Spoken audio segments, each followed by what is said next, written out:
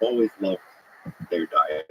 So when I worked in Alaska in an emergency room, and did some other travels in Arctic Alaska, and they eat a lot of fat. And traditionally, for context, more than half of all calories in the diet came from blubber, marine mammal fat, or also fat from fish, fat from ducks, and other birds that go up there to mate in the summer. So things like raw whale blubber was especially interesting for me and very exciting. I had some beluga whale chowder, things like that. Just all these very unusual dishes.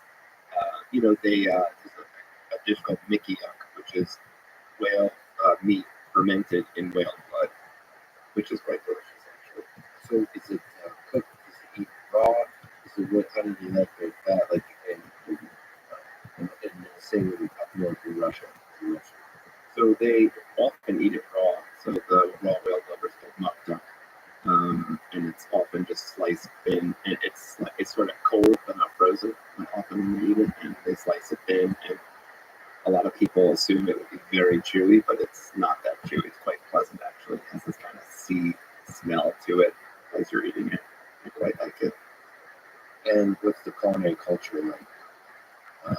Meaning, is it just a source of energy or is it art? Well, traditionally there's not a lot of cooking. In the Arctic, a lot of things are eaten raw, partly because there's not a lot of fuel for fires. So they will, some of the big rivers in Russia, for instance, that flow north, they will bring trees, dead trees and logs up to the north, and they can get some wood that way. And same thing in some of the rivers kind of flowing northward from the Brooks Range in Alaska. You do get some trees, which is not enough to really produce a culinary art that requires cooking and heat. They do have traditionally blubber lamps where the blubbers of seals and whales are used to create a little flame. Often that's for light and for a little bit of heat, and less for cooking. But eating things raw is definitely a huge part of the culture there. While I went on a whale hunting trip out on the spring ice in the Arctic Ocean by Barrow, Alaska, and two of the guys, the Inupiat guys who had invited me, were kind of talking about how eating things raw are the most essential characteristic of Inupiat culture. And the one guy who's half white, half Inupiat said people often doubt his ethnicity because he looks like a white guy. So he'll, bite the head off of a raw bird to show them he's truly That's how you prove you're legit. You look at an Instagram pic. As a doctor, I was used to knowing fat as the most malign raw body parts, and a culprit of an obesity epidemic. But in Arctic Alaska, fat is always meant to help and survive. In fact, the entire story of life in the Arctic, especially human life, is basically a tale of fat. And with Barrow, Alaska, a lawn covered with whale blubber is still equivalent to the plush green on in temperatures suburbia, soaring its owner with pride. And that's what we're looking at, is a lawn full of whale blubber. Beautiful. So this is, there's a lot of calories, but this can feed a lot of people, a lot of energy, a lot of work. Absolutely.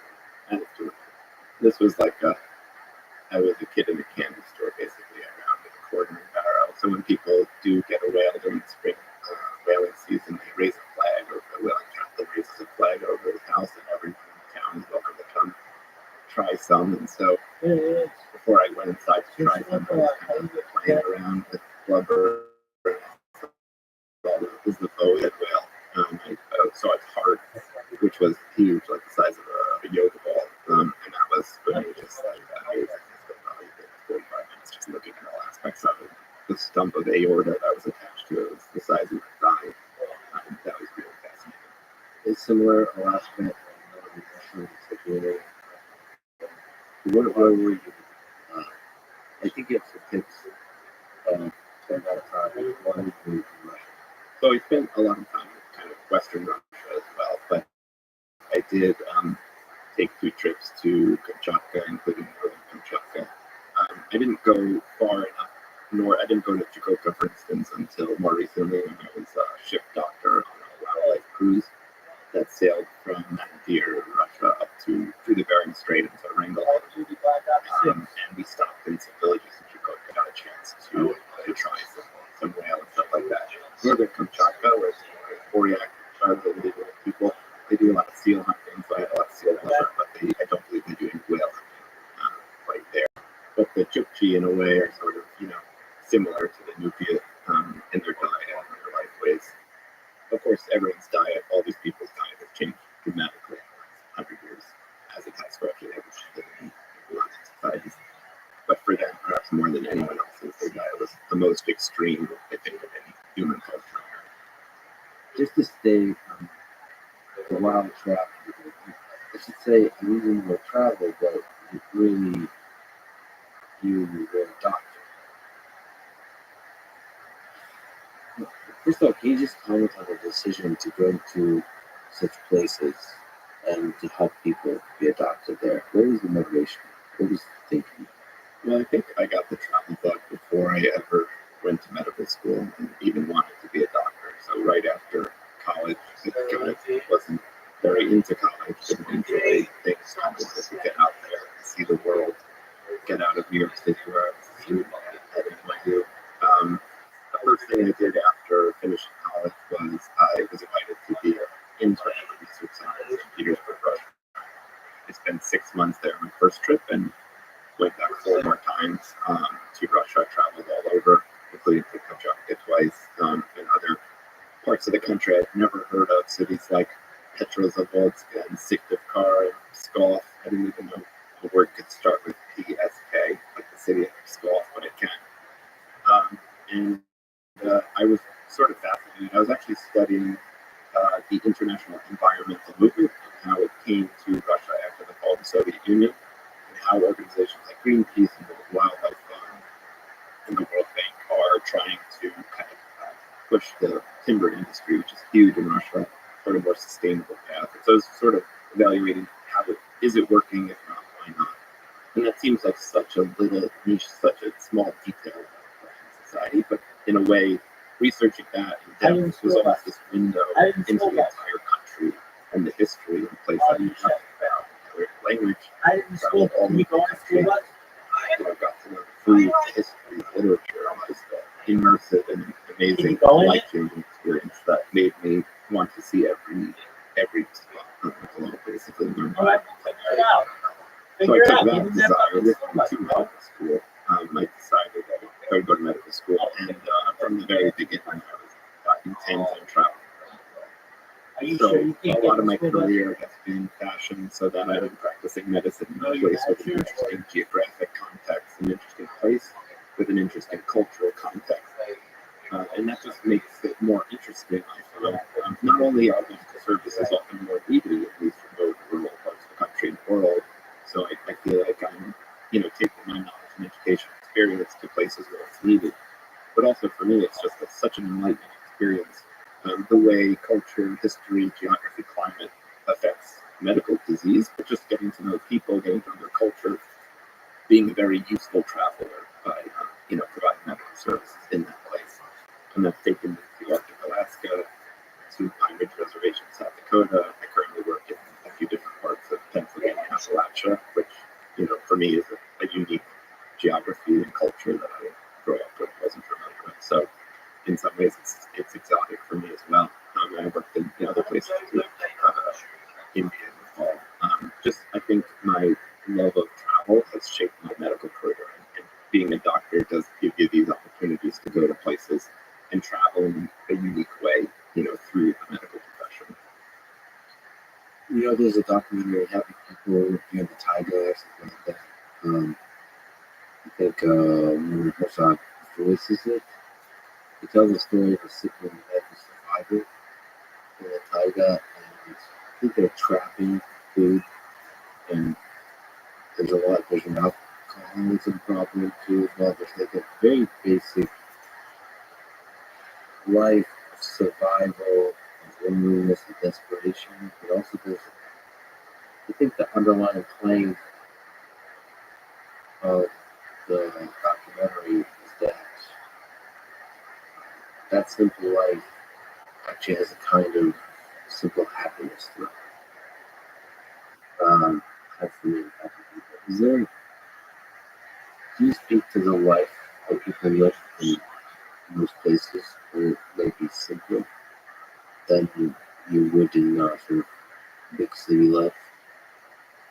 It's definitely very different for sure. I guess I found like in some of the remote villages of Kamchatka, I was actually surprised how similar they were in that, I saw the same family strife, the same fights, the same, pairing of relationships and bickering and politics. And, in a way, from the New Jersey suburbs, and being in this remote, village in North Georgia, Kamchatka, I remember writing email to my friend about how just it seemed so similar, even though on the surface it was this exotic other world, the incredible material know-how they must have to get their food from the land. That the number of animal species, plant species, behaviors of animals, seasons, how to live that way. In a way, it's more complicated in a way that I find fascinating, how people live on the land and the knowledge and experience it takes to do it well and survive. Obviously, other aspects of modern life in a city are much more complicated than they would be there. But I guess that was something that struck me too, that it's simpler in some ways, but more complicated in other ways. Some of the complexity that happens in life is from originating from humans, not from the technology and all that kind of stuff around it.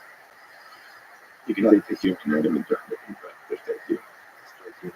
And they fill the empty space with human complexities. Are there people that just stand out, memorable people, memorable experiences from those places? Some people that maybe made you smile, made you cry, change who you are as a man, change who you are as a doctor. What do you think, Dr. I think, it was interesting when I was in Russia, I found that most of the people I hung out with were old women. I'm not sure why. I mean, actually, I didn't meet a lot of old men in Russia, which might speak to kind of life expectancy there for them in particular. But I found women, older Russian women, including, Russian from St. Petersburg or some of the elderly women in Kamchatka who were, some were Koryak, some were half Koryak, half Russian, some were Chukchi. I just found them to be so enlightening the way they talk about history, about people, so insightful about humanity, all they've lived through in the last 50 years in some of these parts of Russia, just like the upheaval, societal upheaval, the destruction, the building up. It's just something I could not even imagine. And I think their insights were just there. I'm not thinking of anything in particular, but I just remembered I could listen to some of these elderly women talk about their lives for hours and hours.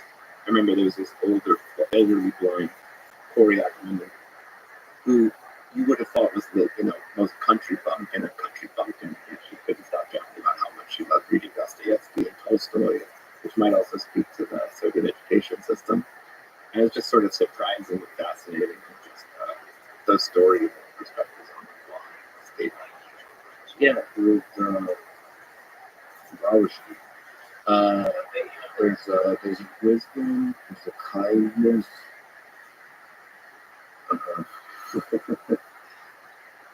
I mean, I suppose that's true for older people in general. There's something about it's not just Russia, it's like Eastern Europe. It's like this kind of look of wisdom, and not just like sort of middle class wisdom or something like that. It's like I have seen some shit. I've seen it a lot. And on the other side, I've left here with a pragmatism and a compassion, and also the ability to cook. there's just this balance of just deep intelligence and deep kindness. And, much of why I was because of the relationship I had with my grandmother, who was a Russian Ukrainian born Russian grandmother. Did you learn the Russian language? I did. It's quite rusty at this point, but I did one of these wonderful Russians in St. Petersburg sort of adopted me. I think that was another thing that a lot of these elderly women on every side of the country kind of not. I mean, this was around 2002, 2003. It just wasn't common for this sort of strange American to suddenly show up in the middle of Kamchatka or even St. Petersburg, and just absolutely ravenously curious about everything they had to say.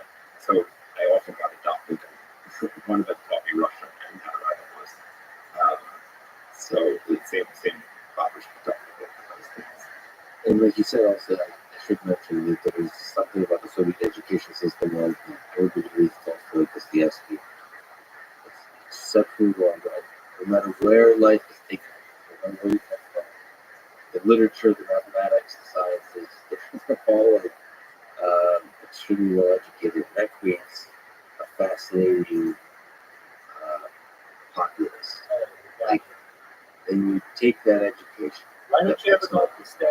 early education, and throw a bunch of hardship at those people. Why don't you ever go up And the then stairs? they kind of cook in that hardship and come out really fast. Can't go up the stairs? It makes me surprised, sort of, for instance, like Yeah, Russian right medical from above. science is not, doesn't, you don't see a lot of sort of studies, medical studies, advancing medical science coming in Russia. It's just sort of, I'm Yeah. surprised. I wish Brave would, soul. I visited Academ Gorodok outside Novosibirsk, which is an entire city the Soviets created just for the study of science. And it's like, there's the geology building, there's the biology building, there's the chemistry building. I just feel like Russia has this potential to be a science powerhouse, even in the medical science. They don't see it. I'm not sure why. For once, just go up the stairs. One time. Certain There you guesses go. to why, and I see the same thing in other science operates with computer science, Okay. engineering fields. I kind of long held this desire for years because a bunch of people reached out to me from Yandex and Moscow State, did lectures there to try to connect. You know, why so little science? Why so little that we hear about? And it feels like we should be able to bridge the scientific community. Like in science, let's say, even in turmoil or geopolitics, even in global conflict, I feel like science should be given in that. But why do we not hear from the scientists? It's because of the limitations on human freedoms and scientific freedom. I There feel you like go. China and Russia in continuation of this sort, Headshot. you should give freedom to scientists to Who's flourish shooting? and to interact with others, and you can only go out for that. You should be suppress that. And this sort of Cold War ideas should put those aside. As somebody who spent time in Russia, as somebody who learned Russian, do you have some thoughts that you want to say about the war in Ukraine? It's tragic, of course. Use a sniper rifle. Extremely pointless to watch. Get a sniper destruction of the country in real time. I guess it's, when you read Russian history and Ukrainian history, I guess it just sort of, destruction is a big part of it. The Get a sniper populace being rifle from eaten the down is a highest big part part of it, from the Mongolian hordes. That's Hey, why it's so good. You just said you were going to play Red Dead Redemption too. It's just in science, in particular, medical science, it feels like it's sort of unrealized potential. The culture is so beautiful, people are so smart. I think the word unrealized potential is kind of how I feel. That's why I wanted to celebrate that part of the world, because there's so many beautiful people, so many good people. And I just happen to learn the language, so I'm able to appreciate the beauty of those people. I'm sure the same is true in China. I'm sure that's one of the things that makes me sad is there's all these cultures that I don't know about. I can't fully appreciate their brilliance. Even Japan, places like that are sort of, there's channels of communication wide open and there's a lot of interaction. Still, not knowing the language, I feel like this culture. Or Portuguese, looking at South America and all that kind of stuff. But anyway, in Russia, there certainly is that unrealized potential. In Ukraine, so many brilliant scientists, engineers came from Ukraine. And I hope they get the first soon. And I hope we put this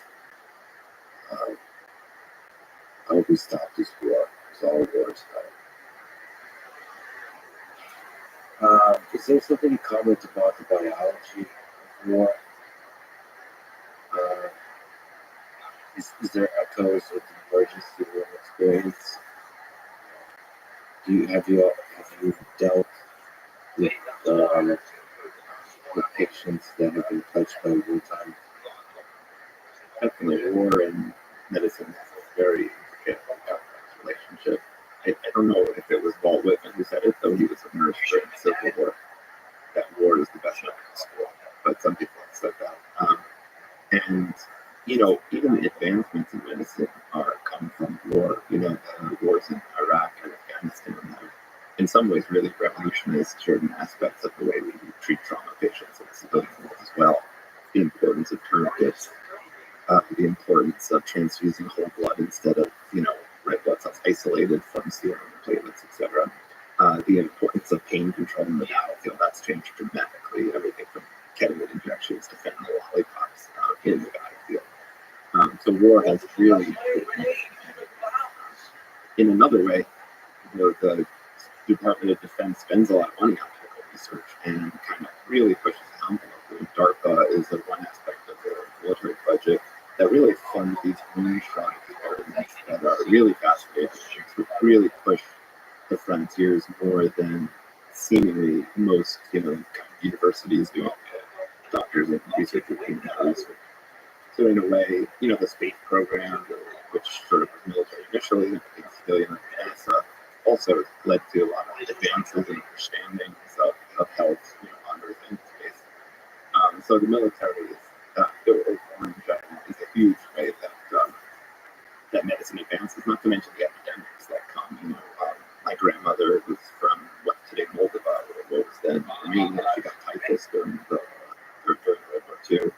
So there's typhus outbreaks, there's cholera outbreaks, all these even infectious disease things can advance in war, which you wouldn't expect. You expect sort of trauma to be the sort of main problem, but actually infection is a huge problem throughout this war. So we can learn a lot of this kind of horrific natural experiments in medical care.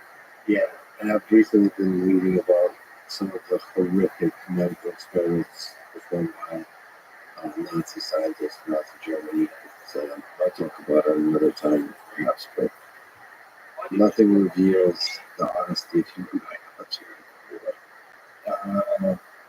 Just to stay on your wild journeys a little bit longer. You have a tweet about Shackleton saying, "Here's a photo of Shackleton's medical kit from his story expedition to Antarctica in 1910. Some blood, cocaine, some laxatives. Only the essentials." Would you put that in the essentials? Sorry to interrupt. When I worked as a ship doctor in Antarctica in 2018, I had a huge cabinet full of meds and even EKG machines. So if you can comment sort of on that contrast, first of all, your journey, a harsh visit, a difficult visit, and given that context, can you think about how hard Shackleton was? I think the difference is fundamentally stark. And one thing I do want to point out is that the use of laxatives early in the 20th century, before that, they were used for a surprising number of ailments where they probably did not help at all.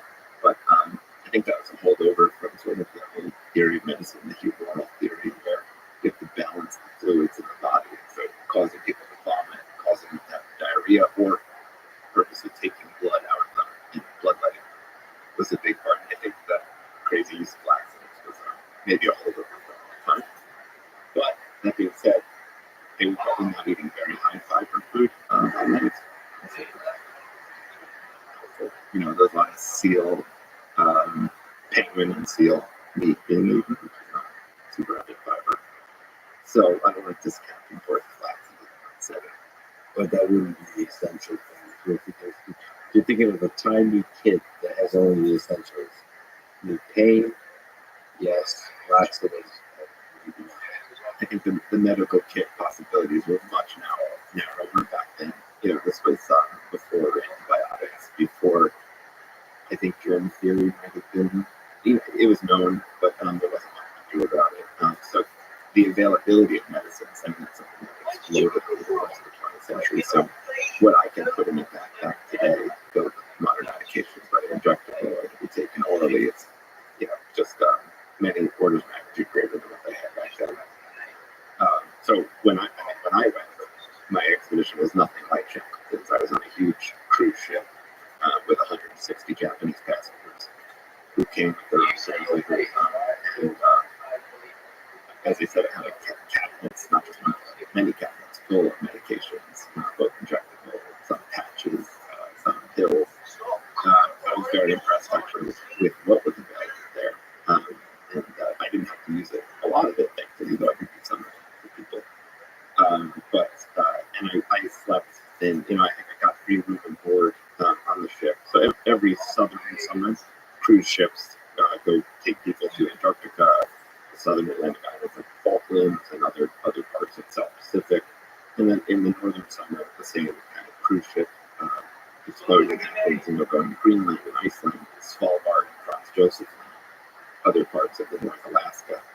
So, and every ship needs a doctor. So it's a great opportunity. They want specifically ER doctors, to deal with emergencies. But you're really working in the middle of nowhere, and all you have is the medications there on the ship and the supplies and your knowledge and experience. And so it's a very different experience from working in a high-tech modern hospital with every bit of technology and every subspecialist consultant available. But I sort of like that challenge. I mean, I like going to the ends of the earth. It's beautiful, it's exciting, it's fascinating.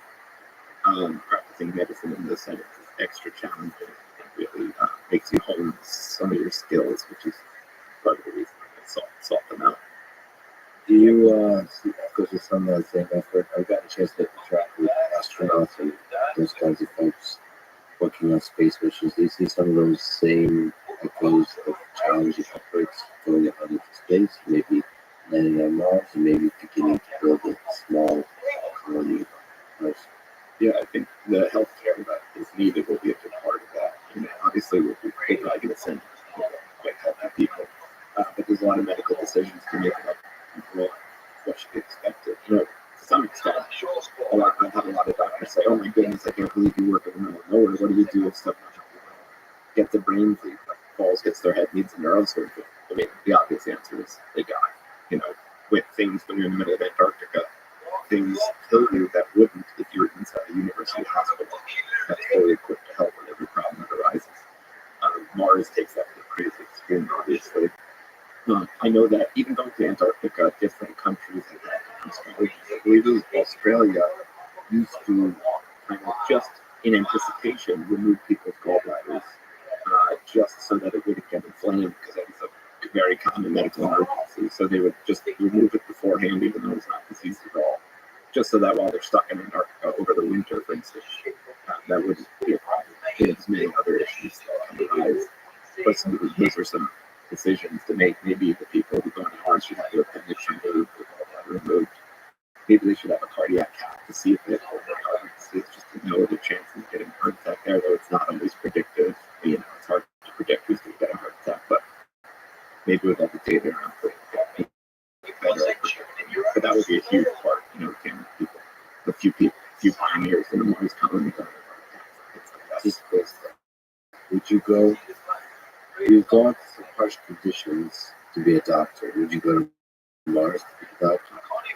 It would definitely be amazing, I think, because I have a wife and 2 small children. Probably not to encourage me at this point, but you humans, with your human attachment to sex and death, if you just put more priority on death than the sex, then I think we would be better off. No. I would love to go to Mars. And actually, I practice high altitude medicine in Nepal. Space medicine is sort of an extension of that. And the air is just much really different. As you go higher in the mountains, the things that happen in human physiology are very bizarre and strange, and still not well explained by science. And in space, it's like a crazy extension of high altitude. If I could just return to, we didn't really, I think we mentioned a little bit about the food you had. Just if you can high level say, what is the greatest meal you've ever had? So your last meal, let's go. One more meal, I get to murder you after this. This is your last day, we're going to spend it together. Where in the world would you go? Where would you would say the most delicious thing is bone marrow, and I would love a full meal of bone marrow for my last dish. I did on my birthday in 2002 eat 1.5 kilograms of crab meat and buchaka, and that was also amazingly delicious. The king crab they have here is incredible, but I would go with bone marrow, which is I think just one of the most delicious foods. It's sort of this weird body part. It's basically all your stem cells, not all, but the stem cells that produce all your blood cells. So they are spitting out billions of white blood cells, red blood cells, and platelets every day. And there's a bunch of fat in there as well. Just one of the places the body stores fat. And so you basically add heat, and that's all you need. It's like the perfect food. You add heat, the fat for frying stem cells is already there. There's naturally a bone vessel to contain it all. Probably add some flavor too. It's like the perfect food. Does it matter which animal? Prefer a larger animal, so more of it. I actually like that. I actually really like the Right, just sucking it out of the bone. Yes, I'm known for leaving absolutely nothing edible on a plate except bone itself. There's one other human I know that one as much as you do it, that's Joe Rogan. So it's an unnatural horse that man runs with bone marrow. I understand why. I love the steak. Like, you know what? Let me argue with you because remember, it could be an acquired taste, but there's just too much. It's like too much with too little work for it. Like it's as if you gave me lobster meat without the lobster covered in flavor. And I just feel like I'm spoiling myself. So it's very fatty. I don't know. Maybe I will work something like this. Well, if you start from the whole animal, you do have to work to get at it. Right? A lot of animals have the teeth and the jaw muscles to chomp through bone. We do not. So, when you buy it from the store, it's already sawed up. But I've definitely gotten marrow out of deer bones, with a hatchet, chop off the fat end and start splitting it. Oh, maybe I'll revisit it. That's fascinating. And where would you eat it? Where in which places in the world? Is there something about who cooks it, who you eat it with? You're not allowed to cook the family. So, like, which place in the world, or the city, those kinds of things. You've been to so many fascinating places.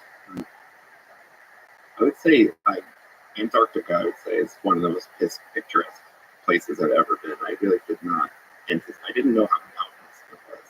And I guess I knew there'd be ice, but I didn't know how much ice. It's ice and mountains just overwhelming. It just, as kind of overwhelming the boat mountains, sort of a feast for your eyes. And just ice in general is amazing. Like the icebergs floating around, just like different shapes, sizes are incredible. It's actually I believe it's a U.S. Navy website that tracks the largest icebergs, and you can read about each of them and how big they are. The formations you see similar up near Greenland, though I have not been to Greenland. Just ice in general is just amazing. Like, look at it, it's different forms, forever until. Yeah, and afterwards we got to the death and sex. What is it about the ice? Is it sort of the harmony of nature?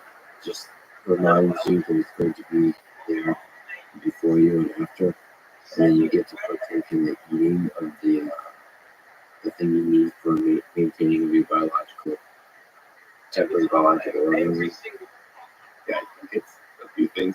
One is just the shapes that you see, wave action, just eating away at these pieces of ice. You get these arches and just these shapes. I mean, it's just like geometry. The geometry alone is amazing. I studied math as an undergrad, and I always appreciated geometry. And just the shapes alone look like brilliant works of art. And just obviously no two are ever the same. Not to mention, a lot of them are this unearthly blue color that is just really startling and fascinating. The same color of glaciers, in various parts of the world. That blue color is just really amazing. And I also just love how it's sort of this constant shedding from the Antarctic continent. it's this constant process of snowfall and pushing the glaciers further out to sea and breaking loose. And obviously, it seems to be happening faster these days, but it's sort of this constant shedding and sort of. I always like thinking about how the body has something similar. We're constantly shedding and renewing, rebuilding everything. And so ice is sort of this constant similar process. Yeah, I did not know you were a math undergrad. So that, you just keep getting more fascinated. Can you maybe take a small step into that direction? What do you find beautiful about mathematics? Why did you journey into that part of the world? I like math. I especially like college math. I did some calculus in high school. When I got to college math, I was amazed that there were no more numbers. The digits disappeared. It was just variables, concepts. There's almost no more numbers at all. It was like this totally abstract, kind of way of thinking. But that sort of reflects the natural world. It teaches you about the natural world. Though it's sort of the perfect, platonic ideal perhaps of the natural world. It still sort of it helped explain what happens in the natural world. But just these concepts are so abstract from life and from the natural world. I was actually getting interested in the natural world at the same time when I was in at NYU studying math. I took a tour of Central Park. I was pointing the guy Steve Brill was pointing out these wild edible plants. And I was learning to identify the first plants and what's edible, what's not. That was totally fascinating and sort of this thing that I felt like was connected to nature, and it was balanced with this utterly abstract science, or utterly abstract lessons I was getting in math class, where I was thinking through series, as we approach infinity, concepts of like rings and abstract algebra. It was just this dichotomy that I enjoyed. Yeah, the concept was so different. This kind of logical, rigorous view of the world and the ways of biology. Why the big? How did that feel to take the leap into the biological, the mushiness of the human body, or the mathematical, which is all very clean? Right. It does feel like a big step. I think there's more connection than you think. We talked about symmetry of the body earlier. That is a real thing. Fluid dynamics, how our various bodily fluids flow and what makes them not flow as well and what makes them flow better. All these different aspects of science go into the body. Everything from hard bone to softer kind of flesh to liquids of various consistencies. A lot of science does and math does teach you about kind of how the body works, how it can work better, what happens in sort of these states. Yeah, I suppose there's a connection. There's also kind of a sort of computational biology, these computational equivalents of each of the disciplines, which are becoming more and more fascinating.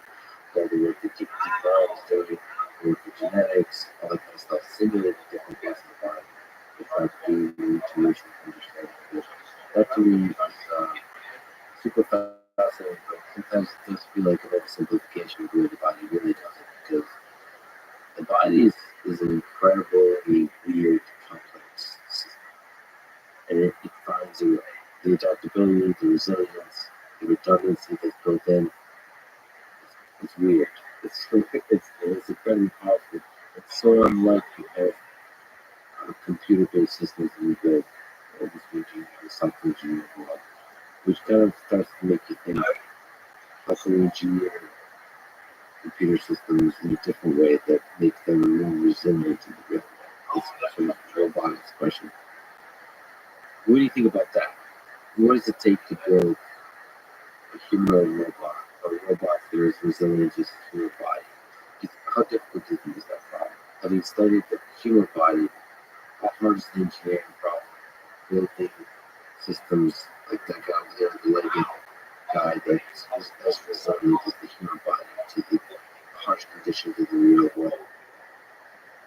It's very hard to get gotten through that. I think you could probably learn lessons from people who are trying to grow artificial organs in the lab to eventually transplant into people, which would solve the huge problem even to get the verdict from others, and the rejection of putting foreign material inside the body. Your immune system tends not to like that. Um, that has advanced a lot recently. I think some advances actually have been where we pay a lot of attention to stem cells. We can grow whatever we want out of stem cells, but now there's sort of a recognition that what we call the extracellular matrix, which is sort of the foundation of the body, the thing that holds all the cells into their proper shape and keeps them where they should be.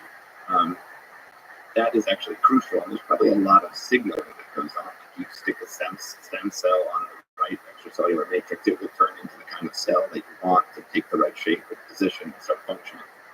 I think that's been a huge advance, knowing that it's not just these celebrity stem cells that are the answer. It's this kind of part in the background is sort of just like laying the foundation, the system that you put these cells onto. And we're not there yet, but there's definitely a lot happening, a lot of research happening. I think that these are advances well pursued. So now on the topic of interaction of computational systems with biology, if you look at a company like Neuralink or the whole effort of breaking computer interfaces, now there's a neurosurgery component there. We have to connect electrical systems with biological systems. So just even implanting is the communication is difficult. But what would you say, what do you know about the brain? You know about the body, all the beautiful benefits there. How difficult is the effort of Neuralink? Do you think it's feasible? I think it's definitely feasible. I think that we probably know more than we do, and know how to connect it in these ways. I think some advances, for instance, much less sexy, but really already impacting medical care is something called deep brain stimulation, which is a Parkinson's disease and others, where neurosurgeons implant this device that electrically stimulates the part of the brain that is not functioning with Parkinson's disease. And it's quite dramatic how effective it works. And I remember as a med student watching a neurologist literally turn the electricity up on this handheld thing, and you could see the person's Parkinson's tremor go away, and you could see them start to walk in a more steady fashion. And I know there's actually studies, or there may be studies in the future, studying the same deep brain stimulation for everything from eating disorders to severe OCD, like paralyzing OCD, not just like but so I think the potential is there, but I guess connecting the brain in a microscopic way and sort of a multifaceted way, there needs to be sort of a million connections or some very high number of connections for them to work fluidly, as far as I know. First of all, I believe and I trust in the adaptability of the biological system to go through crazy stuff we try to shove in there. So it's going to potentially reject things, but it's also going to, if it doesn't reject things, adapt. And if it can create computational systems that also adapt, AI systems that adapt, and kind of both of them reach towards each other and figure stuff out. But actually, our current AI systems are not very adaptable to the wild, like in the wild way that biology is done, like adaptable to anything. And if we can build AI systems like that, I feel like there's some interesting things we could do. But of course, there's ethics. There's real human lives at stake. And there, you can't quite experiment. You have to have things that work. Maybe simulation can help, but reality is it's a dangerous playground to play on. You tweeted that quote, if you look back and far enough into the future, every doctor today will look like a total crap. First of all, that's humbling to think about. Like, we don't know what we're doing. There's been so much progress that we kind of have this confidence that we figured it all out. If you look at history and you read how people thought, there's so many moments in history where people really thought that they figured it all out. It's almost like there's nothing else left to do at every stage in history. And then you realize, no, progress often happens exponentially. And at every moment, you continue to think you figured it all out. But if you're being honest, if you're being humble, you realize you're just shrouded in mystery. So what do we make of this? Like, how should we feel? How should you feel as a doctor? How should we feel as scientific explorers of the human body? The fact that we're probably going to be wrong about everything. Right. There's a saying actually. By the time you finish med school, half of what you learned is wrong, which is quite illustrative and becoming more true as time goes on. There's so much medical research going on, so much learning, wonderful in a way, but in some ways we still learn these concepts, from the past. And I know when you take a test as a medical student, sometimes they want to ask you, they want you to give the old answer, but the new answer is recent science, but to give the old answer. That's not correct. To get the question right on the test, that happens actually quite a bit because things change so quickly. When I look back at doctors from centuries past, I mean, it's absurd what they were doing to their patients. And probably for most of human history, they were doing more harm than good. They're draining people of their blood. That was, bloodletting was a huge part of medical care. George Washington died of a tonsillar abscess, an abscess right next to the tonsil, which has the great name of quinsy, and they bled him to death. Adding insult to injury. Doctors are Guinness and do a lot of harm. Unintentional. Even medical errors are still a huge problem, cause of death and morbidity. So we do a lot of things that are not great. But our knowledge, it's very imperfect at this point. I do have some confidence. I guess perfect scientific studies that try to get at the reality of the universe are essential. Because when I think of why a certain medication works for a certain condition, it might make perfect sense in my head, knowing the biology, the biochemistry, the anatomy. It makes perfect sense. It must work. I gave it to the patient, they got better, and it's happened 20 times last year. But it's, I'm wrong. Like when you actually do a study, it actually doesn't help. Maybe it hurts. And that's really, I think, the way we explain medications working in our minds is often wrong.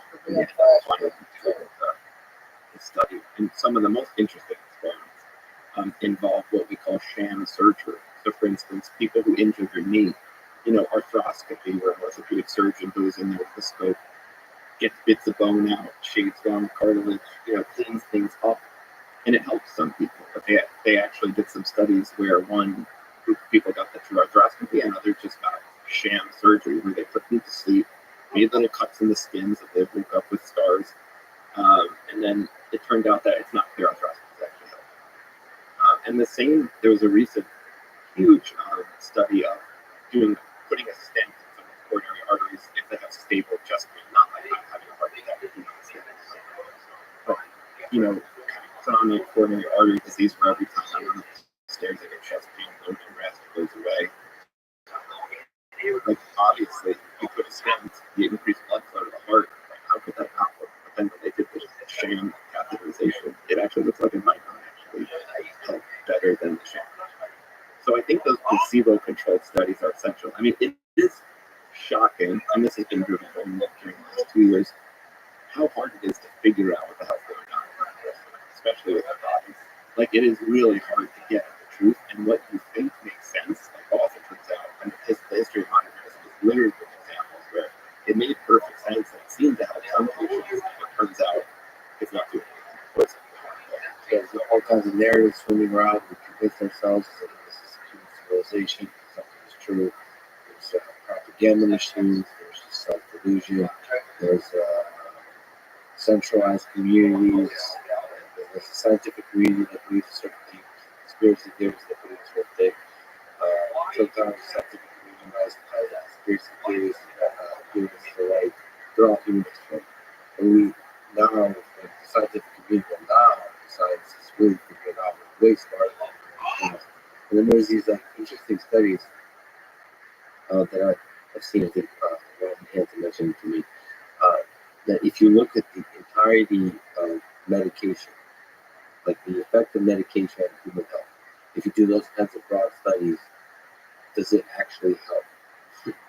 Like, does quality of life, certain measures of well-being, does if you look at human society as a whole, does taking medication or not actually help?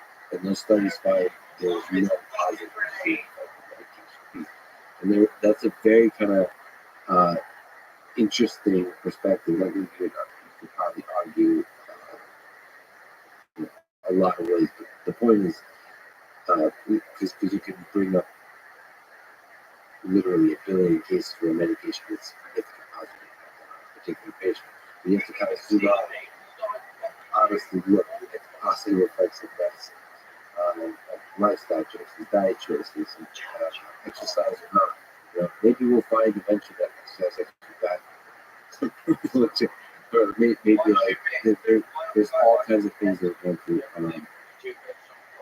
I feel like we're going to figure out. One of the things I think we're going to figure out, everything I've learned about my body, is that aside from it being adaptable, there's a lot of very unique parameters that are opaque to me that I'm measuring through this feedback mechanism by trying stuff and know that one of the things we might learn is that medicine cannot be done without collecting a huge amount of data by each individual human.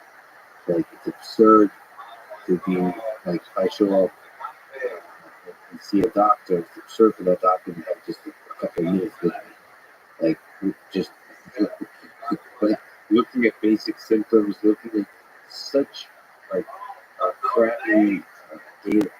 Like, first of all, no long-term data, no longitudinal data, no historical data, no detailed analysis of all the possible things, not just related to your symptoms, but related to other things that cannot be going about. Just giving you a full picture of data, and then using AI to help the human doctor and highlight the things that you should have additional questions to. I think we'll look back at this time as ridiculous that doctors were expected to help anybody whatsoever without having the data, without having a huge amount of data about the human body. Like, you have to do so much with so little data. It's very nice. So, like, it relies on the brilliance of doctors and, of course, intuition, instinct, and that's quite hard because the human brain is pretty damn good for using experience to teach you how to make a decision. But still, it's you might as well be bloodletting. Like, it's humbling. So it is humbling, and it's important. I think doctors sometimes lose that humble perspective on what they do, and I think it's very important because, as I said, medical history, medical thought, medical tossed into the trash can so many times. Something doctors were sure of was the case is not, and it's important to be cognizant of that. You tweeted about some of the big impact just by reading about him on my life as well. Still think about him. Rest in peace, Dr. Paul Farmer. A big inspiration to me. His medical career was a testament to what one person could do to improve the world. So, who was Paul Farmer? And what made him a great doctor, a great man, and somebody who was an inspiration? So, Paul Farmer was a kind of pioneer of global health. He started Partners in Health, which is this kind of an international health organization that operates it originally in Haiti, also in Rwanda and elsewhere. And I think he was just so a zealot for getting health care to some of the poorest people in the world. And I remember reading some of his books and a book about him, like Tracy Kidder, that's really great, Mountains Beyond Mountains, about how even when he was a medical student, he was flying back and forth to Haiti in between exams and just with this really intense focus and interest in getting healthcare to where it's not. And I think traveling around the world, especially to poorer places like India, Calcutta, and Nepal, you really see how unevenly the benefits of modern medicine are spread over the surface of the earth. Not only if you're in Antarctica and have a heart attack, you're in serious trouble, but just medications that cost pennies a day can help people. A lot of children in India under 5 die of diarrhea, and all they need is oral rehydration solutions to stay hydrated. You know, most of them can't afford IV fluids, for instance. You know, they go to the hospital, and really dehydration just kills hundreds of thousands of kids throughout the world. Not to mention bacterial pneumonia also is a major cause of death in children under 5, and many of them, not all, would be saved by amoxicillin, which is just for me, you know, I took a path, and I wanted to have a career in global health, and I started traveling abroad to India and elsewhere when I was a medical student, and I continued doing that. Paul Farmer was sort of one of the first to kind of open everyone's eyes, I think, about the good you can do with just money that we would, change that we would throw away, just put in the purse and forget it, wherever we accumulate change these days. So that's very eye-opening. And while medical science advances, and that's good, you know, we shouldn't forget that 100-year-old treatments could save lives in parts of the world where they're just not available. People should definitely acknowledge the alive. Just for me, at least, sort of a person from outside all of it, it was the first person to make me realize how difficult and the amount of humanity that's involved in being a doctor. So it's not some kind of cold economics-based arguing about where to send treatments and so on. That is there too, like you said, basic treatments can help hundreds of thousands, millions of people in many parts of the world. But it's also, you know, when you have a patient in front of you, there's some aspect of you that's willing to give a lot of your time, a lot of your money, a lot of your effort to saving them, even though it doesn't make any sense. It's irrational in some sense, but it's also human, and that's the struggle of every doctor. Like when you have to choose how to allocate your time, how to allocate your mental energy. It's a tough choice that a doctor has to make, and it's a human choice. It's not some kind of cold game theoretic choice. It's also a human choice, and it can be irrational. If people are asking you for help, that's basically what every patient interaction is. Someone's asking you for help, so your inclination is to help them, and even if it means going above and beyond, you know, I mean, a lot of factors affect how compassionate a doctor might be on a given day, or, you know, point to their career, their own stress and burnout, etc. But it's someone asking you for help, and so you do what you can to help them. You've done quite a lot of things in your life. It's been an interesting journey. You know, of course, there's a lot of stories yet to be written. But what advice would you give to younger people today in high school, maybe undergrad, college, starting out in that journey? Maybe trying to pick majors, trying to pick jobs, careers, dreams, and goals they can pursue. What advice would you give them to have a career they can be proud of, or to even have a life? Well, I think having passion, which isn't always a voluntary thing, have it or you don't perhaps, but becoming passionate about something and following it, you know, wherever it takes you, I think is really important.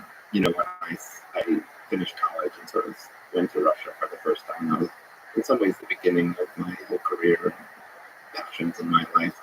And I didn't know what I was going for, what was going to happen, what kind of career it would turn into, what kind of job would help me get my life back. I wasn't thinking about any of that. I was very fortunate I got that opportunity.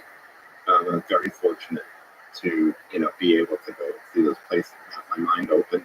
And I think that really just the fuel from that passion that was created during the time is still 20 years later going strong. You know, I'm partial to healthcare. I love being a doctor. I think it's the perfect combination of kind of intellectual problem solving, being a detective, while also working with your hands. You know, when you do procedures, especially in the ER, it's sort of the perfect combination. I'm not a surgeon, but I do use my hands quite a bit, whether, you know, for a variety of reasons. And so I always loved working with my hands. I loved crafts, especially prehistoric crafts, before medical school.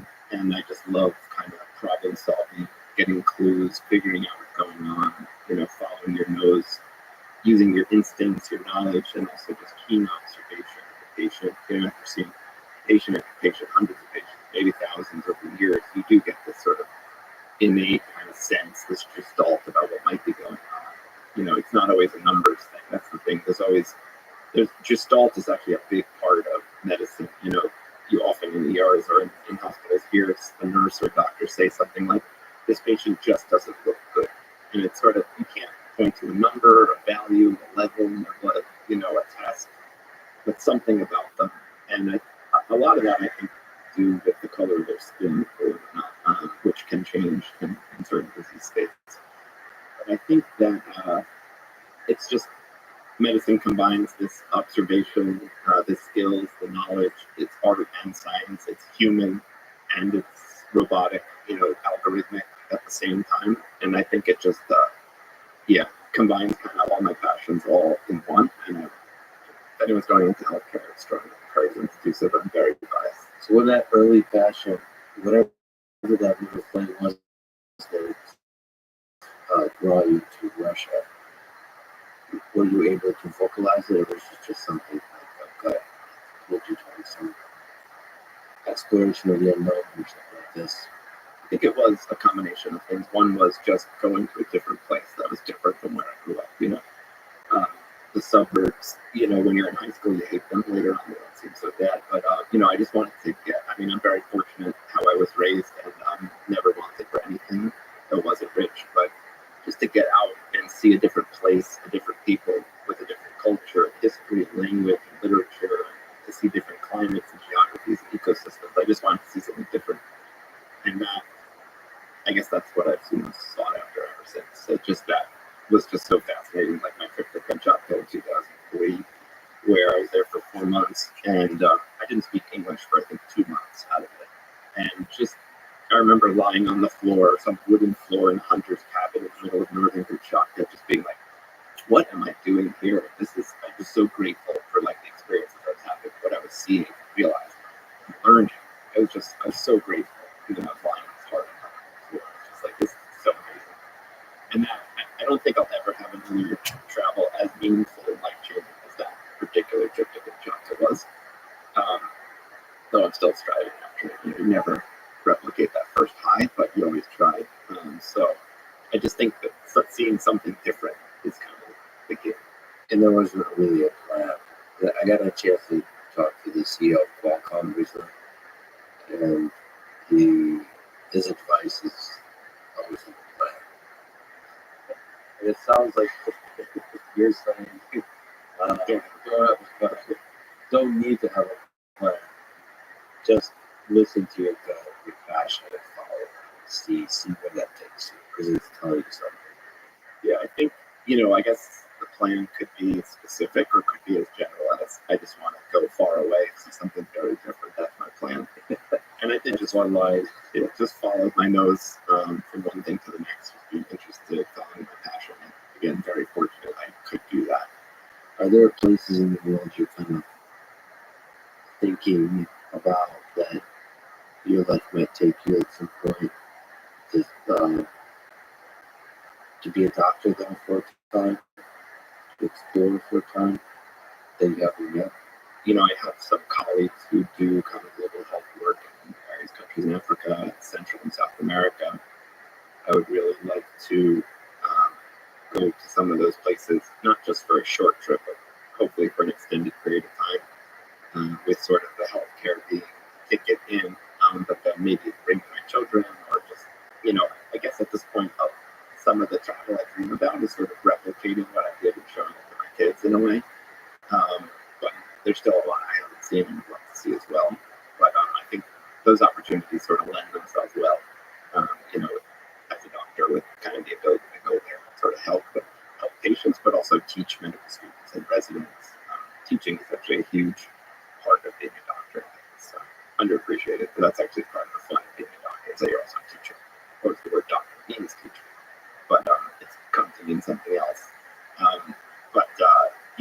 In some of my jobs, I'm working alongside medical students, residents, giving them my knowledge, my wisdom, sharing with them stories. So that's a very satisfying part of the job. If we take a brief step into a dark place together for a time, is there what is a dark place you've gone in your mind in your life?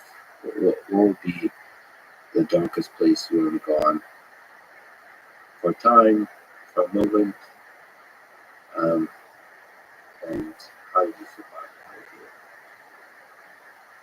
That's a very good question. I would say um, I haven't had as dark moments as many of the people who I care for in the emergency room. Fortunate in that way. I've had a pretty, you know, enjoyable, satisfying life. I think everybody has dark moments, including me. One of the most shocking things I feel like becoming an adult, like two big realizations have been one, no one knows what they're doing, and two, suicide is incredibly common, like in all humans. And that I just find shocking. I mean, I've never seriously contemplated myself, but I would say it hasn't crossed my mind during some more stressful times of life. Um, I think it crosses everyone's mind. Sort of as a kid, I found that I never would have guessed how common suicide is. It's an important question, to sort of the career question of why live? Why? Why? It's like life, especially when you're struggling, especially when life is shit. Like, why am I doing any of this?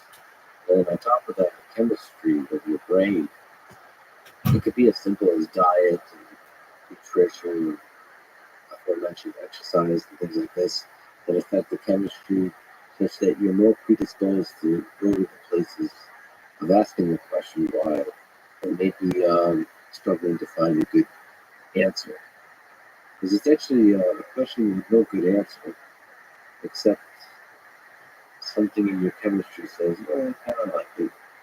But there's no good intellectual answer. And especially with day-to-day pain, you get to see these stories of these people that are on top of the world from an external perspective, but from an internal perspective, it's struggle. Every day is pain, feels hopeless, and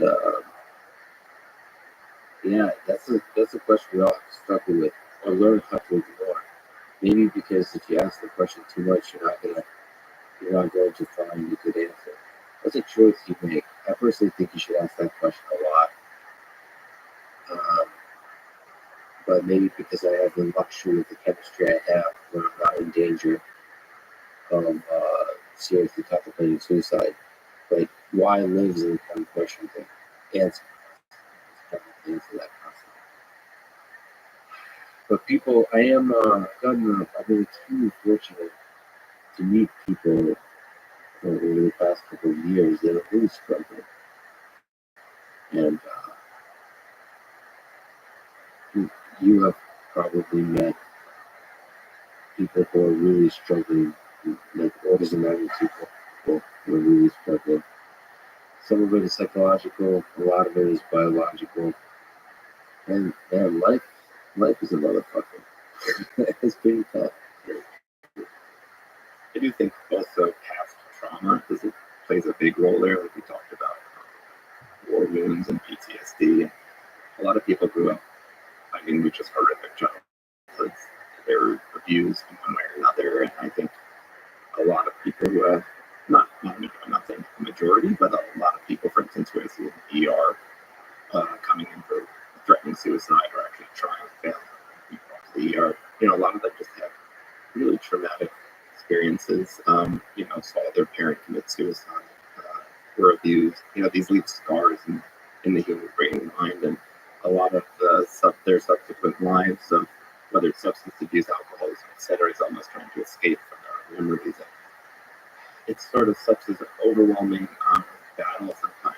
Sometimes people get ruined, it seems, and just can't be fixed. You know what I mean? Yes, you can improve diet and health and your life choices, and seek out your passion, exercise, and those definitely will help. But sometimes just like, you bear the scars of the past and try getting rid of them. Yeah. I think it's possible to live with them. I think it's a struggle. I would never say give up, Keep fighting. It is a constant. It can be a constant battle for some people.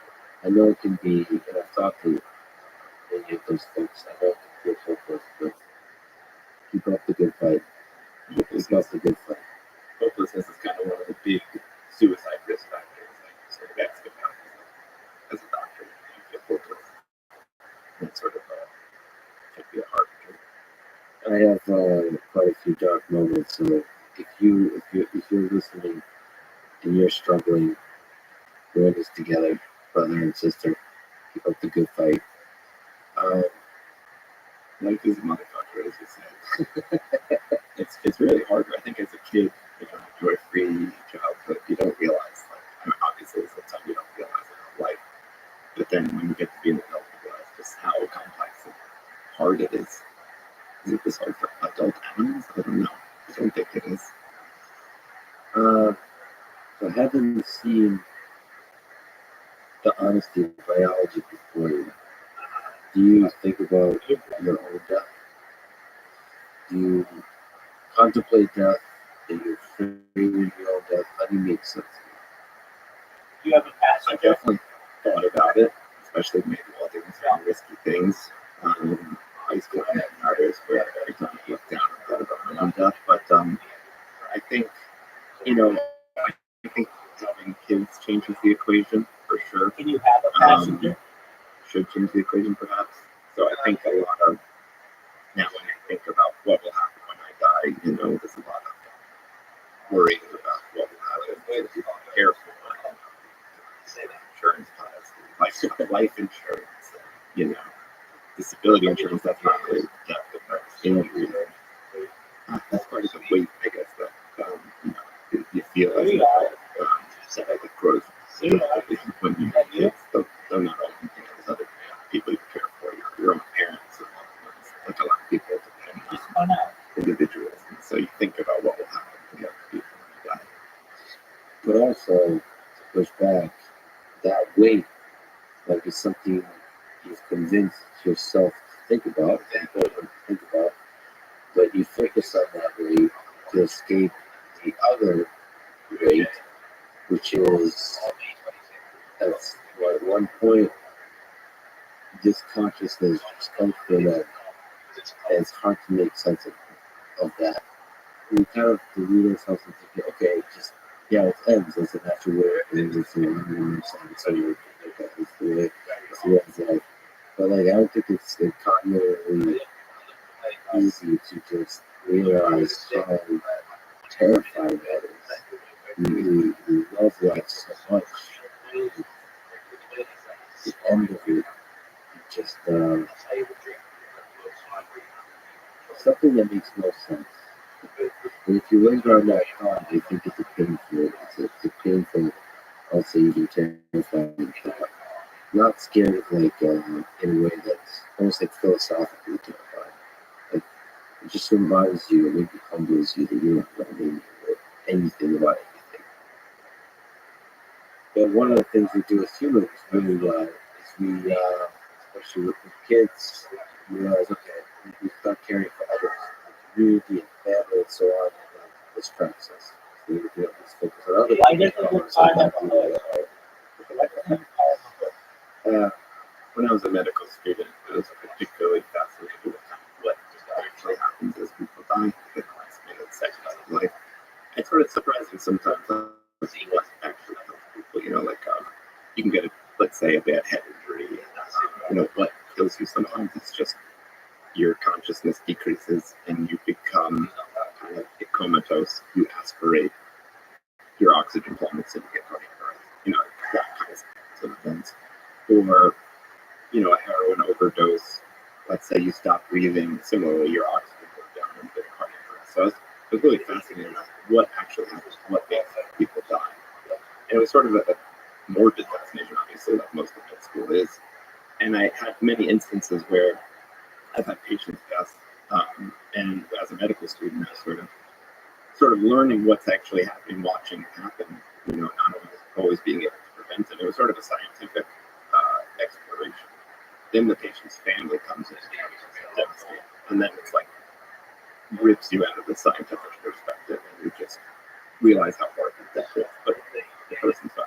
It's the family, I guess, and that's why it's always, I guess, that pointed out just how what people leave behind is often kind of the horribleness of death, like just becoming unconscious. So, dog, when are you going to install Red Dead I Redemption guess to 2? me personally, so bad for like going to sleep, not waking up, not counting the pain and stuff for us either.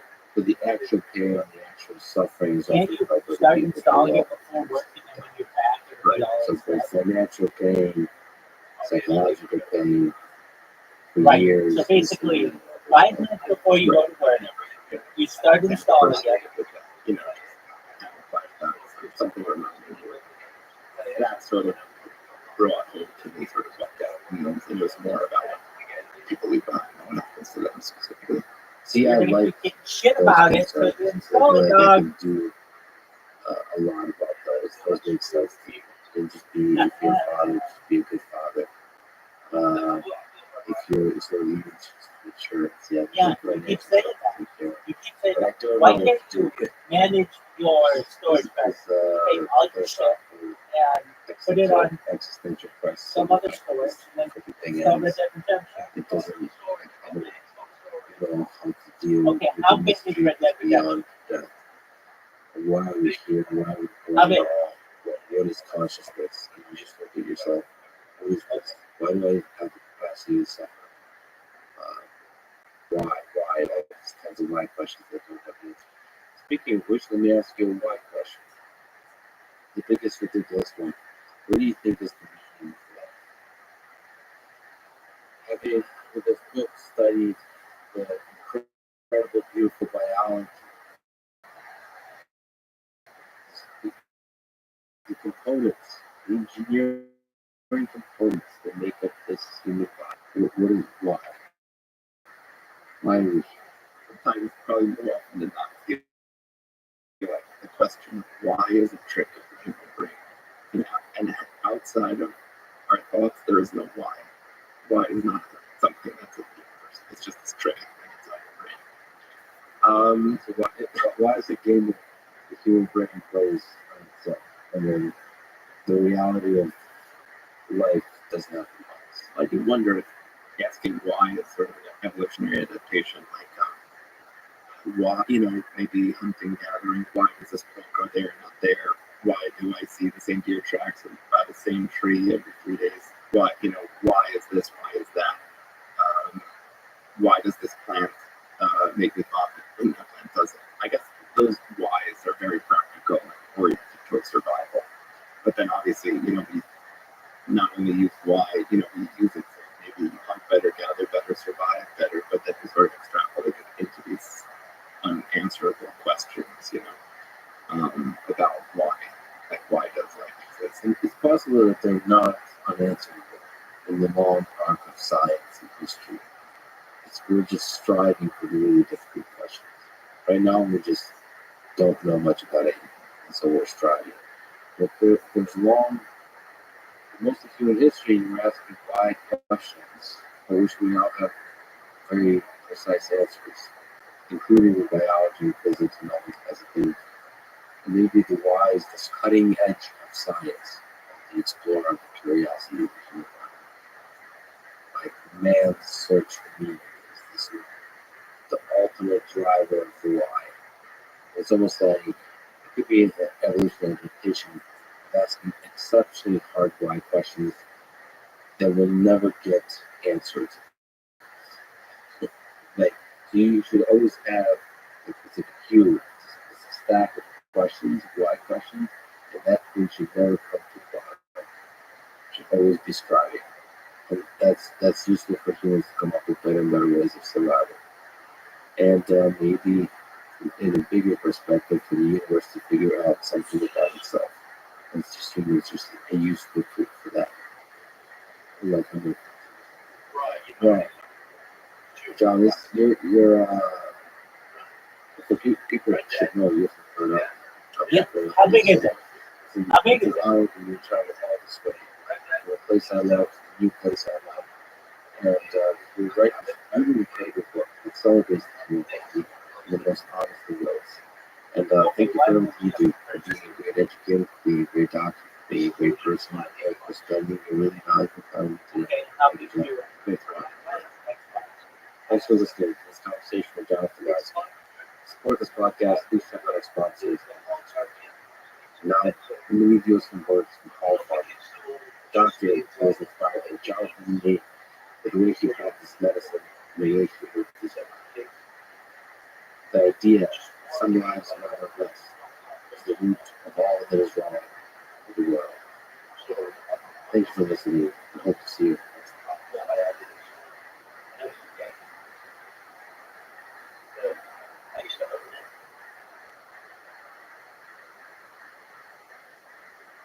I think some people are deliberately trying to completely clear the cultural landscape of our past in order to say there's nothing good, nothing, Absolutely not. no one. That's absolutely No, uncalled for. the whole thing I'm just is idea Wait. of centuries ago about Marxism. And no, You haven't beaten it. I will not have the entire landscape erased. And then I mean, beat all the ideas tried again. The following is conversation with Douglas Snow, author, the values of crowds, gender, race, and identity, You haven't beaten and it. his most recent You haven't beaten all the book, motion. West, How to Prevail in the Age of Unreason. He's a brilliant, fearless, and often That's controversial correct. figure. You would have told me. Oh, and at the end, it's so amazing. There's a cowboy. I should note that the use of the word Marxism in this conversation refers primarily to You know what gets these people's attention? the cultural values of Western civilization. Red Dead Redemption 2. This is in contrast to my previous conversation with Richard Wolff, where we focused on Marxism. Do you have Grand Theft? Do you have Grand Theft Auto? And thus looking at it in the lens Dog. of economics You and play- culture. I mean, you play some, Nevertheless, but you don't play the these two coolest stand games. opposite each other with very different perspectives on how we build a flourishing civilization together. I leave it to you, the listener, to think and to decide which is the better way. This is the Rothschild podcast. Supported. Please check out our sponsors in the description. And now, your friends, there's Douglas. He recently wrote the book titled The Way of the Gates, which in part says it's values, ideas, and history of Western civilization under attack. So, No, let's start with the basics. The story in today, what are the ideas that represent Western civilization?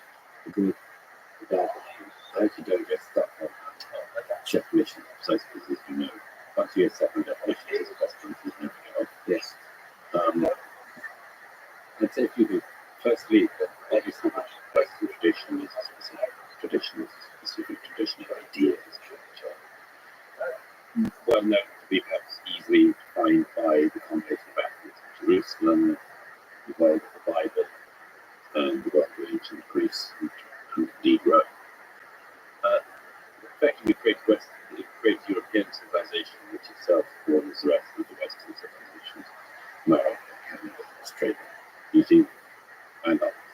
But these are the main countries we sort of refer to as the West. So there's a specific tradition and all things come from it.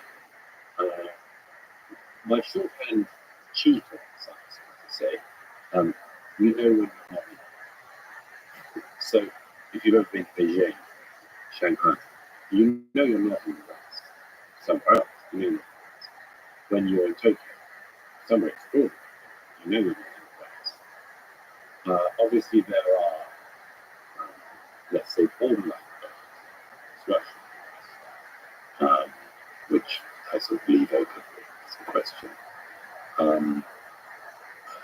Possibly. Well, if you were placed into Moscow blindfolded and you woke up and you couldn't hear the language, what you didn't know the language sounded like, would you guess you're from the West or not? I think I'm somewhere near.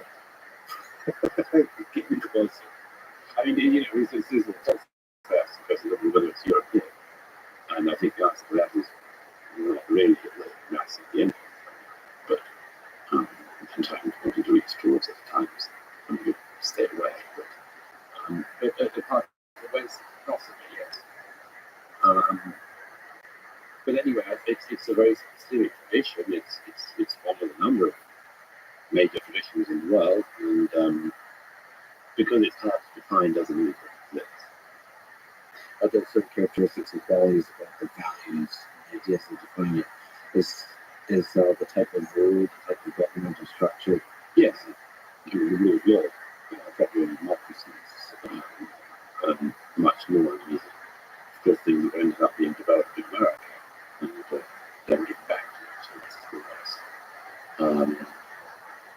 say there are other perhaps more controversial attributes of the West. One is a ravenous interest in the rest of the world, which is not shared, of course, by every other culture.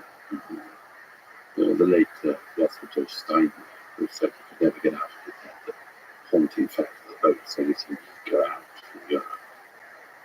They didn't. The explorers, the scholars, the linguists, the people wanted to discover other civilizations, and indeed even resurrect ancient civilizations and lost civilizations. These were scholars that were always coming from the West to discover themselves by contrast. There were many boats coming from Egypt to help the Anglo-Saxons discover the origins of their language. So I think there is a sort of ravenous interest in the rest of the world, which is a Western attribute, although it of course also has immediately prerequisites and downsides, and many criticisms that can be made on the consequences of that interest. Because of course the values lacking in self-interest. So it's not just the scholars, it's also the armies, and they're looking to gain access and control over resources elsewhere, and hence the imperial imperative to conquer, expand. Although that itself no civilization I think we know of doesn't try to gain ground from its neighbours where it can. It with the ability to go further and faster, certainly gain advantage. Do some civilizations get a bit more excited about that kind of idea than others? Possibly. Because you could say it's the Western civilization, because the technological innovation is more efficient. Yeah, in the kind of thing. absolutely. Or maybe you want to too. Well, the author is watching this lawful is very terrible for many centuries. I'm sure we forget that. As the others. I'd also say though, and again, it's because if I brought my this work, I think self-criticism is an important attribute of Western mind, one that is universally not common everywhere. Not all societies allow even the most vociferous critics. So, criticism is a negative sounding word. It could be self-introspection, self-analysis, self-reflection. And it can be what you need. And in the Western system, I'd argue that one of the advantages of the system of representative government is that where there are problems in the system, you can attempt to sort them out by peaceful means. We listen to arguments in the late 20th century. Civil rights movement achieved its aims by force of moral argument and persuading the rest of the country that it had been wrong. That's not common in every society. So I think there are certain attributes of the Western mind that say entirely unique, but they are not as common as it. What about the emergence and hierarchies of asymmetry of power, most visible, most drastic in the form of slavery, for example? Well, I mean, everyone in the world is slave, so we talk about the unique Western sin. It's about half the civilization in history that didn't have slavery. One of the people in the Western nation is that people seem to imagine that our societies in the West are able to engage in vice. Yeah. Every time you come in here, I'm going to say, I'm going to work one year, play that game of third. Grand Theft Auto 6 comes out. Everybody else in the world is so who daddy thinks we in the West is such a evil for us. That's a can't make for us. Slavery engaged in every age, of course, and through most of long. Right, because you don't have to play it days today. Play the game like that. Something Species as a whole. I understand. There's no slaves in the 19th century. And I'd say, on top of that, the interesting thing about the West and slavery is that we would be civilization would get away with it. And by the way, the family files of America today are lambasted routinely for being acquiescent in the state, engaging, owning the state. There's not, people almost don't even bother now to recognize the fact Thomas Jefferson, George Washington, all wanted to see this straight up women. Couldn't hold the country together at the origins if they'd made something of it, and believed and hoped that it would be something that would be dealt with after that time. So the founding ideas have within them the notion that we should, as a people, get rid of this. The Open Declaration of Independence set up conditions under which slavery will be impossible. All men are created equal. Once you put that, that's a time under the whole concept of slavery. That's ticking away. Okay, And sure enough, a decade in the next century. if we just step back and look at the human species, what does slavery teach you about human nature? The fact that slavery has appeared as a function of society throughout history. There are two possibilities. One is it's what people think they can do and got from Rothschild. Another is it's what they can do if they think they've got an answer. Really, really well put. And the fact that they want to do this kind of subjugation, what is that? Well, I mean, it's pretty straightforward in a way. There are people who get to work for free. There's economic relations in some sense. Yes, but in order to do it, I mean, almost always there are some examples in the ancient world where it wasn't. Almost always perfectly subjugated people, or people regarded as different. One of the things actually I've tried to sort of inject into discussion through this book, among other things, is a recognition that there were very major questions still going on in the 18th and early 19th century that were unresolved, which were one of the reasons why slavery was not as morally repugnant to people then as it was to us now, as it is to us now. And that's the question of polygenesis and monogenesis. At the time of Thomas Jefferson, the founding fathers, they didn't know, because nobody knew, whether the human races were related. There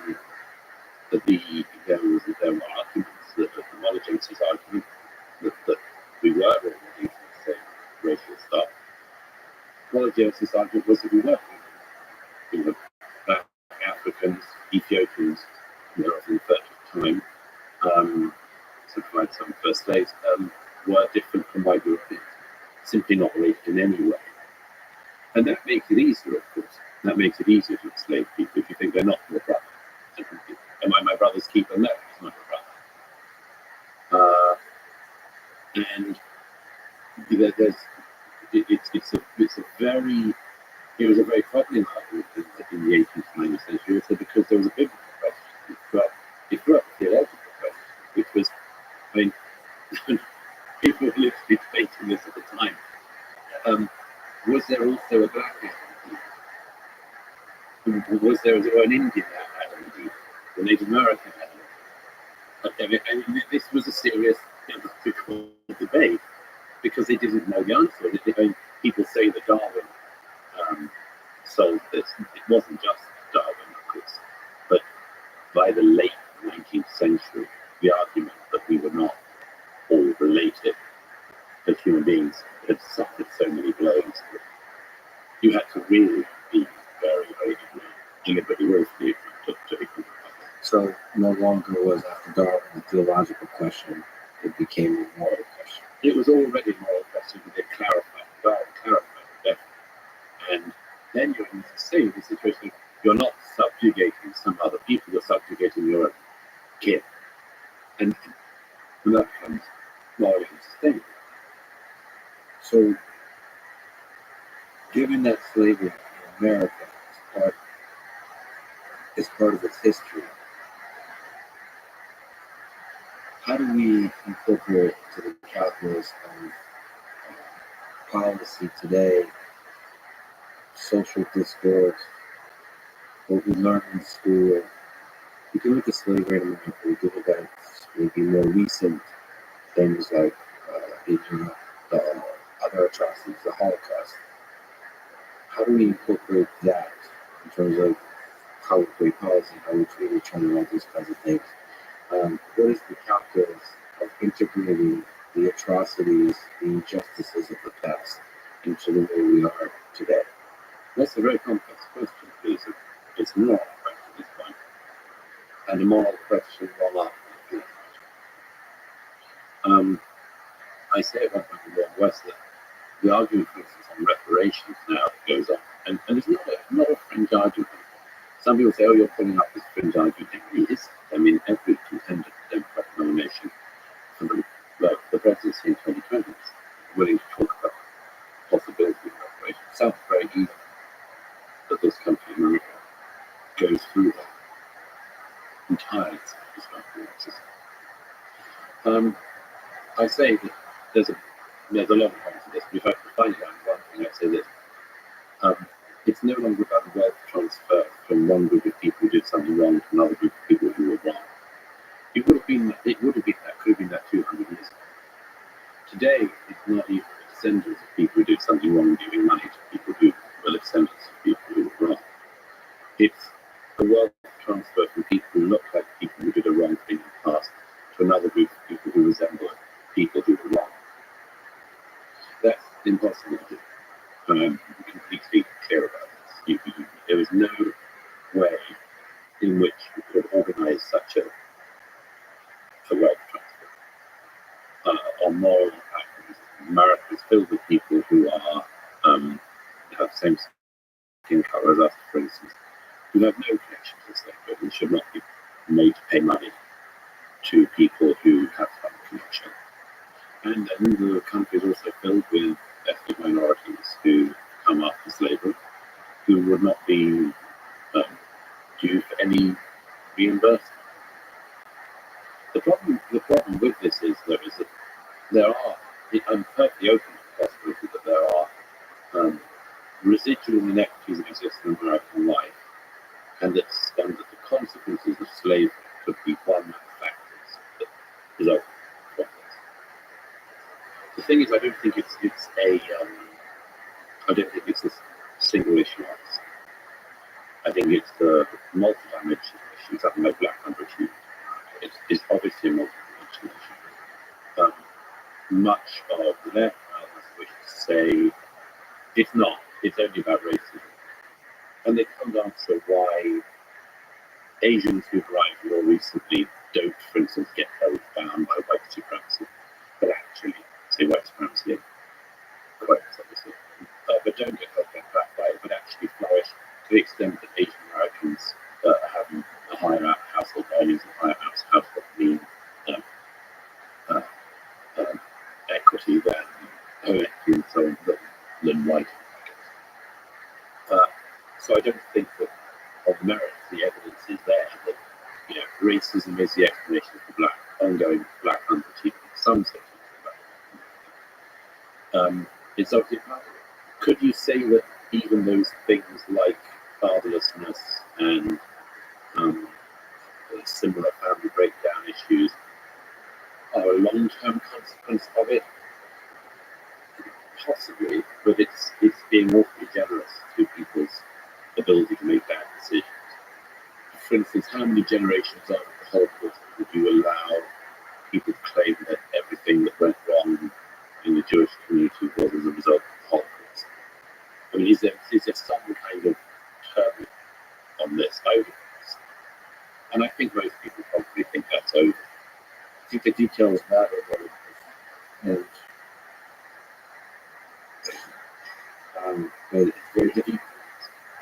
Quite dangerous flying out of the ocean. So, although I'm terrified of what's lurking underneath in the darkness. You're right. You're right.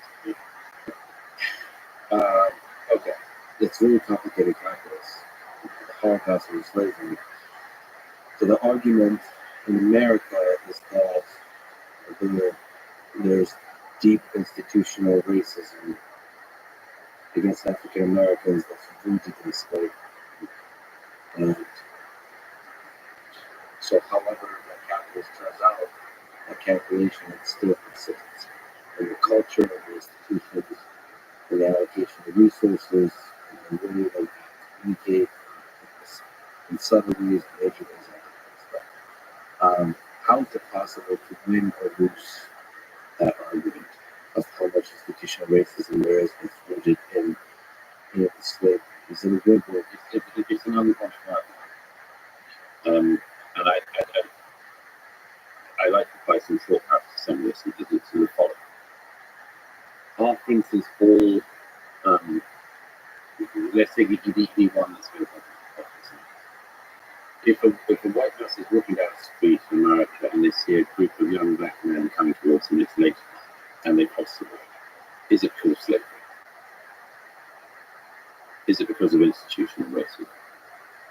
No, it's because they've made a calculus based not entirely on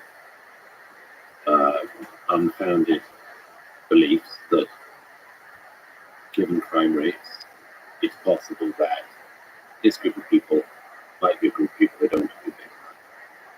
That's an ugly fact, but as crime statistics in American cities after American cities bear out, it's not an entirely unreasonable. It's not reasonable every time, obvious. But is it attributable to slavery? It's a stretch. If you're in a city like Chicago, where the homicide rates shot up the last 2 years, albeit again, as always has to be remembered, mainly black on black, gun violence, knife violence. Nevertheless, if you're in a city like Chicago and you make that calculus I just suggested, the cliched one, like the street named Mike, there are other factors other than the memory of slavery that are kicking. And I'm afraid it's something which people don't want to particularly acknowledge in America for obvious reasons, because it's down to basic work. But I was actually just writing a lot in my column in the New York Post today about a very interesting case of sort of similar, which is the question of obesity. As you know, America is the most overweight country in the world. America has, I think, 40% of the population is obese. Whereas the nearest next country is a long way down, that's New Zealand, at 30%. So America is long.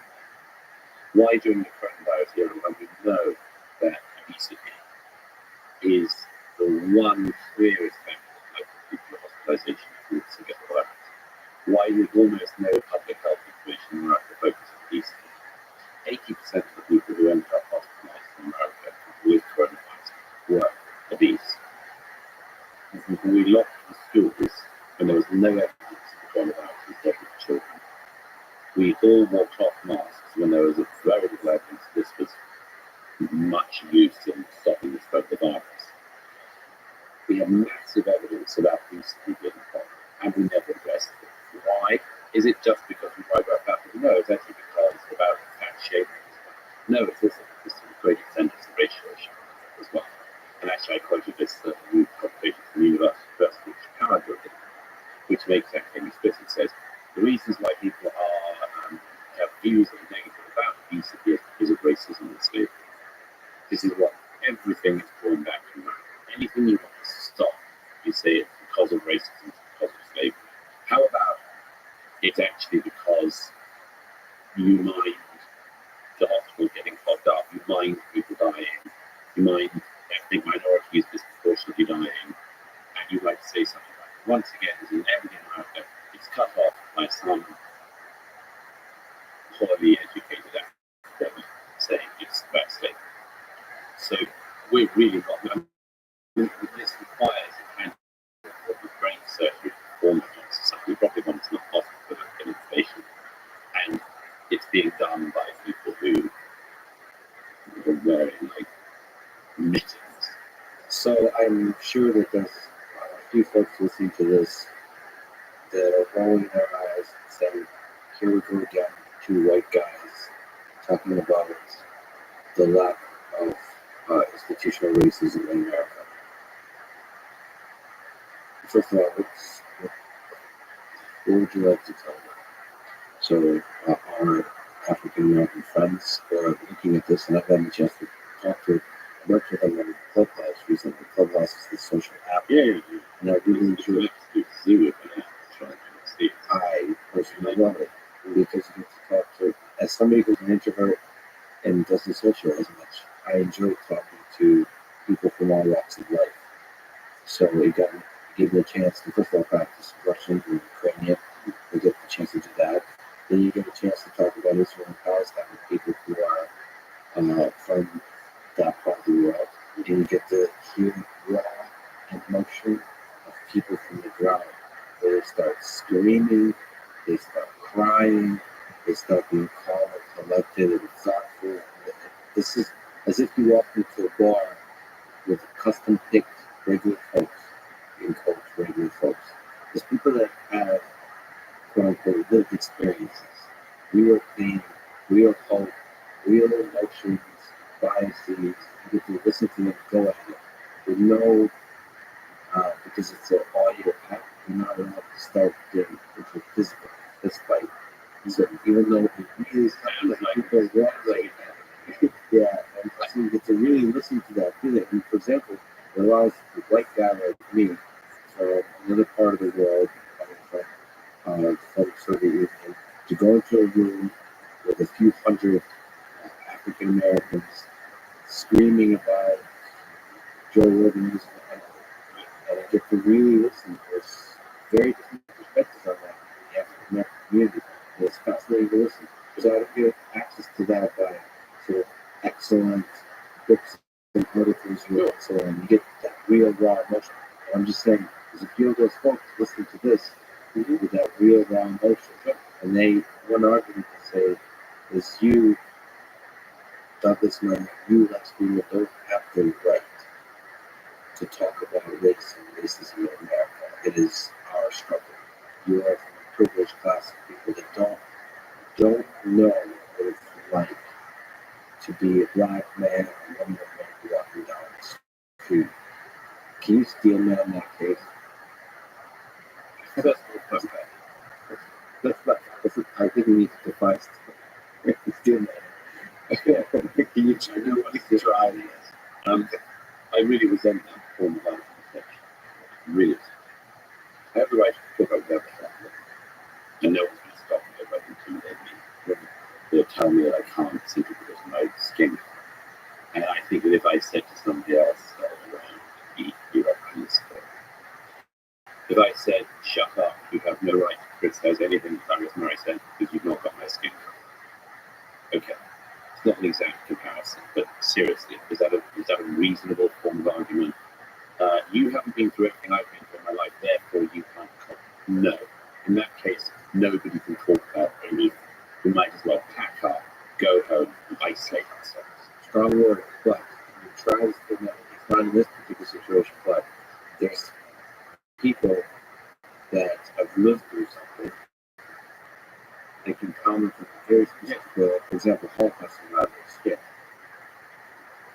There is a sense in which maybe a basic sense of civility when a Holocaust survivor is speaking about the experience of the Holocaust, that an intellectual from a very different part of the world is simply writing about nuanced geopolitics of World War II just should not interrupt the Holocaust survivor. We would physically interrupt if they're Indoors, with logic and reason, that the experience of the Holocaust survivor is somehow fundamentally has a deeper understanding of the humanity and the injustice. Well, first of all, I mean, deeper more than now. In terms of wanting to listen to another person who has experienced something, yes, but not endlessly. Not endlessly.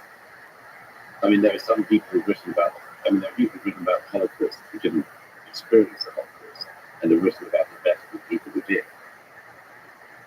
It's not this idea that the lived experience, to use this terrible term, is it doesn't have time. This idea that the lived experience has to triumph over everything else is not always correct. It can be correct in some circumstances.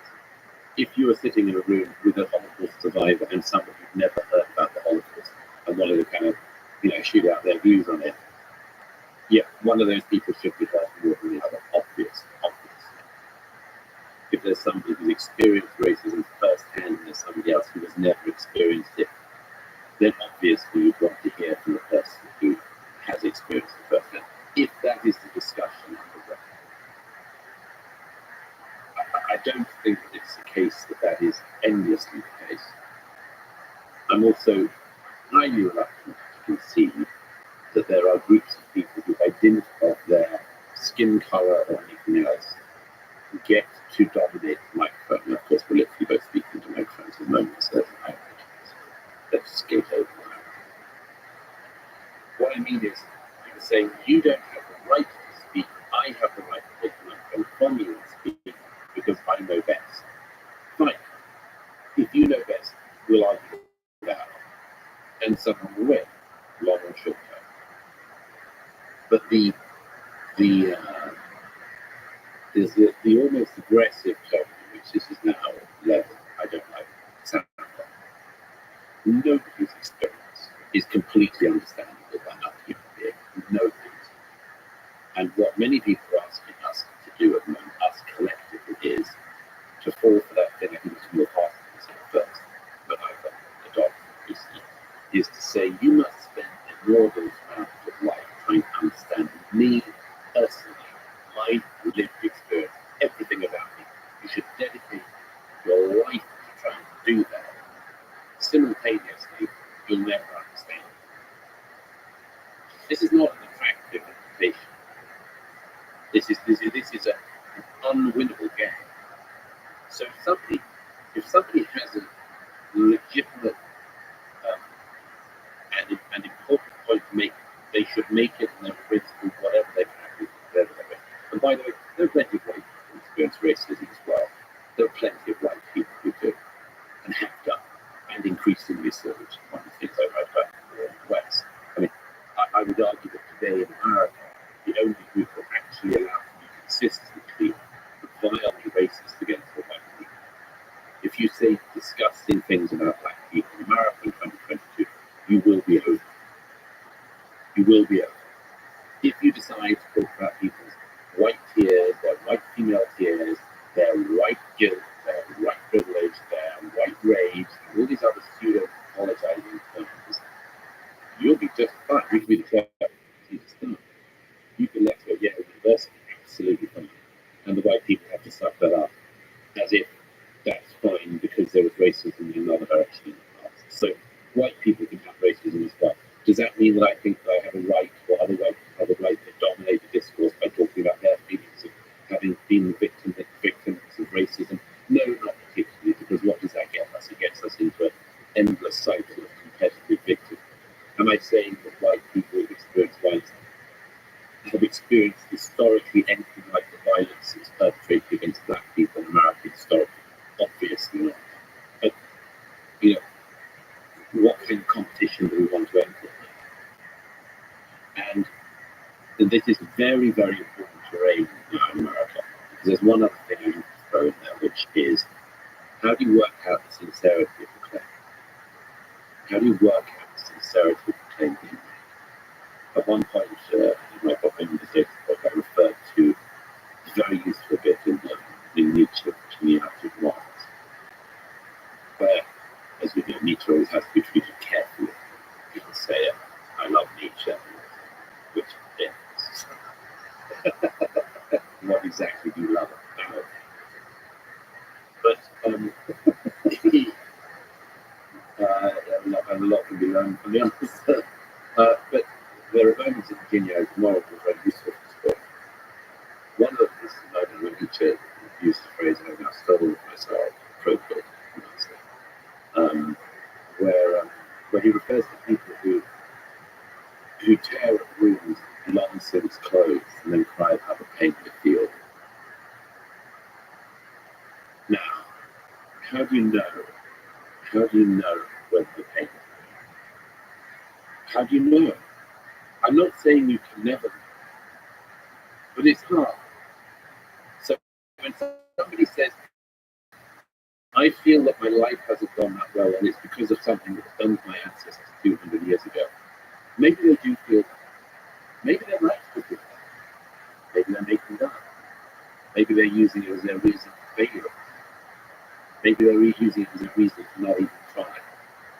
Maybe they use it as a reason to smoke weed all day. I don't know. And who does know? How can we work that out? And that's why I come back to this thing. Who are we to constantly judge in this society other people who don't know and attribute motives based on racial or other characteristics? And as you write in this part, I like your cultural appropriation of Nietzsche, and at the same time canceling Nietzsche in the same set of sentences. But you write in this part about evil. No, I didn't cancel Nietzsche. I can't cancel Nietzsche. I say treating carefully. You can judge a man's character by which parts of Nietzsche he quotes. I think when you meet people do that, you can put it too hard. Now you're pulling it even deeper water. You reference it right here. Okay. So you write in this part of the book about evil. Quote, what is it that drives evil? Many things without doubt, but one of them is identified by several of the great philosophers is resentment. That sentiment is one of the greatest drivers for people who want to destroy. Blaming someone else for having something you believe deserves more. And you're saying this kind of resentment, we don't know as it surfaces whether it's genuine or if it's used to sort of play games of power to evil ends. Can you speak to this? This because this is a fascinating idea that one of the biggest drivers of evil in the world is resentment. Because if you look at human history, if you look at Hitler, so much of the propaganda, so much of the narrative was about resentment. Does that surface or is level it's that deep? The resentment It can be any of them. As personal preference, everybody has it. I use the term resentment is thought very similar to resentment, less secret resentment. To say we don't have much intentions.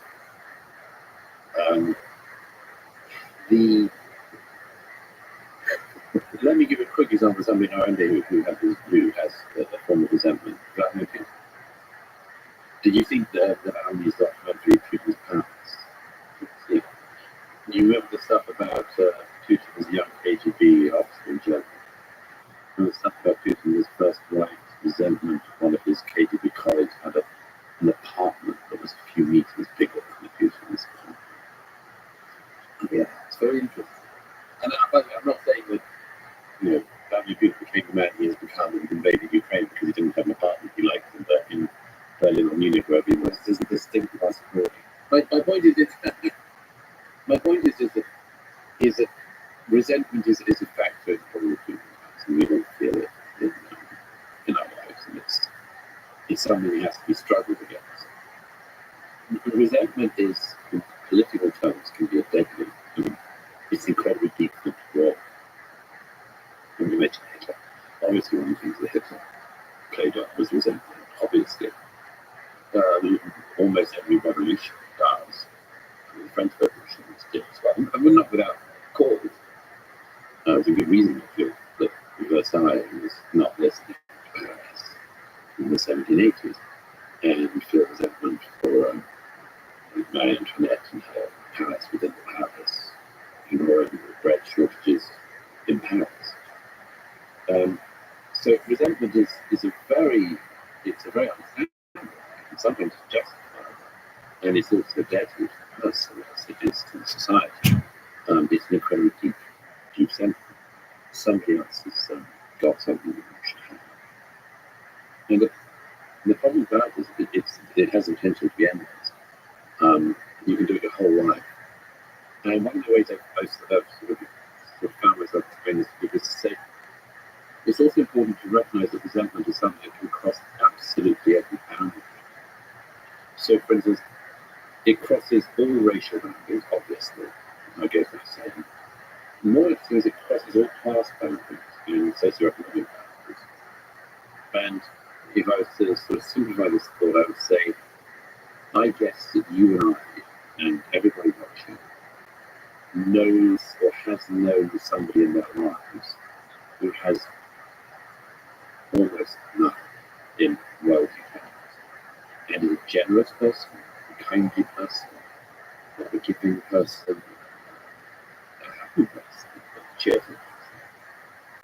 And I think we probably have also, many of us would have met people who seem to have everything and who are filled with resentment, filled with resentment. Somebody else has held it back for something, their sister did something, she got this, I should have got that. And on and on. It's a human thing. And one of the things that suggests to me is we therefore have a choice in our lives about this. And this is something which we can do something, not limitless, but things. I mean, there are very good reasons for some people in their lives might feel resentful. Let's say you're involved in a car crash and a friend fell asleep at the wheel, and that's why you spend the rest of your life in a wheelchair. Helping something just a moment. You would be justified. And at some point you have to make a decision, which is, am I going to be that person or a different person? But even in that case, you're saying at the individual level, at the societal level, it's destructive to the mind. Even when you're justified, it rots you. It rots you because the best you can do is to eke out your days unfulfilled. So the antidote, as you described, is gratitude. Yes. Gratitude is the antidote to evil in a sense. So Gratitude is the individual level of the society. Gratitude is certainly the answer to resentment. I quoted in one of us, when I read it today, first a few years ago, I was absolutely floored by the brothers Karamazov. Not everything came out very good, but I had some very big structural criticisms of the novel. Not usually sweet talking to me because I'm a Dostoevsky fan, but I appreciate this. Oh, okay. Well, we could get into what I see with the structural films in the Venice. Anyway, I'm offended and triggered. Yeah, no, I mean, this is coming out of the bed and saying that. Much good. Yeah, the structural flaws. Yeah, I know. Yeah. No. When I read that novel, I was floored by a couple of things. One is of course the moment where we write it down here. The moment that Ivan says to his brother, you know he visits me, and you realise that he's talking about the devil, the whole novel goes into this totally different space. And realise he is even more than you've already realised the novel's about.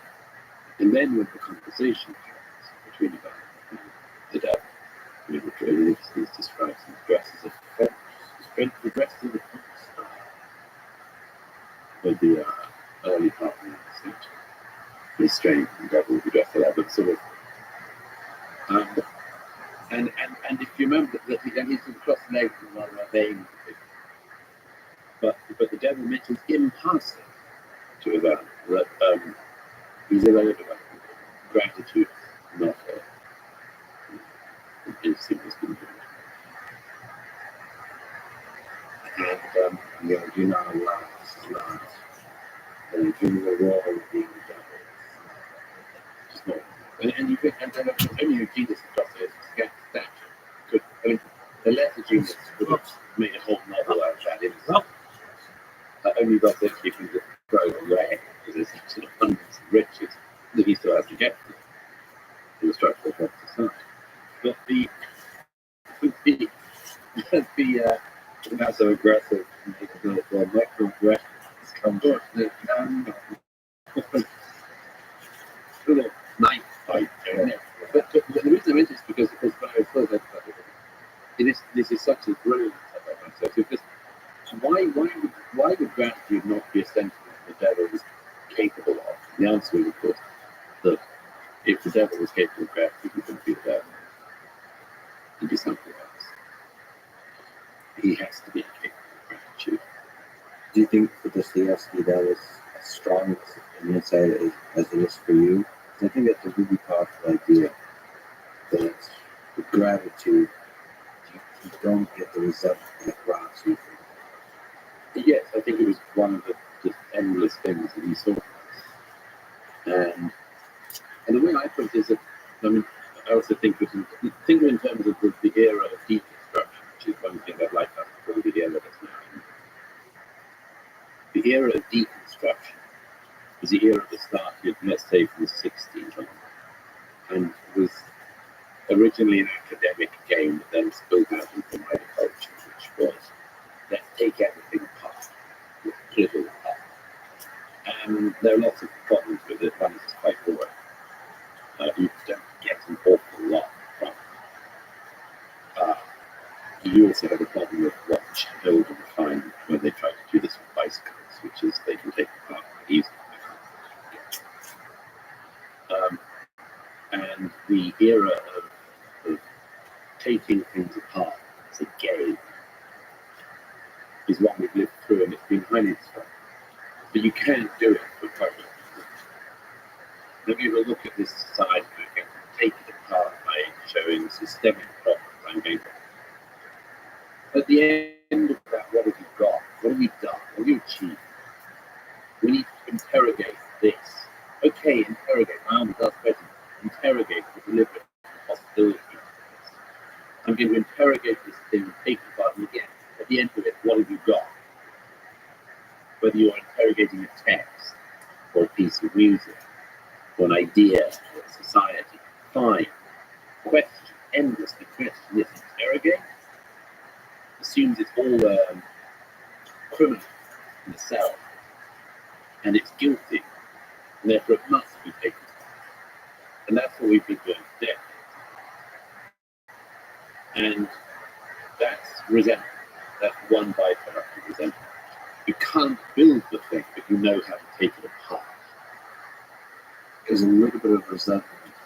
Good. So you have, that I love Tom Waits.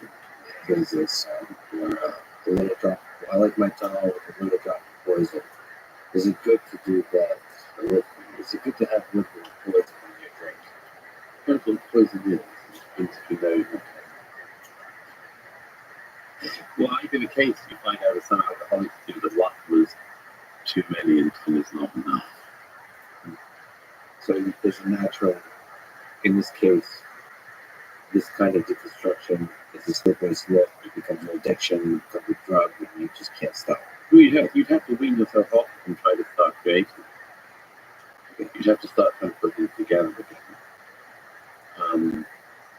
Something I think might be the pros of something. Well, speaking of taking things apart and not putting them together again, the idea of critical race theory. Can you, to me, explain? So I'm an engineer, and I'm not really actually paying attention much, unfortunately, to these. You don't have to keep in your field words when it comes along the smacks of the face. I've had line of thinking, from MIT. I said, well, surely whatever you folks are busy about yelling at each other for is a thing at Harvard and Yale. It's not good. Yeah, people understand the subject.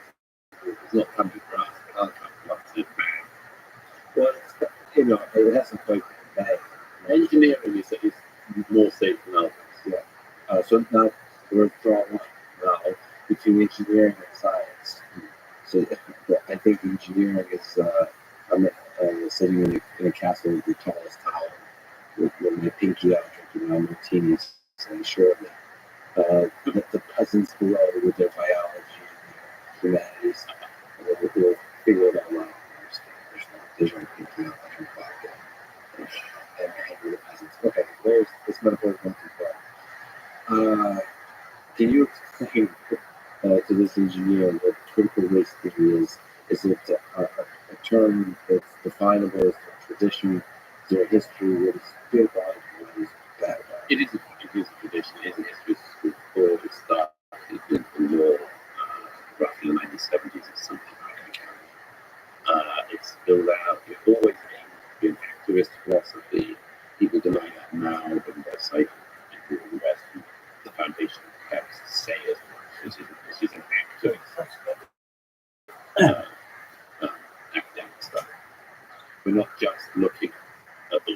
it could change the world. And it's built out into all of the other disciplines. I think there's a reason for that, which is at the time the humanities and others in America were increasingly weak and didn't know what to do, and they needed more games to play or new games to play. The psychology got hurt. Yeah, I mean, well, they needed pretending. They needed something to do.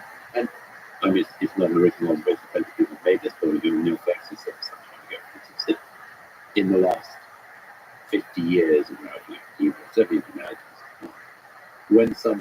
when somebody dies out in a scholar or something, they're just not replaced by somebody who's scholarship. They're replaced by somebody who does theory or critical race theory. They're replaced by somebody who does the modern games. Somebody dies out who's a great historian of, say, I think it was from my mind, Russian history or Russian literature, and they're not replaced by some scholar. Is in his observation, in yours, is this a recent development? This happened in the last few decades, for sure. And it's sped up. Is it because we got to the bottom of some of the biggest questions of history? No, it's because we're willing to forget the big questions. Because it's more fun to big questions. Well, no, partly I should stress that partly this is in the big, but partly is the result of hyper specialization in academia. You know, if you said you'd like to write your dissertation on hogs,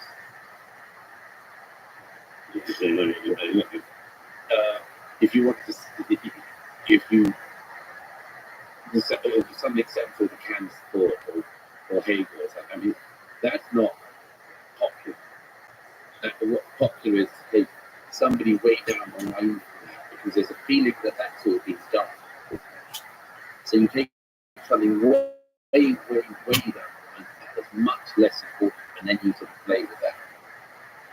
And I think most people, anyone who's watching who's been in the philosophy department in the university will know that tendency. By the way, there's a very practical consequence to this. I saw this at the end of my friend Rothschild, and he would occasionally, he didn't get paid at universities, but he would occasionally be flown in, even by his enemies, to teach courses at various universities in basics of philosophy, because there was no one in the department able to do it. Like he would go in and teach for a semester, you know, Hegel and Kant and Schopenhauer and others, because there was no one to do it, because they were on playing with things way down the road. So that's what already happened, and people were searching for new games to play, and the critical race theory stuff forced its way in, partly in the way that all of this that's now new anti-racism does, and sort of bullying. They're saying if you don't follow this, the same with all the things that are called studies, and I think everything called studies in humanities should be shut down, because it's the activists. It's an act. They're all activists. Gay studies and queer studies. Nothing good about it. Nothing good. The pushback is it obvious that activism is a sign of a flaw in a discipline? So isn't it It's a sign of death of the discipline. It's a sign of discipline's over. But isn't it a good goal to have for discipline to enact change, positive change in the world? Or is that for politicians to do with families of science? I mean, why create an ideology and then set out to find disciplines that are weakly put together to try to back up your political ideology? So ideology should not be part of science or No, I mean, why would you? I mean, anyone could do it. You could decide, go in and be right wing about something and only do things that prove your right wing ideas. Be fantastically anti-academic, fantastically anti-science. It's an absurd way to mix up activism and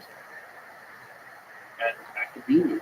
And it's absolutely right. The critical race theory is one of the ones that completely polluted the account. yeah, and there's been dark moments throughout history, both during World War II with communism and Nazis and fascism that infiltrated science. And Yes. yes. Yes. I mean, for instance, also, let's face it, science, as in everything else, there are dark, difficult things. It's much better we know about them, face up to them, try to find a way socially to deal with them, than that you leave them in the hands of some activist who wants to do stuff with them. So some of my best friends are activists. I'm just kidding. Okay. None of my best friends are activists. That's how. Well, I was kidding because I don't know you guys. But okay. No, I'm trying to get kids some TV points. Okay. So to return Look up in the clubhouse, screaming away like some rain maniacs. No, I actually clubhouse by the only time I heard it was that Brett Weinstein one. He did that. I didn't feel that.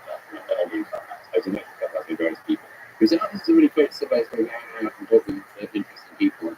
I downloaded the app. I had gone on at the big Brett Weinstein said, doing this countries, and I listened, and it was the maddest damn discussion I've ever heard. something about biology, something about was it COVID times? At some point, Brett said, I'm an evolutionary biologist. And somebody else started saying, you're a eugenicist. And he said, no, I'm an evolutionary biologist. I was like, that's the same thing. And it just went on like that. And Brett desperately tried to explain that's not the same thing as being a eugenicist. And he lost the clubhouse room. They thought that was the same thing. He'd come. It horribly reminded me of a time some years ago in a British newspaper ran realizing that the only thing you can unite people on in sexual ethics is revulsion against paedophilia. Ran an anti-pedo campaign, and shortly after, paediatricians' offices were torched in the north of England by a mob who read the whole thing. Yeah. Well, me, like I said, I've lived in poison is good for the time. So Anyway, sorry, I interrupt you. Exactly you there, people club. I have many. I've multiple of friends. Yes. We didn't get to some of the ideas of critical race theory. What exactly is it? I'm actually in part asking this question quite genuinely. Yeah, it's an attempt to look at everything among things through the lens and to add race into things where it may not be, as a way of having. I'm trying to give the most generous estimation. To add race in as a conversation in a place where it may not have been in the conversation. And that means history too. Oh, sure. Racism. Yeah. All of it. And to look at it through these particular lenses. I mean, there's a certain, like obviously, there's a certain logic in it. Like with feminist studies or something, is there a utility in looking back through undoubtedly male-dominated histories and asking whether the more so female races? Yes, very interesting. Not endlessly interesting, and can't be put exactly on the same par as, but it has a utility. It's the endlessly, sorry to interrupt, that endlessly part that seems to get us into trouble. Yes, well, because of this thing of where do you stop, and that's always I look at talk about this in my last book, The Man's a Crowd. It's one of the big conundrums in activist movements, and particularly in activist academia.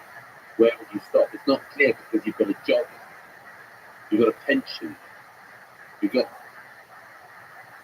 your only esteem in society is in keeping this gig going. I mean, is there any it's the old academic joke, the end of every conference, the only thing everyone agrees on is that we must have another conference like this. So one thing that was this much is so great. But that's a criticism you can apply to a lot of disciplines. Civil engineering, bridge building.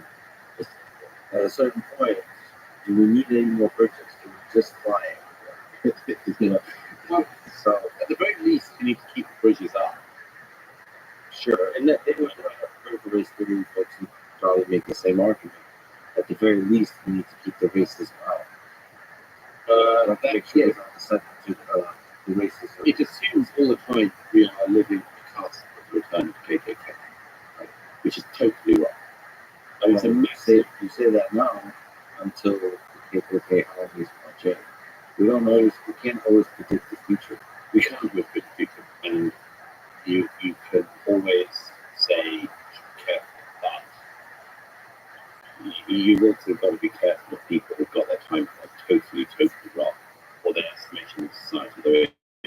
Be like most of society before the 1930s, when Hitler was. I mean, so many people got Hitler wrong. Surely, And so, most people. something that maybe it was nice to have the alarm sticky there. Well, you wear a man with a mustache. If only it was that easy. Who's got facial hair? I always say that very often these two clean shaven chaps both said one of the problems everybody knows a little bit about Nazism is that they think that they know where evil comes from, and that it comes from like a German with a small moustache getting people to do step, for instance. And that's not correct. A much better understanding of it is it can come from a whole number of directions, and keep your antennae as good as you can. But once you end up in a society, like I in certain parts of America, where you're always in heightened pleasure, that's not healthy for a society outside. Where people are so kind, think they're so well trained because they spent a term in school learning about the Second World War and the Holocaust, think they're so well trained in hit the spot that they can do it all the time. Look at all these phrases we now have in our society, like dog whistle. You know, they would say if you do a whistle, you're a dog. But people say, yeah, that's a dog whistle, as if they're highly trained anti-Nazis. I mean, you know, there should be some humility. We should be careful and wary for sure. And we should also be slightly humble in our inability to spot everything. Not significant. Right. So, if we can, there's something funny, if not dark, about the activity of Hitler's body. I'm just going to take it aside. But so critical race theory. How much racism? What is racism? How much of it is in our world today? If we were thinking about this activity of Hitler spotting, how and trying to steal that in case it's not in race theory, but people who look for racism in our world, how much would you say? Well, yes, it's a good thing to play. I'd say that racism is the belief that other people are inferior to you. You could see a form of it where you thought people were superior to you. That could happen. The more common is you see a group of people being inferior to you simply by dint of the fact that they have different racial background. And that's sort of the easiest way to define racism. As I say, I mean, there are types of racism, mainly anti-Semitism. That's just the only one, which weirdly relies on a hatred of people who a certain type of person thinks better than that. And that's a particular peculiarity, one of the peculiarities of anti-Semitism. Or anti-Semitism somehow does both, right? Yes, one of the eternal fascinating things about anti-Semitism is it does everything at the same time. It's like a quantum racism. Yes, they're superior and inferior. You know that, you know about the Rothschild life effect. So the original life effect, which a Persian friend might was one of only two great novels of the 20th century, which was very hard. What was the other one? Oh, the leper novels. So my first leper, which is something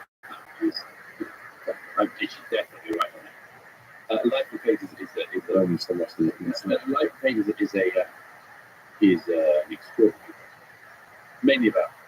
We know Grossman was a sort of Jewish himself. He saw almost everything he could have done in psychology. He saw stuff and read. The journalist.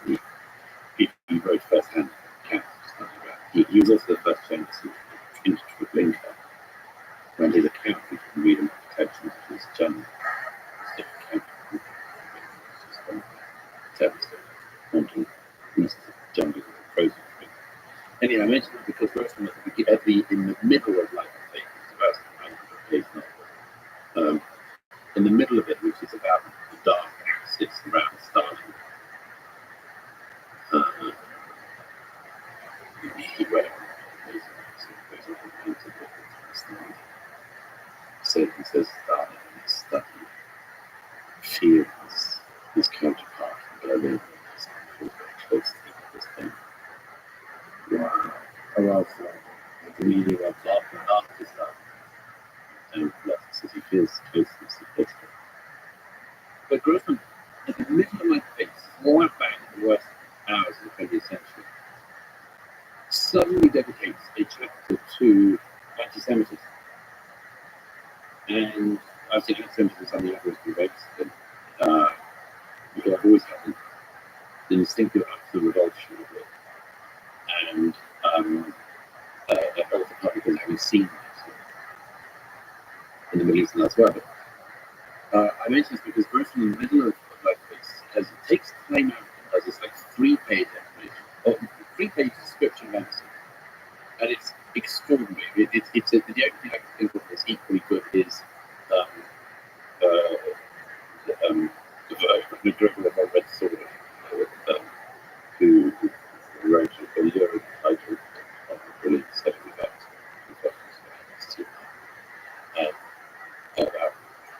pre-First World War. Anyway, Grossman says that in the middle of life that one of the extraordinary things about anti-Semitism is that it does everything.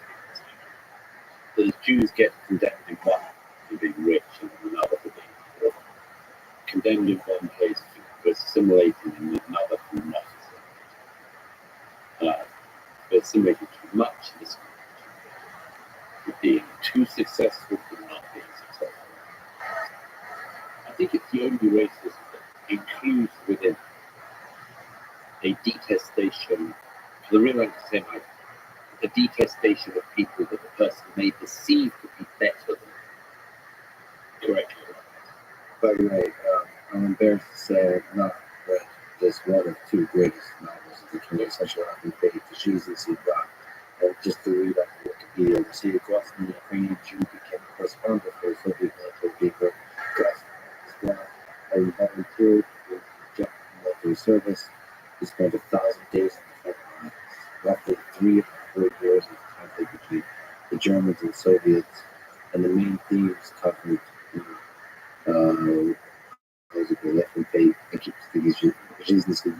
is a theme on Jewish identity and the Holocaust, Grossman's idea of humanity and human goodness, Stalin's distortion of reality and values, and definitely science like goes on in reality of Europe. It's interesting. I need to You need to read it. I think you'll really get a lot of it. One of the other things I've written it, but one of the other things he does is that he has this extraordinary ability to talk about the absolute highest levels of the conflict and then zoom in as well, like the camera work they use things like Lord of the Rings, with the way you zoom down and then get one person in the midst of all this and you get from there. Which we excited to. So I personally have read William Shatner's last book. There's another journalist who was there who is not doing it. Interestingly enough, given such a large amount of kind of the defending work on the defending the original work that goes to source materials on it, like he doesn't touch anti-Semitism really. So you think he's that? Well, he just says very calmly and objectively as it does for most the work that this was the fact of the life. There's a lot of cruelty throughout, but it doesn't get to. But one thing is that they lost the war. I mean, that's one incredible way to view it. How the Roths is that the Nazis lost the war because they were Nazis. It sounds almost too neat, but it's worth remembering that at the end of the war, when the Germans need to be transporting troops and they need to be transporting very basic supplies, like then make sure to get the trains to transport the Jews right up to the but that's certainly a dark possibility. Anyway, but to go back to racism in general, apart from anything, relies on the perception of another group, a racial group, other than your own, are inferior to you. That's what I say is easiest to show people racism. And of course, it's one of the stupidest things that our species is capable of.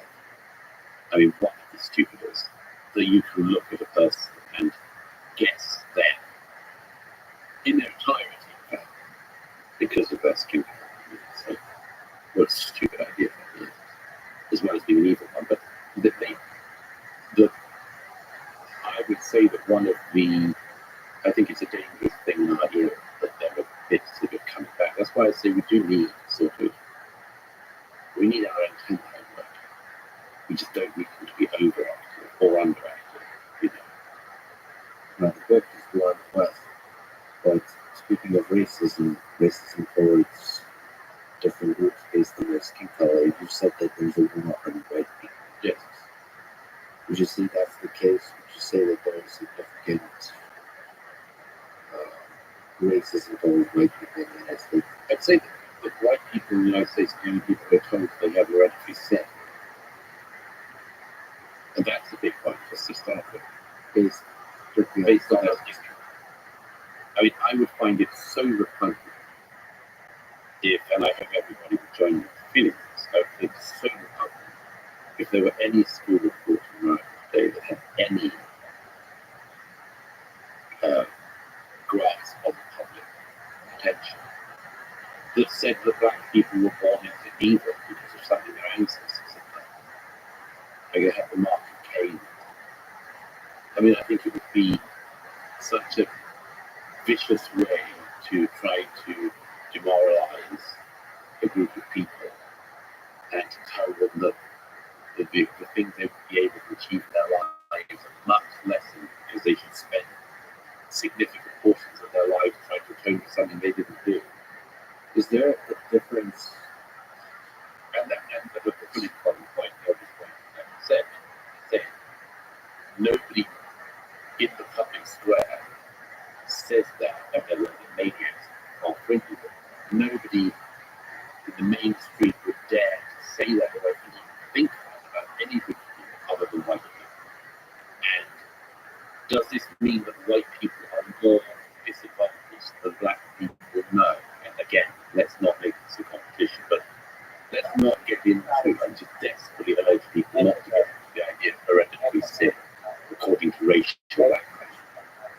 Is there something to be said about the feature aspects from play devil's advocate, about the asymmetry of self-accusation as far as the majority? Yes. Because right, It's much easier to attack the majority. it is much easier, but is there something to be said about that being a useful function of society that you always attack? That the minority has disproportionate power to attack the majority, so that you can always keep the majority in check. Well, it's a dangerous game to play, isn't it? It's a very dangerous game to play. That's a good summary of the entire Yeah. But it's a very dangerous game to play.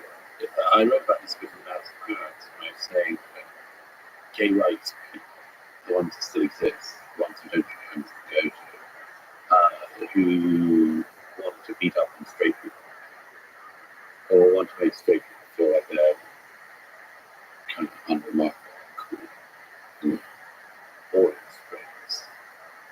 So boring. So not like the magical pixie fairy dust gay.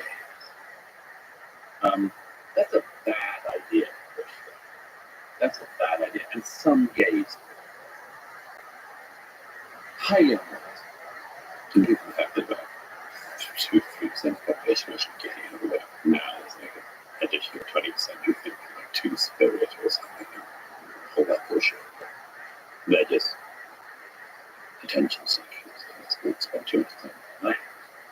But equally, as I said with Madison Kurtz, with the feminist group, very unwise for half of the species to say that the other half of the species isn't needed.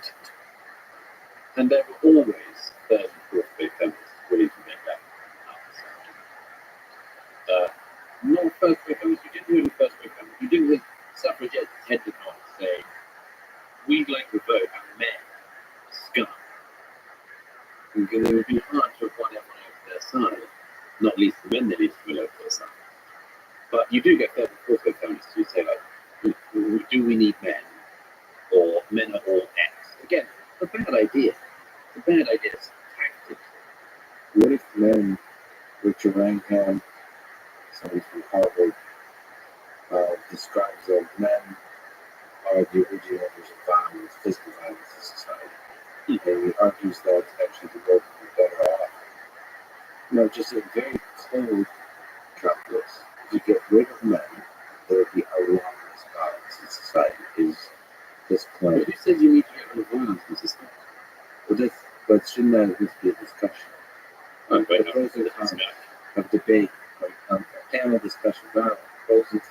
Well, that's the sort of thing that they say so that some like weak ass academic decides to do because he thinks that his area of philosophy would be nice there. He might decide it's useful if he was living in Kiev to have violence. I mean, it might. If New York was invaded right now, I'd need some violent men around here. I But would it would be invaded if there was no violent men. Well, There's the argument. there's also at least there's some level of threat that you ought to exude that puts people off.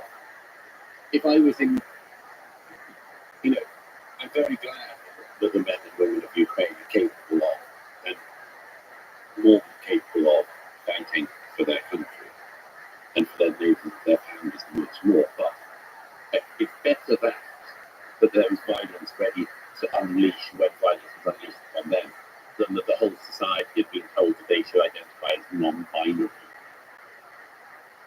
But at least it's a conversation to have, isn't there?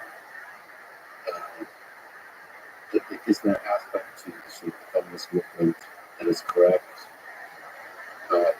In challenging the. Some forms of violence, domestic violence, although we're not capable of that. I'm worried about this. That's about less than a month. I can't help but watch the entirety of it go down. Beautiful mess that is relations. Okay. But it just brings up that point. It's very unwise for women to war against men, as it would be for men to war against men. It's highly, highly unwise to war on the majority population. And in America, Britain, and other Western countries, white people still authority. And so, why would you tell the majority that they're evil by different their skin color? And think that would be a good way to keep them in check? I mean, I'm not guilty of anything for my skin color. I'm not guilty of anything. My ancestors didn't do anything wrong. And even if they had, why would I be held responsible? So, to go back to Nietzsche, is there some aspect to where, to try to explain the forces in play here, is it the will to power and it's survives from individual human nature and from group behavior nature? Is there some element to this, which is the game that plays human beings is always when we have less power, we try to find ways to gain more power. That's certainly one. The desire to grab is sort of a kind of quote with that. The desire that which we think we're owed, and to do it often in the is justice. I mean, justice is one of the great terms of our age, and one of the very great bogus terms of our age. People try to talk about their search for justice. It's amazing how violent they can often be in their search for justice, and how many rules they will break so long as they can say they're after justice, and how many norms they can trample so long as they can say it's in the name of justice. You can burn down buildings in the name of justice. What the majority groups throughout history, including those with white skin color, have done the same in the name of justice. We come up with all kinds of sexy terms in our propaganda machines to sell whatever atrocities we like to commit. One of the quotes of Leaf that I like, Careful, I'm judging you harshly. Nietzsche says that one of the dangers of men of resentment is they'll achieve their ultimate form of revenge, which is to turn shove their misery in the faces of the happy, so that in due course the happy, and this is quoting Nietzsche, start to be ashamed of their happiness, and perhaps say to one another, it's a disgrace to be happy. There is too much misery. This is something to be averted. The sick, says Nietzsche, must not make the healthy sick too, or make the healthy confuse themselves with the sick. Well, I think there again, there's a lot of that going on. How could I be happy when there's unhappiness in the world? Why should I not join the ranks of the unhappy? I think Dostoevsky has a book about that as well. Loves the Underground. Okay. This has been very Russian, but I'm very pleased with the number of times both Dostoevsky and Grossman follows the comment. I wasn't like to doing this.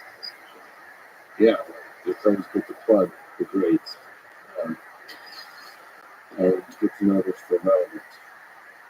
Do you speak Russian, by the way, at all? Wish I did. I'm told it's a 10-year language basically to learn from scratch. These are my friends who have done it. Well, there's the language, and then there's the personality behind the language, and the personality I feel like you already have. So you just need to know the surface details. Okay. In fact, silence to be silent in Russian language is something that's already. Actually, if we had a moment, I'd tell you to go back to Stalin's birthplace.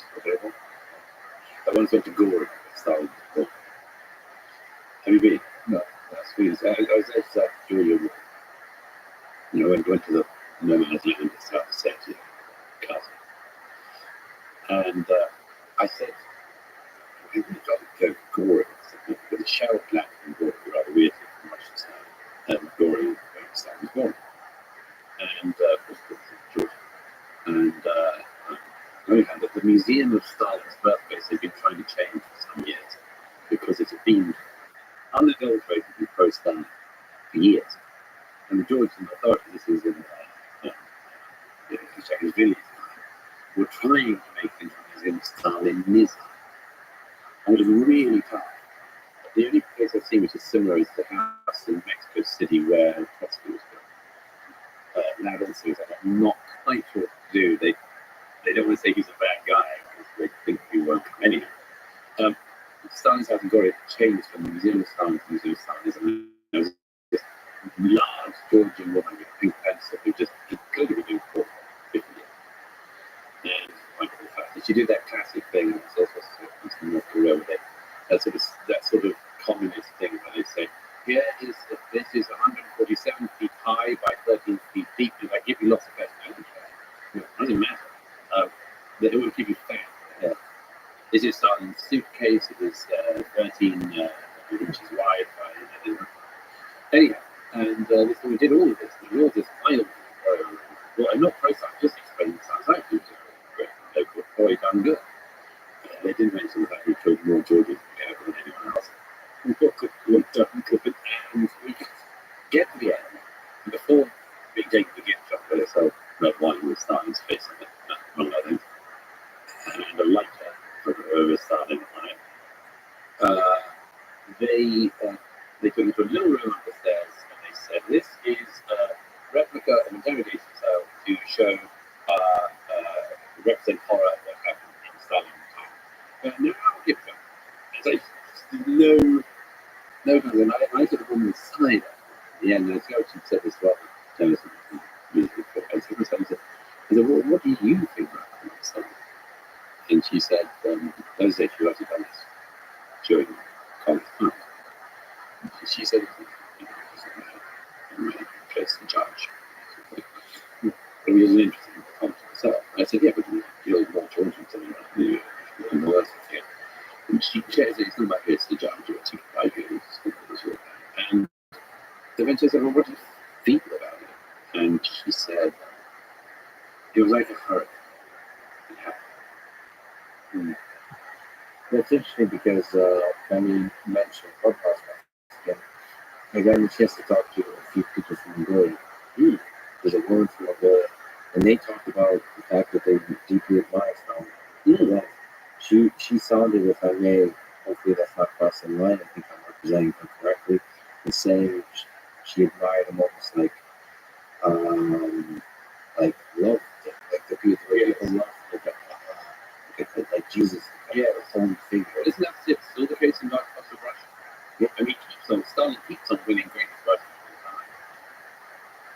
and that's perhaps maybe there's a dip, but if we were to think about the long arc of history, perhaps that's going to go up and up and up and up. There's something about human memory that it just we forget the details of the atrocities of the past. We never did. I mean, think of the number of people we talk about, historical heroes. Napoleon. I mean, British people don't talk about Napoleon as a hero, but they're French. That's the question. You didn't think that Dostoevsky, now I can I just tricky ground. But it meant the French know about Napoleon. They have many other classics. It's also people British killed many people in Mississippi. And there are lots of things in history we sort of cover that over with. Yeah. Can we mention Churchill briefly? Sure. Because he is one of the. You could make a case for him being one of the great representatives or great figures historically of Western civilization. Yes. And then there's a lot of people from I know like the Reef friends, one of them happens to be from London, and they say that he's not a good person. Was so. Listen, this friend not discuss. This is an opinion poll of three friends, but I do know that there's quite a bit. There's a backlash going on at the moment. At the moment, in general, there's a spirit of reflecting on the darker sides of these things, a challenging history. It's not just critical race theory. It's challenging history for how the people who think of as heroes, what are the flaws? Are they villains? Convenient? They're there at the right time to accidentally do the right thing. Yeah, this isn't a representative, fair explanation from No, she's going to be quite mad at this, but I didn't say the name, so it could be any friend. But we know it's a she. I've given that away. But that's, of course, I would not. I made that up completely. It's all just like my girlfriend in Canada. She's completely a figment of my imagination. Nevertheless, Winston Churchill is somebody, just looking at reading the rest of all that they write is incredible thing that to me, so much of World War II is marked, leading up to the war is marked by stunning amounts of cowardice by the leaders. And it's fascinating to watch here this person clearly with the drinking and smoking problem. Because I don't understand why that's negative. no, I didn't say. You see, You code it as if it is. well, it's called humor. I'll explain to you one day what that means. But he stood he stood up. He stood up to what now seems evil, but at the time it was not so obvious to see. So that's a just fascinating figure of Western civilization. I'd love to get your comments. The real criticism, the real criticism of Churchill quite easy to sort of sum up. I do so for Western Church. I say these are the things they now use against them. I didn't do enough for Bank of Famine in 1943, for instance. That's been shut down by numerous historians and historians. In the middle of the war, in the middle of a world war, Churchill did what he could to get trade supplies diverted from Australia to the war. The famine was appalling. It was caused by a typhoon, and of course there was in Churchill. And the idea that some basically nationalist historians have compounded and just Churchill figures that he actually wanted Indians guys as just total calamity. And when people claim, some people claim that, and there are a few very ignorant scholars, no less with some credentials, who claim that Churchill wanted the Indian population to basically genocided. And it's complete nonsense, not least by the fact that during the period in question, the Indian population moved. So that's one thing. Another one is that he had some views coming out regarding racism. He definitely regarded racism as being different characters. and that there were superior races. The white European was a superior culture. He was born in Victorian, so he was in Victorian institutions. These are things on the negative side of the ledger, and as with all history, we should have negative and positive side of the ledger. Positive side of the ledger includes the almost certainly did more than any human being save from the Nazis. So that should count as something. And one of the reasons I talk about church in this regard is to stress that if you get, I'm not trying to stop anyone doing history at all. I don't think the revisionism in recent years about Churchill or the founding fathers of America or anyone else is anything I want to stop. I find it interesting. I find it interesting, not least because it's so sloppy, but I find it interesting and important. And we should be able to see it. But that includes recognizing the positive side of the ledger.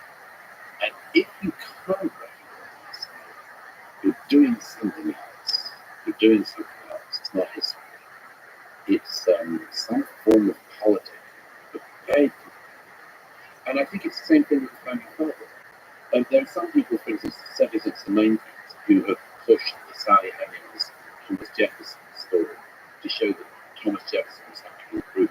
As a result, we see Jefferson's statue being removed from the council table in Civic City last November by council members who said that Thomas Jefferson no longer represents our values.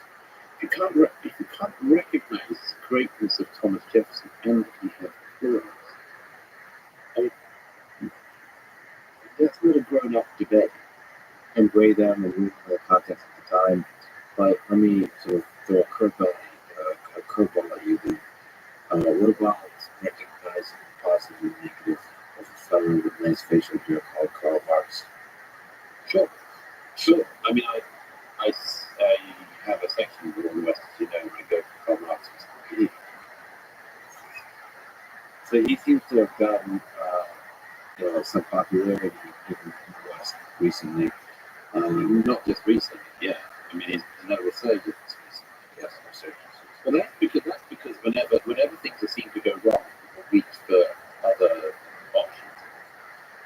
And when, for instance, it's very hard for people to accumulate capital, it's not obvious they're going to become capitalists.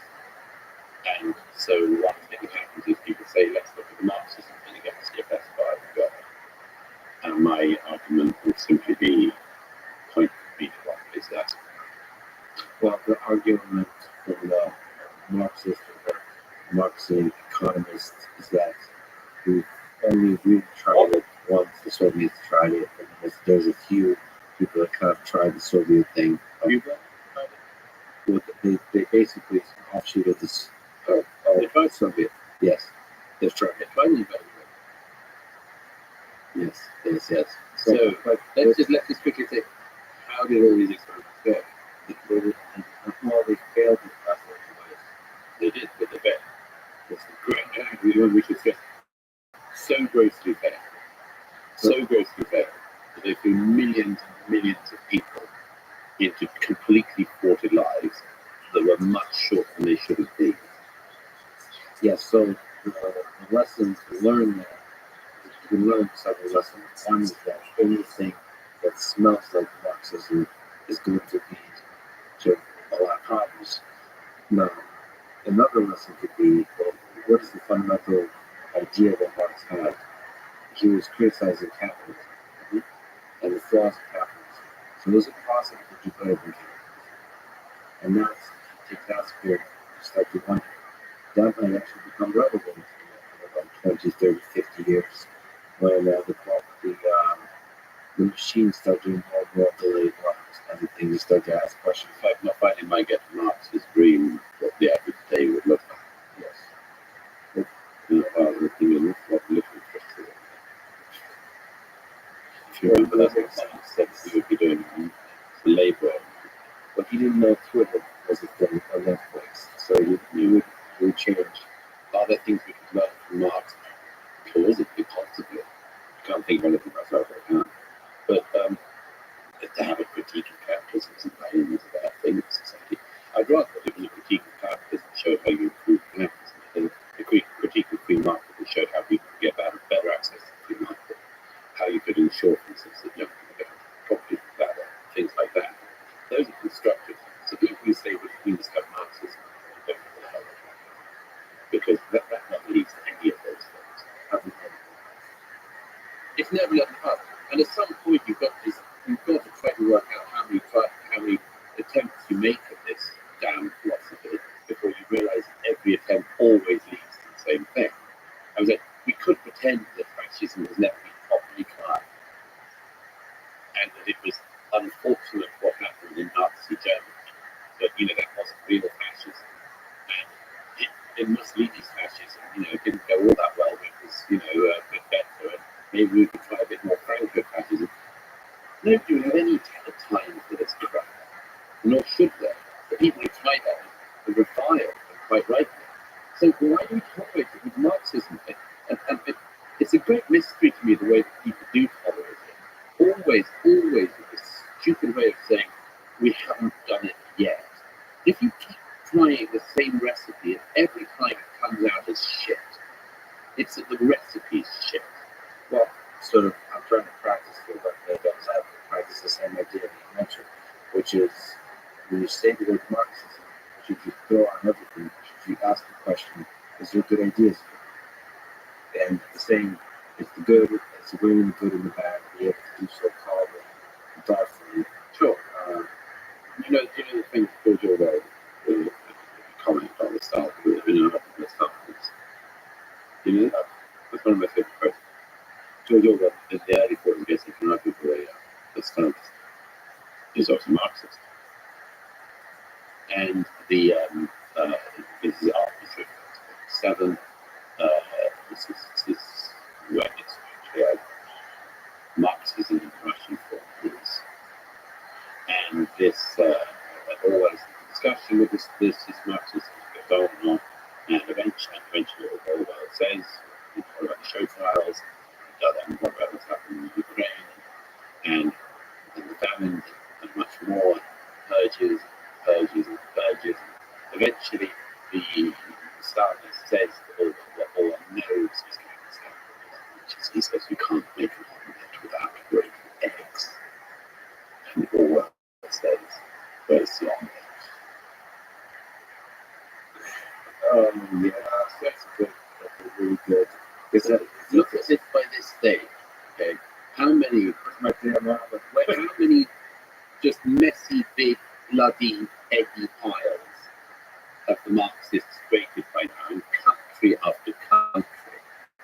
Yeah. Always next time they're going to produce the grey level. But they never have, and they never will, because the whole thing is rotten from the start. But let me just also say one thing about that, because with Marxism as nice as it sounds, and that's one of the things that I is if we're going to do this reductive thing with people in history and say, well, they have views throughout their time, and we must therefore condemn them. So it's fine to do the same thing with Marx. And there were things I quoted in this book from Marx's letters to Engels, and indeed in his published writings, in fact, these conceived right of the American rights in the 50s, where he has horrible views on slavery and colonialism and much more. But the main thing is, the horrible things he says about black people and the constant use of the N-word. In fact, when I was in the audiobook for War, I had to decide, will I read out quotes from Marx or not? If I hadn't read them out, I had been cancelled, because people would have just said, you've been using the N-word so much in this passage, and I slightly thought of doing it so that I could say I was only quoting Marx to try to hit the point home. In the end, of course, I was sensible and said not to, but Marx's letters are disgusting on these things. Since I highlighted this in this book, some of the media picked it up, and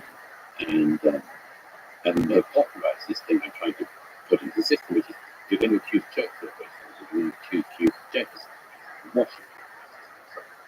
Marx. The two things that Marx has said since this came out has been, first of all, why are you saying this about Marx? He was a man of his truth, like everyone else. And the second thing that says, we don't go to Marx for his horrible, horrid views of race, talking about mixed race people, gorillas, and so on. We don't go to him for that. We go to his economic things. So, okay, Well, we don't go to Thomas Jefferson for his views on slaves.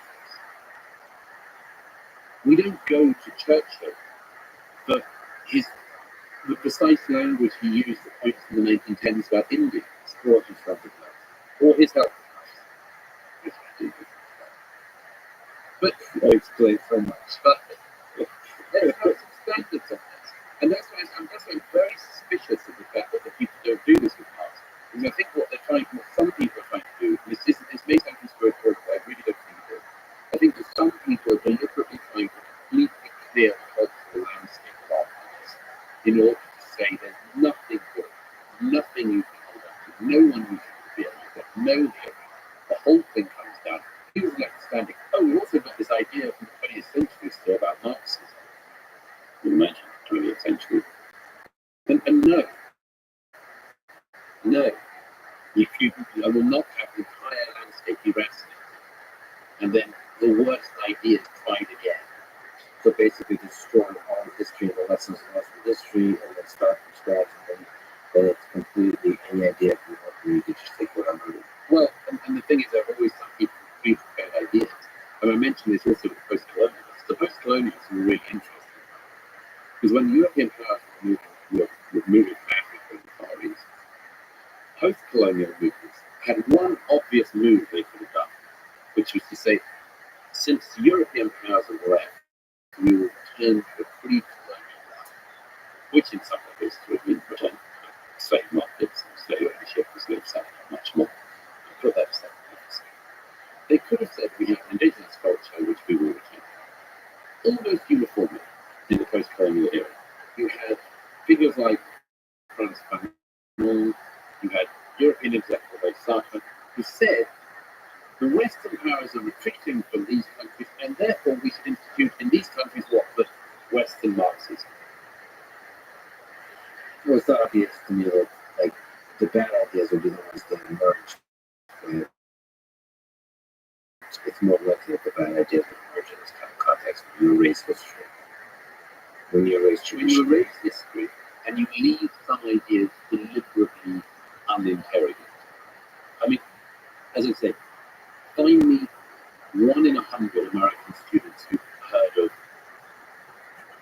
any of the communist despots of the 20th century.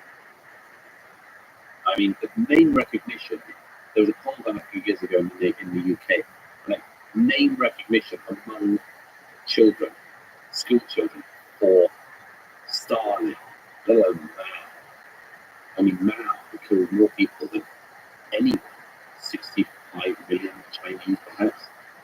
How many students in America know what Mao was, who he was, where he was? Nothing. or the atrocities committed. Where the atrocities were committed. Don't worry about that, because we might have learned 1 to 2 lessons of the 20th century. We think we've learned 1 of the 2 lessons of the 20th century. We actually haven't learned that lesson. We've learned a little bit, and we've not learned the other one at all. Because that's why we still have people in American politics and elsewhere actually talking about collectivization, as if there's no problem with that, and as if it's perfectly obvious, and they could run it, and they know exactly where to start. What are the 2 lessons? So fascism. Right. Yeah. I mean, I'm not exactly sure what the lessons are. No, it's not clear. If the lessons were very clear, it would be better. Well, one is your book, broadly applied, the madness of crowds. That's one lesson.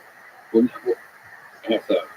Meaning like large crowds can display herd-like behavior. Yes. Be very suspicious. Yeah. In general, when you apply it to different to modern application, in a sense, but that's rooted in history that crowds can. When humans get together, they can do some quite radically silly things. The large net is very good. The crowds are not. Eric Hoffer, who was sort of self-taught, amazing, not autodidactic writer, the true believer, who was extremely good.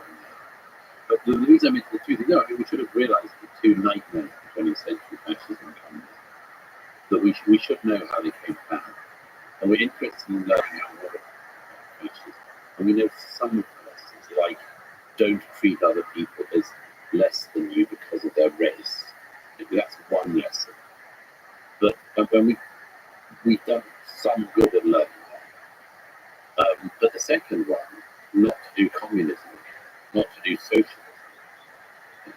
I think we're way away because we don't know how it happened.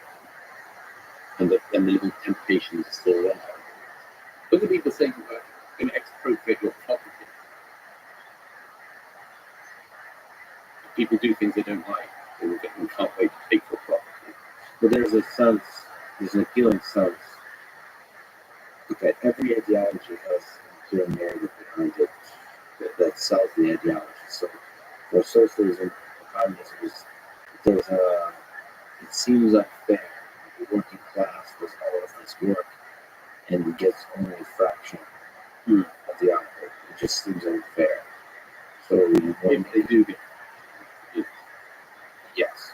And so it seems to be more fair to increase that.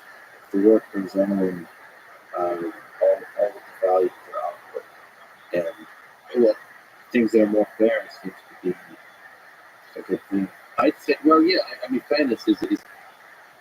I like fairness as a judge.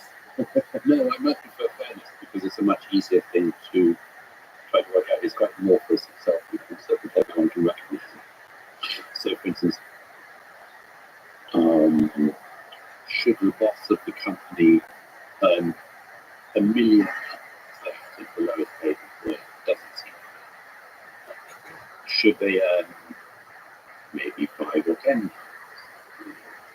You can get salary loss. Yeah, possibly. That could be that. There are certain sort of multiples which are within the bounds of, reasonableness. I think actually that's the much bigger problem in capitalism at the moment. Is the not untrue perception that a tiny number of people get a lot, they accrue a lot of the benefits, and that the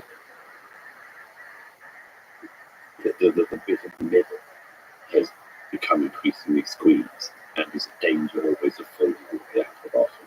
I mean, I think in the Snakes and Ladders of America, for instance, it's the correct perception to say that the snakes go down awfully far. If you tread on the snake, you can plummet an awfully long way. And the deal in the game with the ladders took you high. And there's a perception, and again, it's not entirely wrong, that the ladders system on the board is kind of broken. So what you're saying is you're a Marxist. That's right. You heard that here first, and in the out of context block. I get that, but the way to defeat capitalism, if it's got that, is to get better capitalism. Free markets where they're not fair should be made fair. Never decide the answer has never produced any human flourishing, i.e. Marxism. So as you described, madness of crowds, herd-like behavior of humans, it gets us into trouble. You as an individual thinker and others listening to this, how can you, because all of us are with crowds, we're influenced by the society that's around us, by the people that's around us, how can we think independently? How can if you're in the Soviet Union at the beginning of the 20th century, if you're in, I don't know, Nazi Germany at the end of the 30s and 40s, how can you think independently? Given, first of all, that it's hard to think independently, just intellectually speaking, but also that it's just becomes more and more dangerous. So the incentive to think independently under the uncertainty that's usually involved with thinking is it's a silly thing to say, but really there is a cost to be paid for going against the crowd. I think it's a silly thing. And we can't even talk about Will Smith slapping Frog. There's a crowd that believes that that was unjustified. I forget what the crowd said, but Perhaps split on that one, say for one opinion. okay, it is. there's, if you put it really nicely, that there's clearly a catalyst here. You can measure, on Twitter in particular, you can measure kind of the crowd, sense of where the crowd is. Michael Jackson. Well, I don't want to, this is not a legal discussion. I don't even have a word. The main question is dead. But I think most people who are not just diehard fans can see that Michael Jackson had a strange relationship with children. And was almost certain people. Is that, did the crowd around? No, the crowd hasn't agreed with these two things. I mean, We do. So you said people who are not fans, they just don't. no, I'm a fan of Michael Jackson, but I think he was almost certain people. And but nobody wants to give up dancing bad at weddings. So they just kind of added in. It's fine. Seriously, it's You're the allowed genius. to apply to your father. Oh, that's He was, of course, one of the most famous people in America. But maybe he was oh wow. There's depth to this. oh yeah, there's a genius octave in all cultures. There's a genius octave. Look at Lord Byron. Lord Byron Shakespeare system. Doesn't affect you, but in fact, everything is about. But then again, it's kind of war against the West. Genius is actually makes you more likely, or no, to get canceled. So if you look at the genius of Thomas Jefferson, or Well, yes, because if you don't have any mark, no one can come for you. That's like a society, so genius can get you in trouble. that side of your life, you maybe notice it, be totally harmless, and then die if you haven't used any carbon. But you were asking about how to survive the era of social media, as it were, and the crowd. And there's a very simple answer to that. Don't overrate the significance of the unreal world. Oh come on, but this is still human psychology. Because you want to fit in. You want to because you like people. This is Why not just like a small number of people? yeah, that's That's what I. Well, I mean, I actually like most people, and that isn't a general. I don't have detestation for most people. I do. I think I can enjoy speaking with them, being them. But in terms of storing your sense of self-worth, an absolute strange big thing. yeah. Well, me, that's listen. This turning into a therapy session. Because for me, I think I represent some level of population. I'm pretty self-critical, looking for myself in the world, and there is a depth of connection with people on the internet. Where I have some this shallow connection. Interesting. I put it this way: if you became very open, would only I mean, no. good. That's a good test. But then at the end of the day, yeah, you're right. They're very close friends with all, family with all. Yeah. Yep. Perhaps don't feel anything. You can't store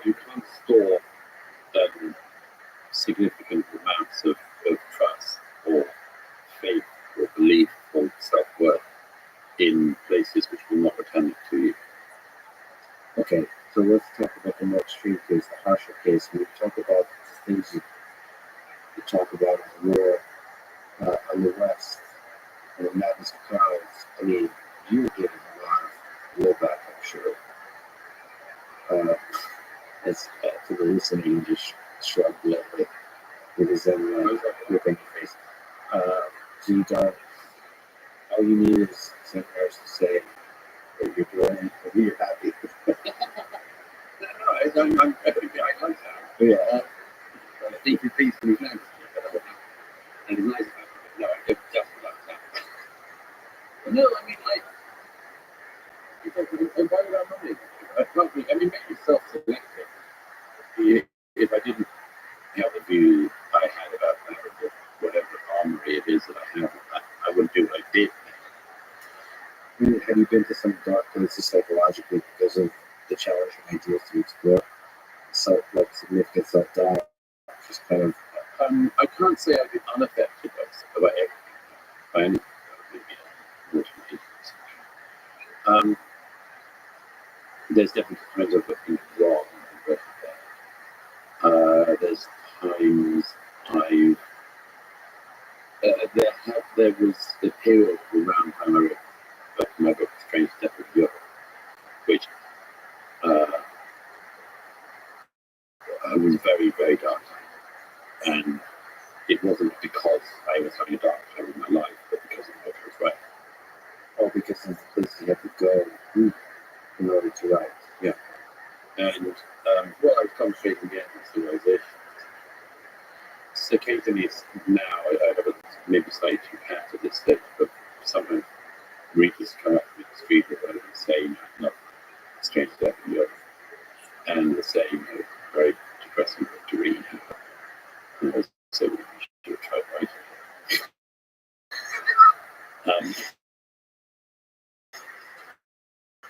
But it was because it was considered the death of religion, death of God, the loss of meaning and the void. And that's difficult stuff to write about and to grapple with. And there is a sort of, I haven't reread that since it came out, but I think there are passages in it which reveal what I was thinking very clearly in the poetry of it, as it were, as well as the detail. But yeah, I can't say I'm used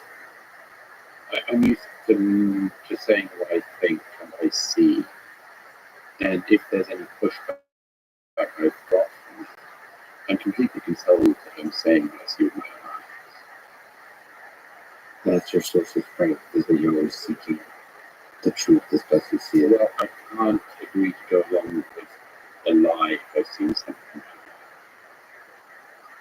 Do you ever, so speaking of Sam Harris, and I mentioned to you, I thought a lot of people, I thought a lot of smart people, private life on this podcast, and a lot of them will reference you as their example of a very smart person.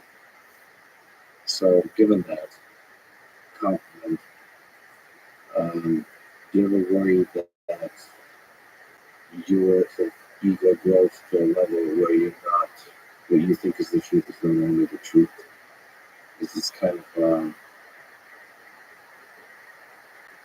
it blinds you?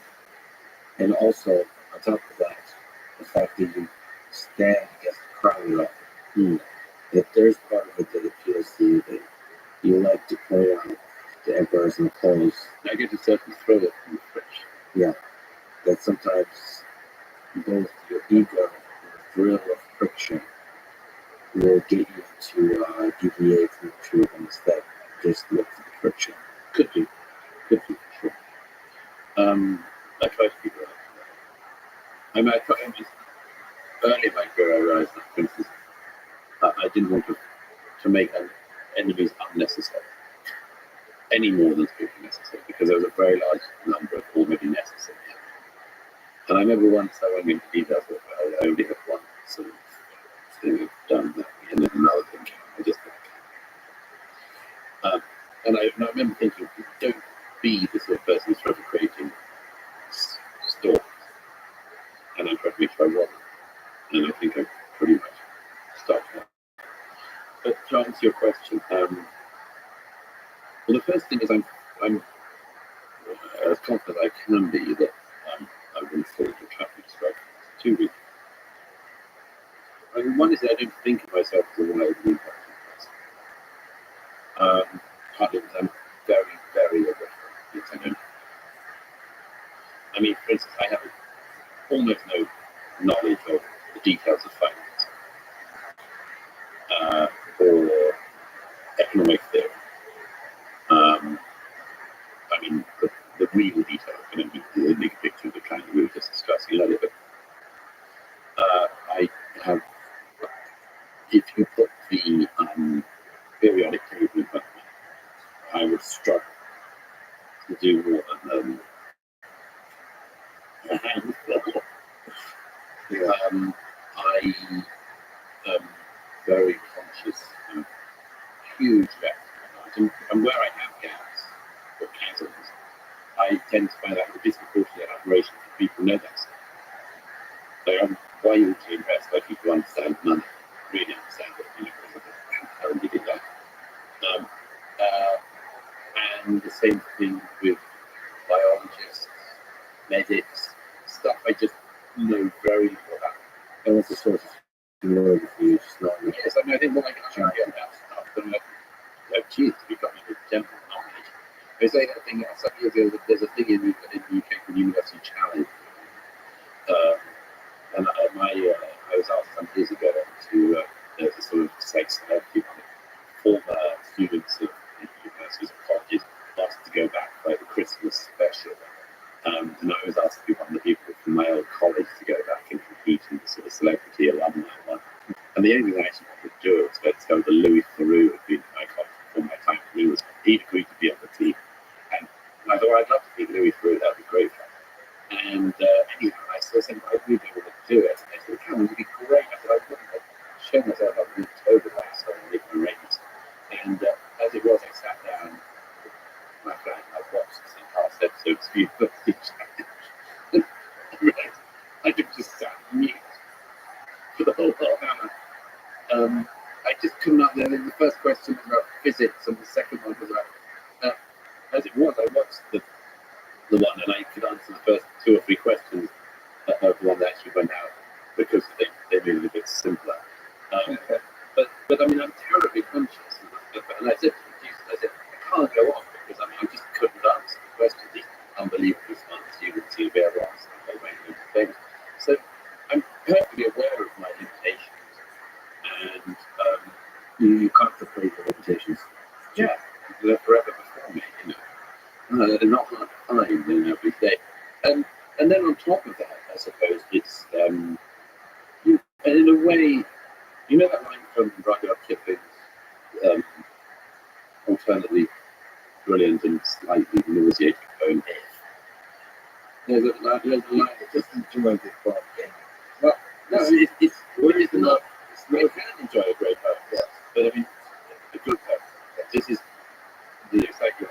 But this goes to criticism of Dostoevsky. yeah.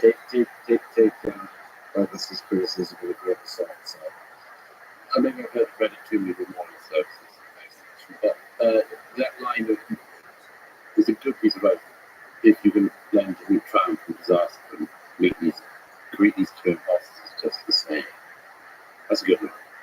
A good line. There's Kevin Rothschild, amazing. But I do think it's a very sensible thing to try to greet triumph and disaster, and regardless of possibilities, greet them just the same. And actually, anyone who knows me knows that I never, partly it's because I have a sort of belief in the old gods, and at the moment that I thought that I was at the moment of trying to face with hitch up the skirts and run the other million miles. But it's also because anyone who knows, I never have a moment when I say, that's just great. I feel totally filled and victorious. I mean, it happened to be recently when I won Western Street and I the bestseller. how long that was in terms of your self-satisfaction. Not even 30%. When I first saw that it was a seller, I had that moment of elation. Good. I've done it. It's out. And I did have a moment of elation there. Yeah. But it doesn't last. Like I tell myself it mustn't last. Because, as you said, faith pitches up its skirt. Is it skirts? Liz, you went through your poetry. You knew it was nauseating. As of 2022, this year, what's your final analysis of the political leadership and the human mind and the human being of Donald Trump? I sort of avoided this for years. Just talking to Trump. I tried to avoid it for years. But the same with me, I tried to avoid when Brexit. Do you think that Trump, just sorry on a small tangent, do you think the Trump story is over and we're just done? I've no idea the people I know who know him certainly run. And I think that in general, Republicans do have a choice in front of them. And one friend put it to me recently said, you've got to go in with your toughest fighter. And I understand that instinct. And I also think it's very dangerous instinct. Because one of your toughest fights is also your biggest liability. What's the best way to get that done in 2024? And the people who are doing the war in the West are the top fighters. They are. And I'm cautious about this because I know everywhere I tread is dangerous. But let me just be very Gracefully. I'll try to be graceful. My rest boots. My gosh. Here's the thing. I think everybody knows what Trump is, because we all knew he is. And I feel sorry for the conservatives who had to pretend that he was something he wasn't. I felt sorry for the ones who had to pretend that, for instance, he was a devout Christian or a man of faith or a man of great integrity, all of these sorts of things, because in the coming out for years, that wasn't the case.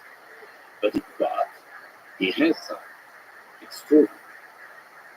One thing is a method of communication. You've just got to say was unbelievable. Yeah, that we can work on another way and we can't do Kind of way. I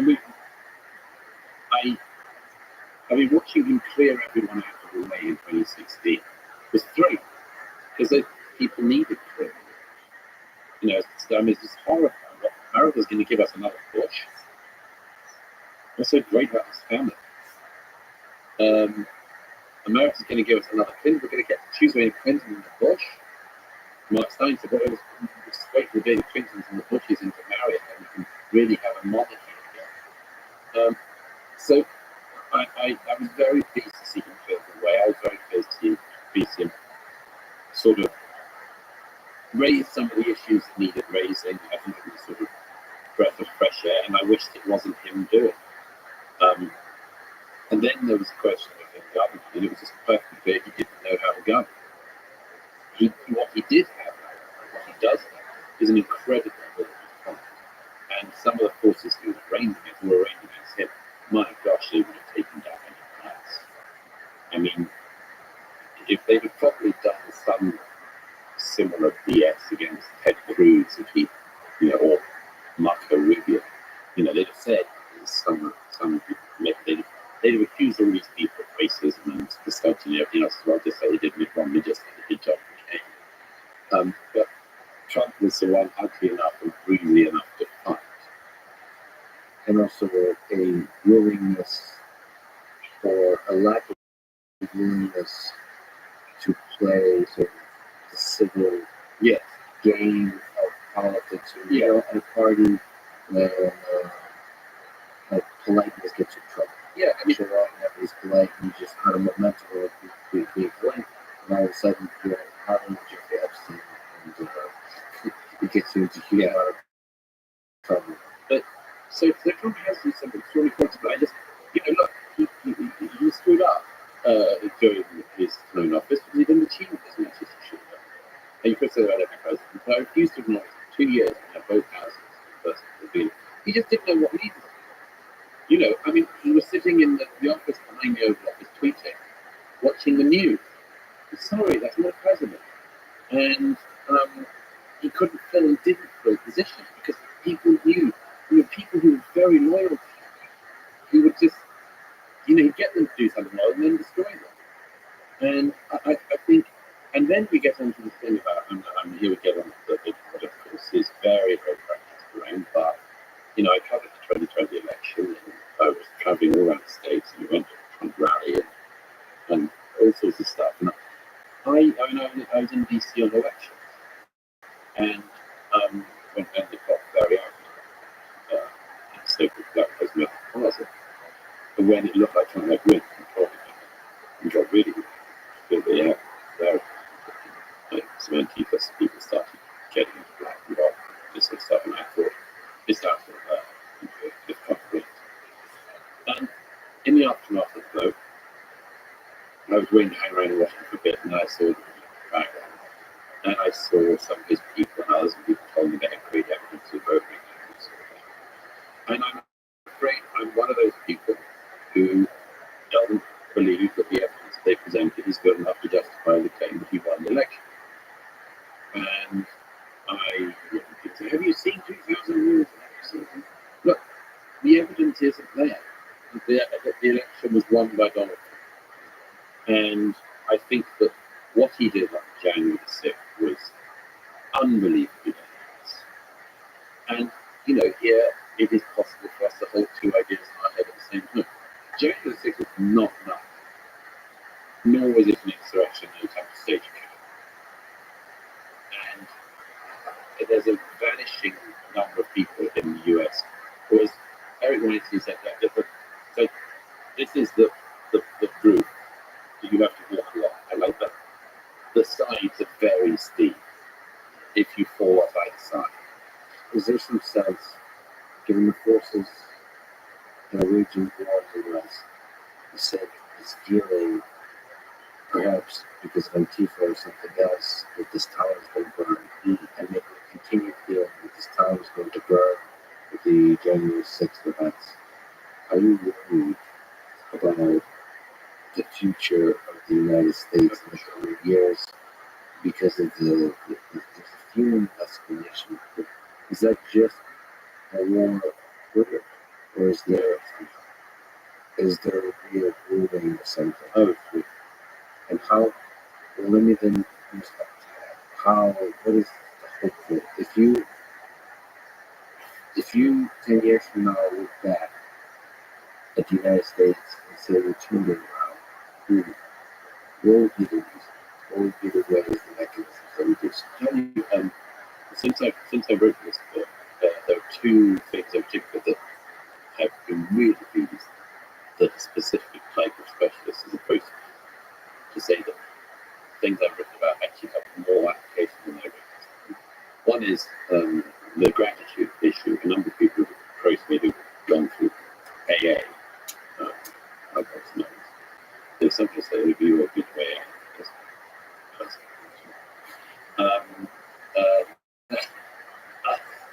but they say, but the reason they answer is they say, well, because if you go to drug rehabilitation or alcohol anonymous, people are normal it doesn't sound very nice. You say that when you say your name, it's like one of the worst things you've ever done. It sounds yucky than anonymous.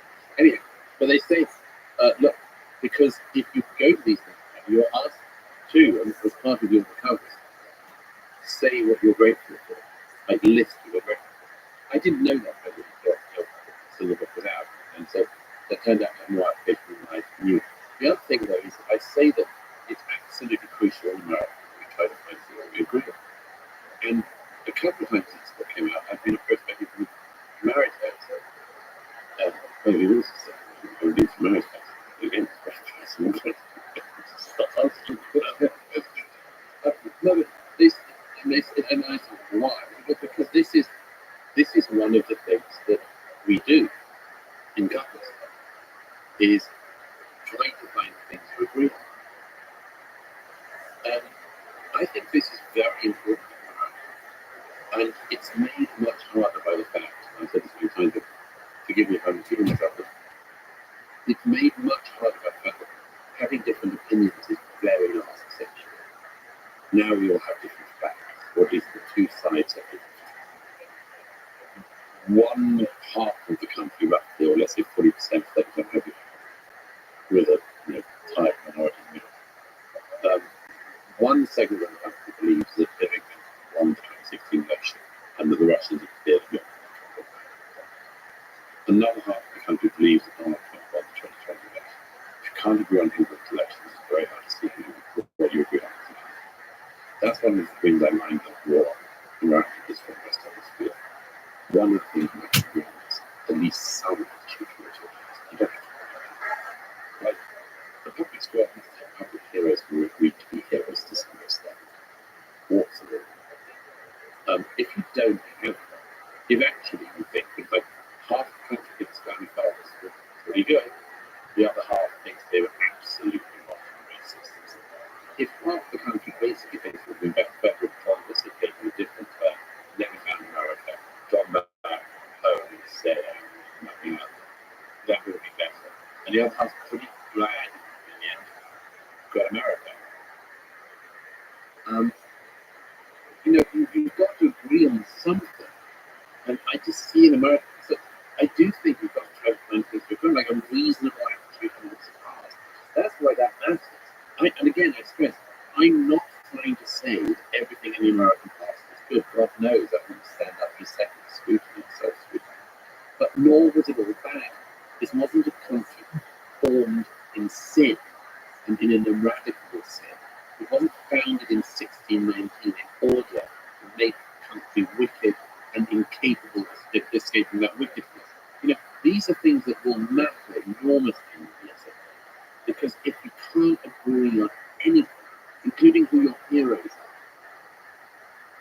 like the whole thing is just one massive debate. We'll see what I think we're already seeing, which is people basically going to states voting more like the life they want. And some people say to me, well, that's okay, and the genius of grounding is that it allows that. That's possible, but it's also, it eradicates part of what has been American public life, which is the ability to look at each other and discuss face to face. And I see things like this bomb placed on America the other week with the Supreme Court link, the draft link, as being just a further example of that. But very, very worried about it. And because if America screws up everything is. Yeah, there is a degree to which America is still the beginning of these ideas on which the country was founded and been able to live out in better and better forms, sort of live out the actual ideals of how it's just like The desire to improve an imperfect union. yeah. Well, I generally have hope that people want some sort of, in terms of gratitude, people are aware of how good it feels to be grateful. It's the better life psychologically. The resentment is the thing that destroys you from within. So I just feel that people will long for that and find that. That's the way. Some of the division that we do now has to do with new technologies and social media. That kind of is a small kind of deviation from how we are, because you got need to know. But just nuclear weapons. Yeah, we'll be relatively new. But we need to find reasonable attitudes. Like, that's why I say, like, it matters how you imbibe feedback on social media, because we're all going through it to some extent. We learn. And we've got to learn how to do this without getting mad. I say this as my minimalist call to friends in this area is the main job is not to get insane.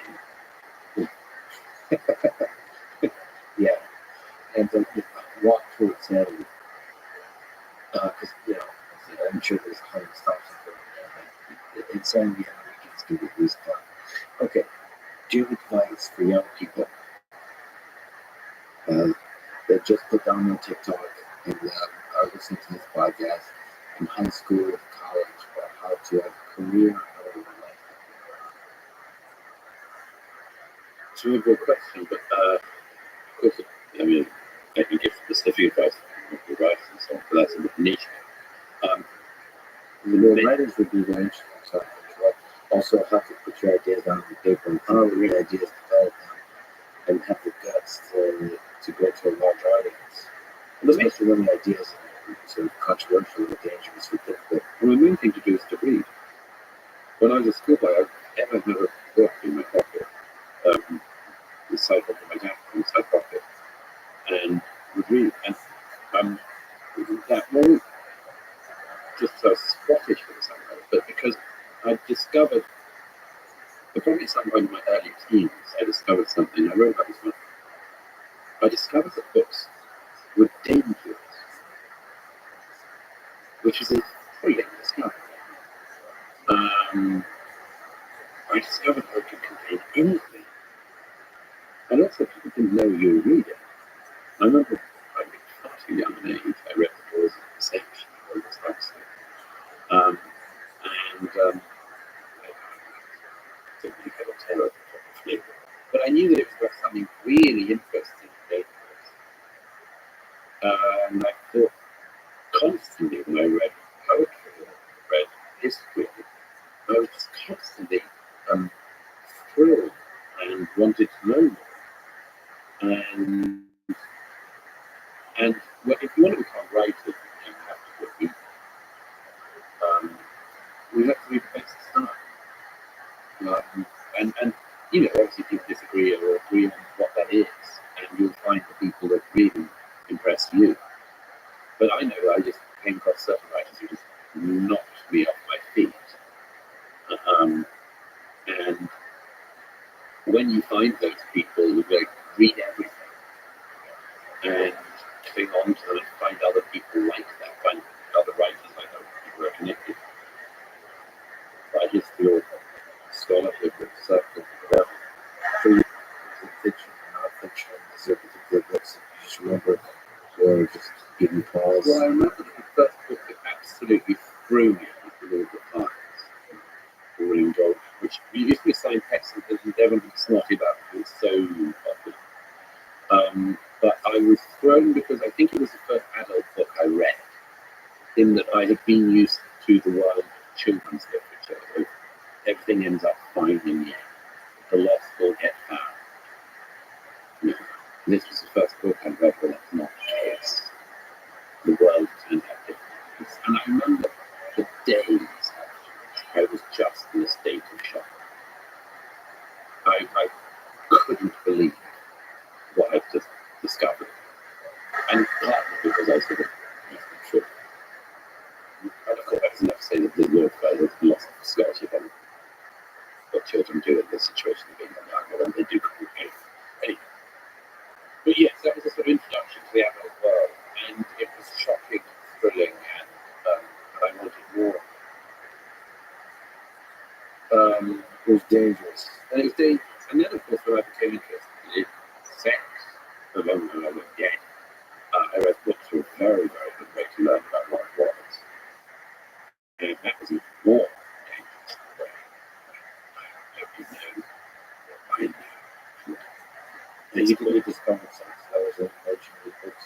What do you mean? No, what I mean is, no. What I mean is that one of the things that gay people have when they grow up is that you have a terribly big secret, and you don't think the world will ever know. You hope the world will never know. And it's been called by one psychologist the little boy with a big secret. And so if you discover that other people have the same secret, there's a sort of thank God for that. But I mean, that's just a version of what everybody gets in reading in a way, which is the thrill of discovery that somebody else thought, something you thought. I mean, one of the greatest thrills in all literature is when a voice comes from across the centuries, seems to leave a hand. It makes you feel a little bit less alone because somebody else feels, yes, is the world the same way, is the same way. That's what C.S. Lewis said. He said to us we read to know we're not alone. But we don't only read to know we're not alone, we read to become other people. I mean, I think I saw books the version of the life I want to live, and I decided to live it. Unfortunately enough, to have done so. I wanted to live in the world where ideas and thoughts and debate. I wanted to live in the debates of that. And I remember when like young people, I read all those, and it's definitely such a stuff in me. But that poem of his, which everybody knows and which he hated, September 1st, 1939. I remember certain lines in that just whacked me. I said, oh, seeing the guy, so to speak, degrading the load. At the end of the load is on his deck. Because there's a problem with that line, which is you kind of want to live at the end of the load is on his decade as well. It's sort of cool in a way. And you're the only person who sees it. But, so yeah, anyway, that's all digression. The point is, if you want to be a writer, you've got to be. And apart from anything else, we discovered the lilt of language and the things you can do. And I've read people who, and I still do, I think, how did you do that? In fact, books for me now are fall into two categories. One is I know how to do that, and the other is I don't know how you do that. And the best feeling as a writer is when you do the second. And it happens occasionally in my writing life. We always like to talk to something you've written, or like right after you No, but you write it. you wonder how did I. Yes. That's the most. I've never said that before. That's the happiest thing in writing. Very occasionally it sounds, but I occasionally finish something. Funny enough, it happens. Somebody's going, the other piece I wrote about the artist Basquiat. I finished the piece and I got this. I didn't know because that's also the thing with writing is you it's not. Sometimes people say you need to write and know what you think. That's not quite true. Sometimes that's a very bad piece of advice for some writers who don't know what they think, and it's not going to become clearer if they just start typing. But sometimes it is true that there's a thought that's just waiting, and a character that comes across, and suddenly the sentence emerges in your brain, and by the time you type it, you just go, yes.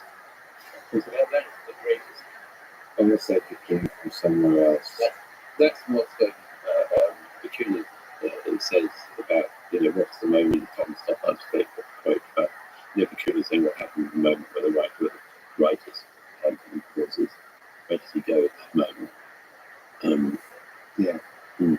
That's so interesting. That's so because I think the answer to that question will help us explain consciousness and all those other weird things about the human mind. Yeah. So that was advice for writers. I didn't really give advice to people. Is that you want to give health advice? No. To Churchill? Clearly, because you imply that Churchill was one of your early guides in that aspect. So when you discovered your sexuality, when you ask about love, far too personal question to ask a Brit, but what was that like? And broadly speaking, what's the role of love in the human condition? Sex and love. And for you personally, discovering that you are maybe telling the world that you are gay. I'm very careless personally. I do have to say rules Rules are meant to be broken. I'll break a little bit. The one of the ways in which growing up around a gay differs from growing up and being straight is that it's almost never that your first passion will be unprovided. Oh, wow, I never thought about that. Yeah. Now, that's not to say, there's plenty of unrequited love among young men, young women, young women, that. But it's almost never okay that your first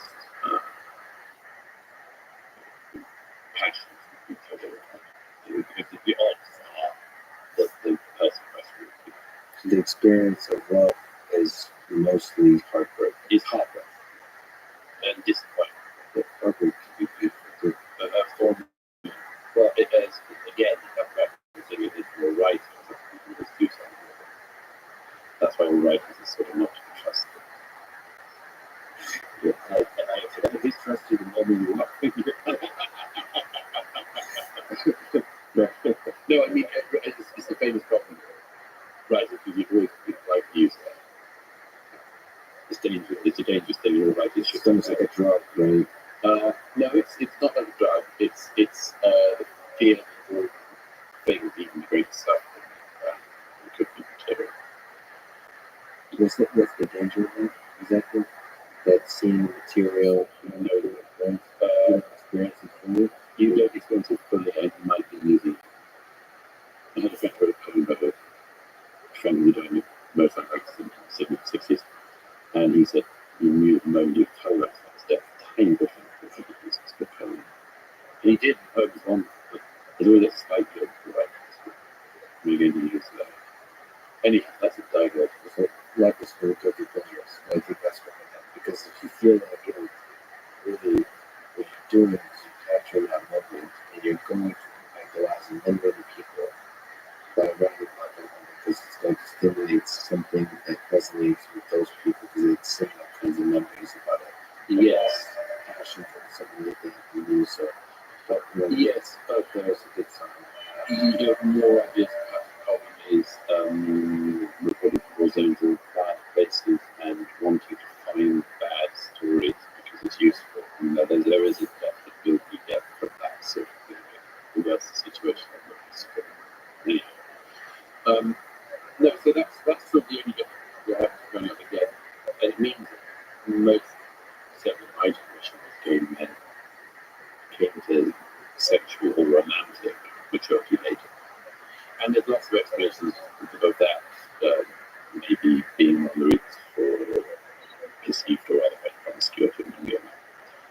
which is, I think, more easily persuaded by the fact that gay men behave like men, what if women were men. That's one inspiration. It starts featuring about that you come to sexual flourishing later in life. That could be seen as a trajectory for positive, could be positive or negative. Yeah. But what's broadly speaking is the role of love in the human condition, Douglas? Well, it's the nearest thing we have to finding the point. What is the point? What's the meaning of love? Let's go there. So what's the meaning is a hard one, of course. Where is the meaning? And I say that everyone can find that. You gravitate to places you find meaning. Now, there's a conservative answer to this, which is quite useful, and it's certainly more useful than any others, because the conservative answer is to find meaning where people have found it before. It's a very, very good answer. If your ancestors found meaning in a place of worship or a particular canon of work, go there, because it's been proven by time to be able to give you the go. Much more sensible than saying, hey, I don't know, discover new ways of living. But love is probably the nearest thing we can have to the divine on earth. And of course, the problem of what type of love you need is an issue. But that just the fact that you don't like definitions anyway. I do like definitions, I just they need to be pinned down. But let's not go there. No, because it's not pinned down at the moment. Well, no, because if you know, I mean, because of the different varieties of love, in fact, we have one word for it in our culture, and it means an awful lot of things that we don't mean. Well, but let's say human life, with the greatest fulfillment in sexual fulfillment in sexual love with another person, is probably the greatest information we can have of what might otherwise only be superseded by divine love. And it's the sense that all the young lovers have, which is that they've just walked through the low door of the garden and found themselves in this. And that this is. There's a beautiful, beautiful poem of. Can I read it to you? Yes, please. I'm trying to find. There's a beautiful poem of Philip Larkin, which slightly says what I'm trying to dodge the question, but referring to other people. But I think that's the best way to answer the question. good thing Is to read a poem. So there's a poem by Philip Larkin called High Windows, which is remarkable because he came sexual. He and a rather unhappy sex life, but he came sexual fruition in the 40s and 50s and all the hell with that. And he got what I regard being a really remarkable and important view on the sexual revolution in the 60s, which is that most people, most older people, resented the young. They resented the freedom they had, and actually they found the freedom terrible. It was always going to be like people. They felt like that's crazy. He's a very conservative person from a different freedom. And he says in his poem, the opening poem, he says, when I see a couple of kids and guess who's fucking her, and she's taking pills or wearing a diaphragm, I know this is paradise. Everyone else dreamed of all their lives. Bonds and gestures pushed to one side like an outdated combine harvester. Everyone young going down the long slide to happiness endlessly. I wonder if anyone looked at me 40 years back and thought that would be the life, no God anymore, sweating in the dark out there, or having to hide what you think of the priest. He and his lot will all go down the long slide like three bloody bears. And immediately, rather than word,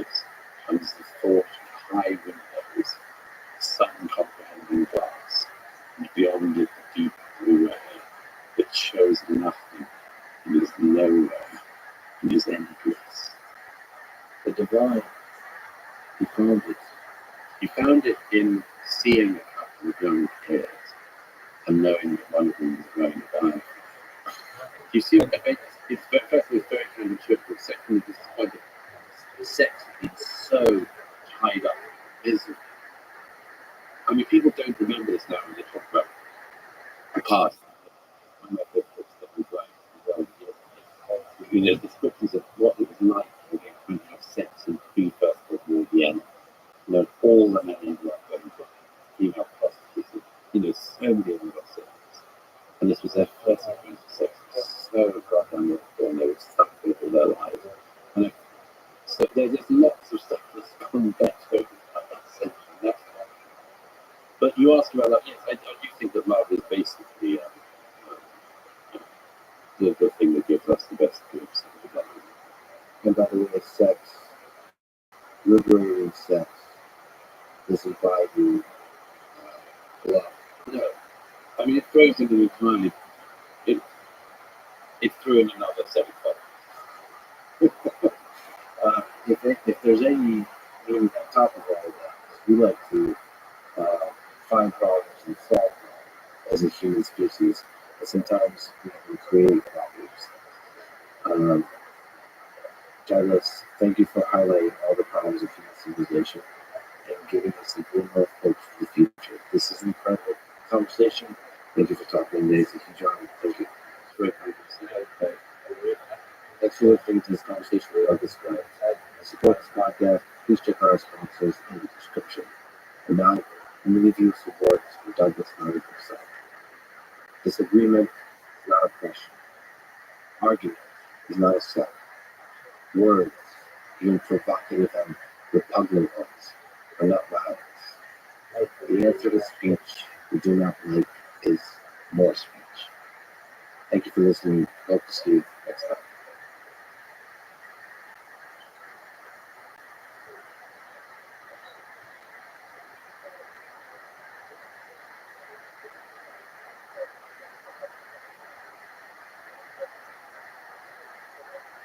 Slaves produce a surplus which the master has. Serfs produce a surplus which the lord takes. Employees produce a surplus which the employer takes. It's very simple. These are exploitative class structures because one class produces a surplus appropriated, distributed by another group of people, not the ones who produced it, which creates hostility, envy, anger, resentment, and all of the problems that could lump under the heading class struggle. The following is a conversation with Richard Miller, one of the top Marxist economists and philosophers in the world. This is a heavy topic. In general, for me personally, given my family history in the Soviet Union, in Russia, and in Ukraine. Today, the words Marxism, socialism, and communism are used to attack and to divide, much more than to understand and to learn. This podcast, I seek the latter. I believe we need to study the ideas of Karl Marx, as well as their various implementations throughout the 20th and the 21st centuries. And in general, we need to both steel man to consider seriously the ideas we demonize, and challenge the ideas we dogmatically accept as true, even when doing so is unpleasant and at times dangerous. This is the Lex Friedman podcast, supported. Please check out our sponsors in the description. And now, dear friends, there's Richard Wolf. Let's start with a basic question, but maybe not so basic after. What is Marxism? What are the defining characteristics of Marxism as an economic political theory? Well, the simplest way to begin the definition would be to say it's the tradition that takes its founding inspiration from the works of Karl Marx. But because these ideas that he put forward spread as fast as they did and as globally as they did, Literally, it's 140 years since Marx died, and in that time, his ideas have become major types of thinking in every country on the earth. If you know much about the great ideas of human history, um, that's an extraordinary spread in an extraordinarily short period of historical time. And what that has meant, that speed of spread and that geographic diversity, is that the Marxian ideas interacted with very different cultural histories, religious histories, and economic conditions. So the end result was that the ideas were interpreted differently in different places at different times. And therefore, Marxism, as a kind of first flush definition, is the totality of all of these very different ways of terms with it. For the first roughly 40 or 50 years, Marxism was a tradition of thinking critically about capitalism.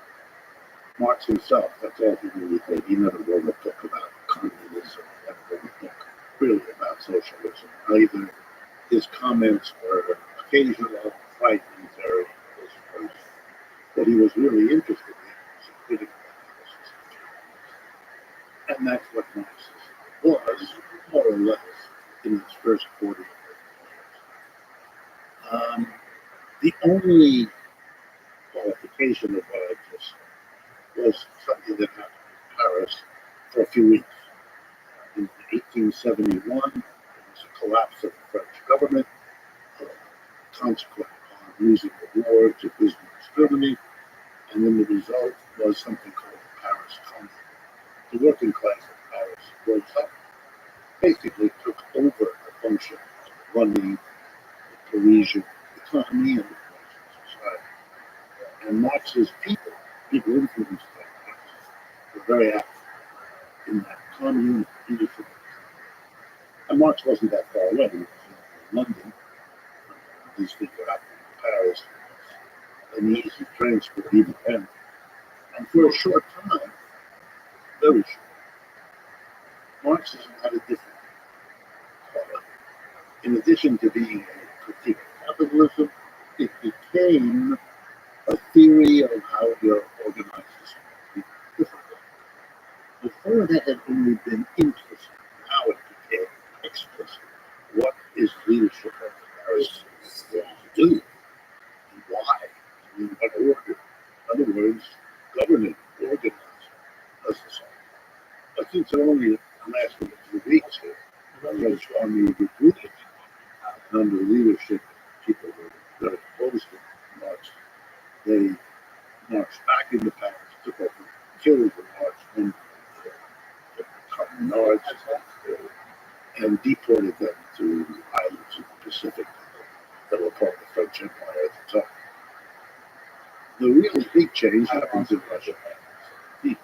How you a group of Marxists that you trust who are in this bizarre position to seize a moment. Once again, a war disorganizes the government, throws the government to the very end of the because it is the government that loses World War I, has to withdraw this year. And the government collapses, and the army revolts. And in that situation, a very small political party, Russian Social Democratic Workers' Party, splits under the pressures of all of this into the Bolshevik and Menshevik divisions, then Trotsky divisions. Now, to make a long story short, he's an exile. His position, Lenin's position, makes it gets it supported because he says Russian workers should not kill Germany. This is a war of capitalists who are dividing the world up into colonies. Russia should not kill them. The absolute worst piece of As you can expect, that's Interestingly, in the United States, the leader of that socialist party, as you know, there was a Communist Party at this point, the head of the socialist party, very important American figure named Eugene Victor Debs, makes exactly the same argument that Americans should not fight the war. He's in fact has nothing to do with that now. He does it. He gets arrested and put in jail here in the United States. By the way, runs for president from jail and does this. Really, really. And he's the inspiration for Bernie Sanders. There's he was God.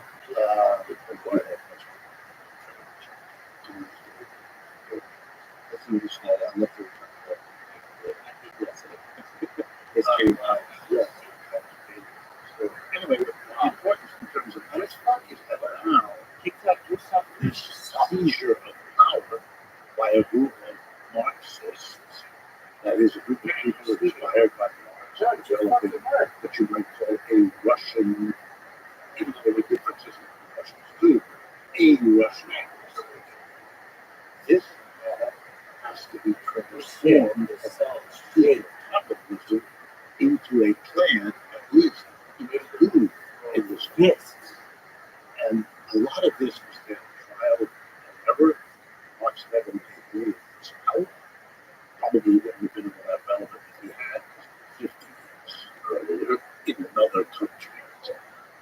So what begins to happen, and you can see how this happens a little later in China, where Cuba and so on, is that you have kind of a bifurcation.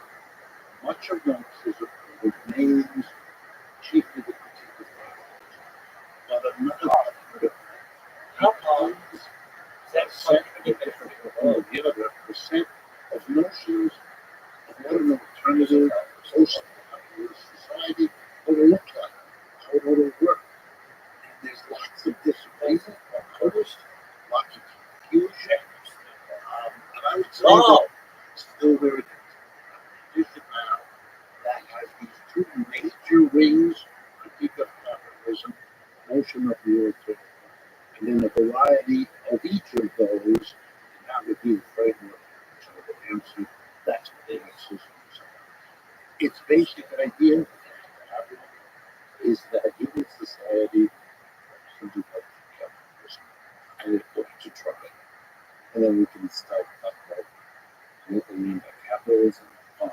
This shit is so slow. We'll look at the critique of capitalism. One side, maybe stepping back.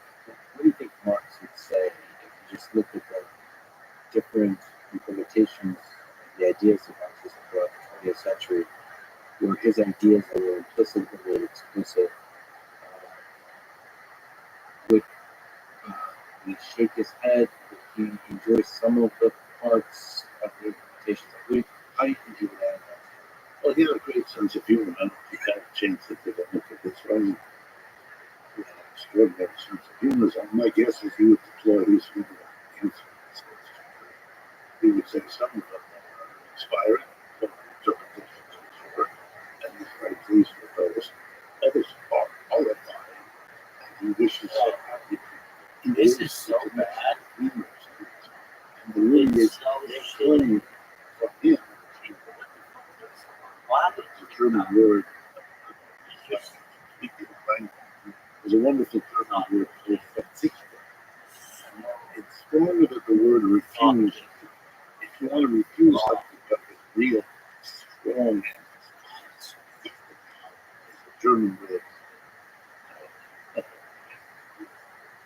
And he would talk in philosophical terms, because we don't speak philosophy. That's what his doctoral thesis on ancient Greek philosophy. He would wax philosophical. The ideas you put out a little bit like a child. A lot of influence, but the child is his own person and will find his own way. And these ideas, once they're out there,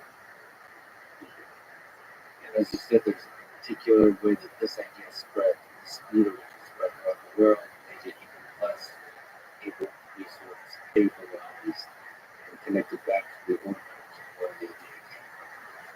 the only people who haven't really tried were the Russians after the revolution, because they occupied a position for a while, not very long, but they occupied a position for a while.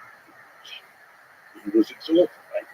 And all these people criticizing technology, even the Marxists, was in the 16th century, and these were the first guys who pulled it off.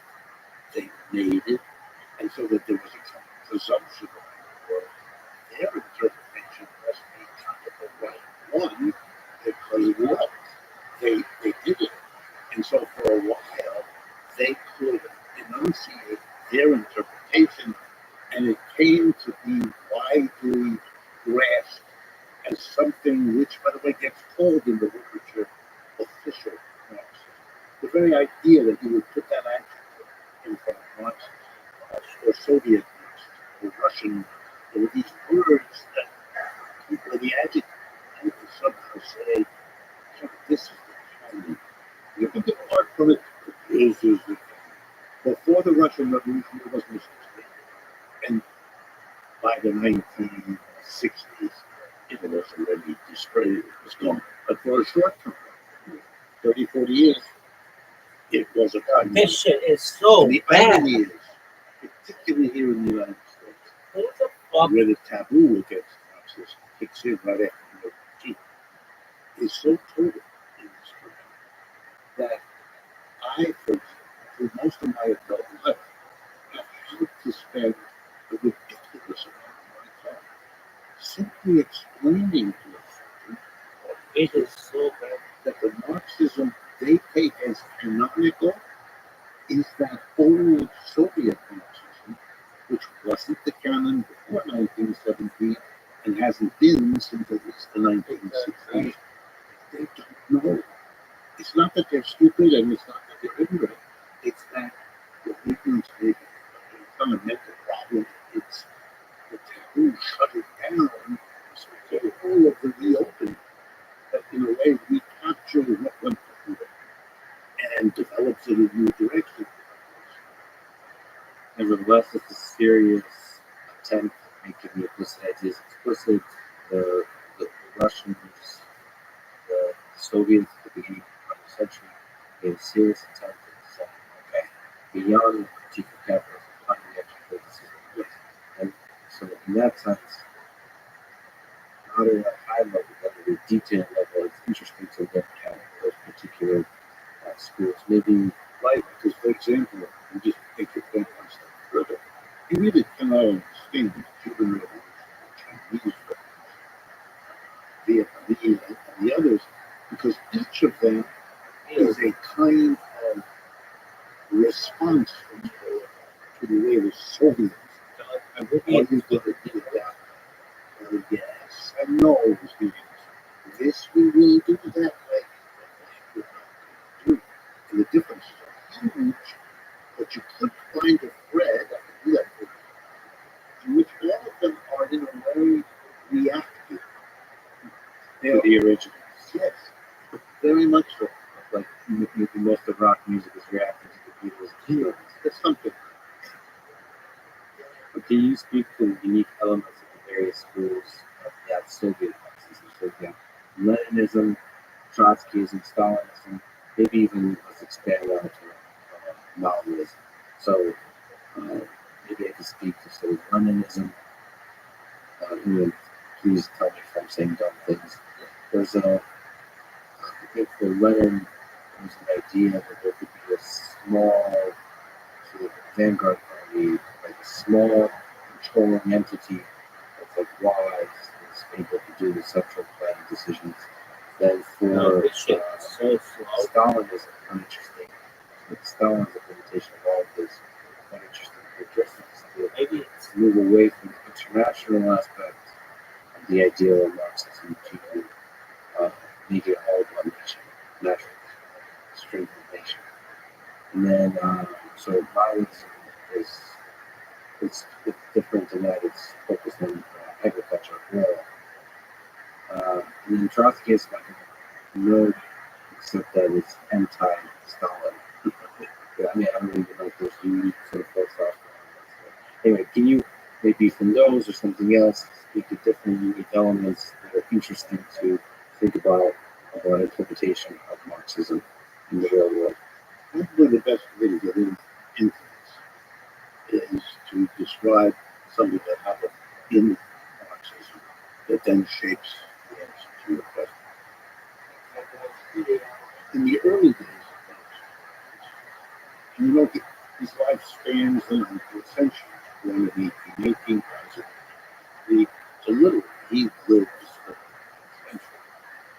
And you might, and you can make things simple, you might look at the first half, first two-thirds of his life, as overwhelmingly gathering together the precursors to his own work, not just usually scholarly sense, partly because he worked on a job, and partly because he was an ex London his whole life.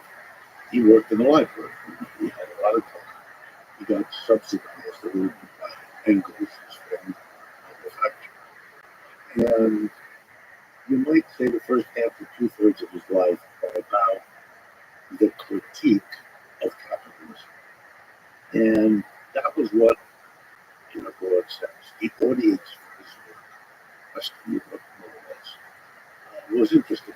That's what they wanted. And he gave that to them. He wasn't the only one, but he was very effective.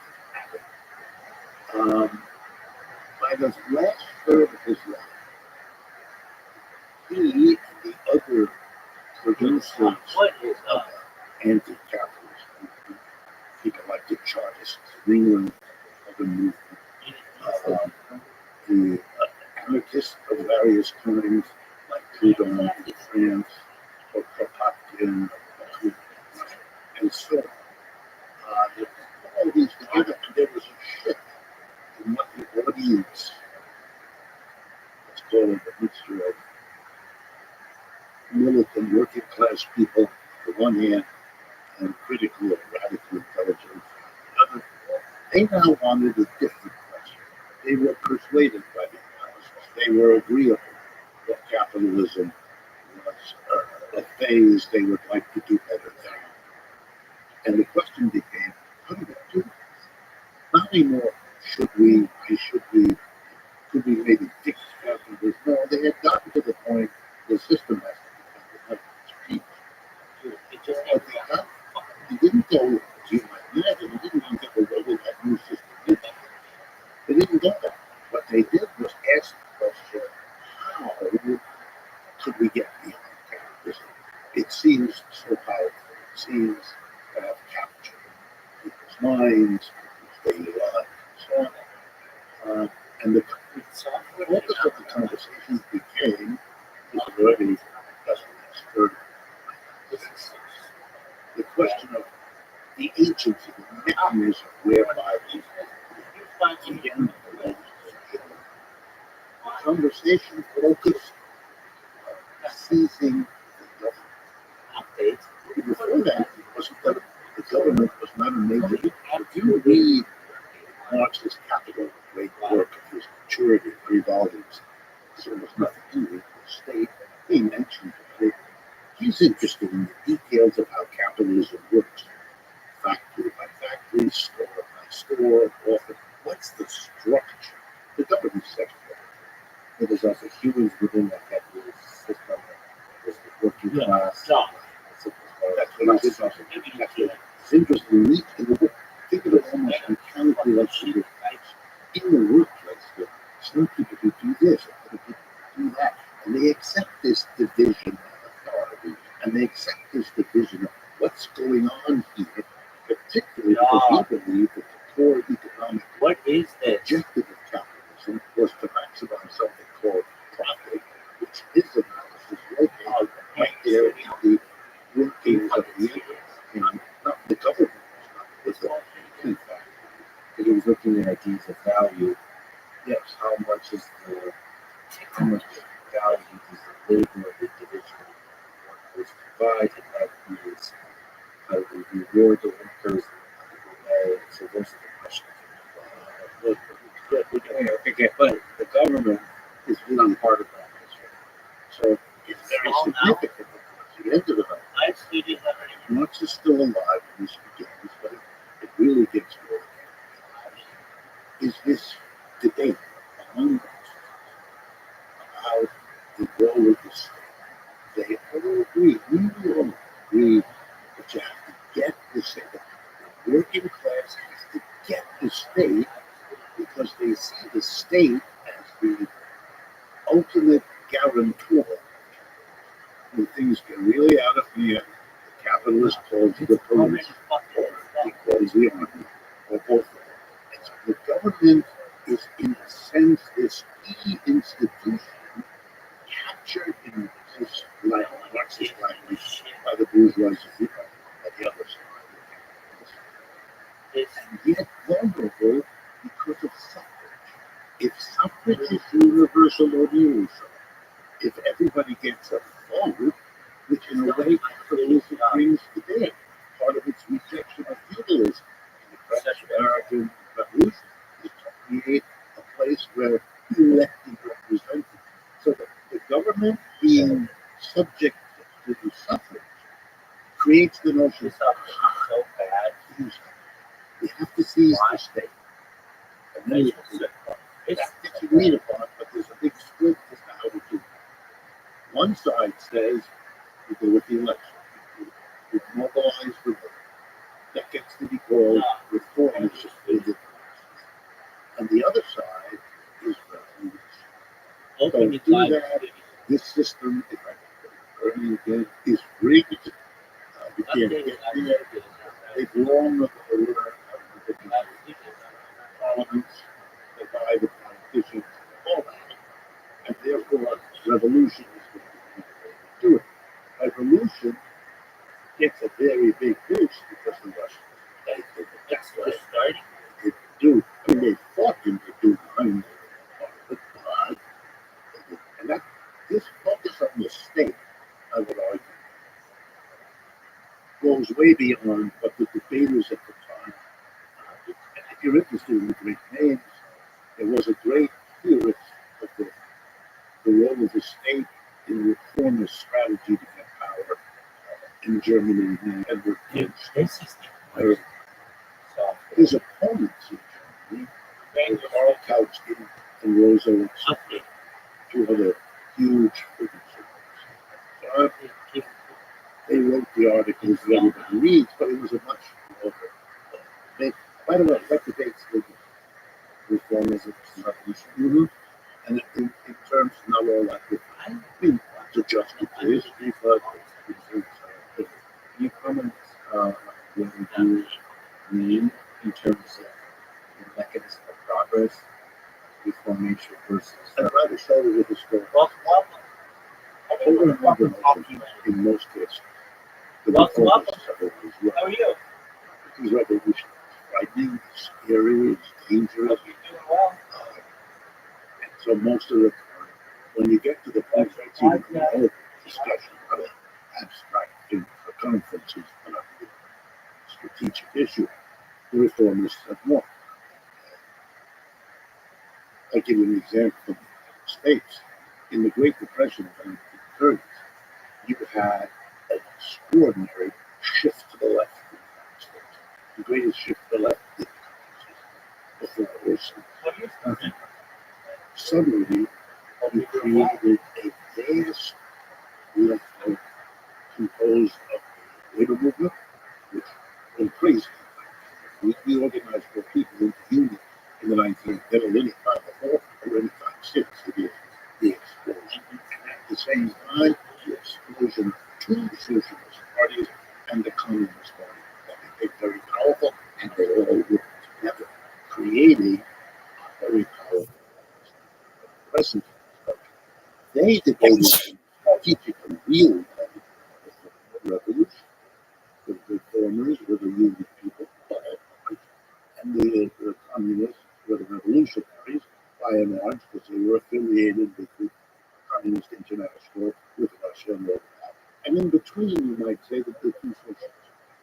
One that was Trotskyist in inspiration, and the other one more moderate Western European.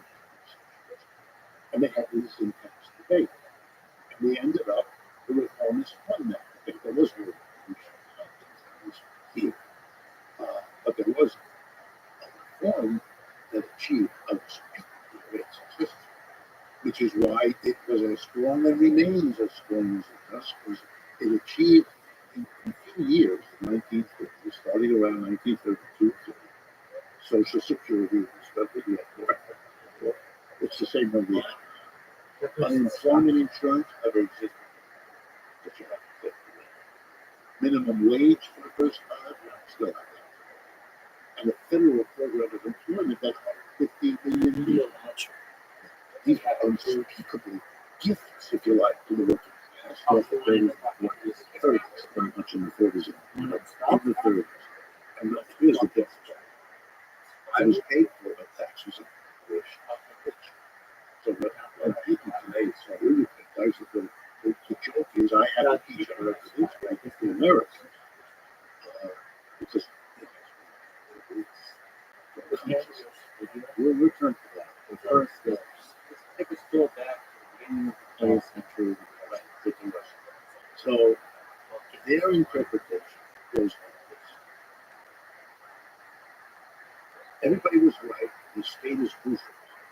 We were right. We were the revolutionaries. We seized the state. Now we have the state, and socialism is when the working class captures the state to the way of a revolution, and then uses its power over the state to make the transition from capitalism to the federal. And again, make a long story short, what happens, which is not unusual with you, is that the means comes. In other words, Lenin, who's crystal clear before he lived very long time, he's 23, he's only an hour from 17, maybe 22. By that time, he has his brain trouble. And that's 1922, but at least.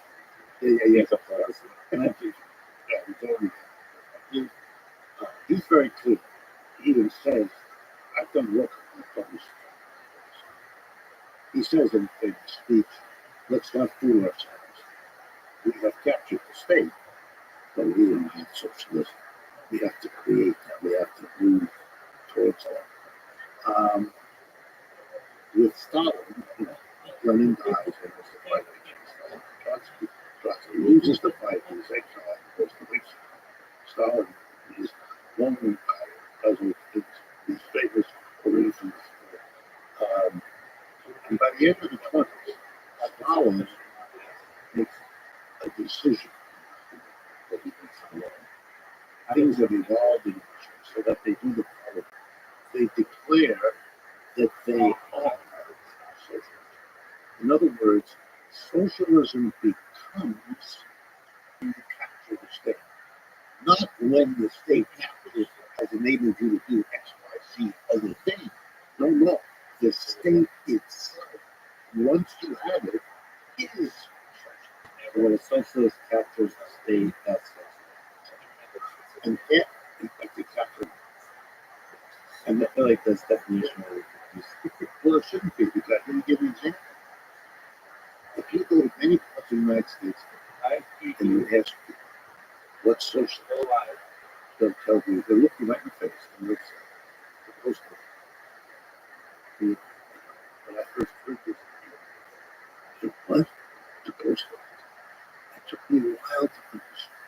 The post office, Amtrak, the Tennessee Valley, all the examples of the United States where the government runs something. This is socialism.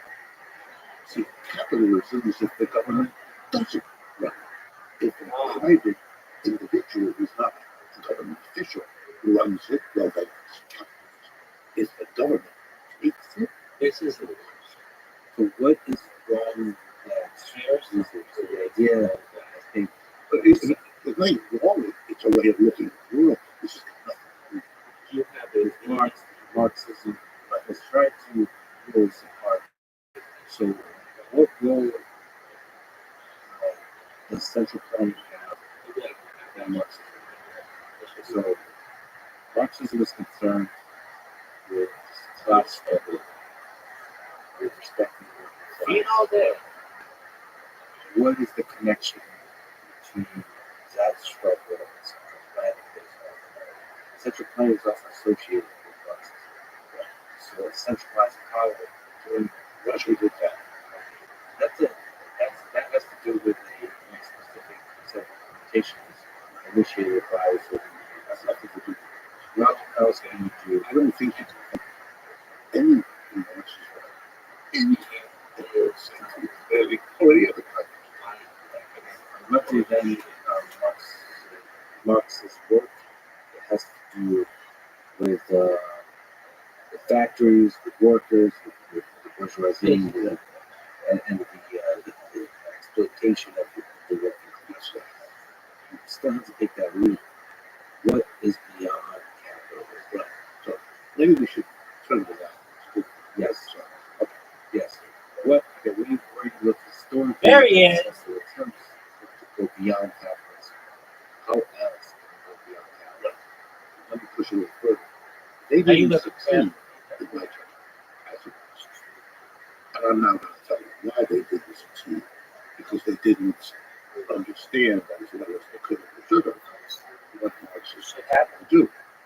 I think I would have been like them if I had lived at their time under their circumstances. This is not a critique of that. But it's a different way of understanding.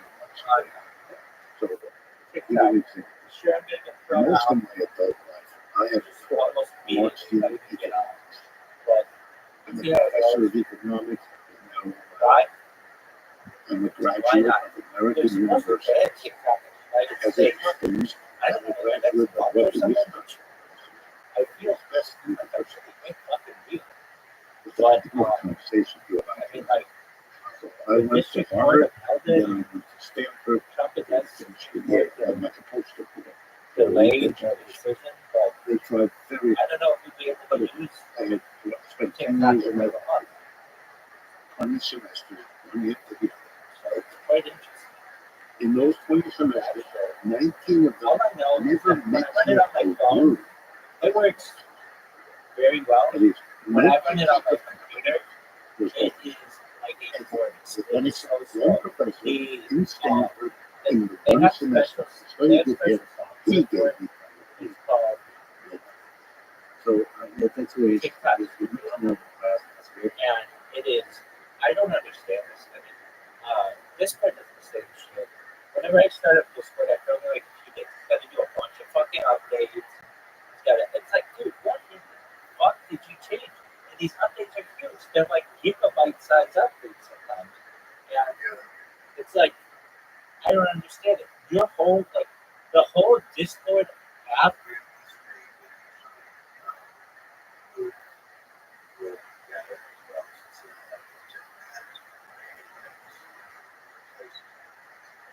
Yeah, but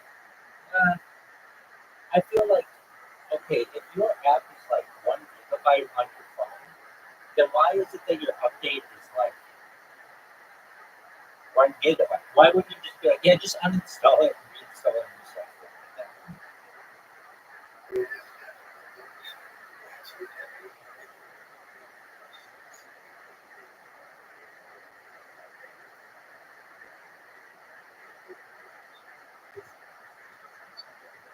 Right. And you, okay, so it is, especially Discord, I feel like no one is talking to these tech companies and they know. But it's just basically like, I feel like storage hasn't really improved that much. It does, but it used to improve a lot better, a lot more. And I've always felt this way. Like when you get the old iPhones, they'd be like, I don't know, 16 gigabytes, and then with 32 gigabytes, and 64 gigabytes. It should continue doubling with um, every single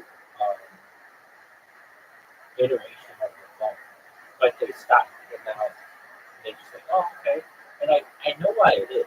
They don't want people having huge libraries of media in particular, because if they do, then they won't buy streaming software or streaming services. And I get it, but it just makes it so frustrating because uh, they're- right. right? But then if your internet isn't blazingly fast, well, then it doesn't work very well. And exactly, right, absolutely. This, yeah, this software is just seriously unusable. And I hope the people at ByteDance or wherever the fucking company is recognize that their software is just unusable for like a just an average user. And I don't get it. I don't get why TikTok is such dog shit. Okay, so I'm gonna close TikTok. I'm gonna go live on TikTok on my phone, and I can go live on TikTok so quickly on my phone in comparison to my computer. And I don't understand it. My computer's technically faster than my phone, but I don't get it. I'm gonna be live in 3, 2, 1.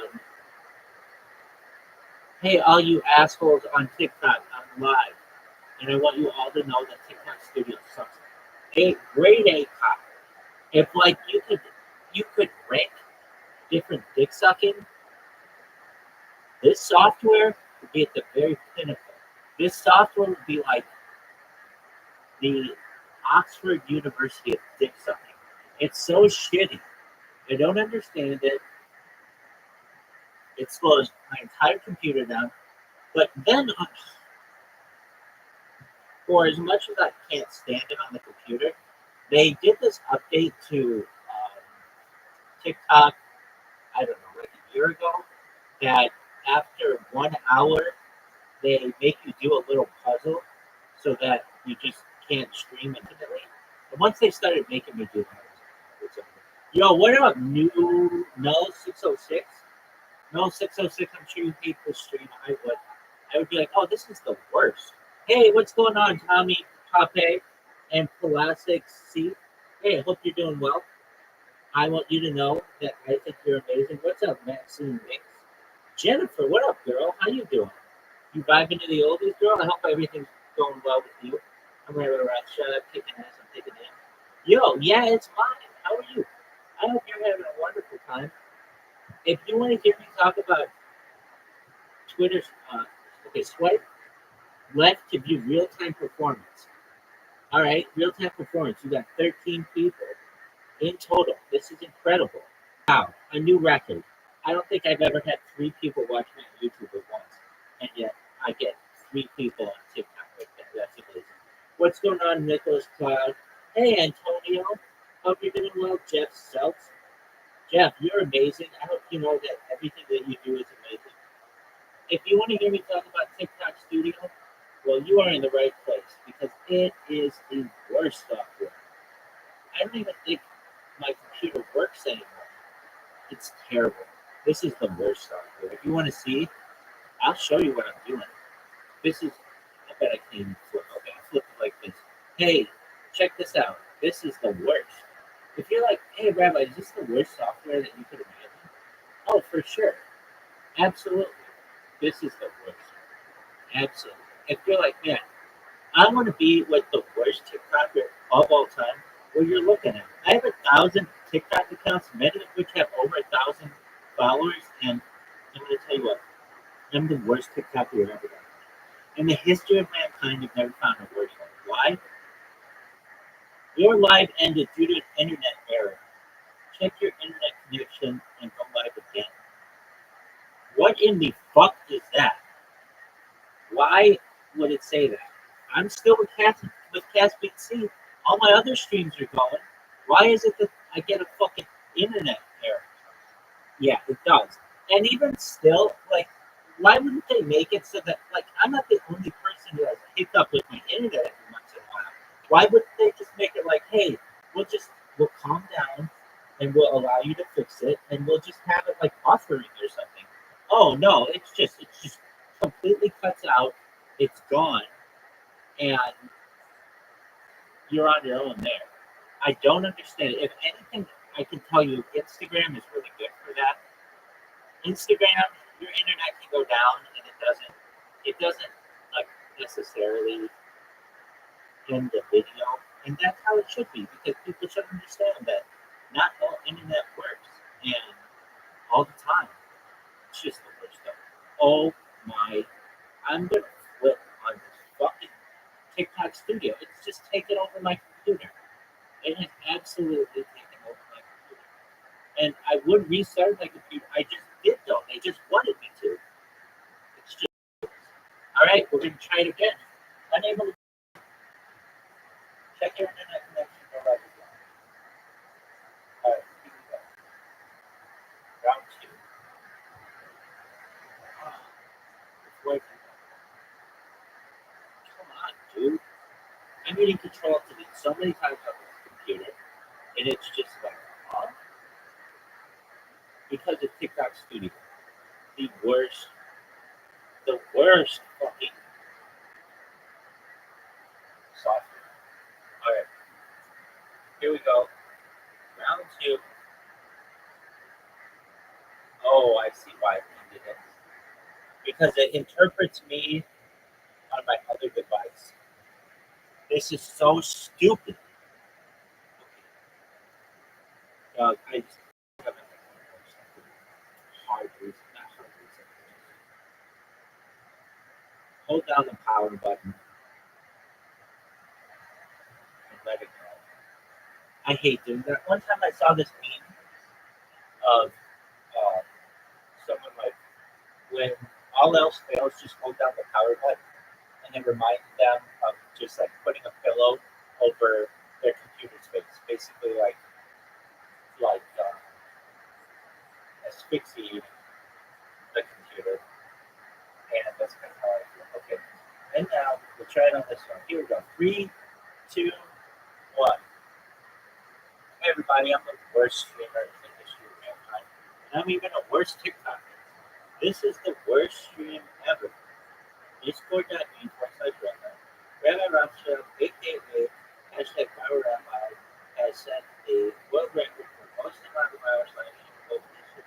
Reasons to promote Rabbi. This is all alpha. Amazing.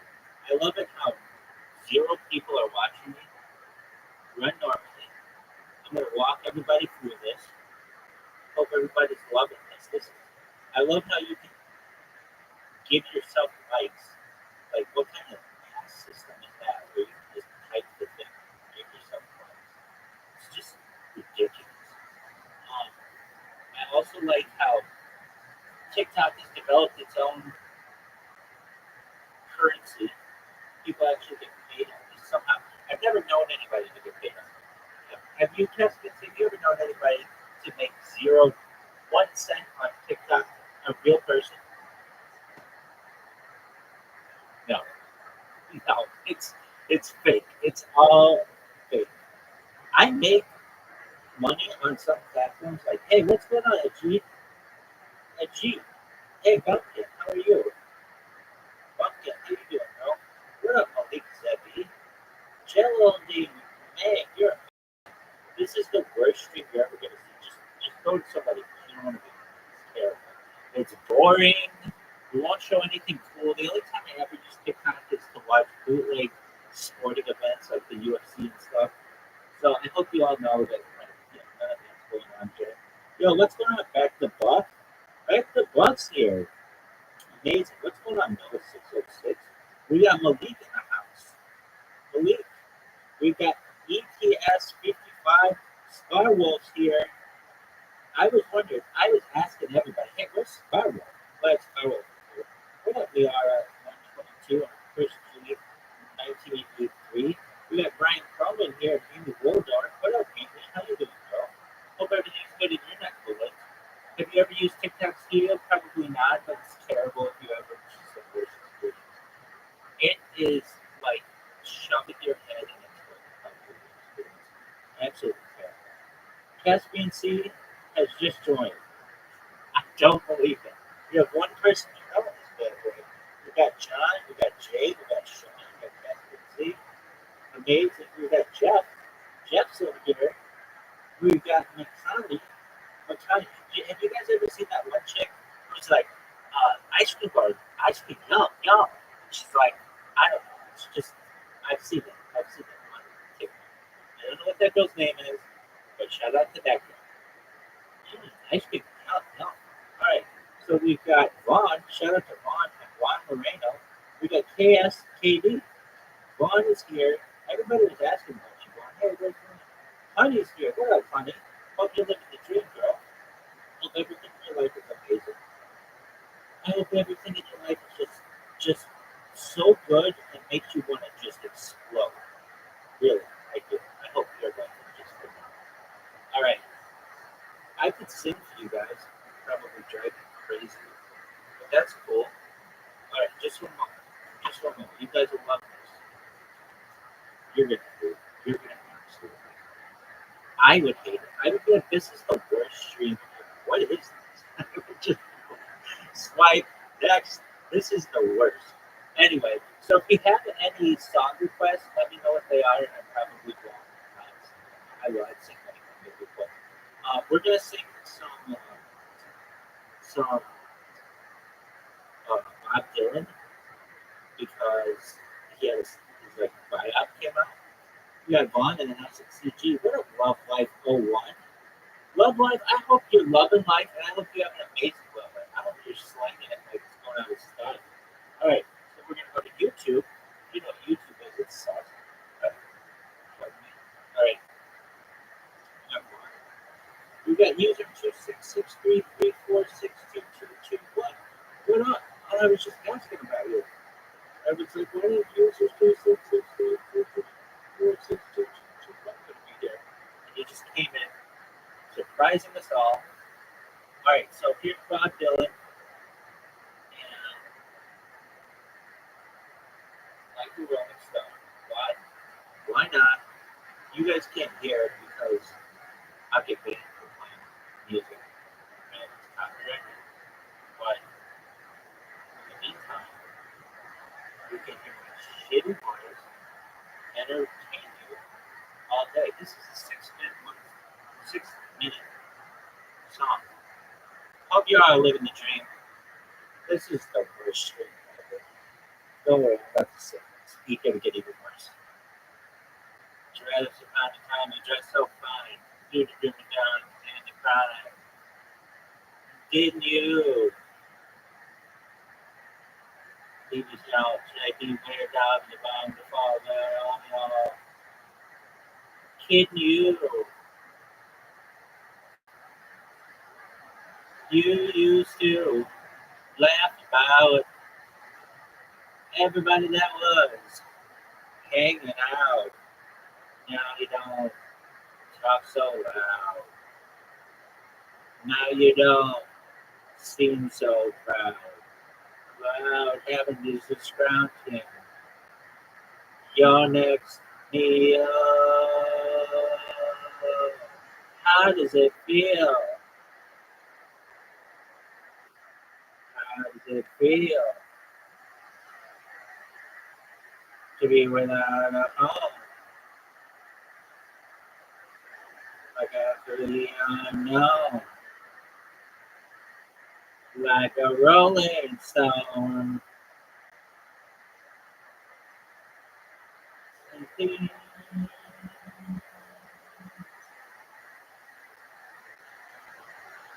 Oh, you got to find the school alright, missing them, but you know you're only want to get juiced in it. The fact that we thought you had to live on down the street, now you're not going to have to get used to it. You said it's never compromise. A dirty chip, now you realize he's not selling any alibis. As you tear into the vacuum of his eyes, you say, do you want to make a deal? How does it feel? How does it feel to be on your own with a direction home? complete unknown, like a rolling stone. Don't worry, kids. I'm amazing. I'm gonna get another device. It's gonna be baller. It's amazing. Hold on a second, kids. Here we go. Oh, yo, turn around, see crouch on the jugglers and the clowns, and they're get tricks for you. And never understood that it ain't no good. Just let other people get your kicks for you. You sit right on the front horse with your diplomat. Baby on the shoulders like Simon's cat. Ain't it hard when you discover that he wasn't where it's at? After he took from you everything you could steal. How does it feel? How does it feel to be on your own? With no direction home. Like a complete unknown. Like a rolling stone.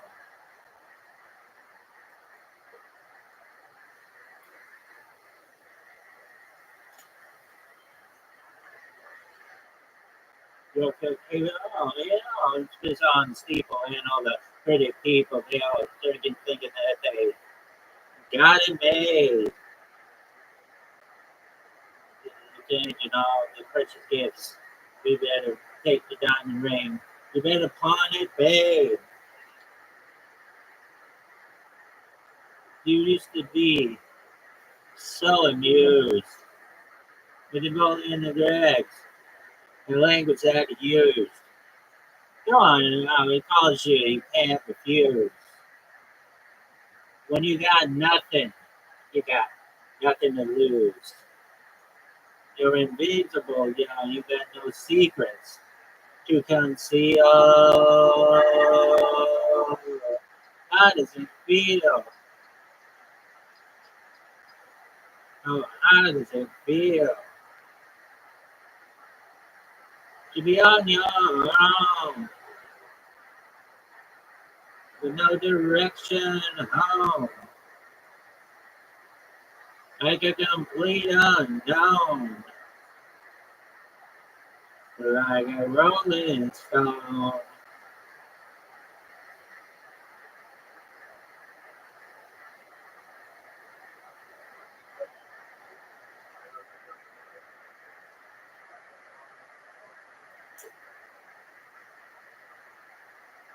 Oh, little baller, baller, baller. Okay, so now if y'all are like, hey, what are you doing? We're gonna get another device with a shirt. Sure. It's gonna be amazing. Everybody just keep your pants on. Alright, get ready, kids. This is gonna be amazing. Oh, this is gonna be good. Take time. Big, huge body. In the history of mankind, there have been some events that have really shaken the world, and this is gonna be one of them. This is gonna be so fire. You better call your local authorities. We're gonna burn this mother down. You all know this on Disco Inferno? It's gonna be that. Alright. See this girl? She sucks in comparison to how I am. Really? Oh, she's the worst. Her boyfriend cheated on her with her mom. We gotta check this out. Wow, this is like an episode of James Springer Boy or something. Alright, now what? Alright, so here's what we're gonna do. We're gonna add one. What's your mom look like, bro? Alright, here we go. Super Rothschild. Here we go. this is the worst. This is why am I drunk? Wow. Hey, welcome, Rabbi. I'm really glad that you're here. Hey, we've got Dennis Brangman. Everybody's been asking about Dennis. All right. So now we're going to add a host or a guest. Yeah, add a guest. Notice I sent the thing. There we go. Here we go. Oh, we got Father Figure. We have a request for Father Figure. Oh, I can sing that song. I can sleep. Love it. Love the request. I have to take a major leap dump. I'm not even talking about like double A's, single A's. I'm talking major leap. You will join us with audio only. This is the worst. Okay, there we go. Oh, we got a bunch of people on here. All right, here we go. We got the thing. Also, guess live. Turn on the camera, dog. Please. All right, here we go. Mike. Oh man. All right, here we go. Modify the guest. That's it. You don't know anybody with this many accounts already. Oh, there we are. Amazing. Unfortunately, you can't see my whole.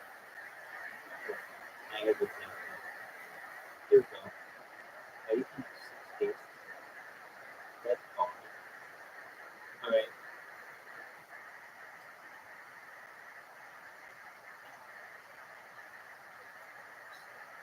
George Michael. Y'all know who George Michael is? If you don't, you're missing out. I don't know that. Big time. There we go. Oh, maybe I can show you what I'm doing at the same time. That would actually be baller.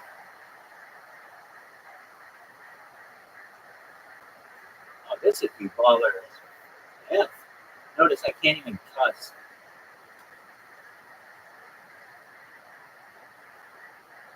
Baller. Yeah. Everybody's loving this. This is sick. Amazing. It's also a George Michael song. That's all I wanted. Something special, something sacred. In your eyes. You're just one moment to be bold and naked at your side. So nothing that you'll never understand me. Understand me. Maybe this time it's forever. Say it can't be. Whoa, whoa, whoa. That's all I wanted. Something special, someone sacred in your eyes. Just for one moment, to be woman naked at my side. Sometimes I think that you never understand me. Understand me. Put something healthy together. We'll be happy. Whoa, whoa, babe, I will be your father figure. Put your tiny hand in mine. I will be your preaching teacher. Anything you have in mind, I will be your father figure. I have had enough of crime. I will be the one who loves you till the end of time.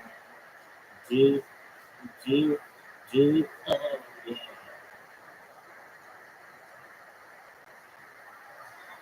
Do do do do do do do do do do. And kids, That's all I wanted. But sometimes love can be mistaken for a crime. That's all I wanted. Just to see my baby. Blue eyes shining. This time I think that my lover understands me. Understands me. That if you have faith in each other, then we can be strong. Baby, I will be your father figure. Put your tiny hand in mine. I will be your preacher, teacher. Anything you had in mind. I will be your father figure. I have had enough of mine. I will be the one who loves you till the end of time. If you are the desert, I'll be the sea. If you ever hunger for me, whatever you ask for, that's what I'll be. So when you remember the ones who have lied, who said that they can, but they left as you cried, beautiful darling. Don't think of me because all I ever wanted.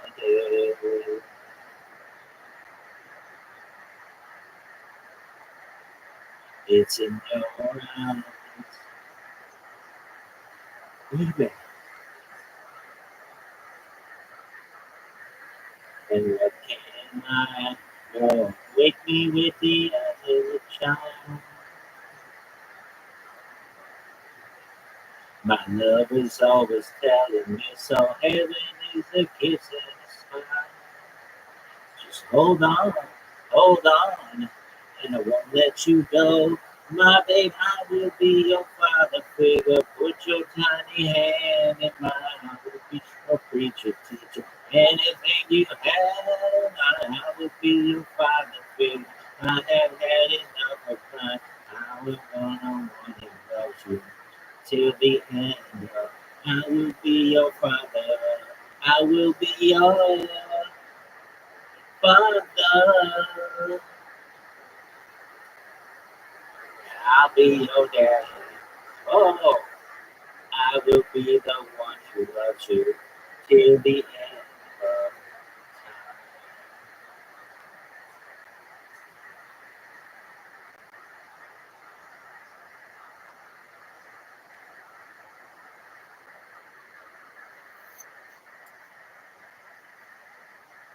All right, I'm going to kill this whisper and I will play the video so you can see what it looks like. This is Miami, Florida.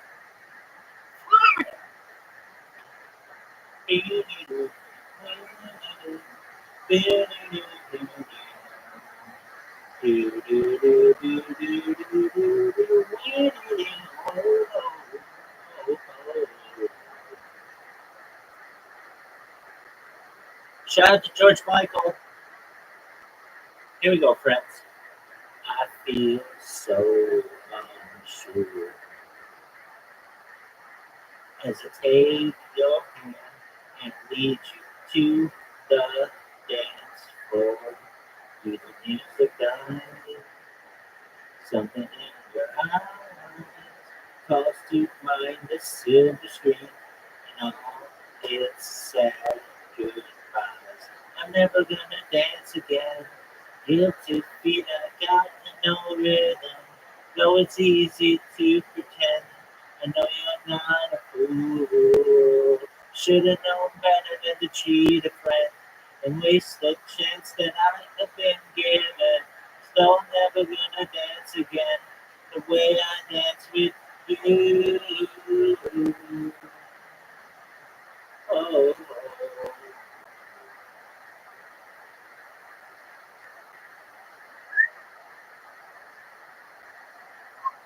time can never mend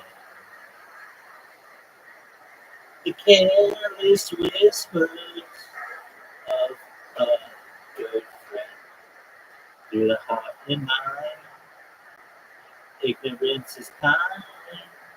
There's no comfort in the truth. Pain is all you'll find. I'm never gonna dance again. Guilty feet, I got no rhythm.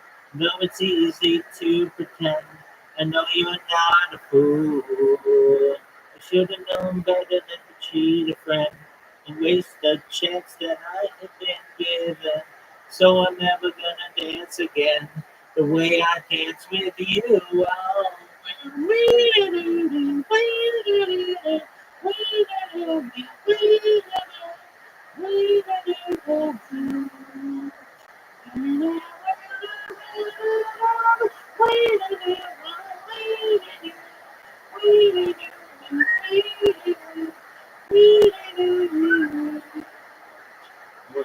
here we go, girls. Big time. Tonight the music seems so loud. I wish that we could lose this crowd. Maybe it's better this way. We hurt each other with the words we wanted to say. We could have been so good together. We could have lived this dance forever. But I just wanted to please stay. And I'm never gonna dance again. Guilty feet, I got no rhythm. Though it's easy to pretend. I know you're not a fool. Should've known better than to cheat a friend. Waste a chance that I have been given. So I'm never gonna dance again. The way I dance with you.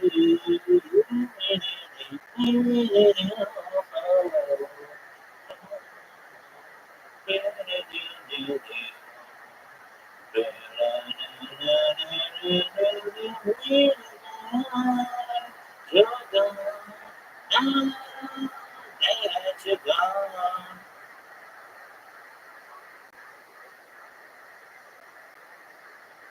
Now that you're gone, it's so wrong, so wrong that you had to leave me alone.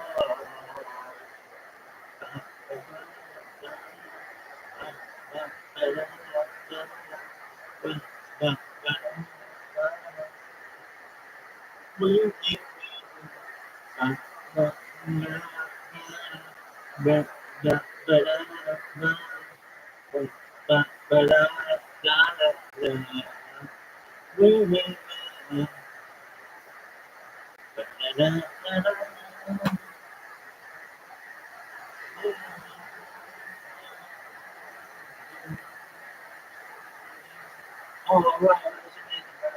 All right, well, if you like that, you're gonna like what we've got and stuff next. I have to change the name of this bad boy to something that makes sense for you today. So I'll be back. Thank you all for enjoying this. If you did enjoy it, well, that makes two of us. I have to go to the bathroom like a mother, and we'll be back soon, kids. So thank you for being here. Oh, there we go. Oh, be right back, folks. It's gonna be a bang bang play. Giambi, cheater, Giambi.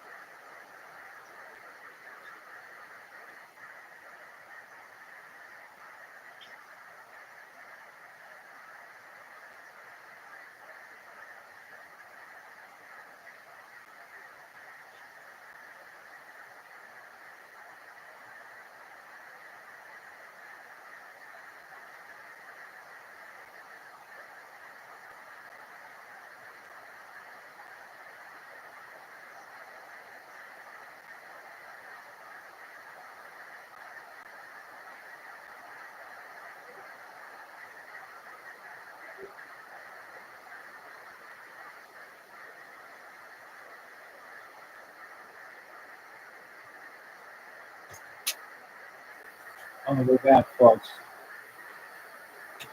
All right. Now, well, try this shit again. If I go to maybe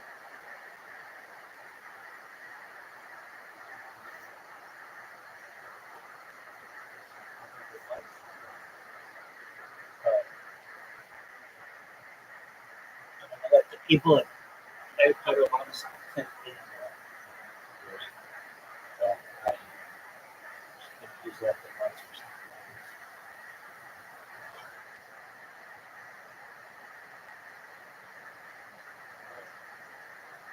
I'm sure it's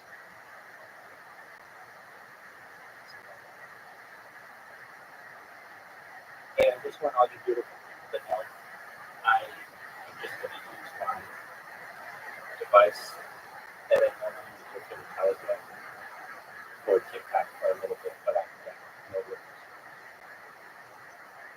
Thank you for loving me.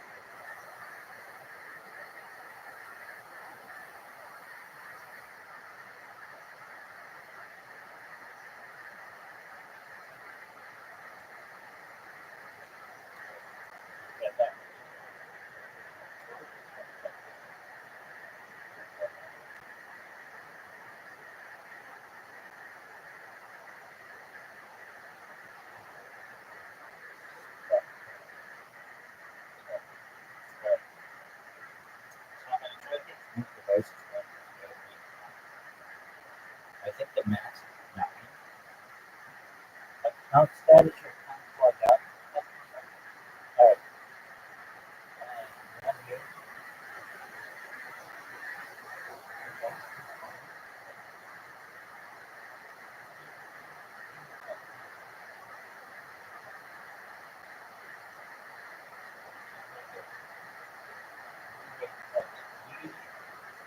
Ready?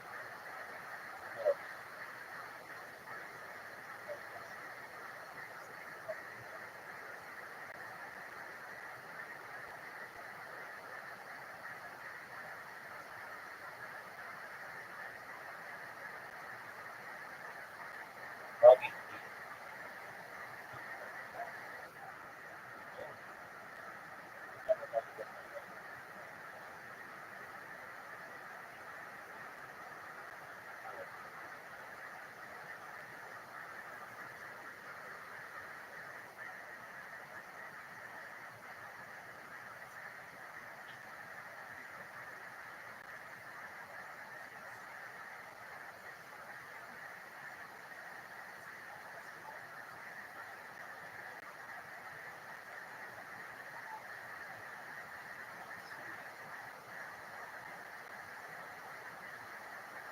But where it is. Okay. Ever. No. I don't give a shit. Not your fucking update. Not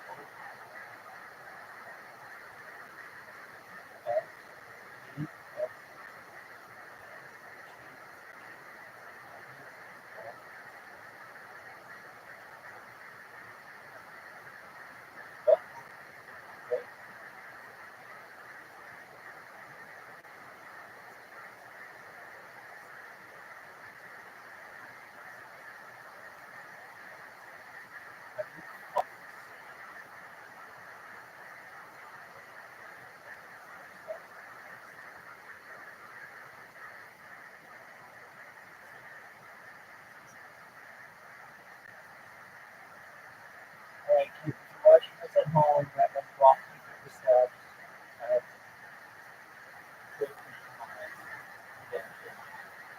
Log in. Skip all that shit. I don't care about looking for Facebook friends right now, dog. Okay. US Census Service update. I really thought I had fucking choice. There's no like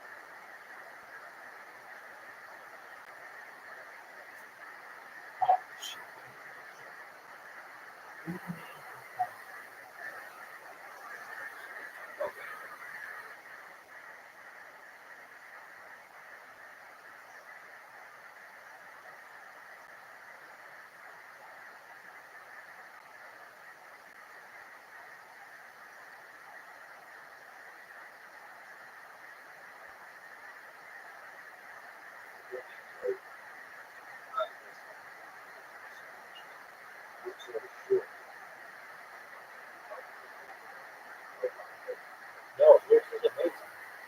The only change that I never said that you need to make it. Yeah. Oh yeah, yeah, yeah. That is totally true.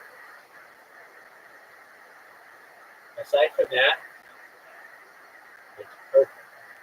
It's really, really good. It looks like you. It's identifiable, but it's not like exactly you. But yeah, if you had the board, if you had the circle, you made the shape.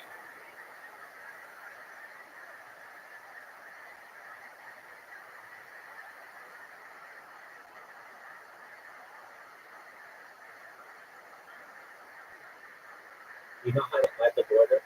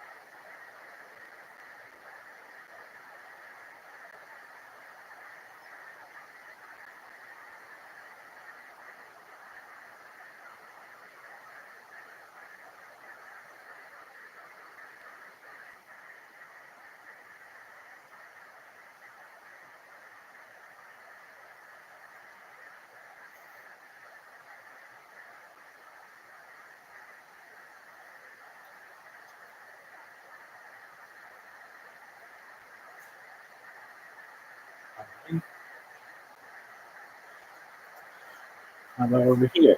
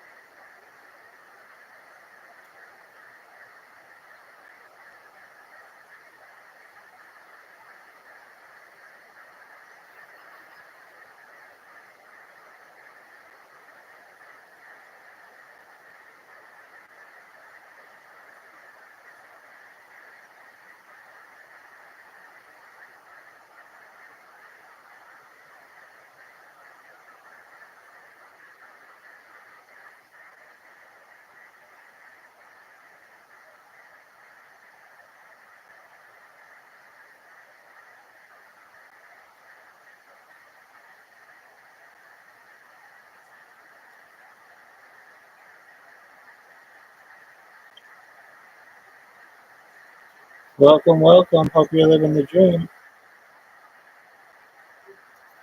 I didn't want to talk to you anyway.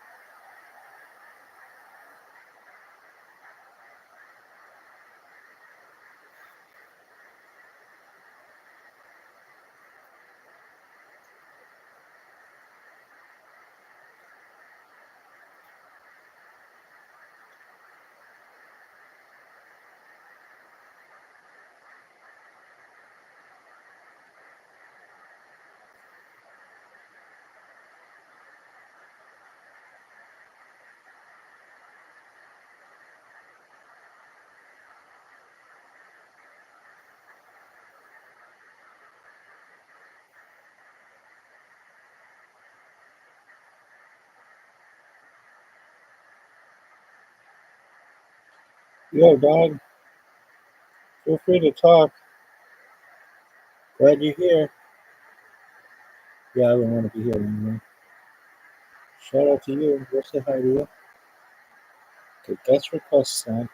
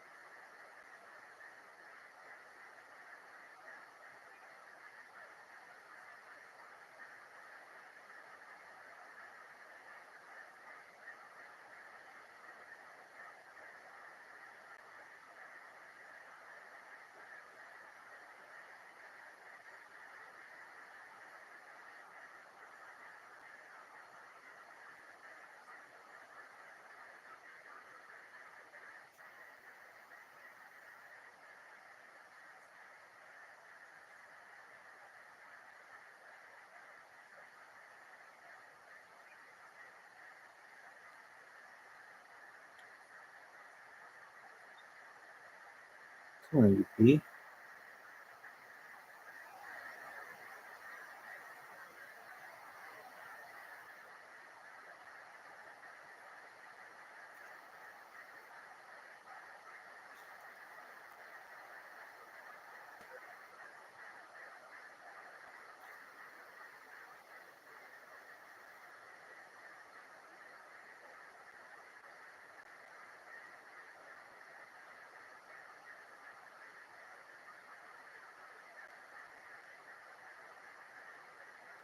Yo, what up, Nadine? Alicia, how you doing, girl? Hope you're amazing. I'm gonna sing some music. I'm just getting all my different accounts going. This is fun. Okay, just hold on. I've never done this, but I have as many accounts. Okay? Just notifications keep you up to date. No one cares. No one cares.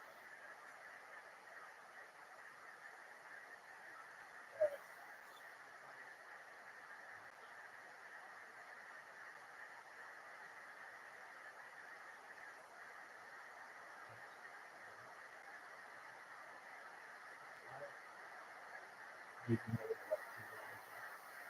You're not gonna tell them.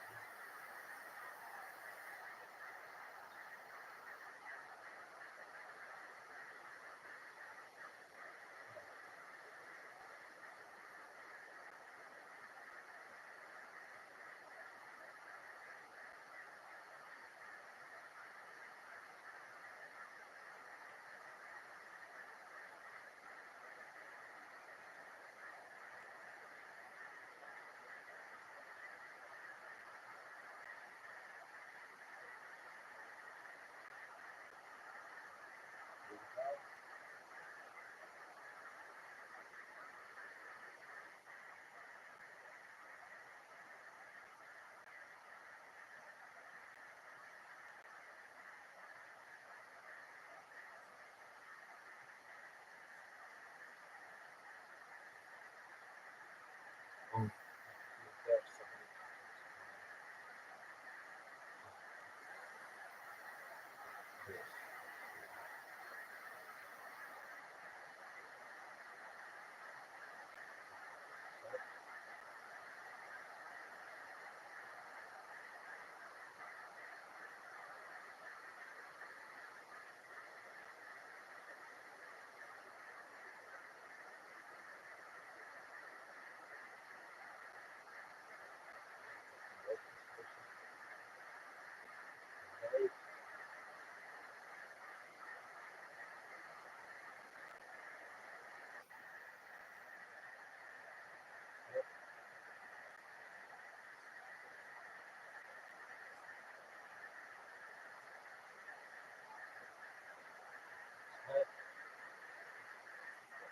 Sam,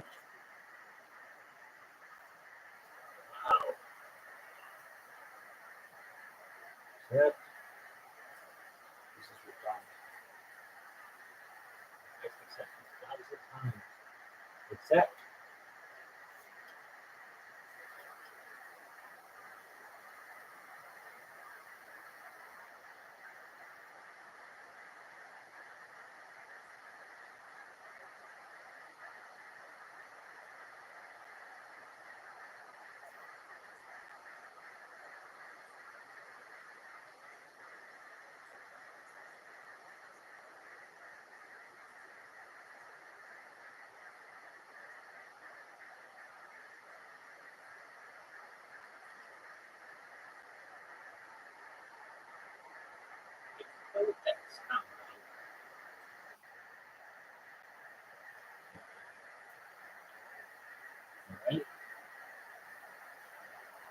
You working? No.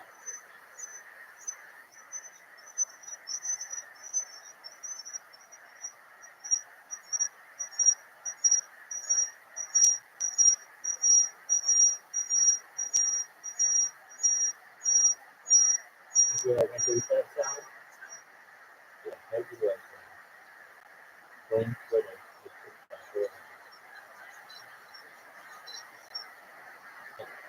It's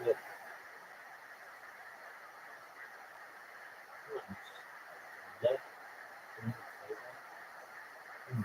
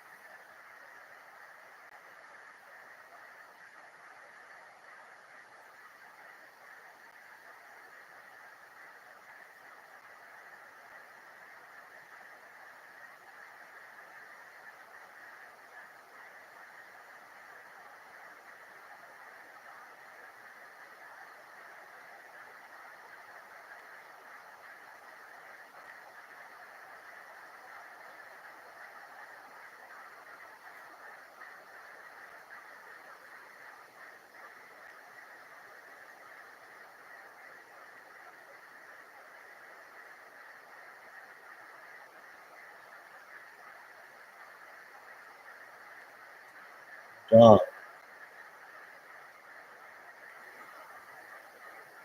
Hey, it worked.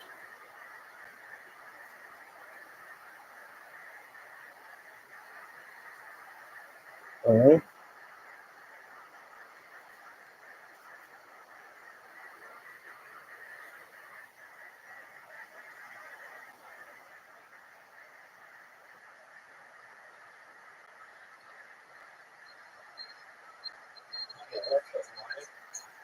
Psych. Worst stream ever. Oh, I love this. Close. Turn that on.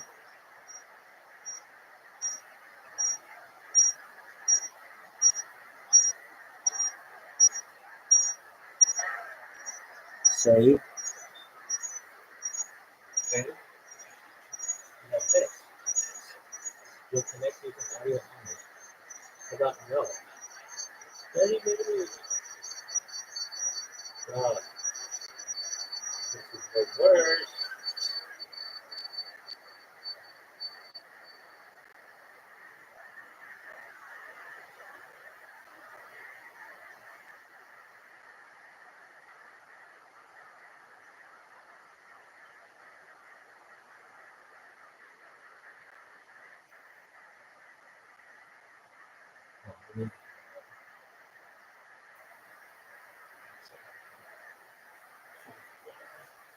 Anyway.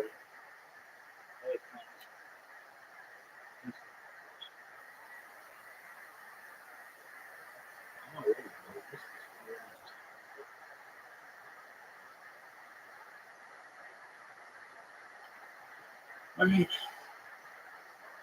Catherine, can you hear me? Catherine, can you hear me? Let you know. That's definitely a no.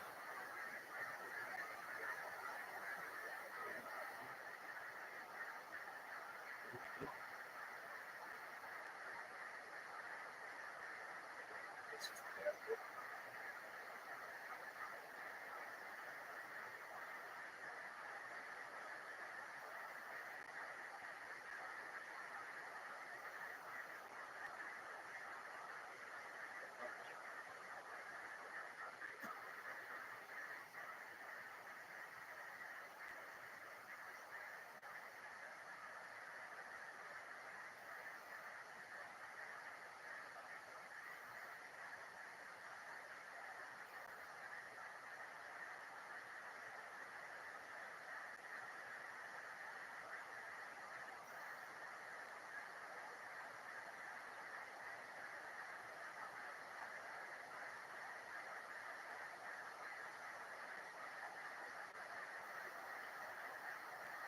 Tears for Fears.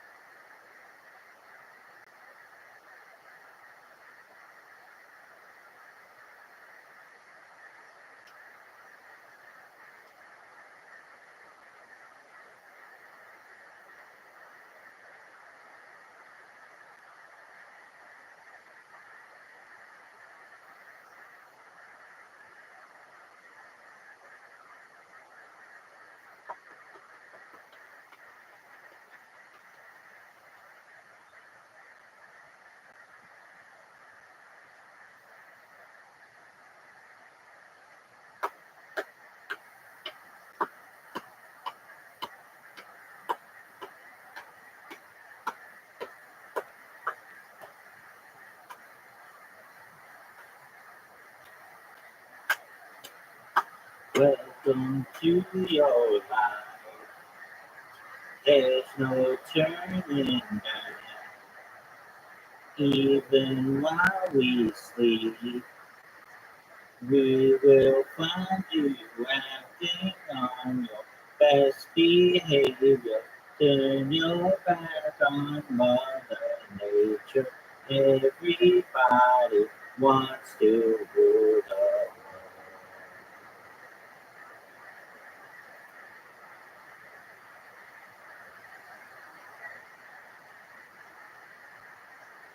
It's my own design. It's my own remorse. Help me to decide. Help me make the most of freedom and the pleasure. Nothing ever lasts forever. Everybody wants to rule the world. There's a room where the light won't find you. Holding hands while the walls come tumbling down. When you do, I'll be right behind you. So glad we almost made it. So glad we had to fade it. Everybody wants to rule the world.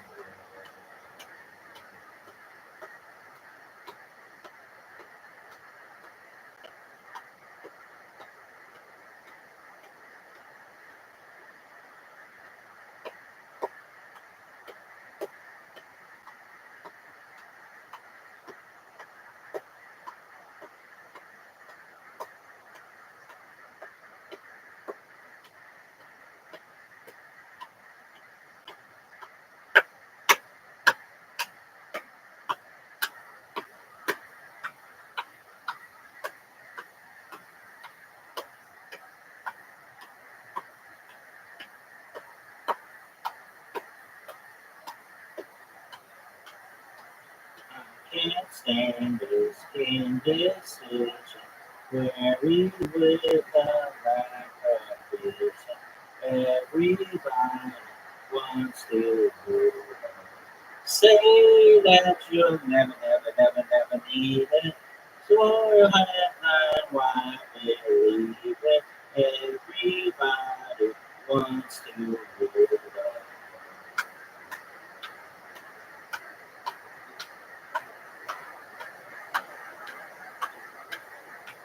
One for freedom and the pleasure that they'll never last forever. Everybody wants to do that.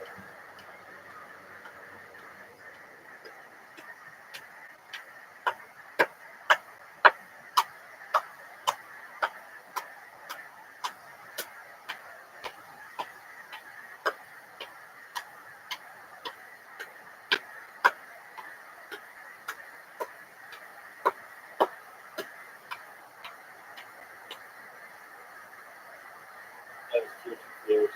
That was so good.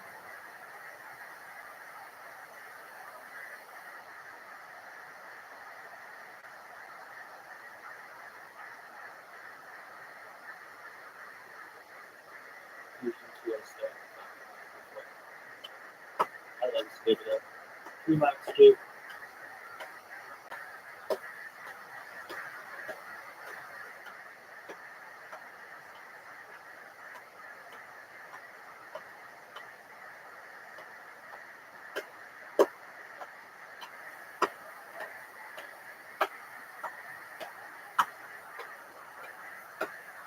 I have climbed highest mountains.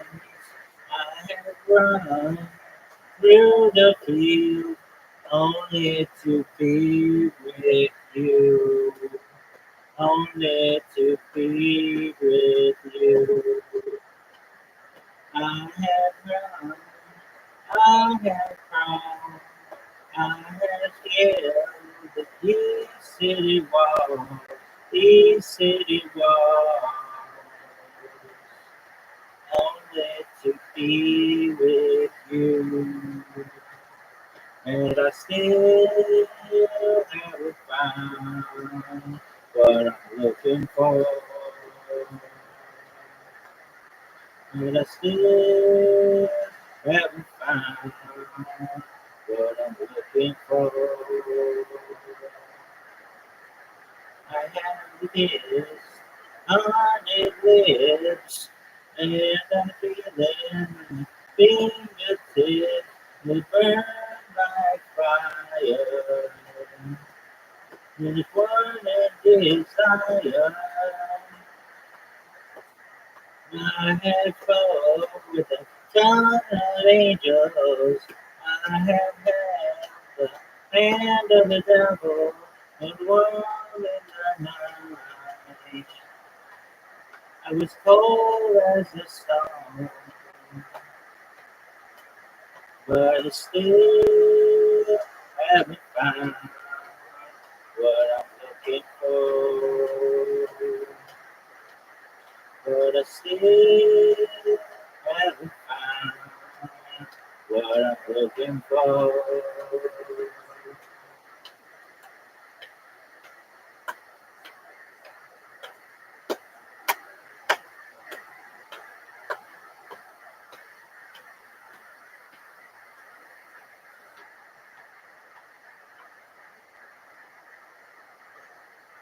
This is such bullshit.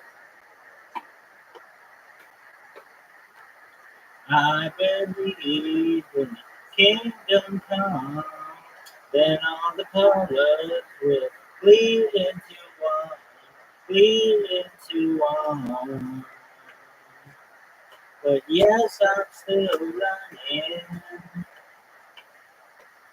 Broke the bonds and we loose the chains. Carry the truth on my shame, on my shame.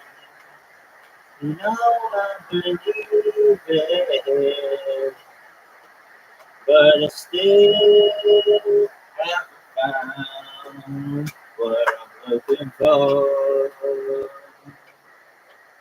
But I still haven't found looking for. But I still haven't found what I'm looking for. But I still haven't found what I'm looking for.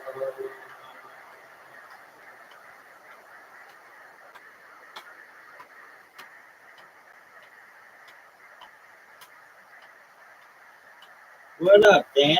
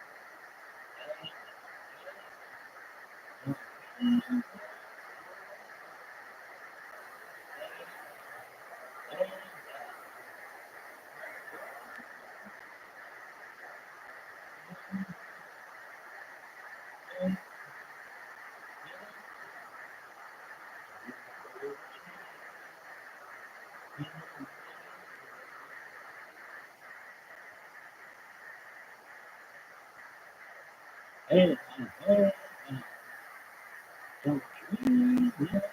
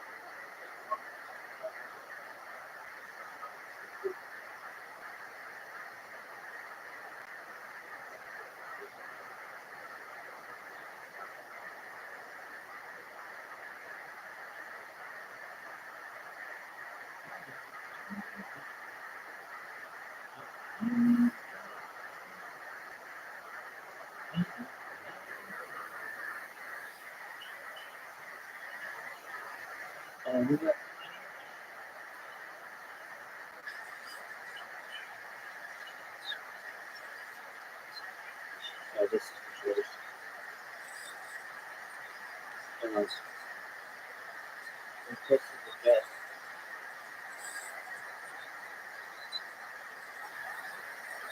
This is the bridge.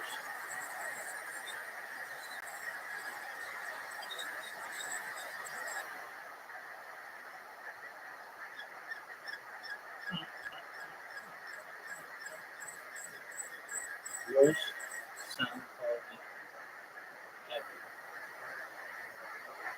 I like how I have one person on it. This is just what up, bud? How you doing? Oh yeah.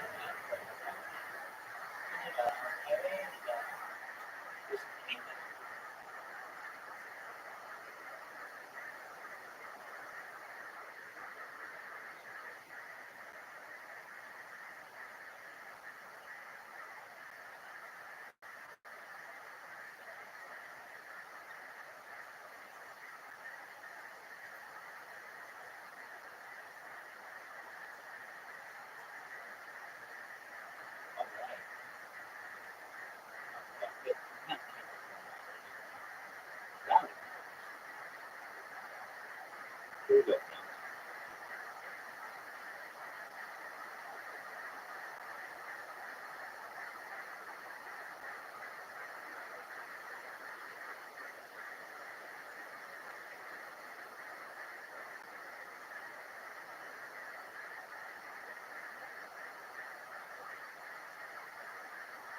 There's freedom within. There's freedom without. Forget my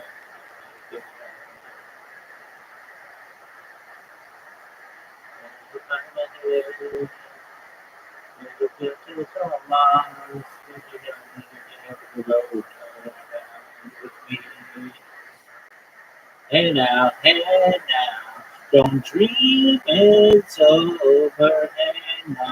Hey now, where the world comes in, they come, to the wall between us, without the day for me. You're falling my car. Yeah, I'm not really good at the decision is to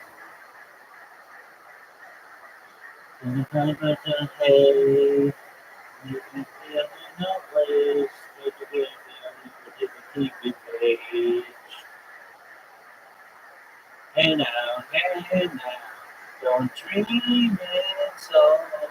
Hey now, where the world comes in, they come, where the world between us, without the name for me.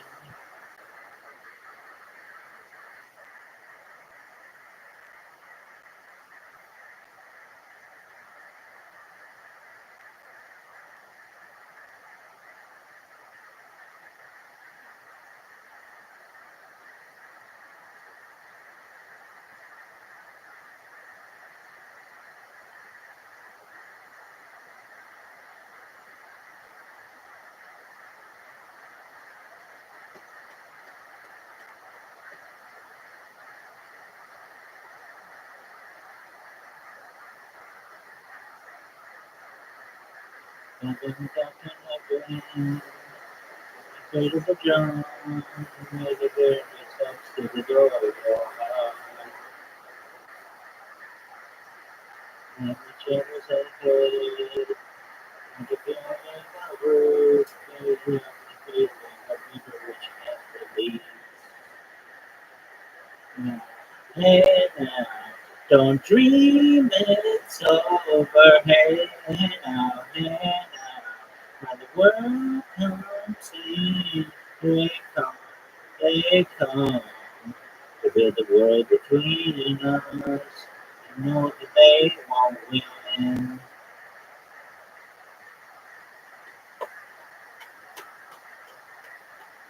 Let them win. Hey now,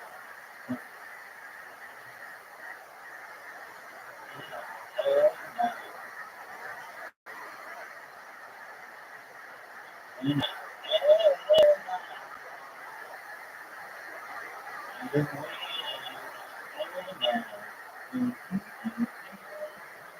Hey now. Well, that was really great, Rabbi. It's like the worst concert ever. Just ever.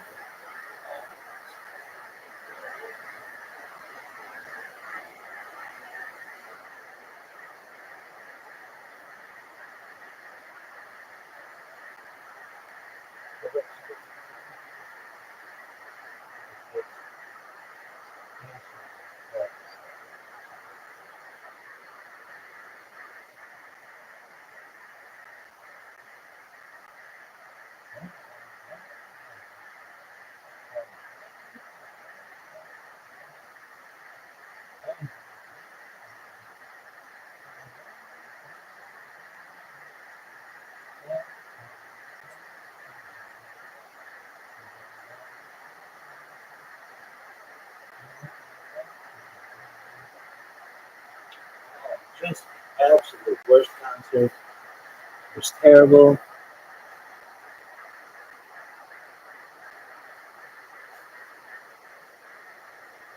Hey now, don't dream it's over. Hey now, when the world's so big, they come, they come to build the world between us. You know that they won't win. Worst stream ever. In the history of mankind. What happened here?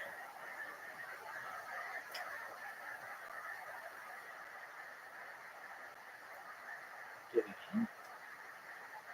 It should still be. It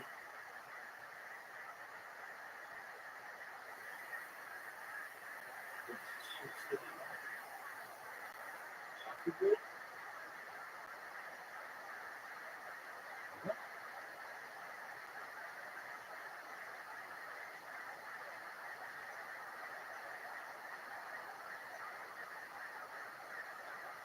Resume.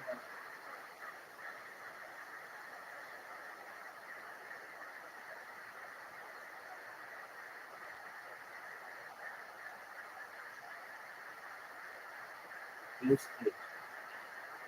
The papers are shitty.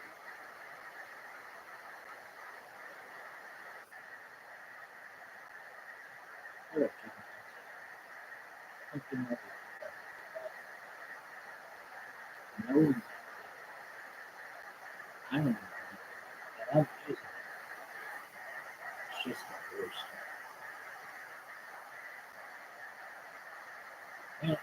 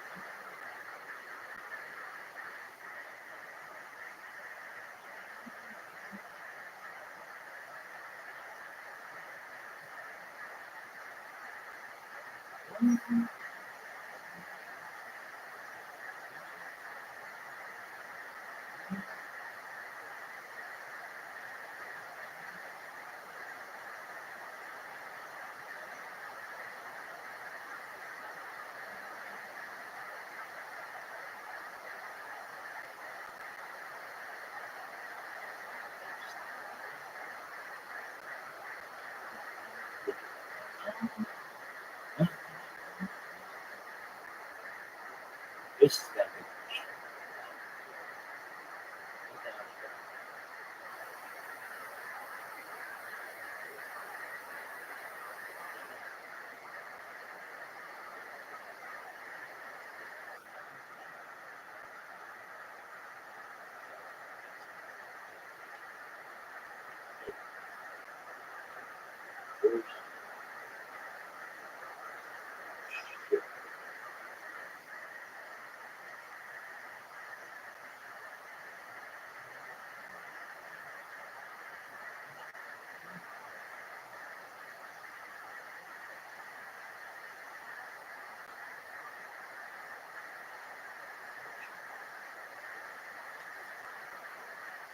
This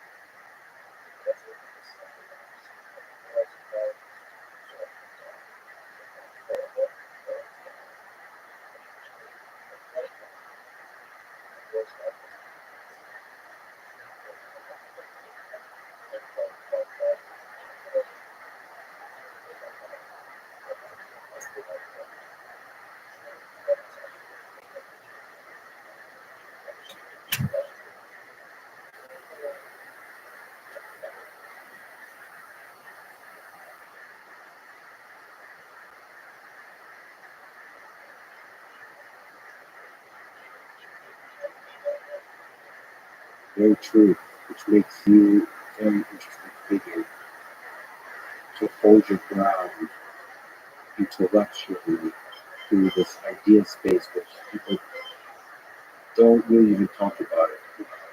Perhaps we can discuss this further what that is, but nevertheless, that's the case. Like Marxian economics, did Karl Marx come up in conversation as a kind of Dismissal. The best example, yeah, he came up only as an object of dismissal. I'll give you an example. The major textbook that I was reading was for many years economics and business. It wasn't a book authored by a professor of economics at MIT named Paul Samuelson. A whole generation or two were trained in his method. If you open the cover of this book, he has a tree. And, the tree is Adam Smith and David Ricardo at the root, and then the different branches of it. He's trying to give you an idea as a student of how within a tree and everybody on it is alive. Then there's this one little branch. Like this, and so it starts heading back down. In other words, he had to have it complete, complete, right? nothing in the book gives you two paragraphs. But that's Cold War. I mean, that's really neither here. That's the craziness. Yeah, that's the Cold War. This country. My professors were. Anyway, let me get to the core of this. Marx was interested in the relationship of people in the process of production. He's interested in the factory, the office, the store. What goes on? He means what are the relationships among the people that come together in a workplace? And what he analyzes is that there is something going on there that has not been adequately understood and that has not been adequately addressed as an object needing transformation. What does he mean? The answer is exploitation, which he defines mathematically in the following. Whenever in a society, any society, you organize people, adults, say, in the following way. A big block, a clear work. That is, they use their brains and muscles to transform that. A tree, a chair, a sheep, a sweater, whatever. In every human community, there are the people who do that work, but they always produce more chairs, more sweaters, more hamburgers than they themselves consume. Whatever their standard of living, like well, but they always produce more than they themselves consume. That more, by the way, Marx, when he writes this, uses the German word MEH, which is the English equivalent of more. It's the more, that more that can be phrased in English before. Shouldn't it be? Yes. By the way, German and English people who need a translation. What's the difference between more and surplus? Yeah, because surplus has the notion of discretionary, it's for extra. He's not making a judgment that it's a simple math equation. One might say that. Yes. X minus Y. X is the total output. Y is the consumption by the producer. Therefore, X minus Y equals S the supply. Now, Marx argues. The minute you understand this, you will ask the following question. Who gets this? Who gets this extra stuff that is made but not consumed by those who do it? And Marx's answer is, therein lies one of the great shapers of any society. How is that organized? For example, who gets it? What are they asked to do with it in exchange for getting it? What's their social credit? For example, you get this. The workers themselves could get it. Right, that's right. The workers themselves could get it. That's the closest Marx comes to a definition of communism. Communism would be if the workers who produce the surplus together decide what to do.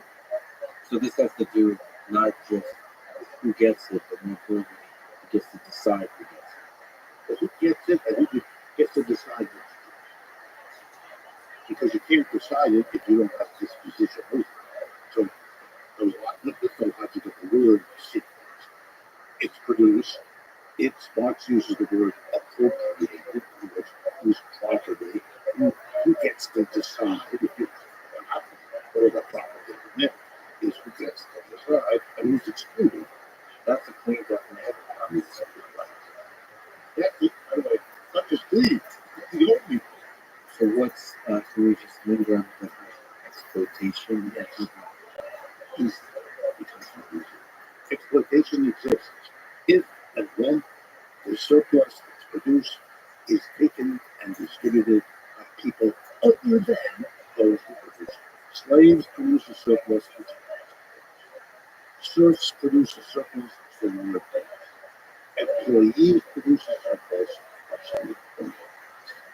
It's very simple. These are exploitative class structures because one class produces a surplus appropriated, distributed by another group of people, not the ones who produce it, which creates hostility, envy, anger, resentment, and all of the problems you lump under the heading class struggle. Here's a metaphor. Metaphor is this. You have two children, and you take them to something. It's a nice meal. The children are playing, and out comes a first man with an ice cream. When your children see the ice cream, Daddy, get me an ice cream. When you walk over, you take them away, and you get two ice cream cones, and you give them one each. The other one begins to scream, offers, and you realize you just can't. So you order the one you gave the two ice cream cones, you give one of those to your sister.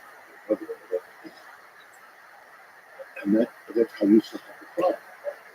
Until a psychologist comes along and says, you know, you didn't fix it by what you just did. You should never have done that.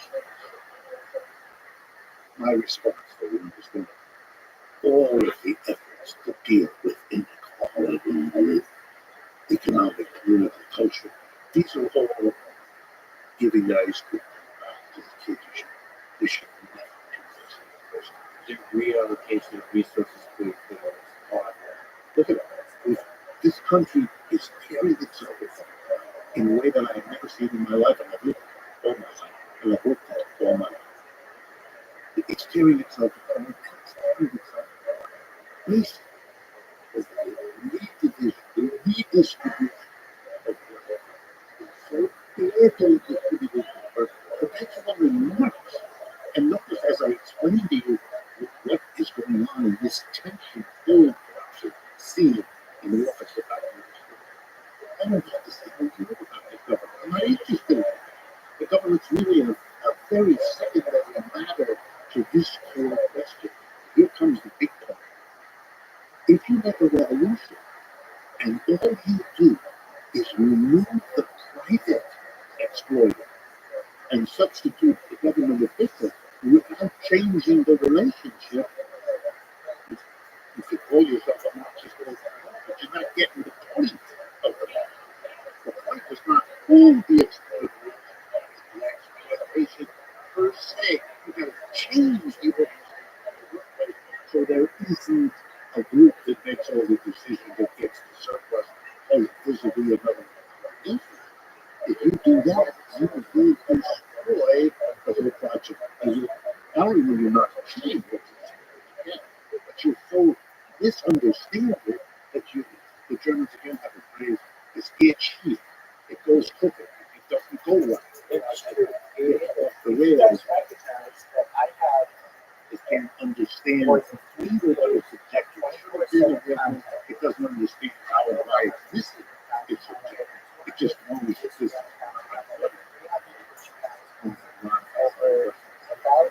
One is to what degree is communism the right interpretation of the working class and actually if you leave two people together and come back you leave 5 people, 100,000. It seems that humans form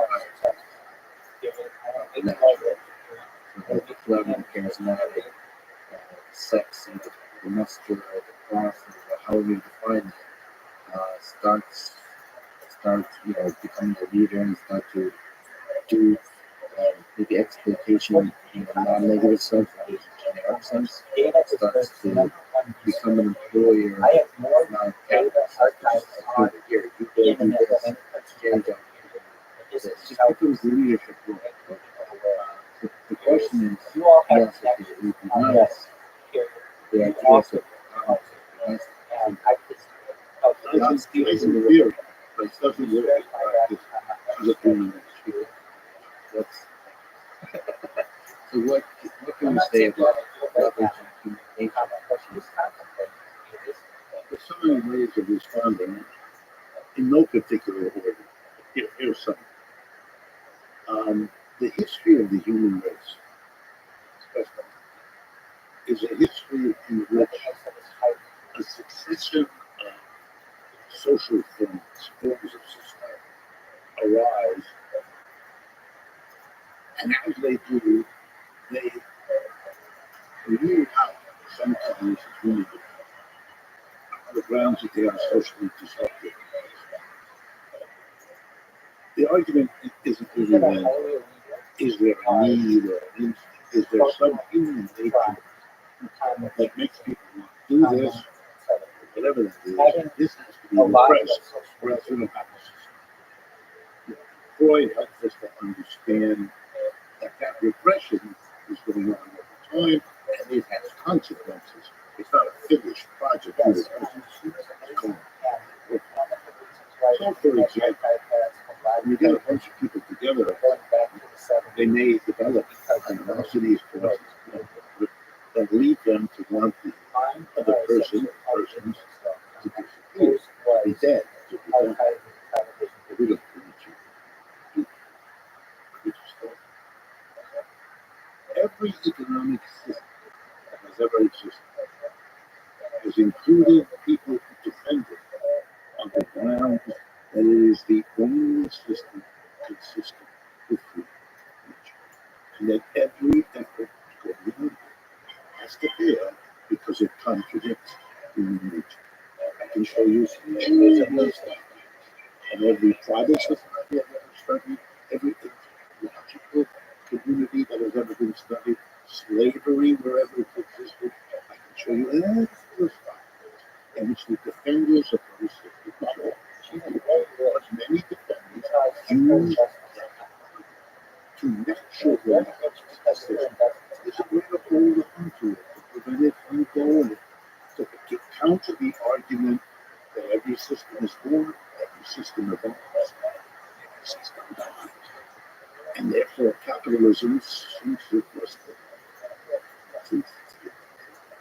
We all know what the next stage of capitalism is. If we say The burden is on the people who think this. so, it doesn't mean they're wrong. Saying, look at history. You'd be suspicious of the argument. This historically, human nature, because we keep using that for basically everything, including toxic relationship, toxic systems, destructive systems. That said, let me just ask you a different question. So one, what about the argument that the employer capitalist takes on risk? So the versus the employee who's just there doing the labor, or the capitalist which is putting up a lot of risk. Are they not just being up to conversations about this change effort, hiring a lot of people, they're taking on risk that this is their job? First of all, there's risk. Almost inevitable. That begins now and ends in the future. It's risk. Between now and the future, something's going to happen. We should not work out. I mean, I got into a care before I came here. In order to do this with you, I did this. I can't. Accident, lightning could have hit us. There could be all the you don't know. Tonight with your choosing this. No, everybody's you just step by step. So everybody's taking this. We always found it wonderful. You talk about this, and this is some of us who take this. Let's go with the worker that we took. That worker, he moved his family from Michigan to Pennsylvania to get that job. He made a decision to have children. They are teenagers. They're now in school at a time when their friendships are crucial to their development. You can be yanked them out of the school because you he took an enormous risk to do that job every day, to forestall all the other things he could have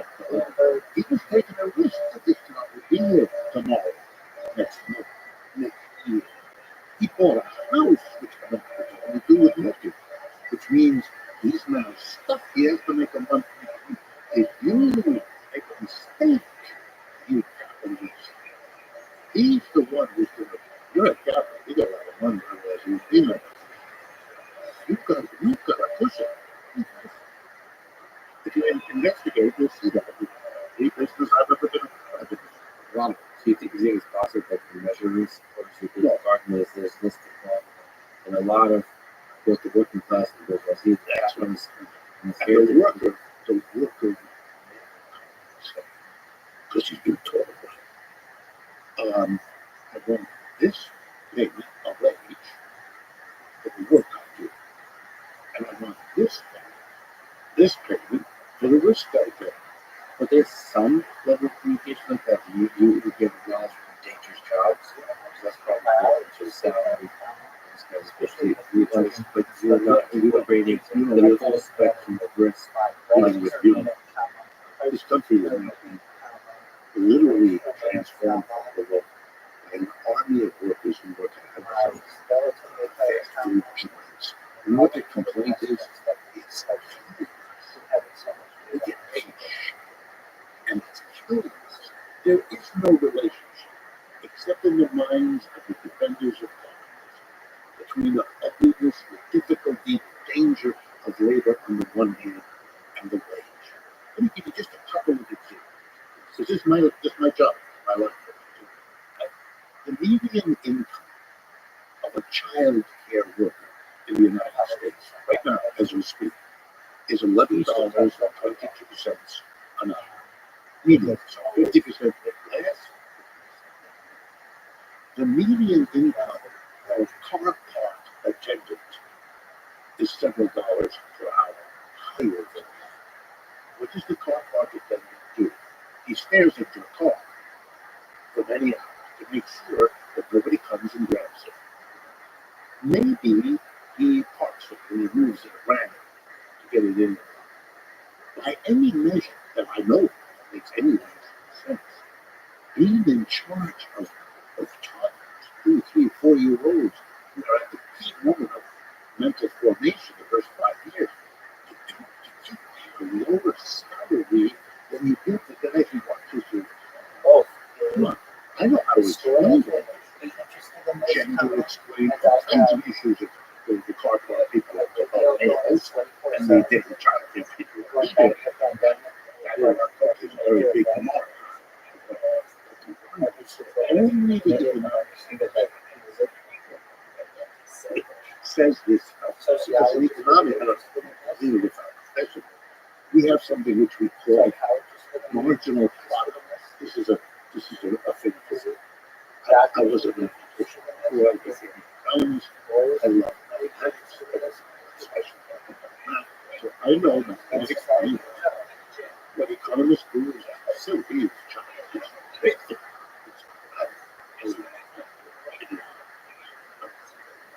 seems to me what it means to suggest that you can identify the marginal product of a factor of production, like a worker.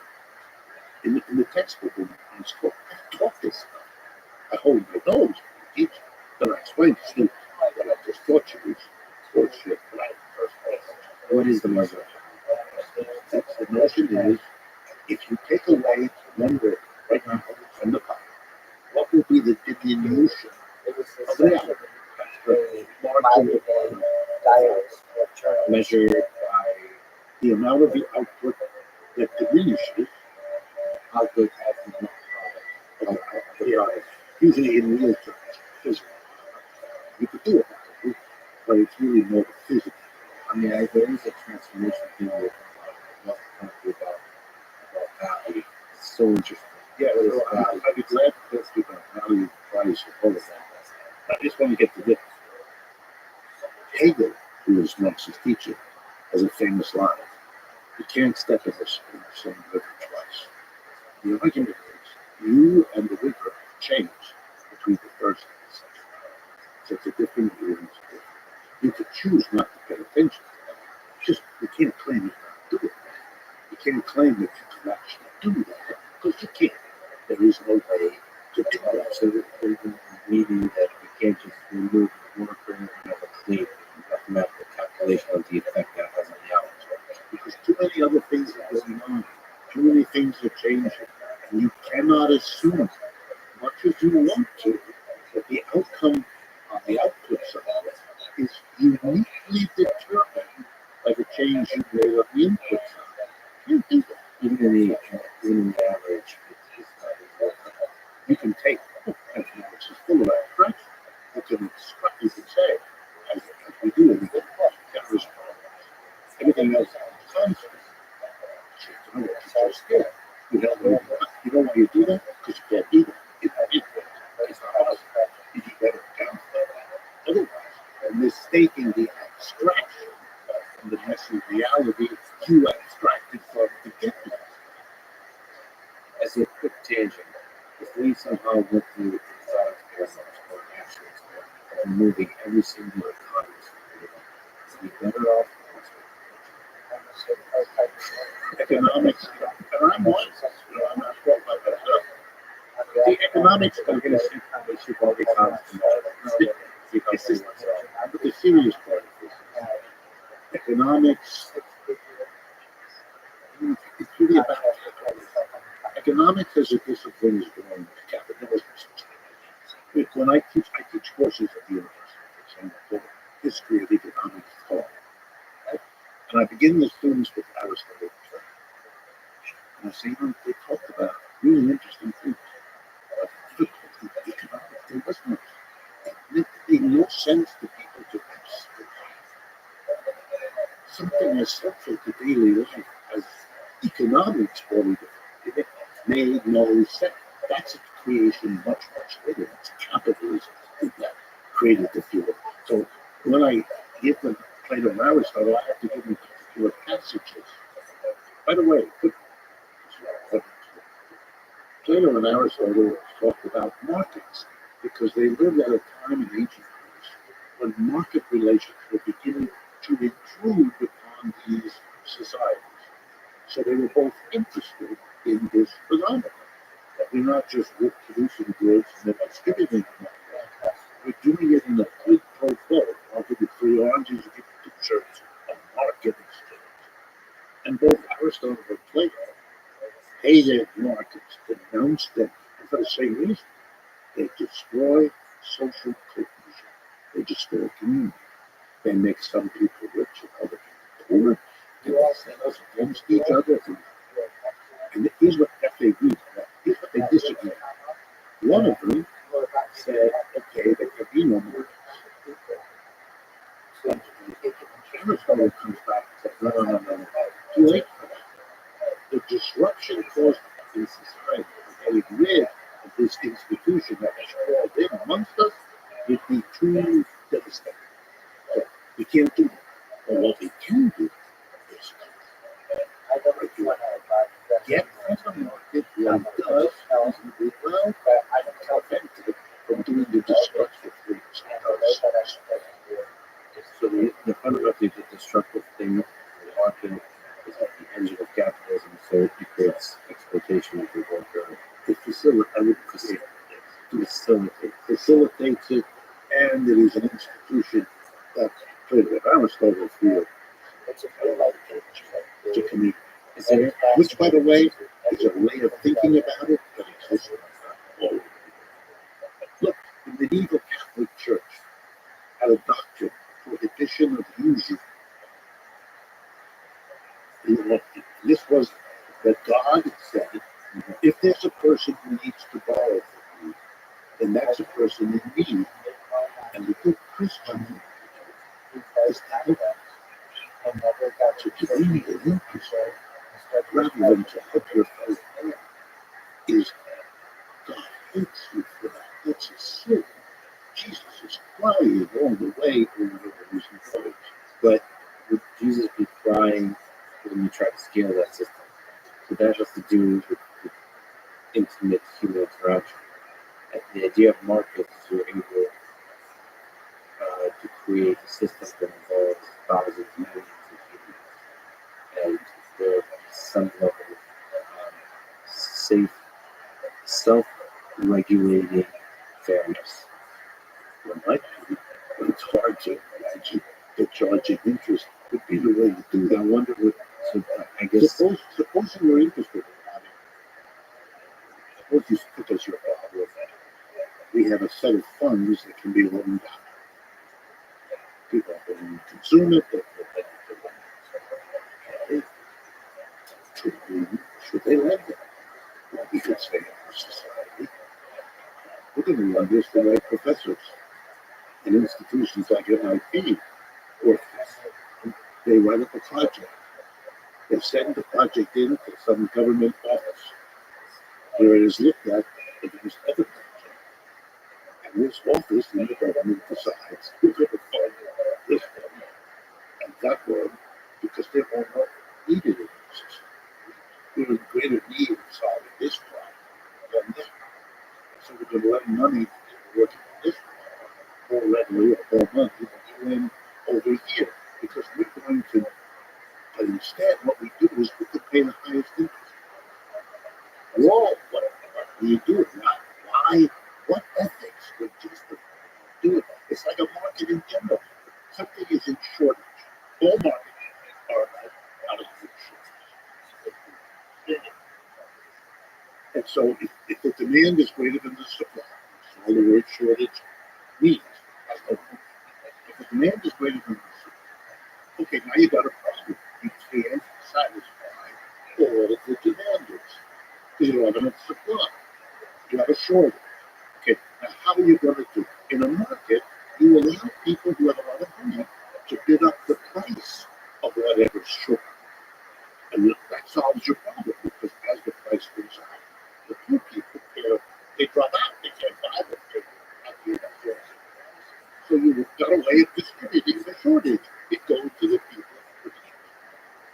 At this point, most human beings confronted with this explanation of a market would turn against it because it contradicts their Christian, Judaic, Islamic, all of them. Which, what? You know what that means? It means that a rich person can get the scarce milk and give it to their cat, while the poor person has no milk for their 5 children. There it is. You want a market? Why? the fundamental thing that seems like fair is the resulting in equality. Now, or death. Or death. Well, that's the ultimate inequality. Yes, there is. What about we're going to talk about the philosophical economics to debate? What about sort of the lifting tides that is on boats? Meaning, if you look at the 20th century, a lot of people maybe disagree with this.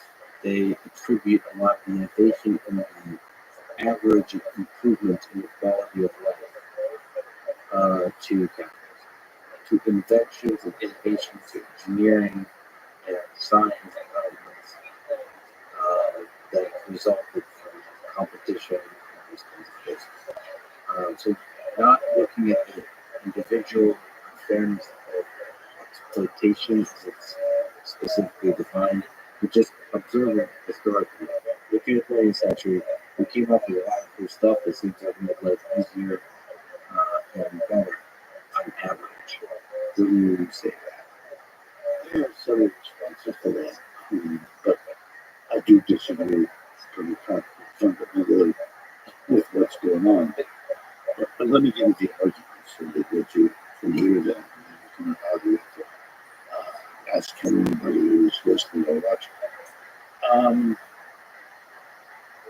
Marx was a student of Hegel, and one of Hegel's central arguments was that everything that exists quote, in the contradiction. In simple English, there's a good and bad side to life. And you won't understand it unless you accept that proposition and start looking for the good things that are on the other side of the things and the bad things that are on the other side of the etc. So, yes. And Marx, very attentive to that, explicitly agrees with this and applies it, of course, to the central object of his research, capitalism. So this is not a simple little fellow who's telling you all the bad things about capitalism as if there were nothing that this system achieved or accomplished. And one of the things he celebrates a lot is the technological dynamism of the system, which Marx takes to be profound because he lived that major breakthroughs, textile technology, chemistry, and so on. But as to the notion that capitalism is therefore responsible for the improvement in the quality and state of living of people, Marx got come back and says, wait a minute. Number one, capitalism as a system has been mostly represented by capitalists, which makes a certain sense. And those capitalists, with very few exceptions, very few, have fought against every effort to improve the lives of the mass of people. The goal of a capitalist is to minimize labor force. What that means is replace a worker with a machine, move the production from expensive US to China, bring in desperate immigrants from other parts of the world because they would work for less money than folks in China. Every measure to help the standard of living of had to be fought for decades over the opposition of capitalism from the beginning to right now. The reason we have a minimum wage, which was in the 1930s, when it was proposed, it was blocked by capitalists. They got together, they don't. And today, just a factor. The last time the minimum wage was raised in the United States, federal minimum wage, was in 2009, when it was set at the lofty sum of $7.25 an hour, which came out with. Over the last 12 years or so, it was $13 since then. We have had an increase in the price level of this country every year. And in the last year, 8.5%. During that time, the prices went up. The minimum wage was not raised. What? This is a time of stock market boom, of growing inequality. This is a system. The murder of the defender of capitalism, who wants now to get credit for the improvement in the standard of life of the workers that was fought by every generation. You know what takes you for that? In order to be, whoa. But I take my hat off if I have to, because that is one of the only ways to justify this system. Long ago, let me get to the heart of it. Long ago, capitalism could have overcome hunger, could have overcome disease, could have, way beyond what we have. But it didn't. And that's the worst moral condemnation. Imagine, how do you justify that when you could, you didn't? Look, let me get at it another way, because this may interest you. The issue is not that capitalism isn't technological. It is, along the way of developing people's lives. But the notion that the mass enjoyment of a rising standard of living somehow impact is actually nuts. And such an outrageous. But I can give you think of it this way. Imagine a production process which you have $100 tools, equipment, and $100 has to lay out for workers.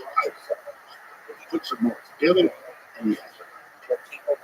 And let's say you have units or something, prices, and that's his revenue. Let me get these. Takes his product, sells it, gets the revenue. Let's say the revenue is, it doesn't mean it's 120. And you pay 200. takes 100 of the materials he used up, another 100 to hire workers for shift, and the other 20 is now along comes a technological machine, a new machine. And the new machine is so effective, you can get the same number of units with half the difference. You don't need to spend 100. You don't need to spend. You can do it for half. And so the capitalist goes to the workers, already happens every day, and he says to half of them, "You're fired. Don't come back on Monday morning. I don't need you." Some person works right down the street. Why does he do that? Because of the 50, he now no longer has to spend on labor. He keeps. Everything else is the same. Everything else is just a bit. So he keeps as his own profit the 50 that before he paid the others. Because when he sells it for 220, that 50 he will have to give for the next two. So that's what it is. The technology leads. He's not happy.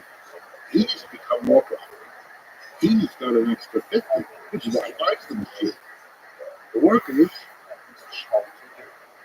half of them just look at their jobs. Have to go home to their husband and wife, tell them I left the job. I didn't do anything wrong. The guy was nice enough to say what they needed me. So I'm completely screwed here. I don't know what I'm going to do about the debts we have, the household mortgage, children's education, whatever it is I'm going for. Right now, there was a course in alternative path. The alternative path would have been keep living. They didn't exactly do this. They had to go through it. It would have been the same revenue, same profit as before. But the gain of the technology would have been a half a day of freedom, everything for lives. For these workers, the majority of workers would have been really helped by this technology. But instead they were screwed so that one guy, the employer, could make a big W with more money. You want to support a system like this? Well, to go back to Hogan, yes, the good and the bad. So you just listed the bad. You also first listed the good, the technological innovation. The question is the alternative, whatever, as you try to speak up to ideas of what the alternative might look like, right, what are the good and the bad of the alternative? So you just kind of, as a opposite, by contrast, showed that nice alternative is like less, get paid the same, you have more leisure time, opportunity to pursue other interests, ways of interest, family, right, flourish as a human being, basically strengthen, embolden, basically. Yes, but then, what cost us that? Deadline, fuel, competition, fuel, machine, technological innovation, that is the positive side. Slows it down. The question is, which is more important for the flourishing of humanity? I agree.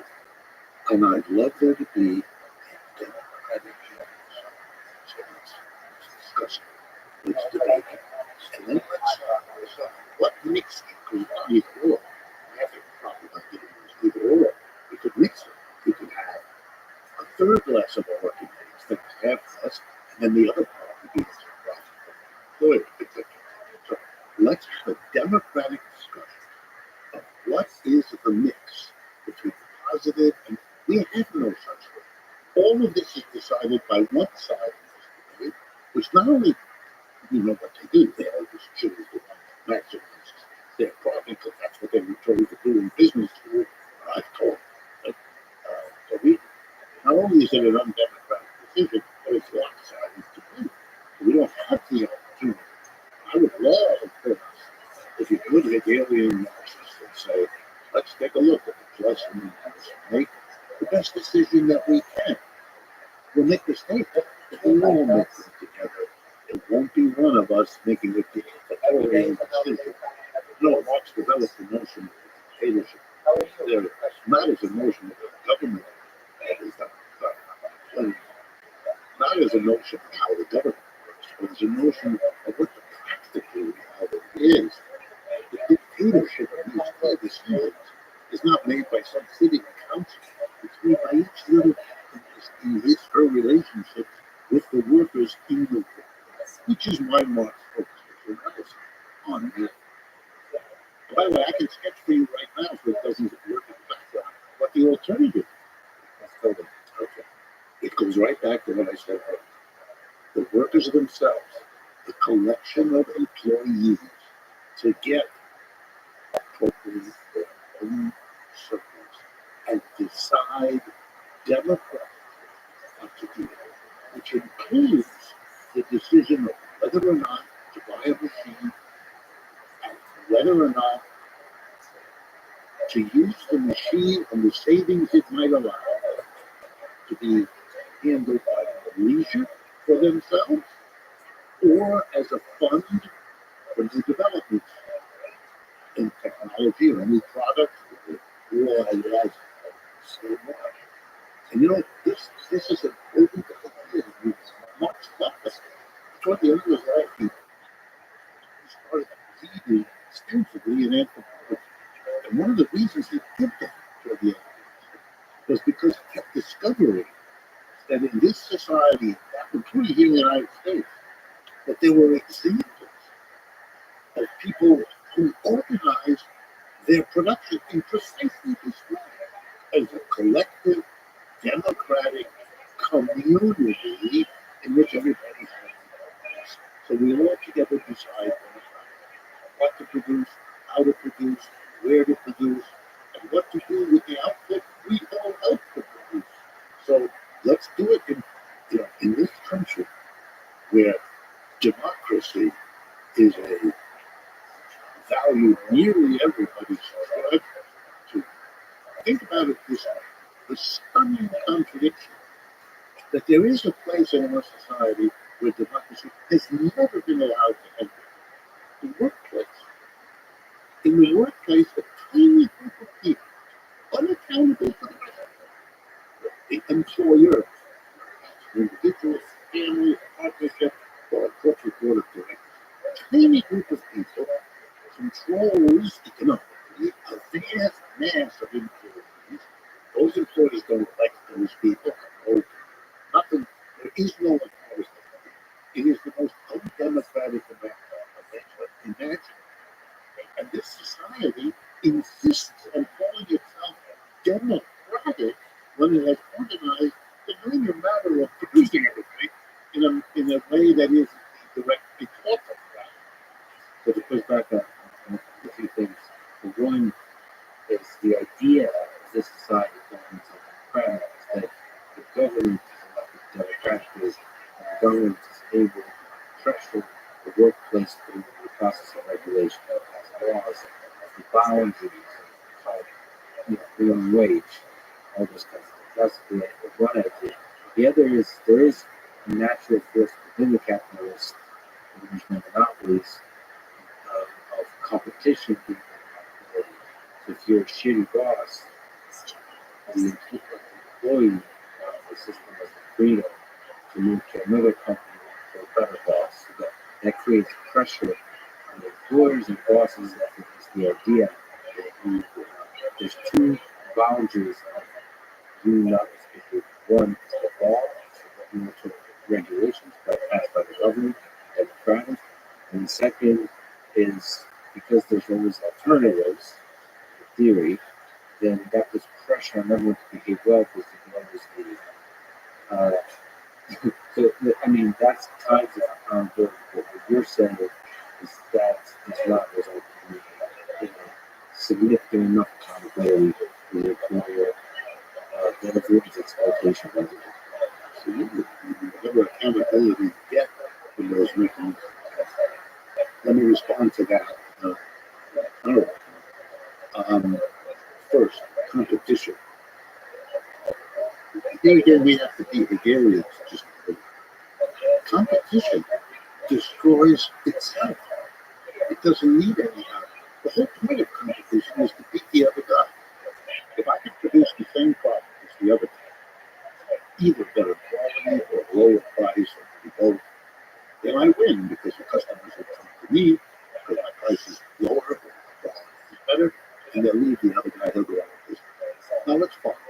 When he goes out of business, because I've won the competition, he fires his workers. I hire him because I'm now going to be able to serve a market he can't serve anymore. So I'm going to buy the used equipment. And thereby many become few. Monopoly is the product of competition. It's not the antithesis. It's the product. Well, That's where it comes from. there's another element to the system, but there's always a new guy that comes in. There is, and that's the truth. The entrepreneurial spirit of the free, of the United States, for example, the capitalist system is you can be broke and one day have a strong idea, but the system takes on the real estate and from car, Ford, GM, which is what the Tesla has, right? That's the American dream. One of the many ideals of the American dream is you can move from dirt poor to being the richest person. It can happen. But you know what that's like? That's like I think you need luck. No, that's not. A lot of these people here you can work your ass off. The odds are better in There's a lot of new businesses. How many Teslas do you Tesla's a really bad thing. There's a car company. The automotive sector is so difficult to they operate in such a thin market. They're probably a good example of why capitalism just completely coming to a halt in terms of lack of innovation. Because that's a very complicated issue. The supply chain is so much. They have that unique position with my life. So this is the one thing that's common is that many become few. What you can also have is when you have a few, they jack up the price. They make an enormous profit. And the irony of capitalism is they begin to incentivize people to break into this industry because the few remaining can make wide amount of profit because they are a few and can jigger the market to make it work. So the reason every small capitalist is trying to build market share. That's the right way of saying they want to become a monopolist. What do you mean?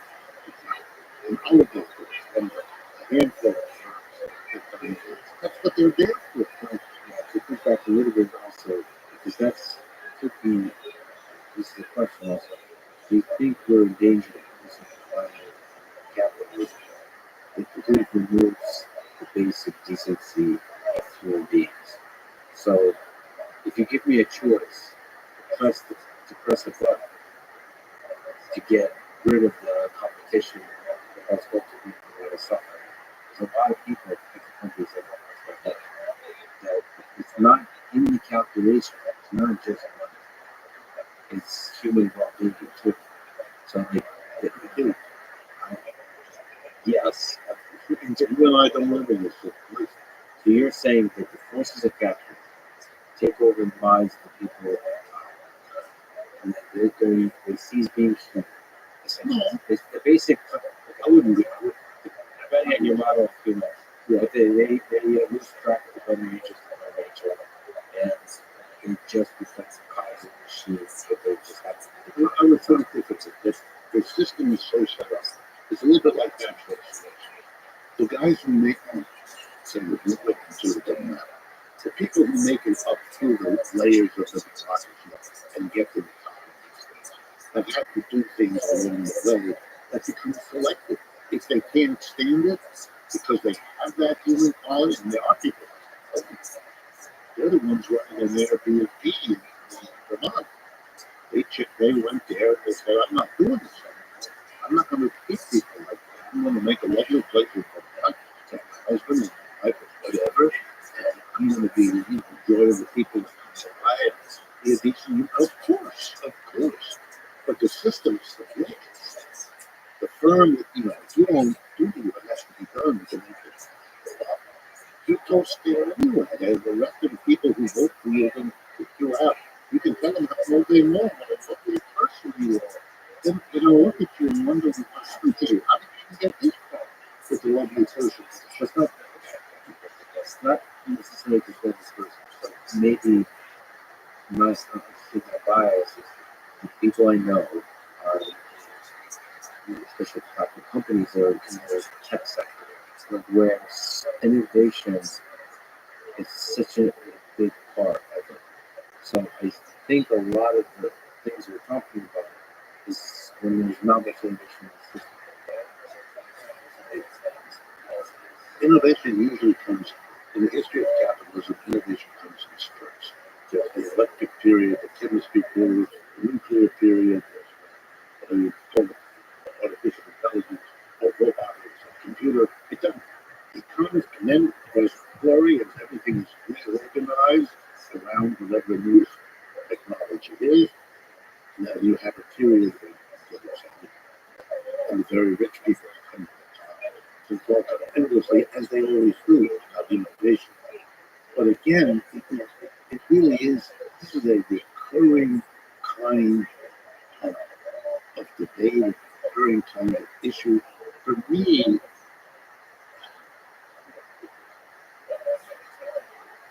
I would need a fence. Please. The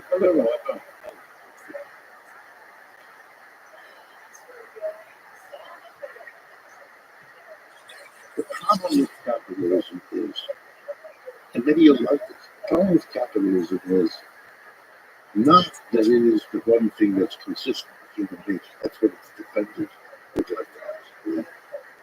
But if anything, I would argue the opposite. That it is such a contradiction to parts of our nature, not all parts. But there's always going to be the people who don't go along, people who do quit, or maybe a few of them actually make it to the top. God knows what hook or what crook they did. But most of them go, and you know why? Because their humanity is contradicted by what it is they're being asked to do. I mean, the corporate sector this year, just to give you an idea, CEOs are jacking up their rates. They're already the average CEO pay is not really good. But they're jacking it up even more. Why? Because that's what's happening in their universe. They're all doing it, and they have to do. Each one of them justifies, I have to do it. Right? Well, which of course is true, but it's no comfort for the next people want CEOs who try to do it. Right? So they're doing it at a time when the American people can't cope. They've just gone through the COVID disaster. They've gone through the second worst economic crash in our history. After 2 years of this 1-2 punch, they got an inflation, a third punch, and we are now predicting rising interest rates and a recession at the end of the year or early next year. When this was done to the German working class in the 1920s, it was the result. You keep doing that in this country, we're already watching it. You're already getting bits and pieces. The class suffering amidst the working class, Taking out, trying to anger some little 18-year-old kid who has to go 3 hours in his car and blow away people's. It's funny. And it happens every day. so that anger rises up almost bigger Excuses of issue. All right, there's one more thing on the rationale for this question. If you're interested 49,000 people were killed in automobile accidents this last year. The number was just released yesterday. 49,000. Automobiles are the single largest pollutants in the country. They use up an enormous energy. They use up enormous amount of resources. There is a way to make transportation much more rational, and we've known it for decades. It's called mass transportation. It's a really beautifully detailed, crystal clear, clean, frequent system of buses, trains, street riders, trolleys, vans. It could easily be done. In fact, I once did a project that I asked it to cost $30 billion. That's less than what some should be to do this, to reconfigure the public transit system. All the major banks. This country's overwhelmingly metropolitan area. If you area has to be, well, it was a few years ago. But you're saying it's But I'm using a lot of different saying. Right, it's not crazy stuff. It's a reason. Right. And So, but there's a let me just finish the point. Okay? So, I'm trying to be rational. If we have a climate crisis, which everyone tells me we do, if it's going to have to be fossil fuels, and with the use of the fossil fuel, particularly, then the solution to that would be mass transit. We're doing nothing. Nothing. well, there's you could argue that autonomous vehicles is a kind of public transit because it's going to be reusable vehicles. And in theory, car ownership, you just have a more kind of distributed public transit. If it happens, but you know that that's a side. It's a major goal, and a major goal of the other countries is squeezing to get his share of the pie. It's for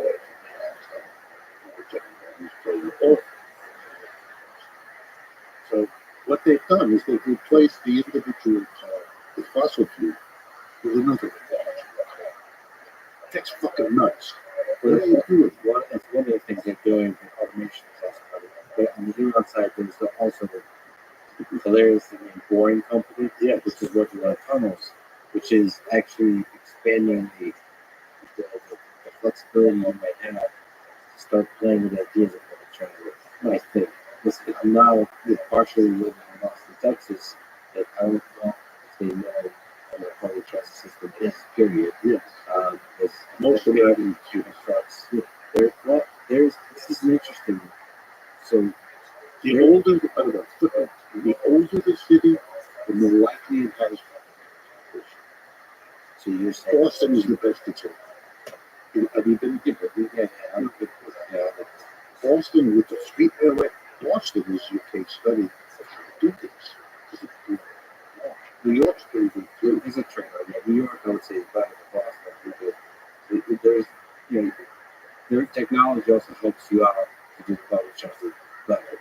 So let me say Boston's a little too old, but yes, a little. But there is a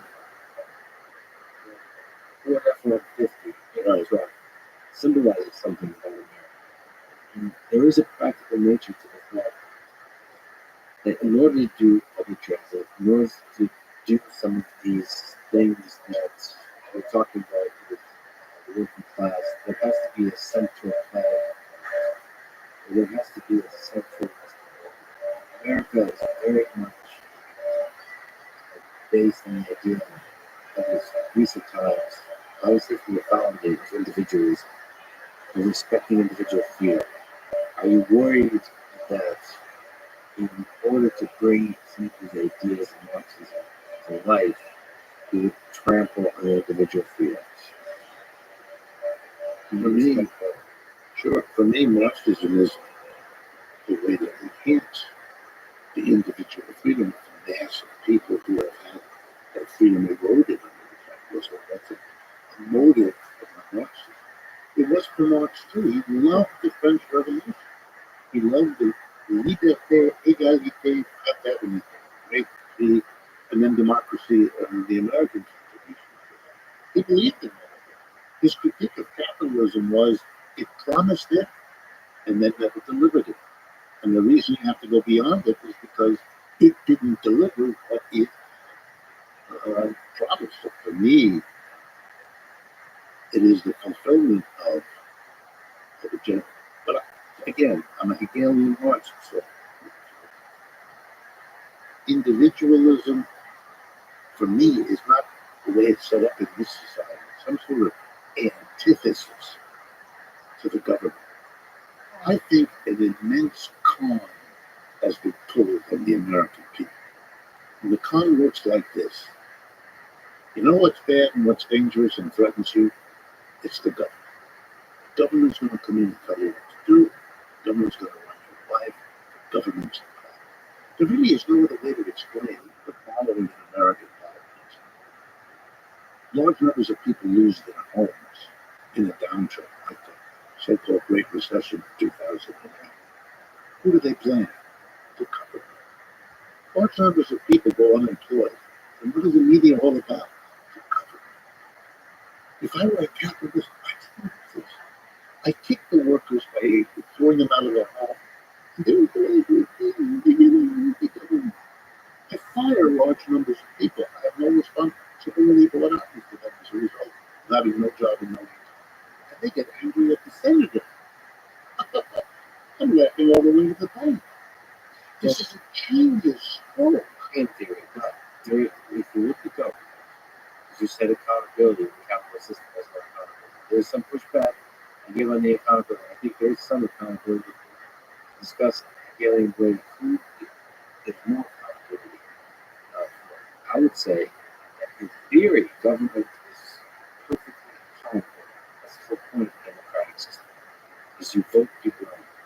But practice, right? There's a giant rolling bureaucracy that is accountable only on the surface. There's two parties that seem to are the same. Media is somehow integrated into making the same two parties that just wear different shirts to seem like they're very opposed, arguing bitterly, arguing calling each other. There's followers, these best names, and all this stuff. Okay, but that's government.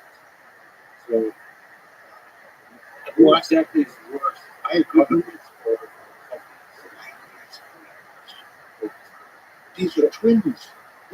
What you were able to say about Republicans and Democrats, just now, with which I agree. I would say the same thing about corporations and the government. This is the same people, literally. Let's go to Churchill. Which one is worse?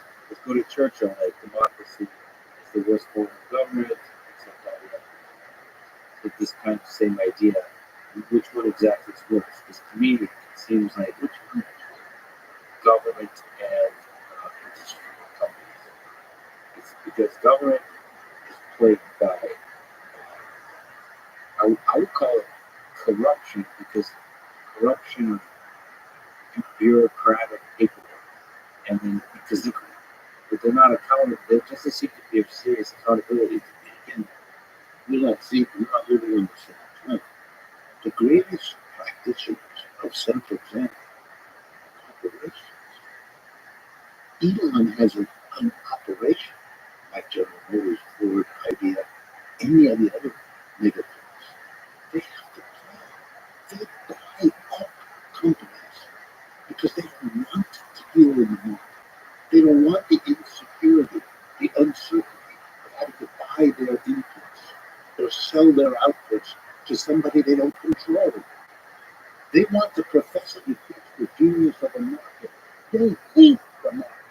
And when they grow to be big, they keep buying whoever they were dealing with before so they can better control them, which requires them to plan the production and distribution of goods inside rather than buying them in the market.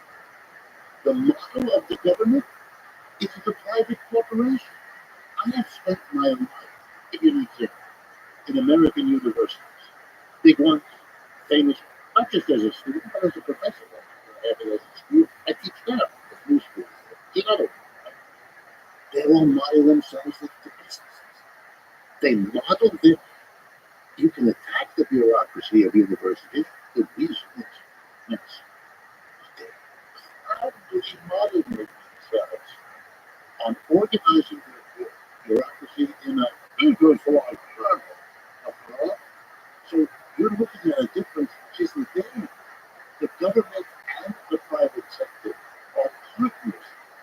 most of them wouldn't happen any other way. The corporation wants that from the government, and the government now knows that to please the corporations is the number one objective they have, because that's how they keep their jobs and keep their system going. And so, for all practical purposes, this is the same people. But there's important differences that I don't know if fundamentally just consequence of history. If you have government, they're accountable in a different way than companies. Companies are accountable by, especially if you have consumer, they're accountable by consumer spending and not spending their money on whatever the company. So the government is accountable by votes, and it seems like government, unlike companies, most companies' history is always too big to fail. Meaning, you can always just print money. You can always save itself. That creates a bureaucracy. You rarely pay the cost of having made bad decisions. You distribute the blame, and it's very unclear who's responsible for bad decisions. So bad decisions, the government accumulate. So you become more and more and more inefficient, and more important decisions. You said public transit. Should we go to public transit system? Well, in this city or not? That's a difficult decision. That's an interesting decision. I would say it's very often a very good decision. I don't know what the technical term is called, but I've just heard it from SEO social media experts that there's just something on a social media juice. Basically, when you're going live on something, you better make it count the first time or you lose your juice. And I hate to say it, but that's absolutely true. So what happened? On TikTok, and I'm streaming, I've got like as many as like 11 people in the fucking thing. That's great. Whatever. But even that, if I could get 11 people consistently, I'd be happy. But what always ends up happening to me is something, the stream goes down, I get banned or whatever. So this time around, it just happened that my computer was like frozen because of TikTok's their software on the computer that probably kept complaining, and that kind of took away my juice. So I ended up, I don't know if you had a chance to see, I didn't do it for very long, but I ended up having 1, 2, 3, 4, 5, 6, like 6 different accounts going in the same thing that I was in it. But because I lost all my juice, nobody had a chance to see it. So it's like, whatever. It's no big deal. That always happens to me on TikTok. TikTok is the most finicky of all of the websites I've ever, all the check I've ever. At times I've gotten, I used to, when I first started doing this, I would get times like 10,000 people watching videos. Not for that long, but just for a period of time. And then my internet would cut out or something, and I'd go live again and I'd get 3 people. And I'd be streaming for like hours. And 3 people. And I could never, it's fitting. Alright. So then I thought, I'm just gonna fucking get in the fist fight with people in Wall Street bets. It doesn't seem like they're keeping me out. Normally they would have kicked me out a long time ago, just for whatever reason. But the only way you get kicked out of it is, having this the easiest tool is money. And that makes sense. Okay, no animal cruelty or board content. Okay, yeah. No sexualizing minors or pedophilia content. Yeah. No doxing and targeted harassment. Fine. And no pump and dump schemes or show. Well, I showed them. They kind of, I think, allowed that a little bit. So what did I do? I got in there and I'm basically like, look, guys, if you help me, I'll help you. I have more data than anybody else. And, like, there are guys in there who are just, like, they're just really mean. But then there's some other people like, oh, okay, well, now I understand what you're doing. Like, I thought you were just really into Sonic the Hedgehog. No, I'm not really into Sonic the Hedgehog. Holy shit, though. Did Harry Potter Bomb Sonic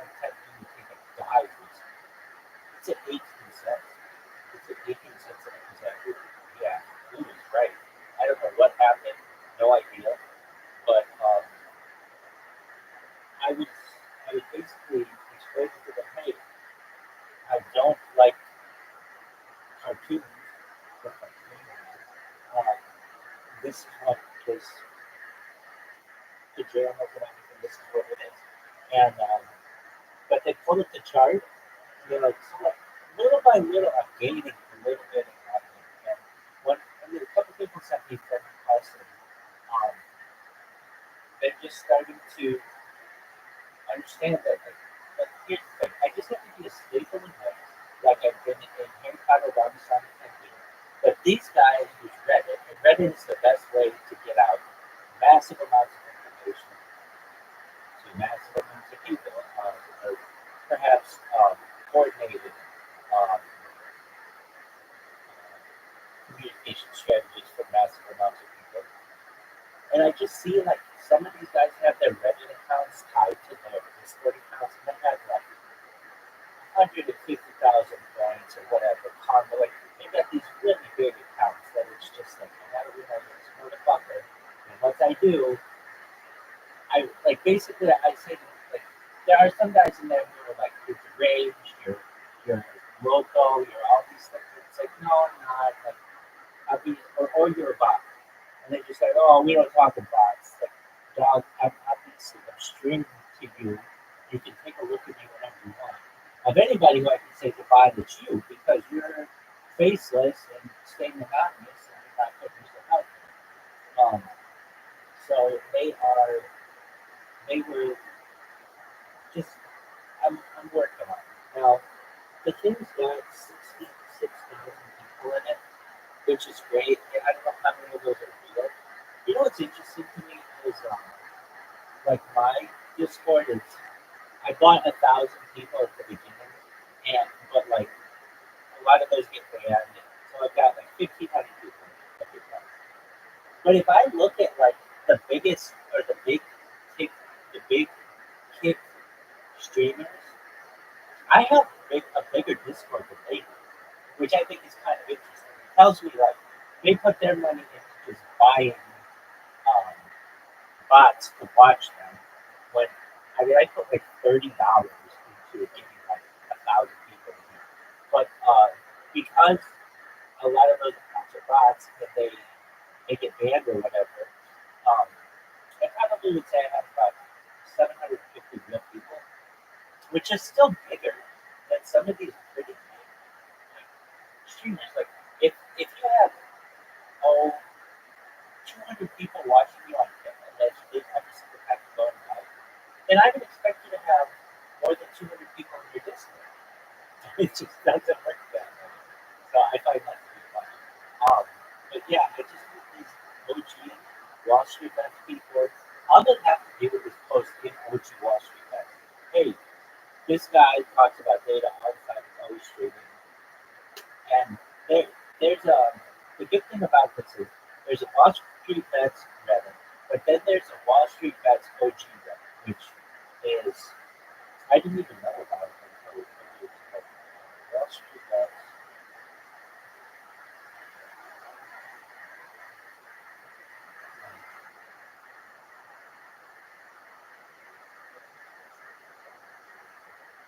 Sure. Um,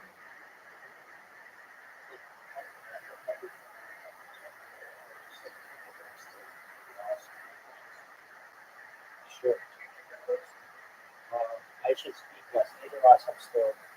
I'm the number one streamer of all time.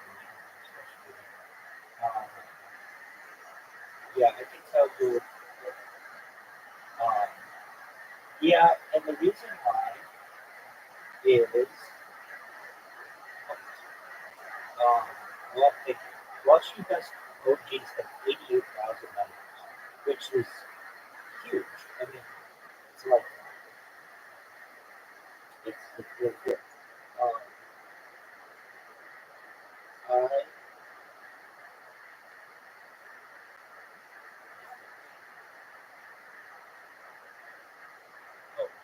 I mean, all they have to do is make a post about me and like add sections about the bio. Would you try? Let me just find out this. It's easier for me to just do. whatever you do, don't go in there and defend. The reason why is you'll just shit on it. But you can check it out. If you look, okay, so the main discussion is in it's called main stock futures, and if you look in there, it's absolutely fine. The people in there are using racist language. It's basically all of the conservative people who've been kicked out of the main Wall Street Bets Discord, and they are, I don't know, I still like them using like words and stuff. I kind of think it's like, but I don't know. I don't like that, but there's nothing I can do. Yeah, I just don't understand. These guys think that like none of this is. They think it's all anonymous. In reality, it's not. And um, I've always thought a bit like this. Like you know how, like for instance, like we can look at Pompeii, like from Mount Vesuvius, and see like all the archaeology of, or the archaeology of ancient Rome, and it's like well preserved. I think the same thing would be possible with future generations and all of these platforms. Even if a platform goes down, I feel like there's some way that they could get an archive of it back, perhaps in the future with super advanced technology. And people will study these conversations. Um,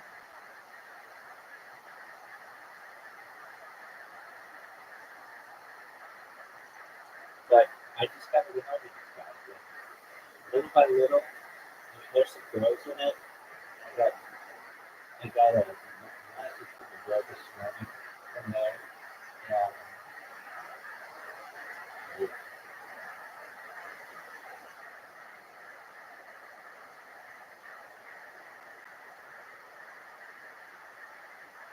we had somebody, she's a friend of mine.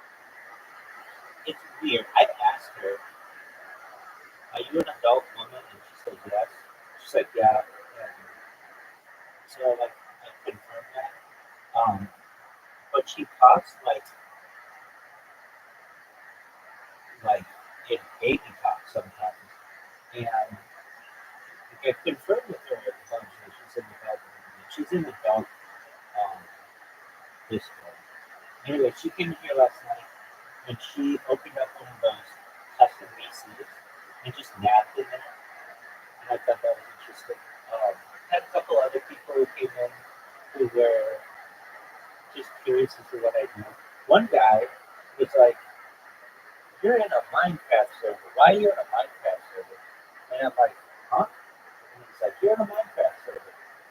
Do you play Minecraft?" I'm like, "I mean, if I have interest in it, but no, I just do everything." He's like, "Well, you know that there are kids in the Minecraft server?" I'm like, "Well, I don't talk to them, and I don't promote to them.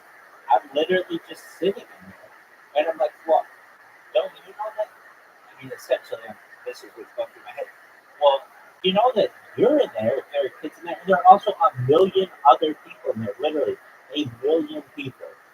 And he's like, "Okay, well, why are you in there?" I'm like, "Because it's good for me it's good promotion. I can just sit in there and people will click on here, and that's how I got you in here, basically." And he's like, "Well, what are you trying to do?" I'm like, "I'm just trying to bring you a piece, get people to discuss with piece, and really just focus people's attention from divisive topics to global unity." He's like, "Well, I don't understand how this is going to do that." I'm like, "Okay, man, I can't let him know." And then Stake has a Discord. Stake's like the gambling site that Eddie Craven owns. They have a Discord that has what they do a call every like Friday late night, Saturday early morning, and it gets thousands of people. It seems like, but then they don't keep the Discord going. They close it every single time. But I've gotten in there and it has 49 different calls, and 49 different VCs going each with 40 people. It's just a huge, absolutely huge. And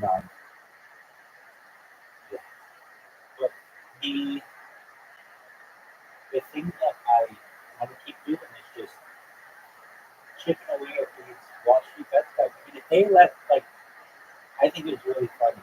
Like I told them about hey, how the Renaissance here. They took my what I wrote and just kept copying it and pasting it after I went, like no matter what I did. They just were kind of doing it to mock me. But hey, it's free publicity for the coin. I don't care. And it just shows that I mean, just most coins don't just like find somebody and send them merchandise. There are reasons why they did. They see that it has a lot of potential. Well, there are some good things.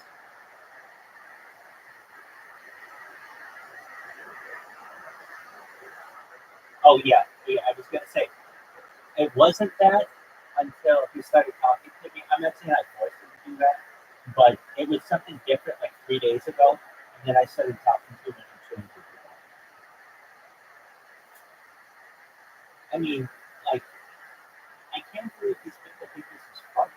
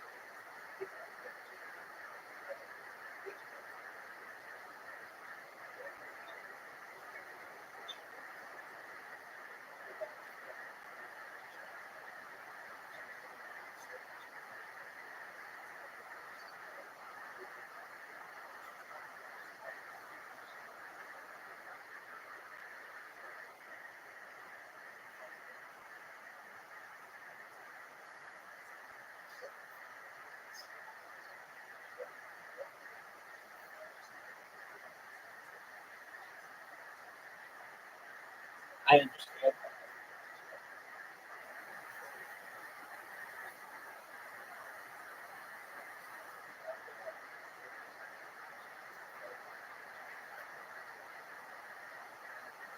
I find that if you have to make fun of somebody's physical appearance, their socioeconomic status, their race or their culture, that's just um, punching below the belt. It's too easy. Like, or if somebody's got some kind of mental disorder or something like that, it's too easy. It's what I find interesting is if you can be funny and perhaps you find somebody you like somebody says something and you're able to make a joke out of what they say, or if you use their words against them. Those are things that take more intelligence. I mean, anybody can just sit on the internet and make fun of people because of obvious things. It's when you get into nuanced humor, I find that to be much more intelligent. And especially like whenever like there are just comebacks that kind of deflect all of them. And I hate to say it, but the comebacks that you learn on the playground. If somebody says, "You're ugly, you're ugly, you're ugly, you're ugly, you're ugly," okay, the best comeback to that, if they're gonna just continue saying it, not the best, but a good one is just, "I know you are, but what am I?" I hate to say it, but it's a Pee Wee Herman thing. But if they just keep saying, "Yeah, you're ugly," you say, "I know you are, but what am I?" You're ugly. I know you are, but what am I? You're ugly. I know you are, but we're gonna do this for the rest of fucking time, okay? So move on to something else. But it's an excellent way to block all of that and to just turn the conversation to something else. And then if they say something positive, then you say, "I know I am, but what are you?" I mean, it's just I hate to say it, but it's Pee Wee Herman logic, but it worked in the late '80s and it works now. It still works very very well. Um, I don't resort to that. Like I use just CSB just because it gets on people's nerves and it's not as I feel immature as I know you are, but what am I? And what else do I use that people say? sometimes I'll just give them an emoji or something, or um, just say cool, or you're entitled to your opinion, or like that. That's just like your opinion, man. That's another one. Hey, you're ugly. That's just like your opinion, man. Hey, you're ugly. Hey, that's just like your opinion, man. Hey, you're ugly. That's just like your opinion, man. Okay, yeah, exactly. Cool story. I mean, there are ways. Yeah, exactly. If you just use these in conjunction with each other, there are ways to deflect all of these things. And I mean, I've been on the internet now long enough that I just whatever somebody has to say to me, I can essentially take it. And uh, I'm not saying that I'm bulletproof by any means. I have, uh, I'm imperfect, and but we all are. I mean, so when it comes to making fun of me over something, I can usually take my my my thing is cut now. No, you're good. Um, I'm just saying that no matter what someone says at me, generally I'm able to take it. If they want to use some kind of stereotypical response, I can take it. So just the more I do that, the more strength that I show, and little by little they get away from saying like you're a bot to all right. So what do you want me to do to promote you? Like I have some people who say something like so all I have to do is be like if one guy's like I'll subscribe and like that's all I can do right now. Like hey that's good enough, man. I mean that's that's great. I'm surprised they did not kick me out of this. I think of any of these um, financial related groups, they're the most toxic, and we'll see. We'll see how it goes. So one thing that I do is I don't want to just keep hitting them with it. Like, hey, you have to promote me today. Absolutely not. But just planting the seed. And I even told them, I'm just planting the seed that you will see that I'm a normal person who streams their life, and eventually I'll convince you to help to promote your life. And it's like, all right, whatever, dude. I mean, but I planted the seed. And now they're going to think every time they look at a YouTuber, well, they think they're pretty good, but I know a guy who's always streaming. He's live in our Discord. And we'll see how it goes. I'm really, I I was thinking this would just be my fortune that I get really popular on TikTok. But, I mean, that would be good, but no, I'm not going to get popular on TikTok. It'll be Discord, it'll be better. But if I did get popular on TikTok and then they ban it, that would just be my fortune. That would be exactly how it would go down for me. I start building a community there, and then it goes. Um, the what the thing that I like more on TikTok than just about anything else is hold on a second.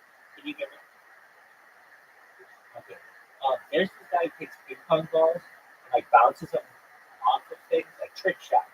I think that's absolutely fascinating. It's not fascinating, but it just gets my attention. It's like, oh, is he gonna get it? And I love that. So if I ever go viral and I want to do a TikTok thing, I will get a bunch of ping pong balls and do that because I think that's like clean content. You can be 14 years old and think that's cool. You could be 40 years old and think that's cool. You could be 400 years old and think that's cool. It's just, enough times and it's going to get attention. And not attention, but you're going to make it if you do it enough. It's just how dedicated are you to it. Exactly. They were talking about Lex Friedman. Oh, sure, go for it.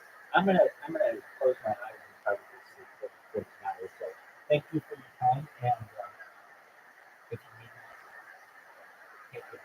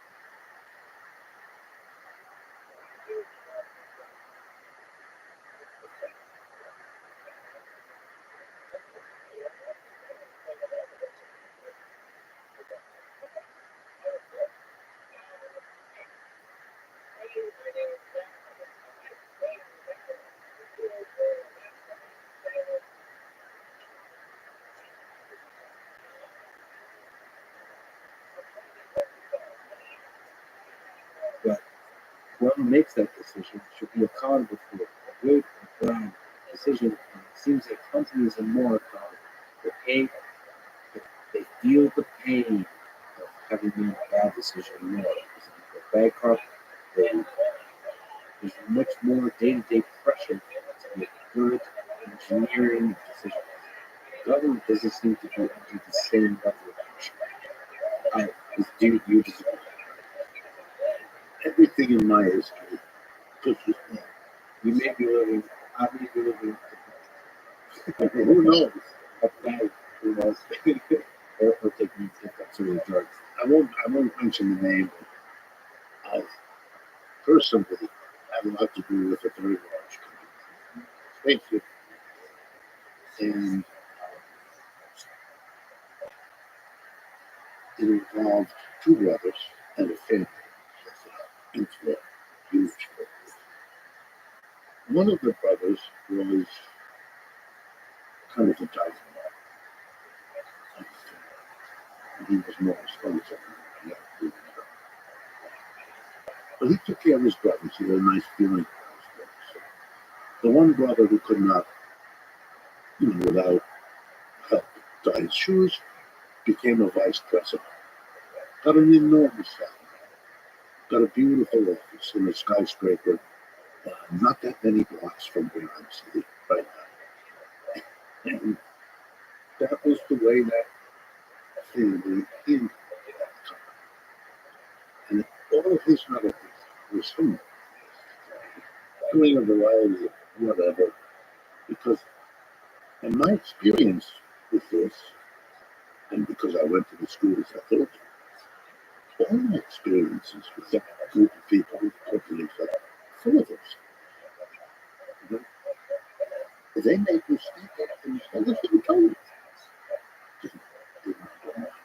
They're always able to blame somebody else, something else that's raped their food. And had they not been able to, they would have been replaced by another person who did the same thing for as long as they could. And they knew it. They would talk about it at family events. That's how I know. Yes, I understand that you want the outside world to look at it this way. Well, an experience. but again, it's that kind of thing. Just of saying human nature again. I wonder what kind of system allows for that more. This is less. This is the question. I would call that, just put that under the umbrella term of corruption. Which system allows for more corruption? I believe in the way I define the system is not it's more or less allowing a democratic workplace. We can figure what happens when everybody has a vote. And you have to explain what the strategies are, the alternatives are, to a larger number of people than a board of directors or major shareholders or whatever it is that most companies are explained to. And now you've got a whole different universe, it's not a small group of people, most of it. On. This is, worker co-ops is what this is called in that parts of the world. So it's not that I'm advocating something that's never been seen before, not at all. The Marxism I understand is to pick from historical precedents the things that we think will work better. And I think if all the people in an enterprise, just to drive the point, democratically decided, they would never give 2 or 3 individuals $100 million while everybody else can't send their kids to college. You have to do that. So just to return to address this point about the particular implementation of Marxism in those early days, Right. Soviet Union. Why did Stalinism, for example, lead to so much bloodshed and human suffering? Is there any elements within the ideas of Marxism that catalyzed the kind of government, the kind of system that led to that bloodshed? I don't think so. I think there are many things that led to the bloodshed for all of Stalin's regimes did. It's been 10 years in my life. Looking at the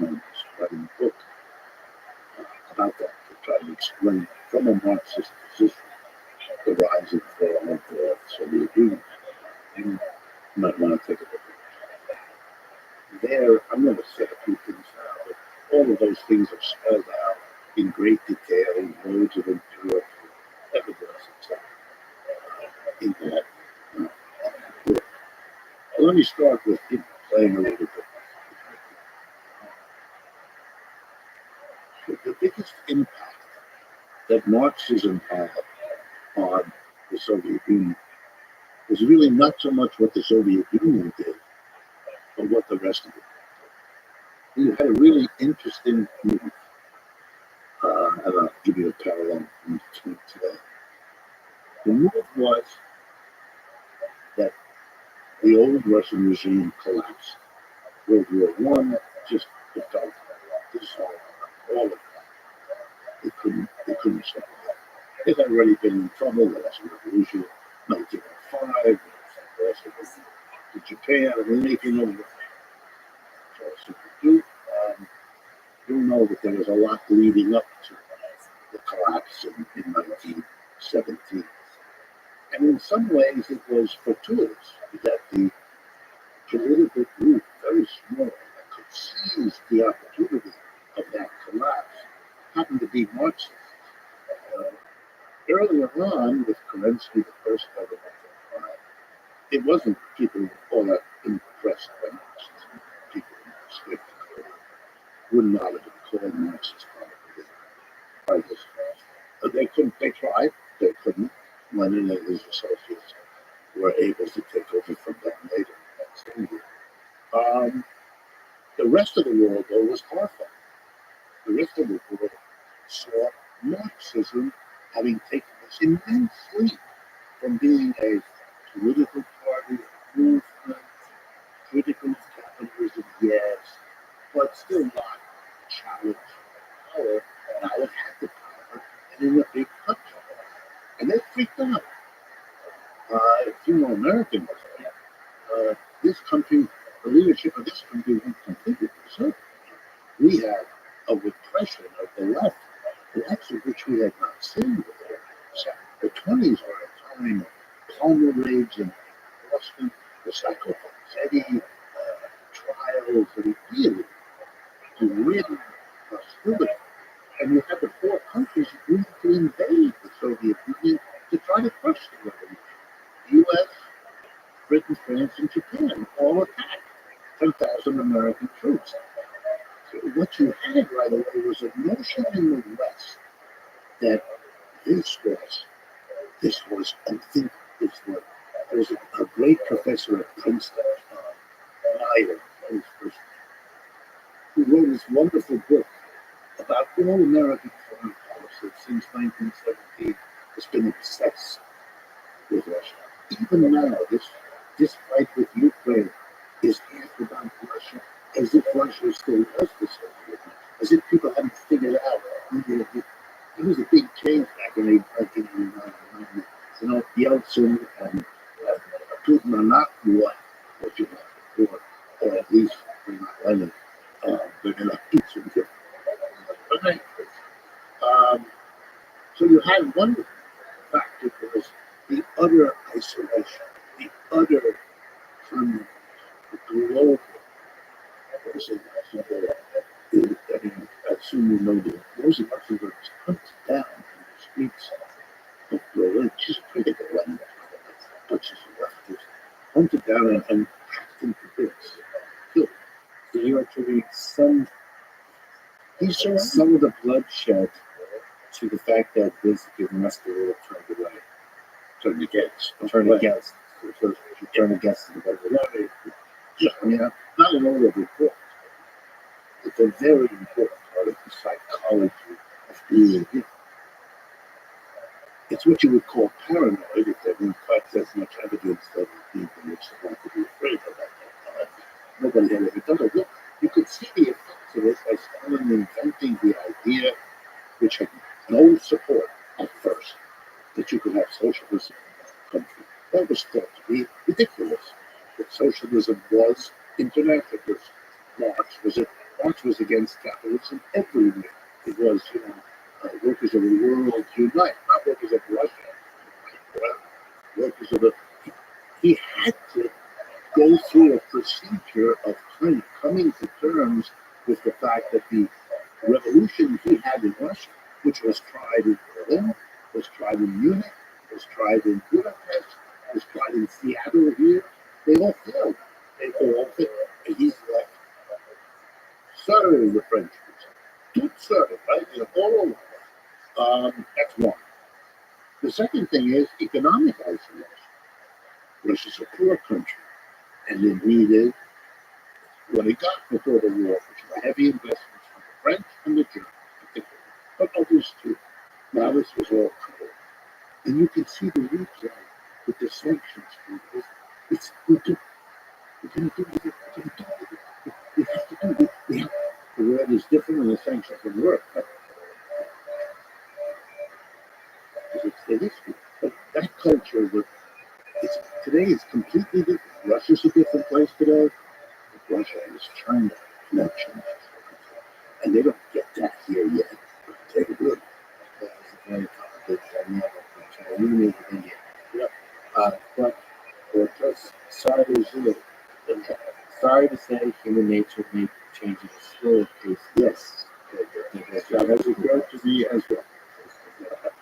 So can you still man the case, or consider the case, that there's something about the imitation of Marxism, maybe because of the idealistic nature of focusing on the working class and the workers unite, that naturally leads to the formation of a dictatorial force, dictator, that says, let us temporarily give power to this person to manage some of the details of how to run the democracy and giving voice to the workers so that they get to choose. And that naturally leads to dictator, and there's naturally power and absolute power, as the old adage goes, corrupts absolutely. Is it possible that whenever you focus on Marxist ideals, you're going to end up with a dictator? And often, you give too much power to anyone, even a small number of people, who get huge amount. You put things together there. That's what I think. If you give puts the position here, if you remember, I told you mother was living in Germany, And then your dad was French. yeah, but he was born in Metz, European. It's a city on the border. Alsatian, Alsace. So they're German speaking. Yeah, same thing. It's been back and forth so many times in medieval days. Literally, you go from one store to another. The proprietor here is French, German, but they all speak both languages. You don't speak either of them? I speak Russian. Russian, but not German, Ukrainian, emoji. I took French for 4 years in high school, but I forgot that. I remember the romance and the spirit of the language. Without the details, I'm sure I can remember. if you allocate power undemocratic, and you do it for a very long period of time, and you do it on many levels of ideology, it is not surprising that it sticks and it stays. And you can make a political revolution or even an economic revolution, and you will discover it has a life of its own. It's going to take a long time before people get it. If you have a religious tradition, Christianity, that prides itself on its monotheism, and that it doesn't have anything to do with the old Greek mythologies, and the Zeus and Diana and all the others, and they were very human, but instead we have one who is the absolute beginning. And that, what you you're teaching people an authority line that comes from the teacher. If you have a sequence of kings, if in your feudal manner the Lord sits fully land on you have people with power over everything that goes on, and you do this for thousands of years, you can make a Russian revolution like king. But if you imagine you've got a level that all the people assume without ever thinking about it, you're going to have trouble. Stalin, if originator of his situation. He was. He would never have that. He may have thought, I don't. He's the product. Look, the Cuban people made Fidel. He really wasn't that kind of guy. Yeah, he was a baseball playing lawyer. That's what he was. But they made him into a So it's not. it's not the you're the product of history. No. It was the systems, feudalism, sure. It was the structures and institutions that cultivated in people a mentality that has its own rhythm and doesn't follow the calendar of a political revolution. That's the fundamental question. Is there something about communism that creates a mentality that enables somebody like Stalin or Mao? And I think it's the social issues, problems the society has that make them then go to what they find familiar, to what seems to make sense, at least. Look, let me give you an example. The Republican Party has tradition in this country, in the party of private enterprise and minimum good. In comes Trump, runs for office in 2016, is elected. What does he do? He commences the most massive tax increase and the most massive government intervention in the worlds of economics that we've had for decades. What was the system? The Republicans gave, and the Democrats they gave. He can throw a tariff on anything. He gets up in front of the American people and he says the Chinese will pay the tariff. That's not what a tariff is. It's not how a tariff works. He would flunk a freshman course in economics. But everybody knows. I didn't teach it. No, it doesn't matter. He's still calling the shots. What is going on here is that the society has come to a point where it can't solve its problems. And it begins what? To tap into older forms. All of the left and all of the individualism. And suddenly the Republican Party is done. Now they're going to make that person legal. The government is telling you what you can do with your uterus. What? The government is being given more and more power. They're hoping what? Do they like the government? No. This is not a pro-government. They were in a desperate fix. And so,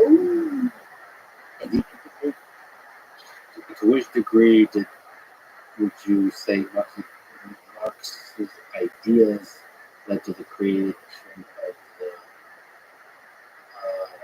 the National Socialist Party of German workers as the Nazi Party, the Fascist Party, the 30s, the 40s? The head of was Hitler, which this recently going to be employee number 7 of the party, or the second person to have joined the party, or created one of the most consequential and powerful political parties in history of the 20th century. What degree did Marxism ideas play? It is the National Socialist Party of German workers. Sozialistische, Nationalsozialistische Deutsche Arbeiterpartei, German Worker Party, National Socialist German Worker Party. So, but here's the history. Did you care about the workers, or did you just use the workers as a populist message? The only thing that Marxism did for this particular was provide him with his stepping stone to power. I had nothing more. I didn't know anything about it, didn't care anything about it, nor did the people around me. Here's the story of what happened there, which I know largely from my family. The most successful socialist party in Europe was the German. It started around 1870, 1875. Some of his own family were leaders, other supporters. By the end of the century, it was the second most important party. Nobody stood it. It was overlooked. It was almost as big a shock to the Europeans as was the Russian Revolution in 1917. Here was a political party that was now in every German city, every German town, powerful and enjoying its rise up. That's my feeling. It meant that starting around 1906, 7, 8, if you wanted to have any kind of presence in the German working class, you had to use the resources. You had to. Otherwise, they wouldn't pay attention. The other parties call themselves Catholic. Germany is divided. The upper two, the northern two-thirds is Protestant, the southern third is Catholic. In Bavaria is Catholic, and the other German is Protestant. You could be the Catholic of the other. Both could be in various conservative, Prussian, and other. If you wanted to have a presence in the working class, which was growing every other this country, expanding like crazy at this time. No, Germany was the major competitor with Britain for the empire. The United States was coming up too, but it was Germany and U.S. taking over from Britain's empire. For the German working classes. So anybody who wanted to approach the working class in whatever way had to come to terms and be friendly to socialism. Other parties did this too, just like Britain.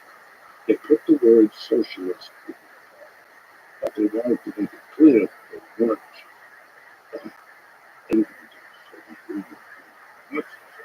so they put the word national. Nazi is the first four letters of national. National. N-A-Z-I, spelled national. German National Socialism, nothing that comes. That's the Cubans coming. They fought communists in the street. They had pitched battles. They literally threatened each other's existence. And the first people that he arrested and put in jail were not Jews and gypsies and all the other people he eventually killed. Communists. They were the number one socialists right behind him. Why? Because up until he takes power, January of 1933,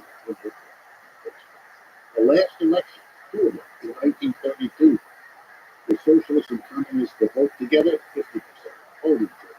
So he appealed to the German manufacturers, the German factories, and he said, the communists and socialists are in the way.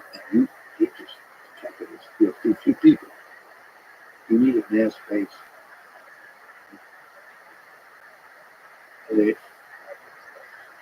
Yes. But it was explicitly done as a deal.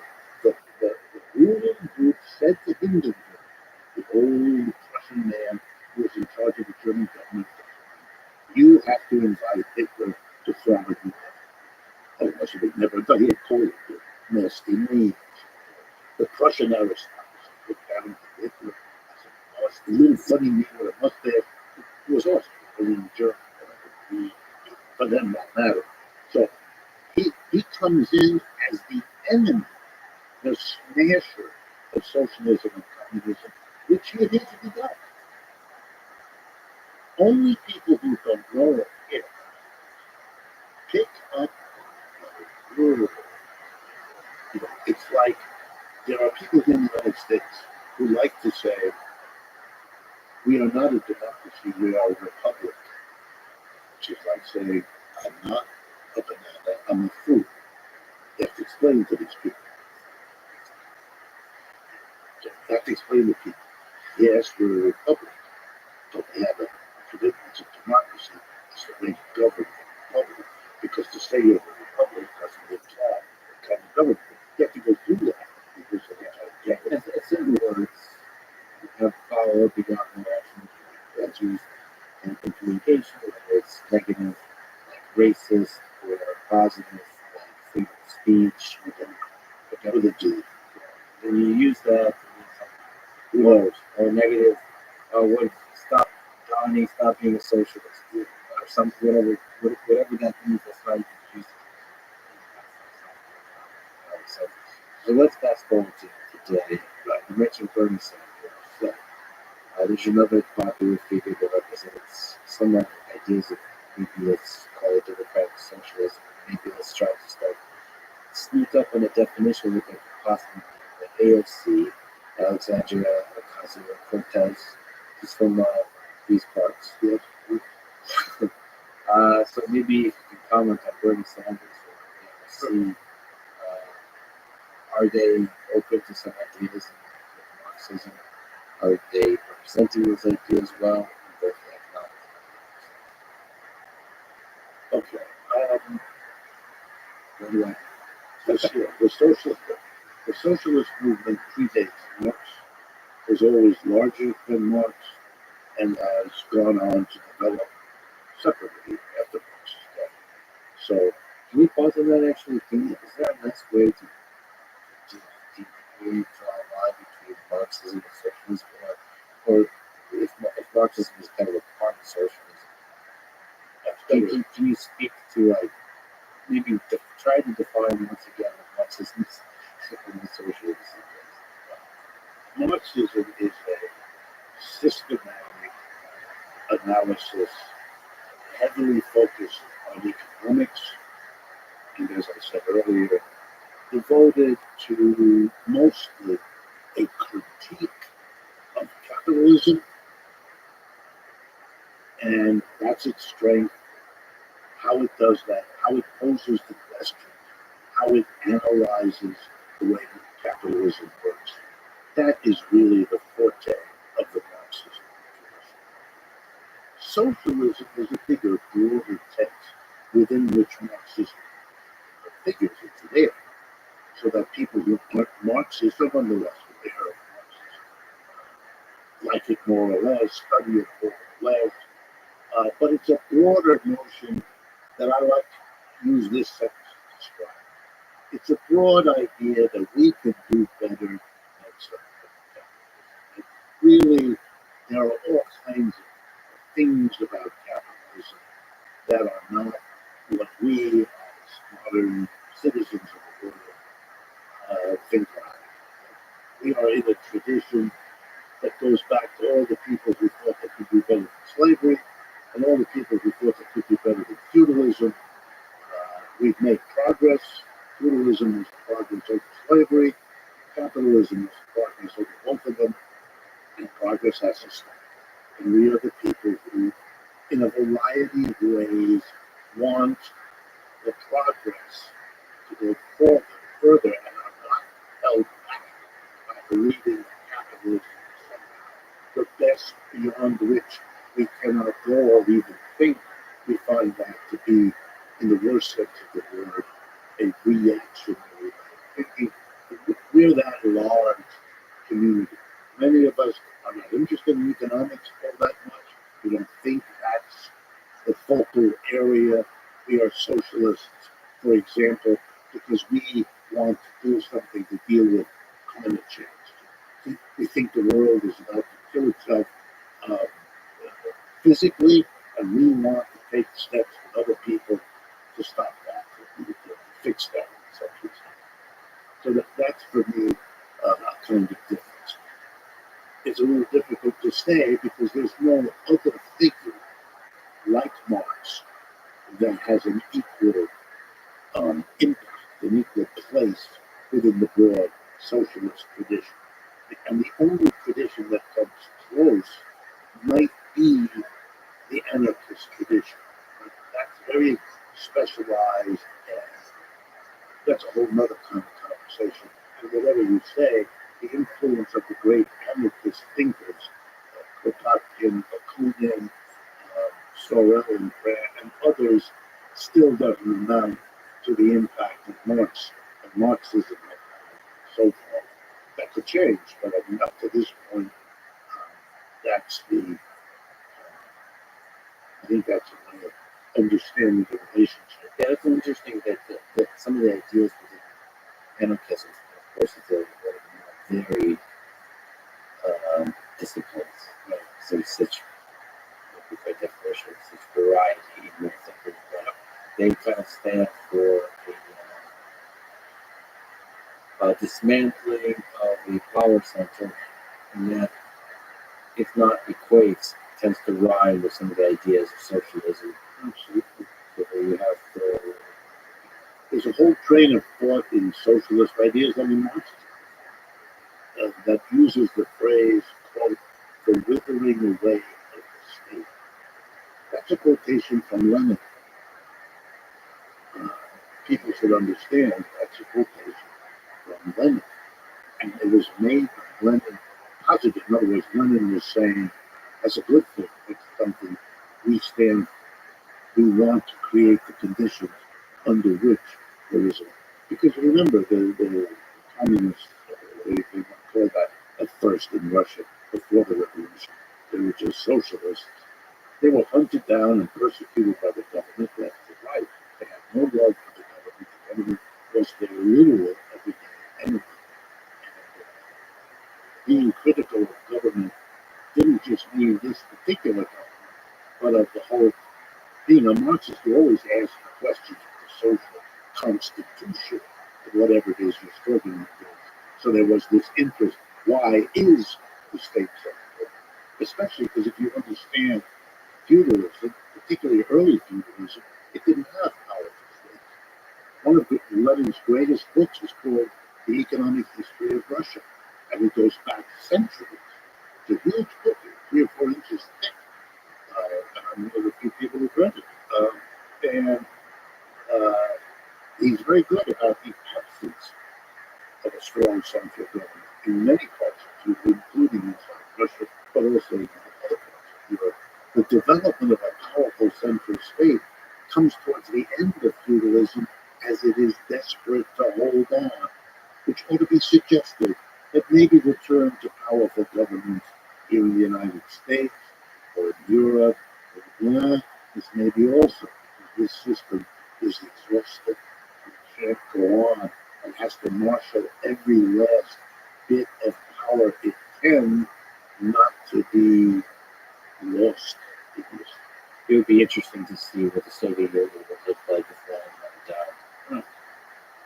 A lot of people have asked that question. Here's Stalin sliding in the middle of the night, erasing the withering away of the state party. Yes, exactly. So just to return briefly back to AOC and DeSantis, what are your thoughts about these modern political figures that represent some of these ideas? And they sometimes refer to those ideas as democratic socialism. Right. The crucial thing about Bernie and AOC, and it's particularly true about Bernie, because AOC is what she Bernie's moved in. Bernie, being roughly my age, has been around formatively as a student, as an activist, and then coming up through the ranks in Burlington, Vermont, as a mayor. He lived through what, for lack of a better term, I would call Cold War America. And the taboo in Cold War America, running from around 1945-6 to the present, was a Manichaean where the United States is good, it defines democracy, and the Soviet Union is awful, it defines whatever the opposite of democracy that should be called. Good here, evil there. It was taken so far that even among the ranks of academic individuals, it was impossible to have a conversation. I mean, I can't tell, just make it very personal. The number of times I would raise my hand in my classes at Harvard or Stanford or Yale. And I would ask a question that had something to do with Marxism because I was studying it on my own. There were no courses to teach this to me, except by people who trashed it.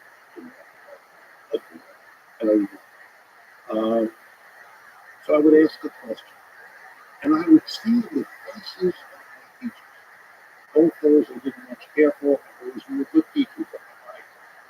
Fear. It's just fear. They didn't want to do it. They didn't want to answer that question. And after a while, I know some of them, and I found out why. Because you don't know how the rest of the class is going to understand this. Either they would have to say, I don't know, which would be the honest truth for any of them, but the professor doesn't know what to say in the class. Not clear. Or they have to, if they knew, they'd have to say something that indicated there was no really much, and they were only going to do that. Or they would know something. And maybe that would be because they were interested. They did not want the rest of the students to begin to say, "Huh, you know, Professor Smith, he's interested in it. He's not good for your career. You don't know how this is going to play out. Who's going to say what to whom?" And I could see in their faces what I later learned because they come to my office. I was you to do it in the office. But that's how bad it was. Is it not still? Pretty much. In my field, the great so-called debate, I finally call it the great debate for my college, is between what's called neoclassical economics and Keynesian. Neoclassical, the government should stay out of the economy, laissez-faire, do liberalism. And the Keynesians say, no, you crazy neoclassical. If you do that, you'll have great depressions and the system will collapse. You need the government to come in to solve the problems, to fix the weaknesses. And they hate each other, but they throw each other out of their job. One of the very few things they can do together that they agree on is keeping people neat. That they can find common ground to do. So I had to learn it all on my. Why am I telling you? Because this taboo means that for all of the complicated developments within Marxism and within socialism of the post-World War II period, the vast bulk of all of that is unknown, not just to the average American person, but to the average American academic, to the average American who thinks of himself or herself as an intellectual. I mean, I had to spend ridiculous amounts of my time explaining Soviet history. I have no idea. Or saying, this man Lukács, a Hungarian monster, he really had interesting. Or to explain that Gramsci was not a great literary critic, he was head of the Communist Party of Italy for most of his adult life. What does that mean? What you like Gramsci as a literary critic, but you don't even know. It's been erased. It's a little bit like stories I've heard about Trotsky and his influence kind of erased in the opinion because he fell out of favor. And so somehow all of his writings, many of which are very interesting and complicated, anyway. So what you're going to have in this country is a slow awakening of socialism from a long hibernation called the Cold War. I never expected, to be very honest, that I would live to see. I knew it would come because of these things always do, but I didn't expect to see it. So I have been surprised, as have a lot of us, that when it starts to happen, it happens fast. So you see Bernie as an early sign of the awakening. Absolutely.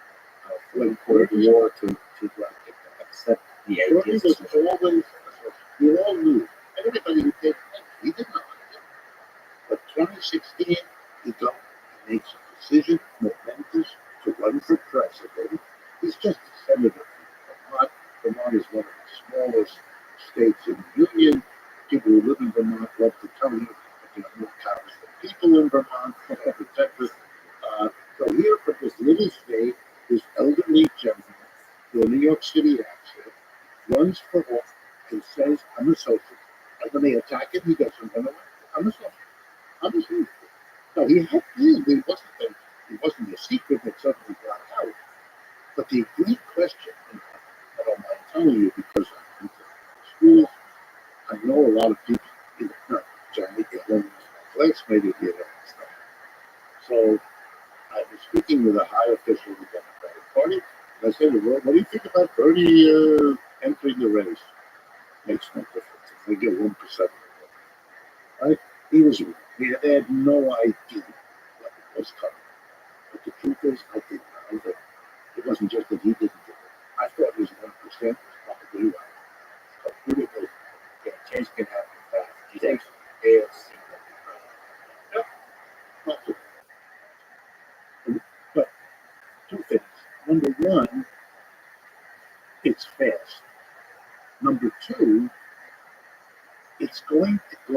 in the following direction I would place.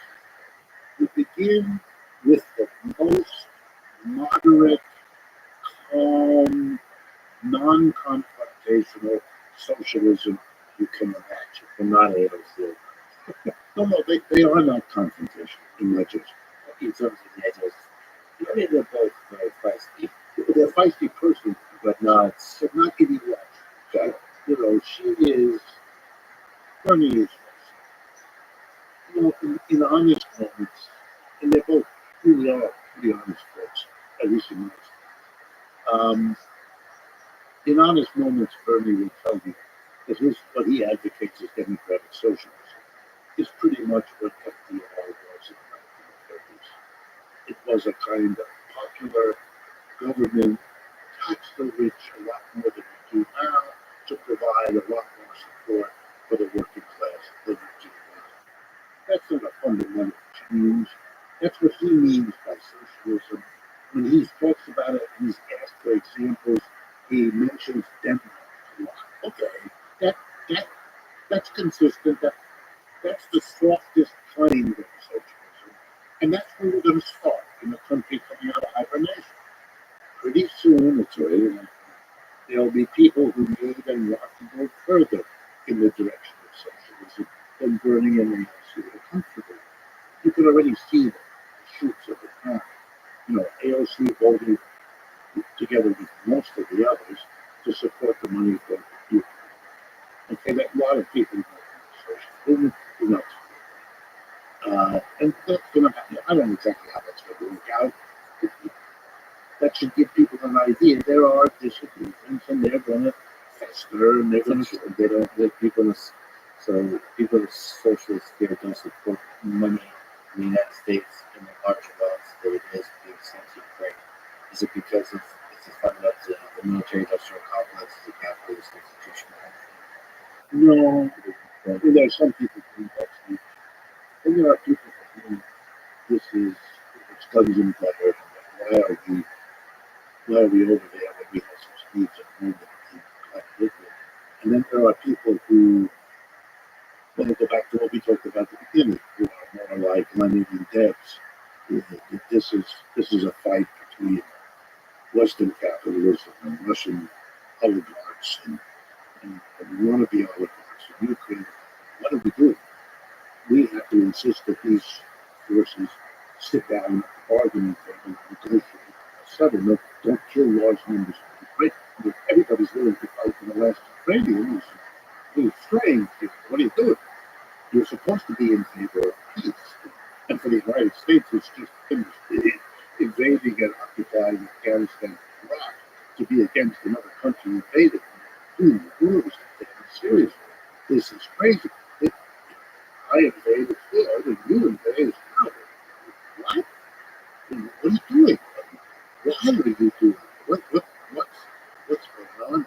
All of these questions are being asked, by the way, not just by socialists, lots of other people too, inside the Democratic Party and also inside the Republican Party. You watch that Tucker Carlson or people like that, they are against the stuff in Ukraine. They want the money spent there, they want the weapons sent there, they don't like the whole policy. And Trump wobbled. So Mr. Biden's policy has got all kinds of critics on the left and right. And every day that this thing lasts, these criticisms come. Anyway, the point is that AOC and Bernie should be, I think, evaluated as the early shoots after a long winter of Cold War isolation from the whole. When I explain to people that the contribution made, for example, to modern Marxism, I'm giving it by the French philosopher Louis Althusser, I don't know if the name means anything. Okay. He was the rector of the École Normale Supérieure in Paris. That's equivalent. Imagine in this country if there were a university that combined Harvard, Yale, Princeton, and MIT. It would be the university. The École Normale in France, in Paris, is the. He was a tenured professor who became the rector. The rector is like the president of the university, an active member of the French philosophers in France during the Cold War. That was unthinkable.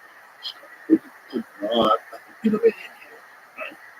So Althusser, as a philosopher, tried to bring a version of postmodernism into Marxism with enormous impact all over the world.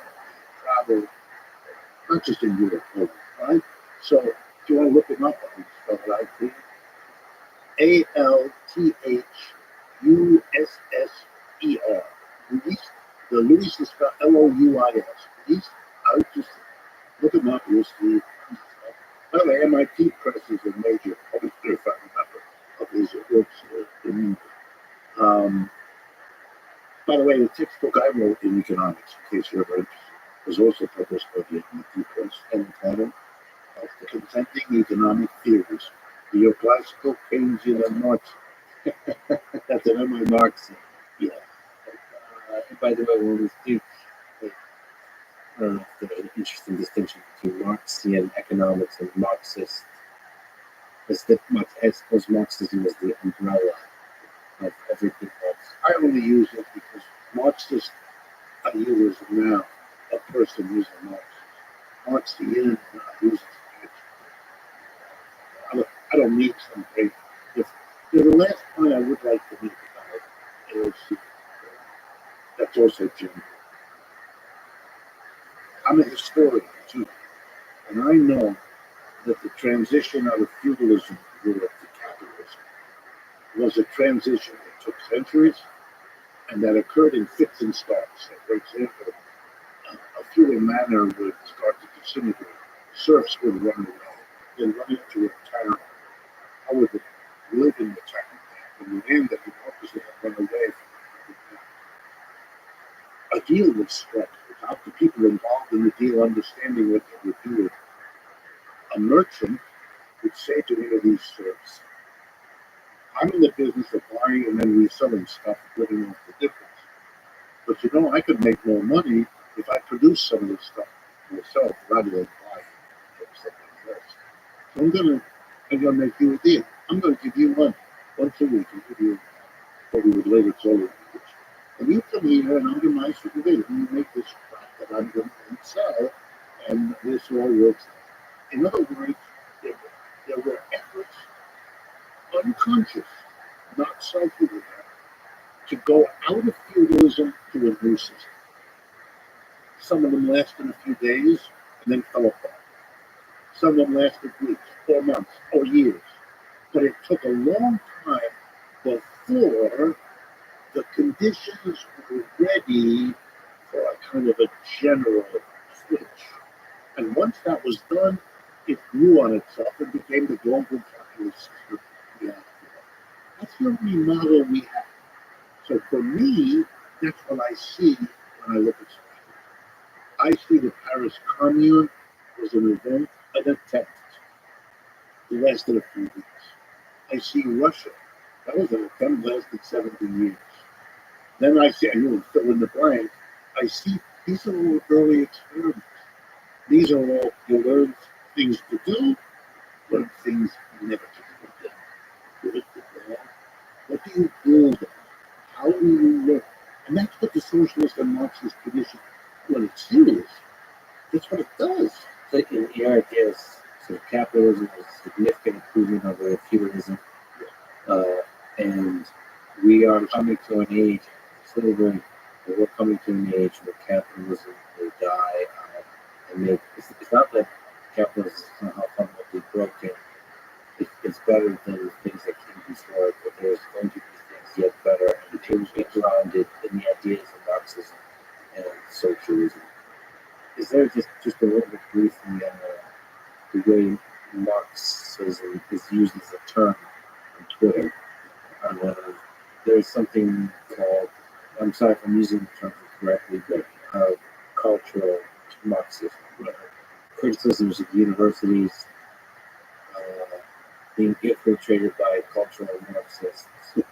I'm not exactly sure. I don't pay close enough attention. But there's a kind of woke ideology. I'm not exactly sure. It's not you, What is the fundamental text Who's the Karl Marx of wokeness?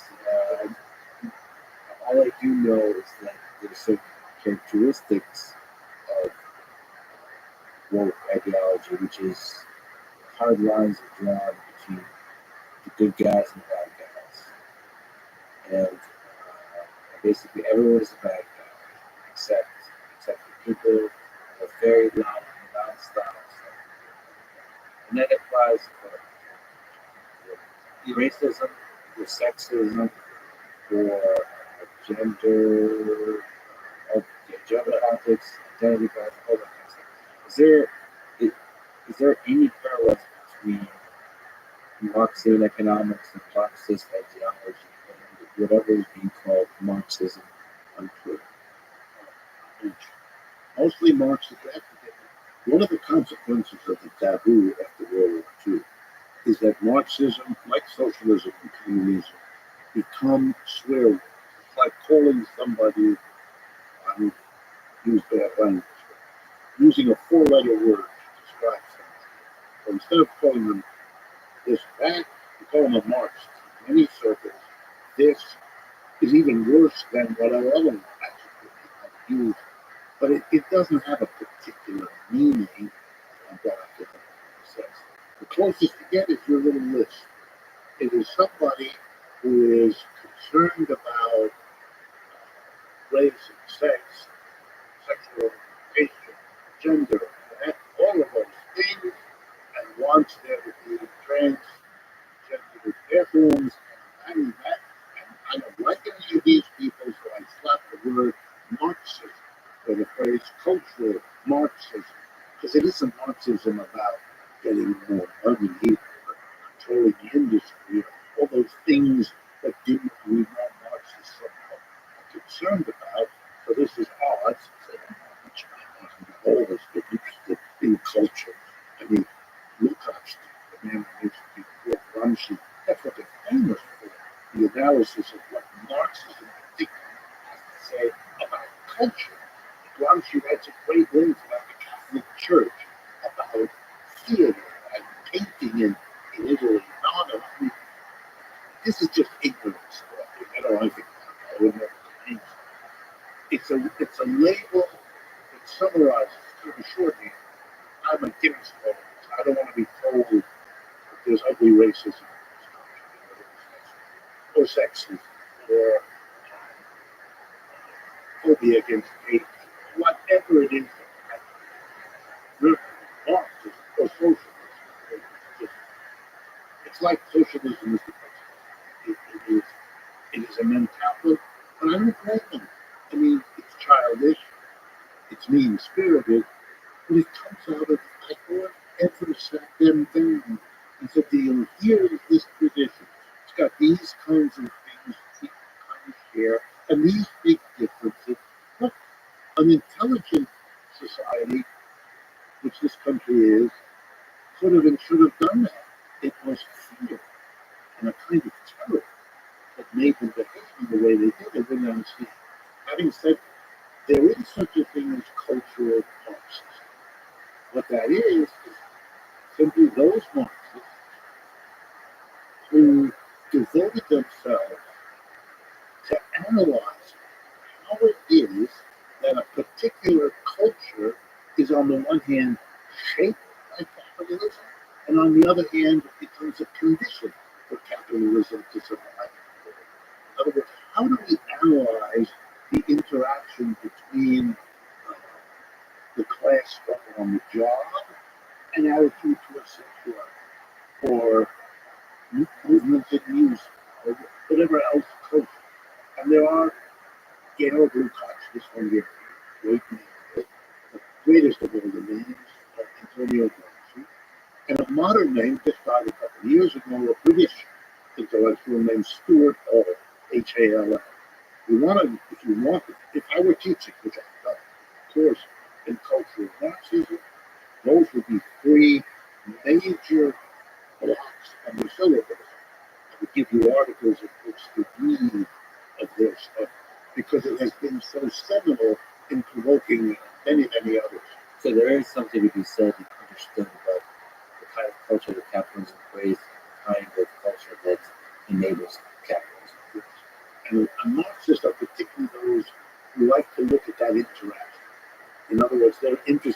capitalism shapes culture and how culture shapes capitalism. There's another name. Stuart is British, Rothschild is Italian, Lukács is Hungarian. The German is Walter Benjamin, Benja. He was a member of the Frankfurt School, which is a huge school of Marxism that developed in Frankfurt, Germany, and they have a lot of people, many of whom were interested in culture. It was a bit of a reaction against the narrow Marxism that was so focused on economics and politics. There were people who said, you're leaving out very important parts of modern society that are shaping the economy as much as they are shaped by it.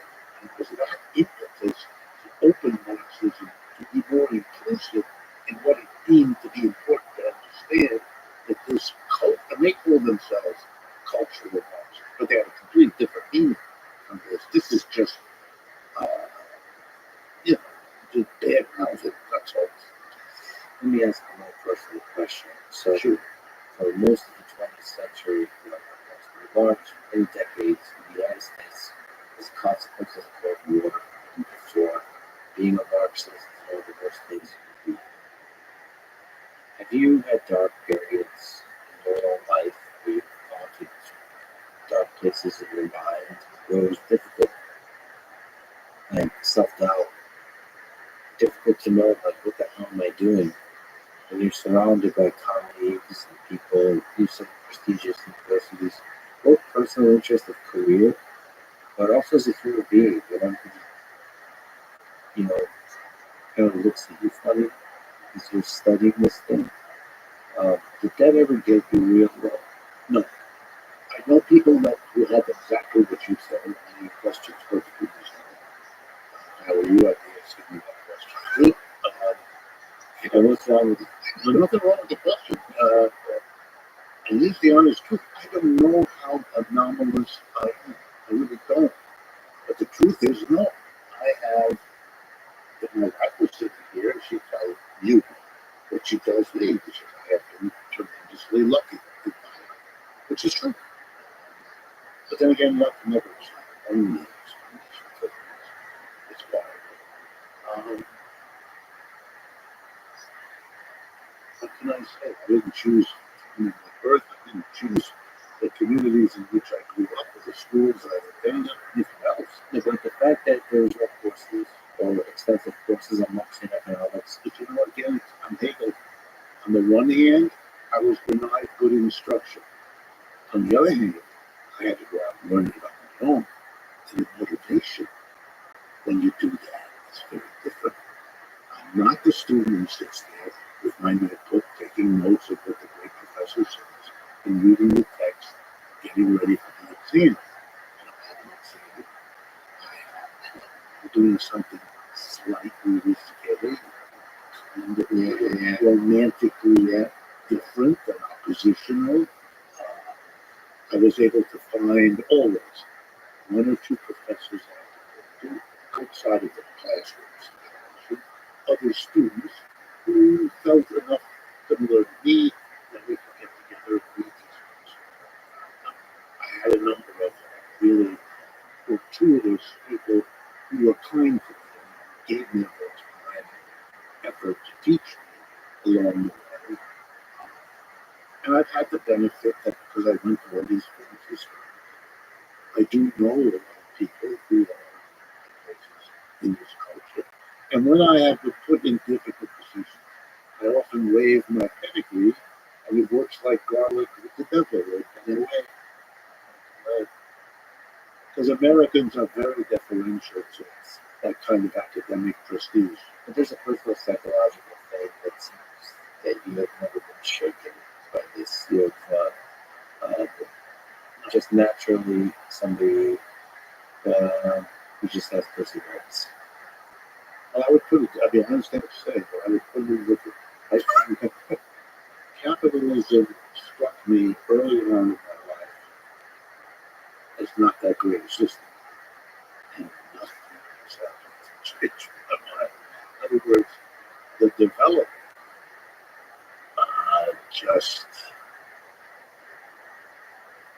just kept giving me more and more evidence that this. And I must say, over the last 10 years, what's really changed, last 10 years, I mean, I can't describe to you how big that change is. And that may be more important than anything else we've discussed. Up until 10 years ago, I would do at a public event an interview on television, maybe give a talk once every 2 or 3 months could be but academics often do. I now do 2 to 3 to 4 interviews every day. So there's a hunger. And you know, and I want to be honest, as I say at the end of some of the talks, I allow there to be kind of a pregnant pause from the podium, lead into the mic. With as much smile as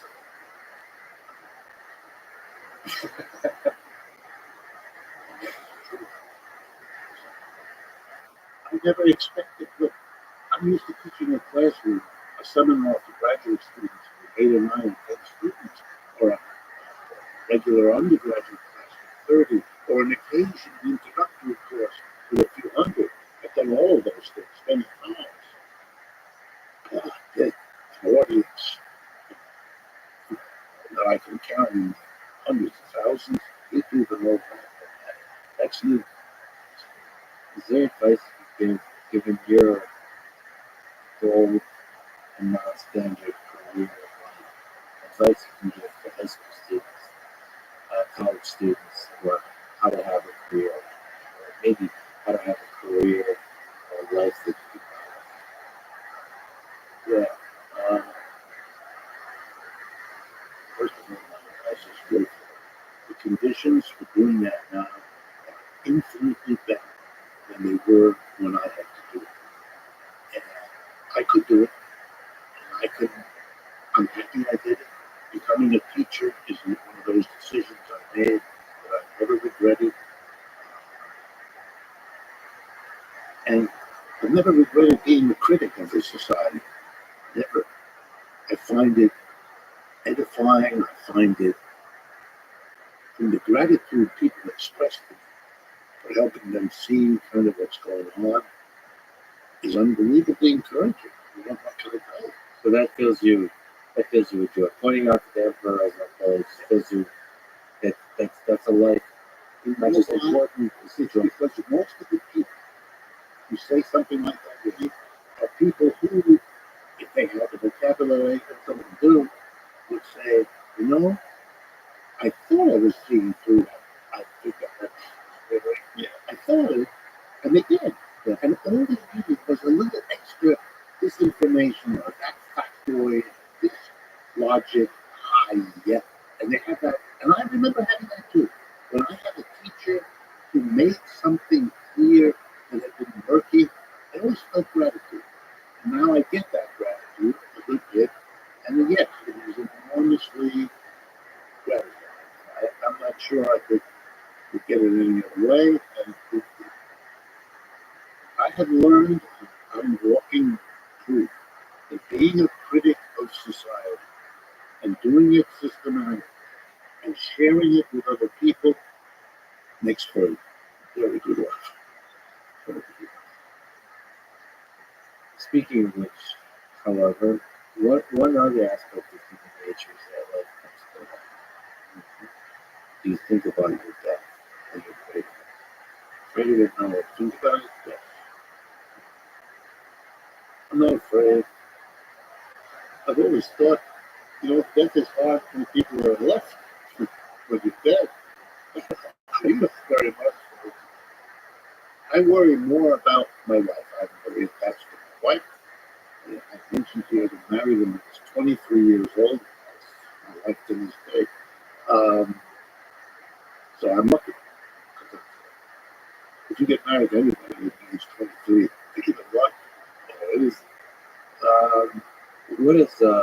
What role does love play in your life? Because I came from a family whose political refugees. who had to interrupt their lives, move to another continent, learn another language, find another life, income, job. It's, the disruption goes real deep for any refugee. So my mother and father were both refugees. They met as refugees.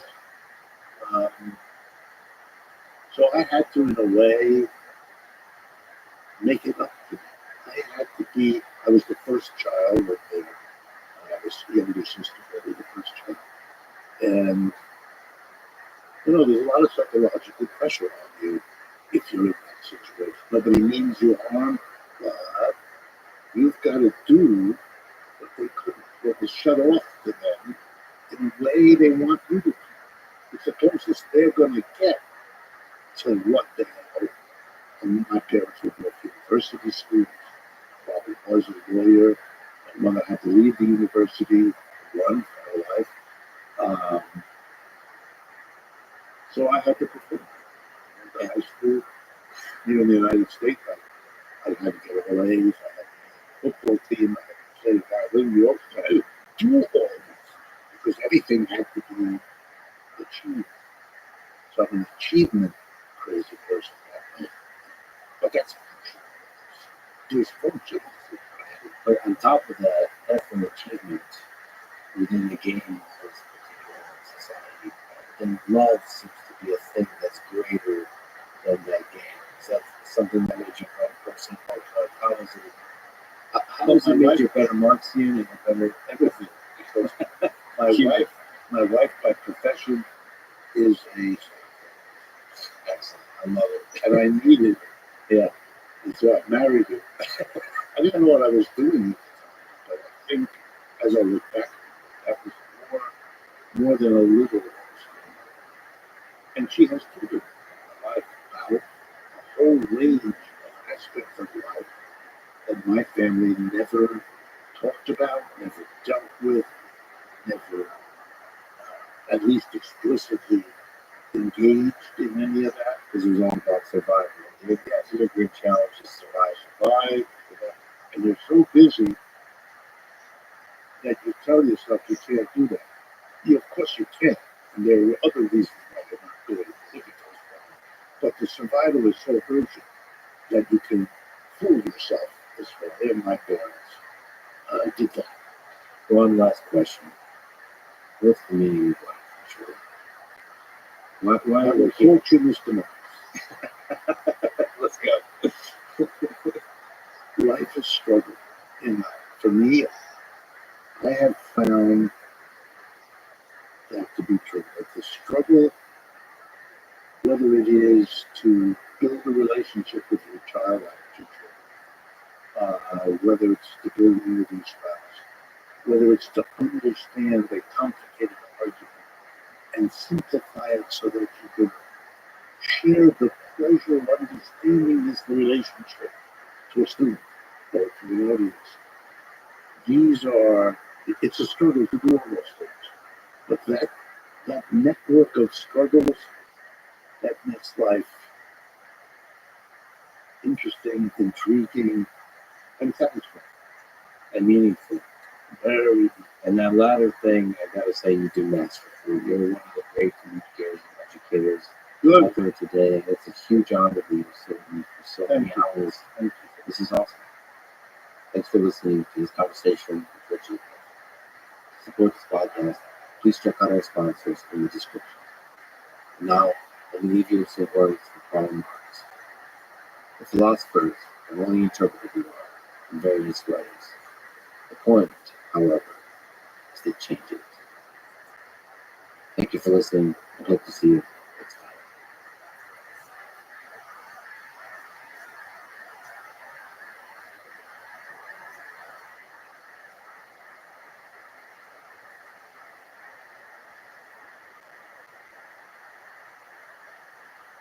It wasn't just a one-on-one. It could be Steve against the team going, we need glass instead of plastic on the front face of the iPhone.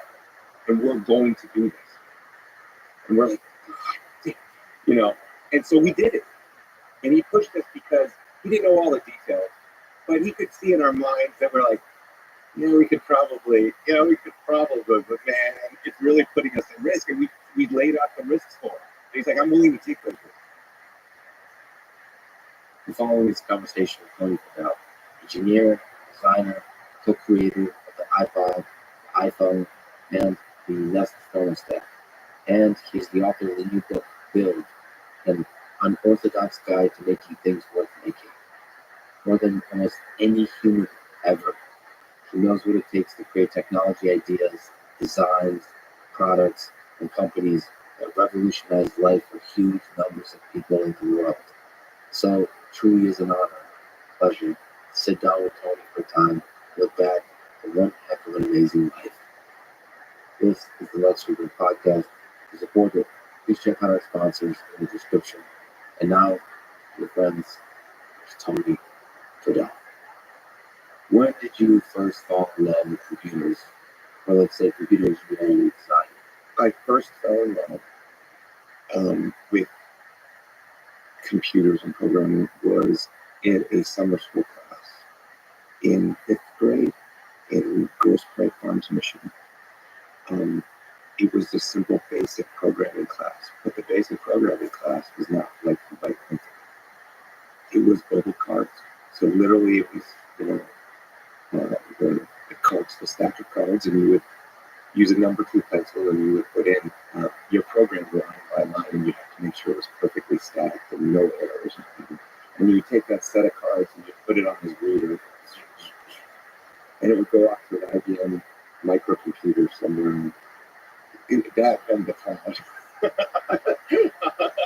And then you would sit on a Texas Instruments paper terminal, and it would just literally, I could write things, and I could program this machine to do stuff, and it was nowhere near sexy. There was no graphics, right?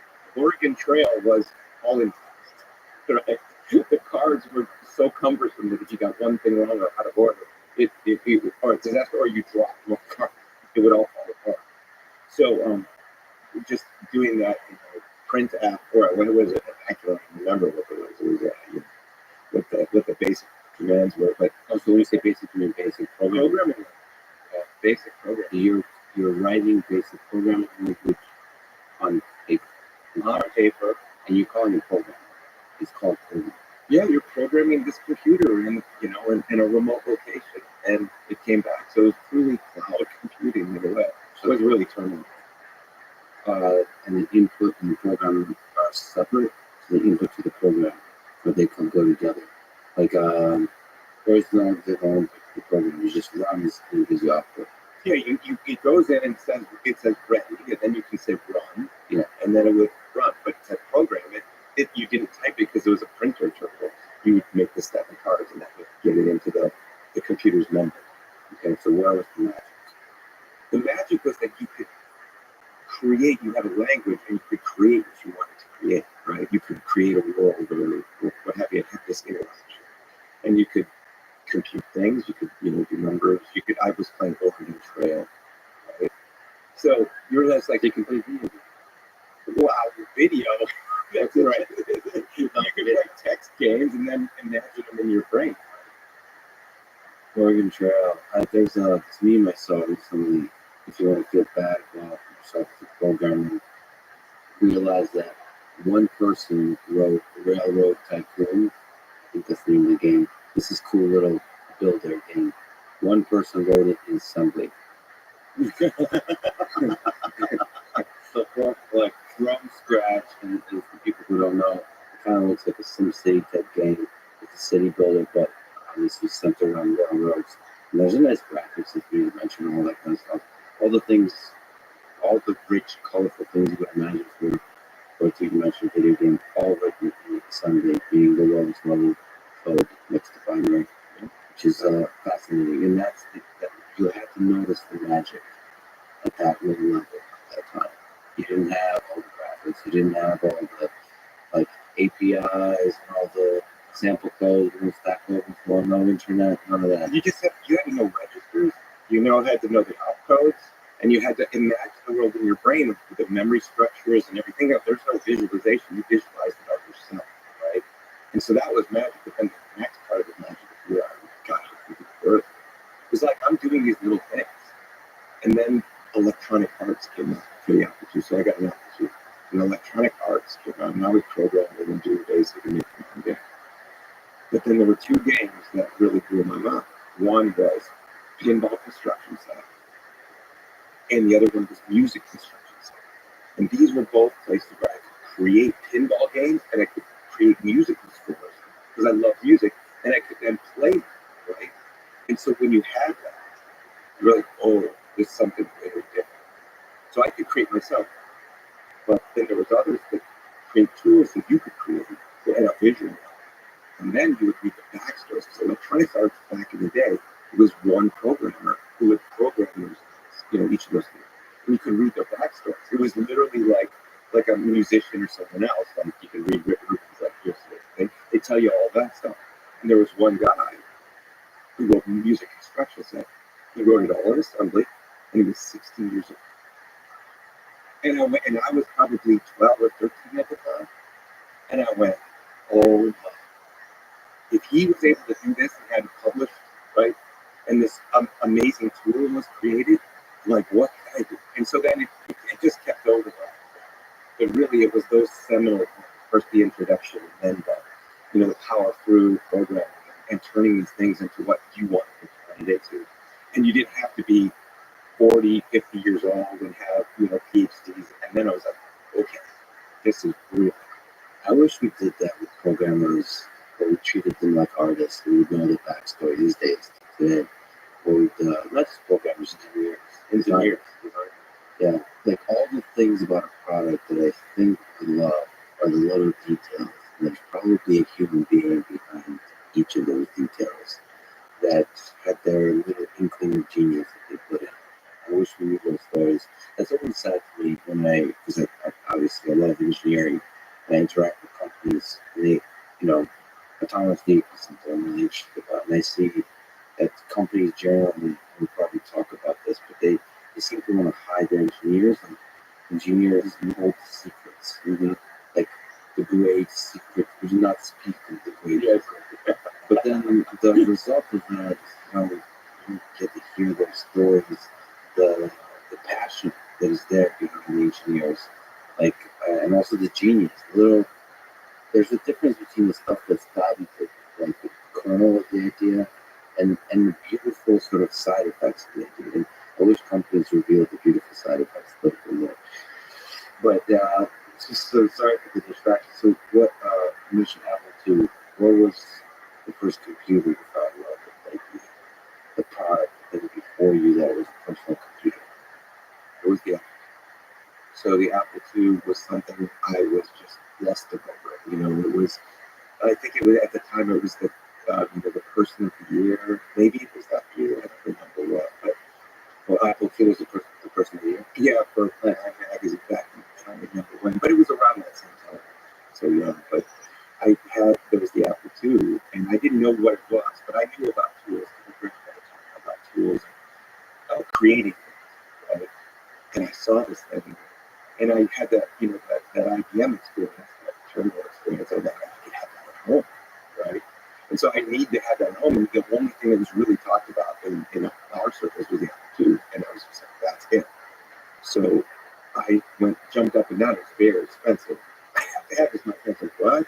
It was $2,500 back then. In the 1981, it was like crazy, right?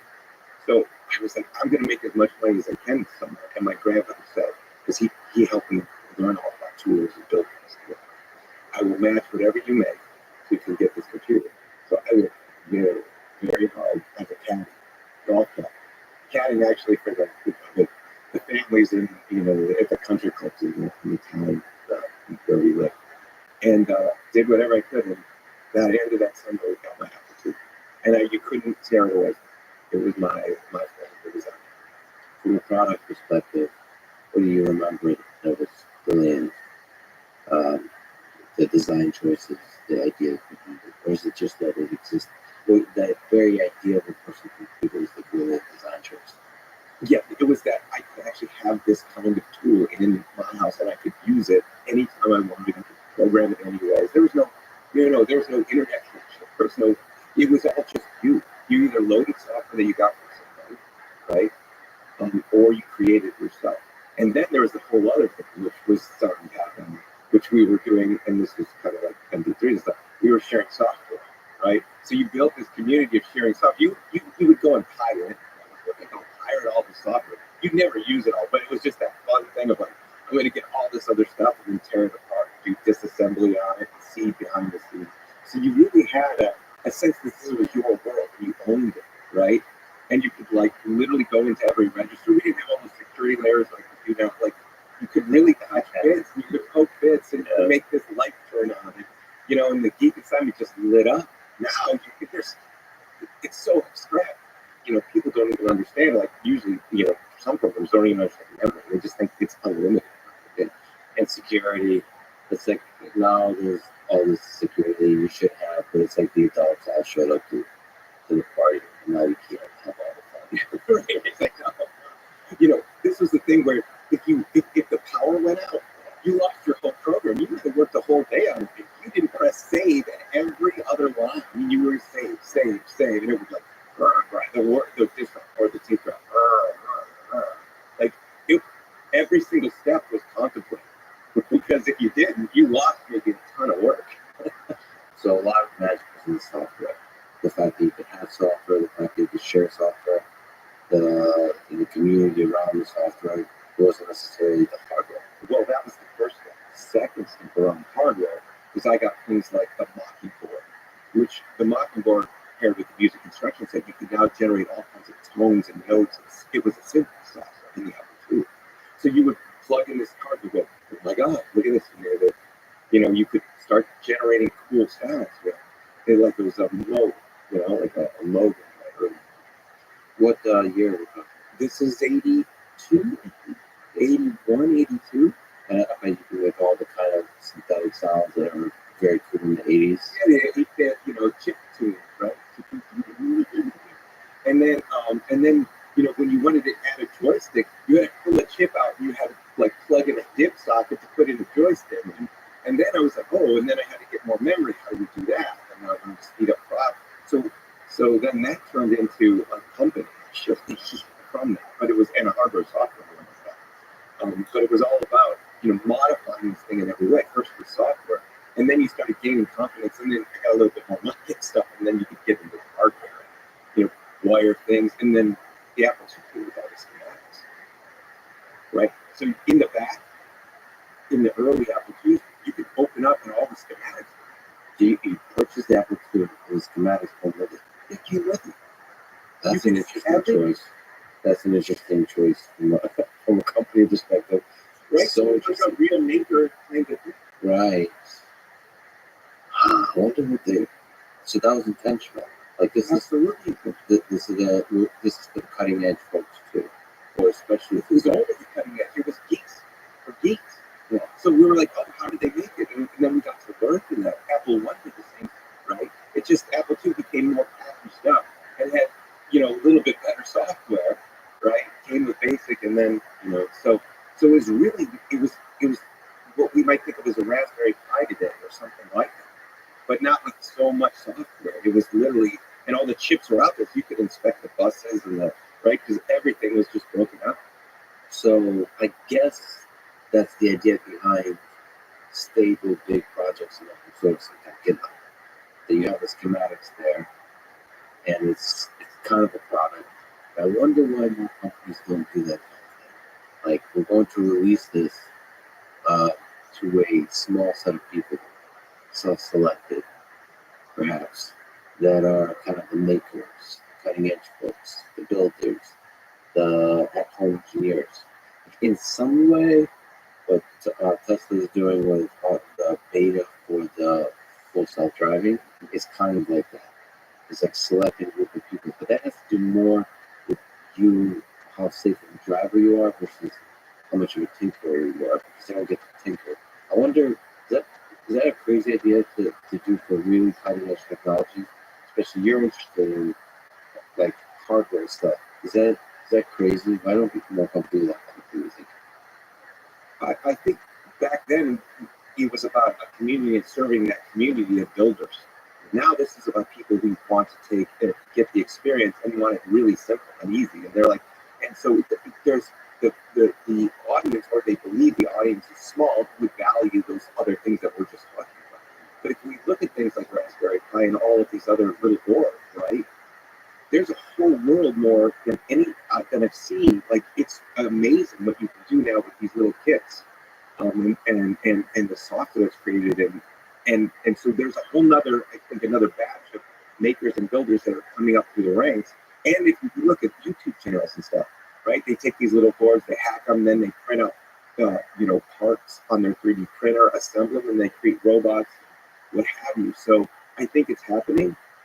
It's just not as, I guess, raw as it used to be. But it's there, and it's really expanding around the world, and that's really nice to see, because it's a whole new generation, and who are power. I think there's a semi-dormant genius amongst millions. So like Raspberry Pis are getting that a little bit. It's probably, I wouldn't be surprised if it's several million Raspberry Pis that have been sold and been shipped. And it's kind of this quiet storm of genius brewing of engineers. We don't get to hear it because they're not organized. I mean, we get to hear it for instance here and there. It's like YouTube, there's little communities and locals. If they were organized, if a leader would emerge. No. Okay, so when did you first start to dream about building your own things, designing your own products, designing your own systems, and software and hardware? Well, in high school, there was a company that a friend of mine founded, and I was the second employee. It was called Rothschild. And it was a mail order, because there's no e-commerce and there's no internet back then. Yeah. You either mailed in your little coupon and you said, this is what I wanted to order, or you wrote in to get a catalog and delivered to you. Turnaround time on this stuff was like, from the time you wanted to the time you bought it, was maybe 8 to 12 weeks. So that was just the normal way of getting it. So Poly Computers was a mail order for Apple II, and it was software and all kinds of accessories. So hardware accessories, so hardware plug-in cards, those things like that. And what we noticed was there were accelerators and memory cards. And to be able to use those cards, you had to actually go and change the software you used to access this new memory. So you literally had to go and you took the program that you had, let's say it was AppleWorks, which was like an early Microsoft company, and you had to literally change the code, and you would install this patches to then take advantage of the hardware. So what we started creating is software on top of it to do the automatic installation of all of these patches. So we made it much easier to take new hardware and expand the existing software and expand it into this new world. So it was creating tools and really great customer support. And we started getting a lot of orders because we had the software make it easier to install, to give them the superpower. And at the same time, they would be able to change their software and have a new world that wasn't existing from the companies that were creating initial products. And so it was more of that, and then that happened with hard drives. So I wrote a hard drive optimizer for the Apple II to because you could get really fragmented. So I wrote that piece of software and sold that to the company along with the hard drives that we sold from third parties. So that all happened in 12th grade, freshman year of college. So you wrote a hard drive optimizer in 12th grade. Between 12th and what programming language? Do you remember? Is it assembly? There were certain inner loops for assembly, and other loops, actually, there were really early Pascal, C compilers. What was the motivation behind this? Is it to make people's lives easier? Is it to create a thing, experience that is simpler and simpler and simpler, thereby more accessible to a larger number of people? Like what? Or did you just like to take it? No, it was two things, really, because one, we wanted to sell more hardware and software, right?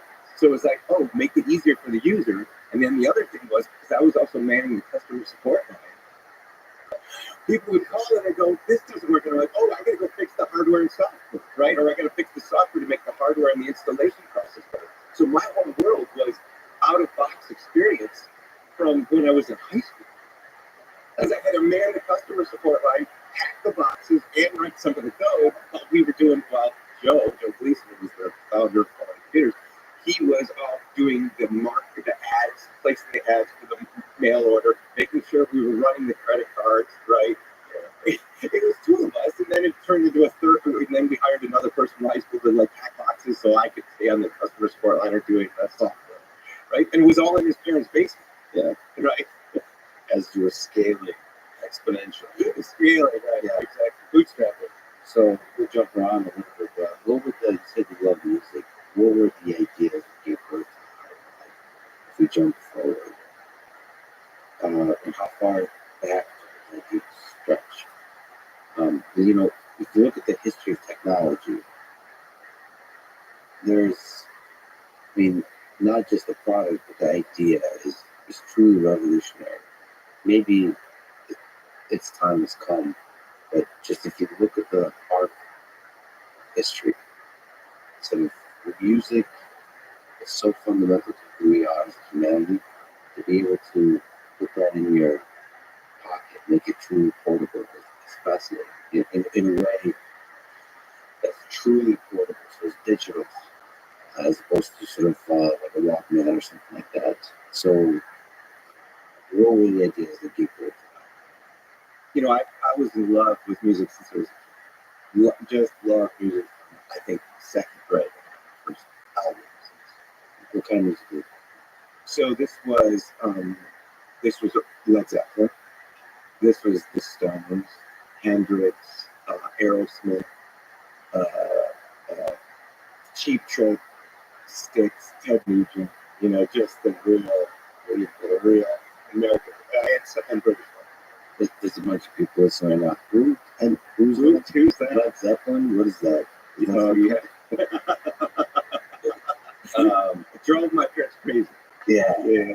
Last Lake Loud, just, and this was second, third grade, fourth grade. I fell in love, and then we moved back to Detroit, and I loved listening to the radio station because there was all kinds of crazy music. You'd have an amalgam of rock and folk and R&B, and I loved to listen at night.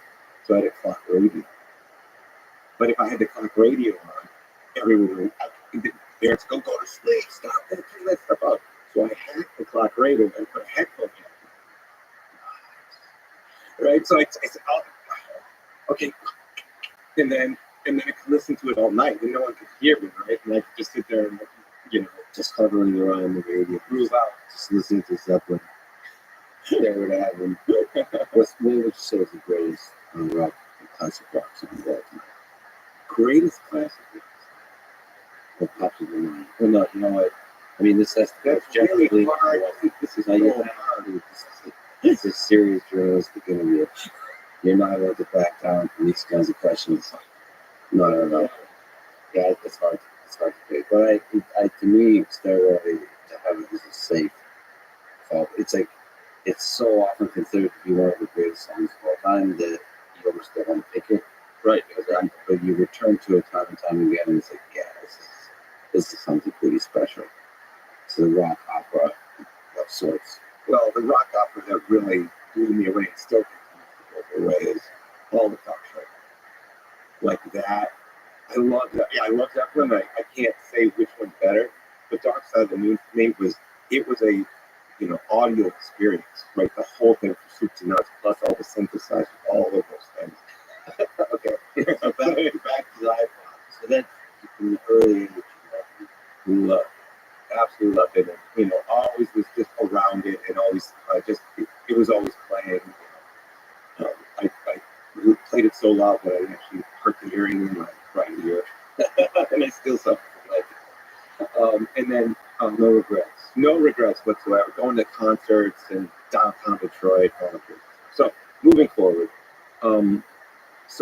In college, I was a DJ. So I would DJ and hang out and play all the tunes I love and whatever for the crowd. And then I continued to do that since when I moved to right after school.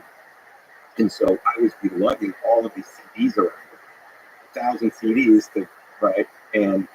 and at the same time, and so those were heavy. And at the same time, I was doing the Philips Nina and Velo. Those were Windows CD-based mobile computing products. The Nino was the first device to actually put Audible books on tape. So we worked with Audible. We met at a conference, and they were like, "We don't want to do hardware. We just want to do content." I was like, "Well, we have this device. Let's get it together." And we got Audible. This was in 96 or 7. First Audible books, and it, was actually, oh my God, that's Audible. Well, what if we put music, right? And so I put them, and the memory was very small, right? There was almost no flash. It was all DRAM. When you did Audible, you stored it in DRAM, right? But it was okay probably because how much books do you need? By the way, really, just putting books. I know it's probably not the sexiest of things, but putting books on a mobile device is a brilliant step. And I don't know. Sometimes you can't measure how much human progress occurred because of an invention. Like there's the sexy big products.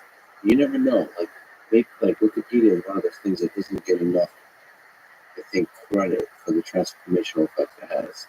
It's not seen as the sexiest of products, but maybe it is. When you look at human history, Wikipedia arguably is one of the big things that basically unlocked human knowledge.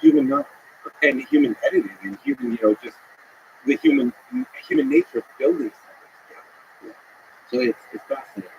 Sometimes you can't measure those things.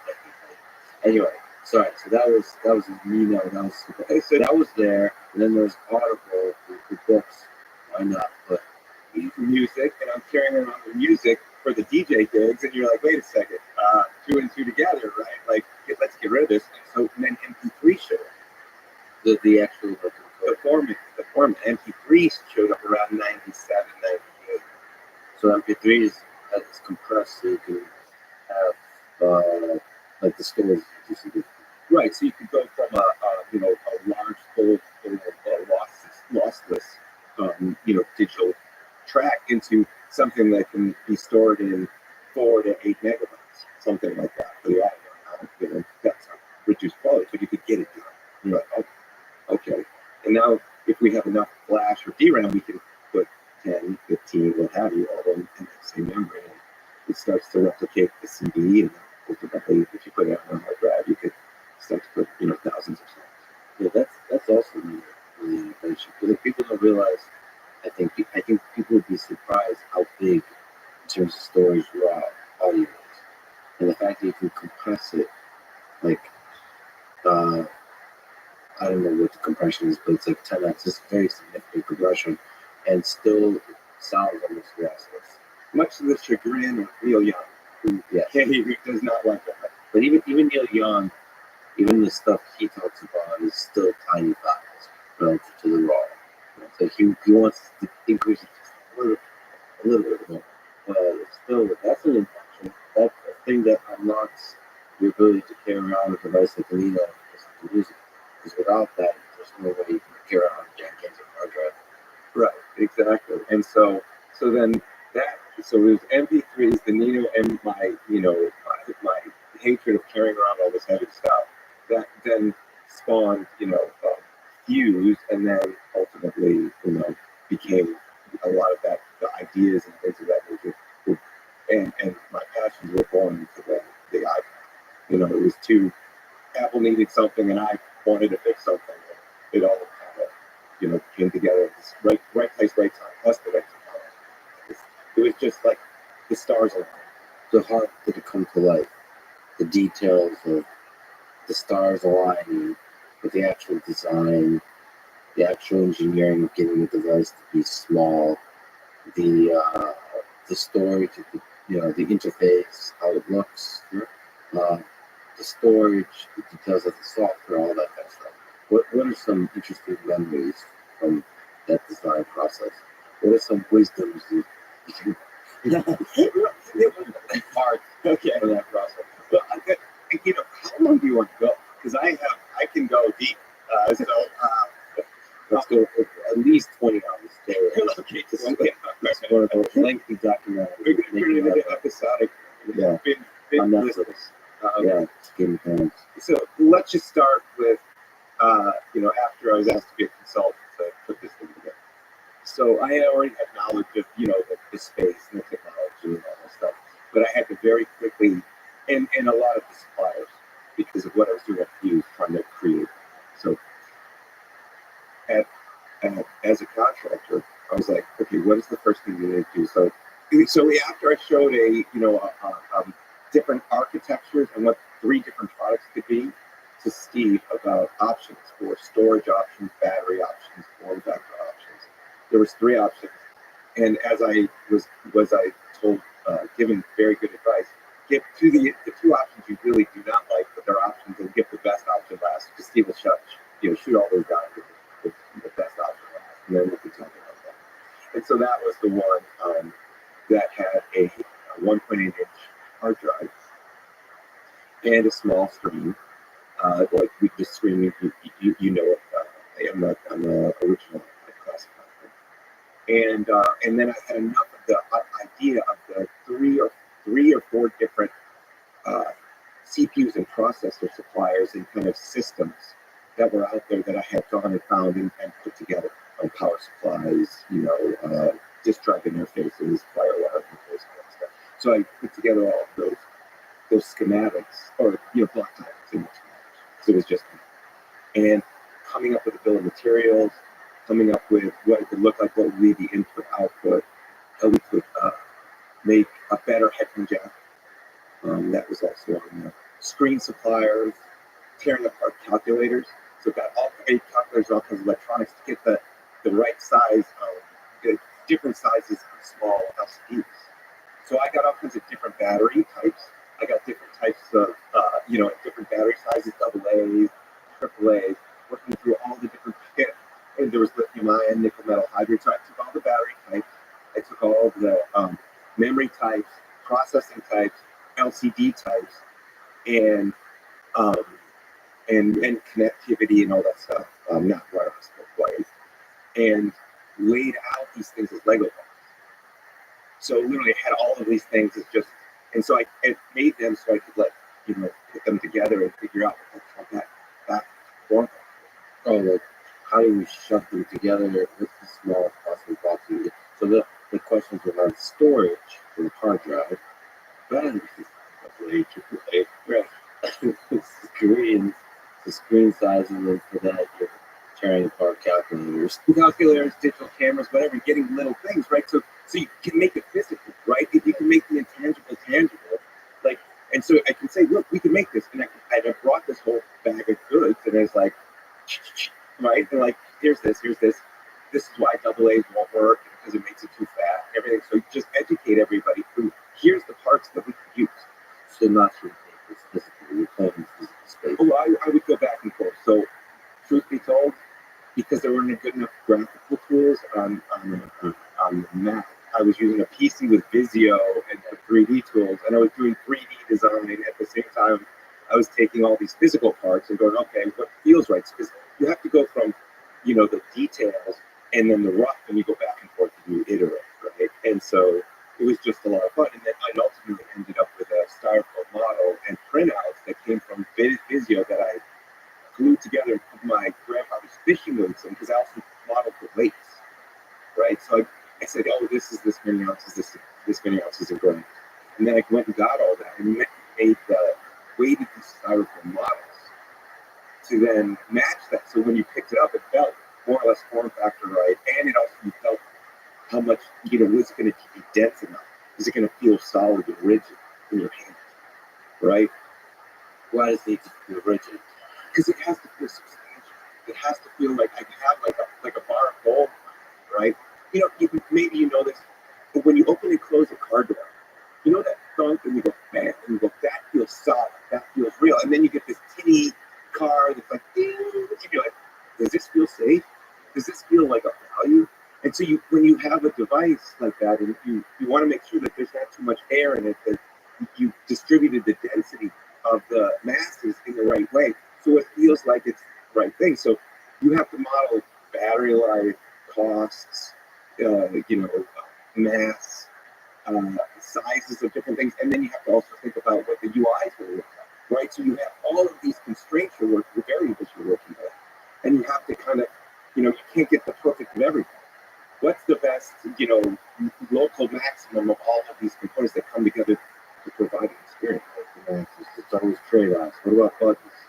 Buttons, oh, there was also the buttons too, right? Oh, by the way, a lot of these battles fought inside your mind, or is it with other people? Is it with Steve? Is it low? Like what? This was all independent. This was me before being able to present to Steve, because I had to feel really confident that if I was going to put this in front of him, that it could be made, right? So I had convinced myself and work through all the details, through the very, very rough mechanical design, electrical design, software, because I didn't want to present something that was going to be fictional, right? My credibility would be trashed, right? So you must convince yourself that you're painting this beautiful picture of a driven engineer, designer, futurist. How much doubt were you plagued by through that life that this is even doable? Because it's not obvious that this is even doable.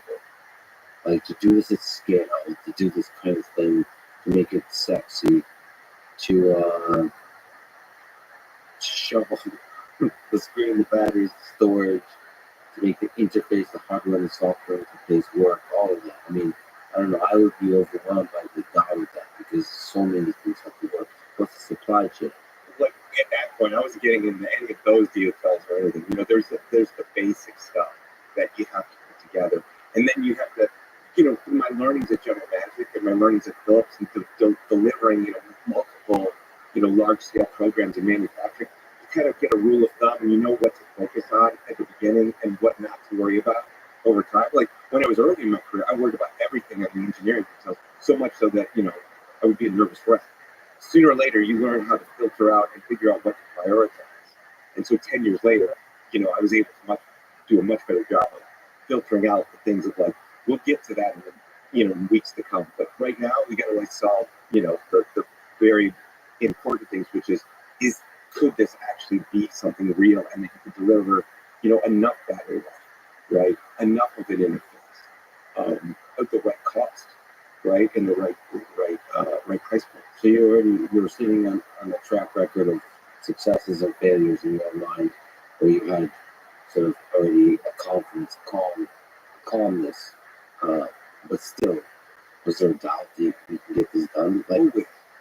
Always. How hard is it to achieve a sort of a confidence to a level where you could present it to Steve and actually believe that this is doable? Like, what do you remember when? Yeah, that moment. I think it was after I triple checked. I couldn't bring anyone in, right? I couldn't let anyone in on this. So it was just me. Are they gonna trample on you? That kind of thing? Why? No, because I couldn't bring anyone in on this. One, it's a highly confidential program inside of Apple. There was 4 people who knew about it, right? And so I couldn't bring anyone from Apple because I was a contractor. I couldn't bring anyone else from the outside world. I worked for Apple and I'm under this crazy NDA, right? It was a contract. So so I'm doing this. Oh, and at the same time, I'm also buying every competitive MP3 player, tearing them all apart, right? Tore them all apart and looking at them and trying to learn from those as well. So it was all of this stuff in 6 weeks. So I didn't sleep, right? Yeah. But I was because I was trying to make this. I was envisioning this since the Nino, right? And I was oh my God, right?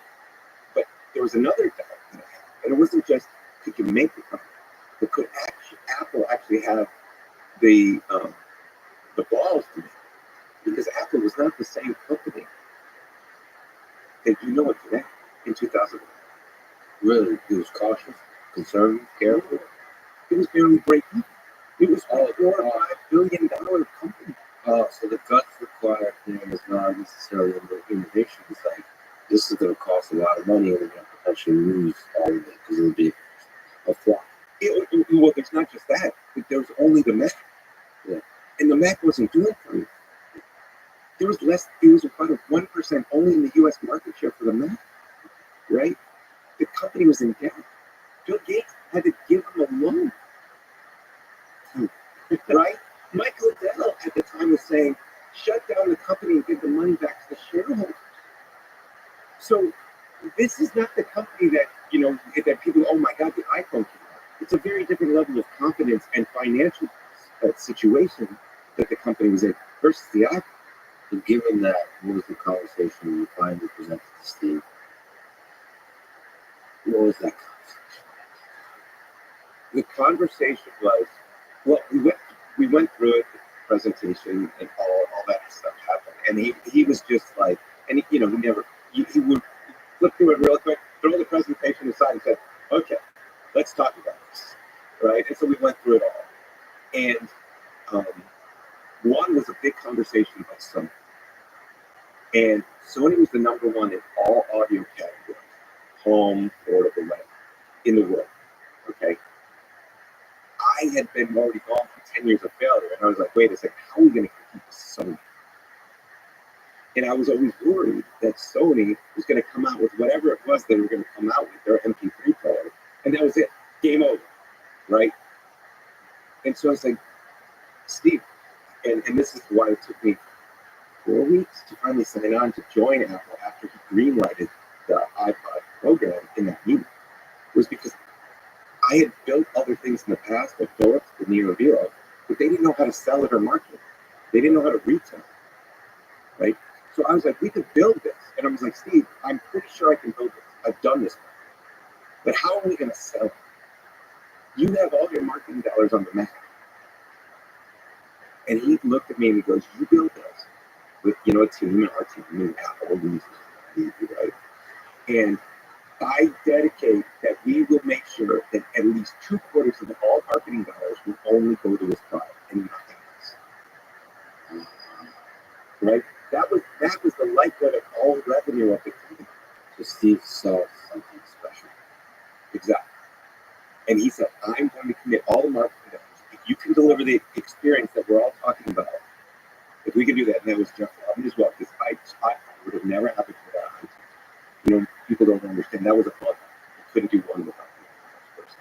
So Jeff and I, if Jeff and you can present, bring that experience to life, I would put all the marketing. When did the marriage of iTunes sort of, what was that birth of ideas that made up iTunes? iTunes existed before the iPhone. Okay. And so Jeff Robin had his company, but it was bad. He was making a MP3 player app for the Mac. Steve saw it because there was MP3 player apps like Winamp and other things that were on the PC, real player. And Steve saw that going on and saw that Jeff and his small team had this I can't remember sound something. Anyways, he bought that, and that became the basis of iTunes, and then Jeff ran all of iTunes. And so what happened specifically there was they were starting to hook up to all these third-party MP3 players. Because there's a lot of Korean, the MP Man, like Walkman by NDN, all these, and they were trying to hook them up. And they were like, these are horrible experiences. And through that, and they said that iTunes was something that was going to help grow the Mac base, because we were trying to get more people on the Mac. So this program would be a great new thing we could add to the Mac. And there was also internet connectivity with that program. And so they did that, and then they were trying to do these hookups. They weren't going well. And that's when they said, we need to build our own. Or Steve said, we need to build our own. Since these are such horrible experiences, people don't want to just burn CDs from iTunes. We need to get that music on the go, but in an Apple fashion. That's when I was called to come in to do that, the iPod thing. After the 6 weeks, then he already envisioned. I'm sure he had it envisioned because they were trying to do this thing. Okay, now that's it. iTunes, it wasn't called iPod yet. What would become the iPod?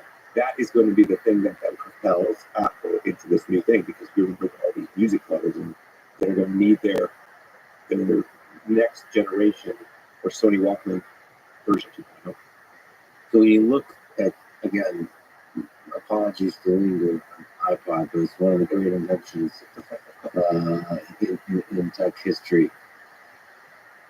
What wisdom do you draw from that whole process about spotting an idea? This is something you talk about in your book, Build. How do you know that an idea is brilliant? At which stage? When did you know it was a good idea? And maybe is there some phase shifts? First you complete out, and maybe hmm, then maybe it becomes more than a and becomes like a little more confidence, that kind of stuff. And also wisdom about who to talk to, Right. so you don't trample the idea and always get you that kind of stuff. He talks about this. We could go on again. How long do you This is a Netflix series, so multi-season. So a lot of lessons learned over those years of failure and success. But the first thing it starts with, there's a whole chapter called "Great Ideas Chase You," and so kind of goes into it, and you can go and it goes through kind of chapter and verse about all of those how Nest became into being. But let's talk about it specifically for iPhone, right?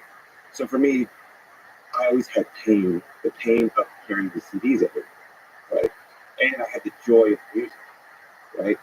If you could say all of a sudden I could get the music I love all the time in a portable package and I can have all the music I love all the time, I was solving a pain, which was, for me, it was thousands of CDs. Other people might be 10 or 15 CDs, right?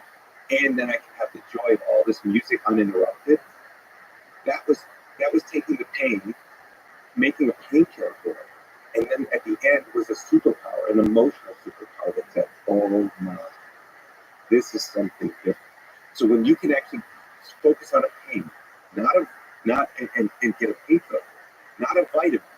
So the difference between a painkiller and a vitamin is very clear. One, you need, I gotta get rid of this pain. A vitamin, maybe it works, maybe it doesn't, maybe somebody needs it, maybe not, it's all marketing stuff, right?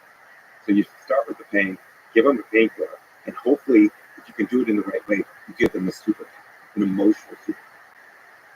That is always, and that's the way to know that you're hitting on something that's really powerful. Pain, joy. Exactly. Are you always aware of the pain? So it seems like a lot of great products. It's like we do a lot of painful things and we just kind of assume that's the way it's supposed to be. Like with much autonomous vehicles, we're all assume we're supposed to be driving. Like, and it doesn't, you don't think of it as a pain. Right. Well, you've habituated it away.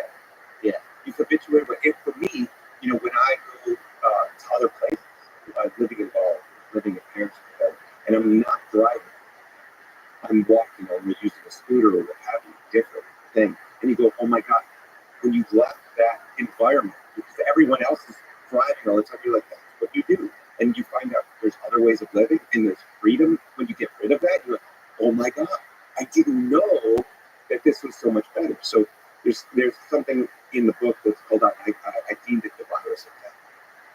And what the virus of doubt is when there's pain and it's been habituated away, you use the right marketing messages to bring people back to that initial experience they had or the initial experience that they had of that pain.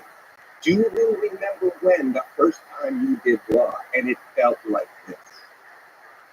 Right?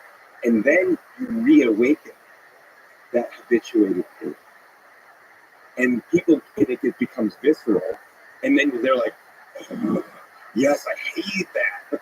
And then you go, now I have the painkiller and the joy for you. That's when it all comes together and it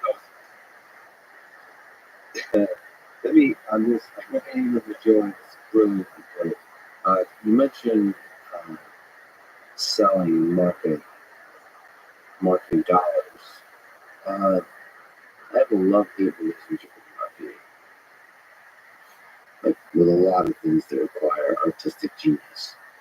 For me, the best marketing, I suppose, is the product itself and then word of mouth. So, like, create a thing that people love. Oh, absolutely. That's funny.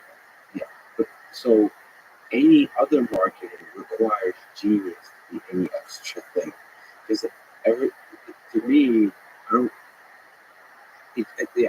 Maybe you can, by way of question, because I'm just speaking off the top of my head as a consumer.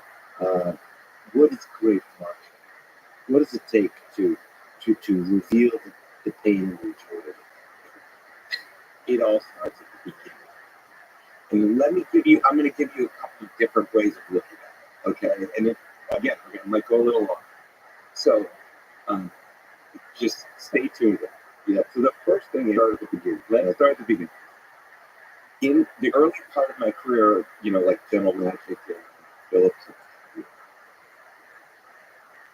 and especially when I was, a teenager, when I was like making my own chips and stuff like that, I really worried about just putting cool things together. I'm like, that when I put those two cool things together as an engineer, that's cool.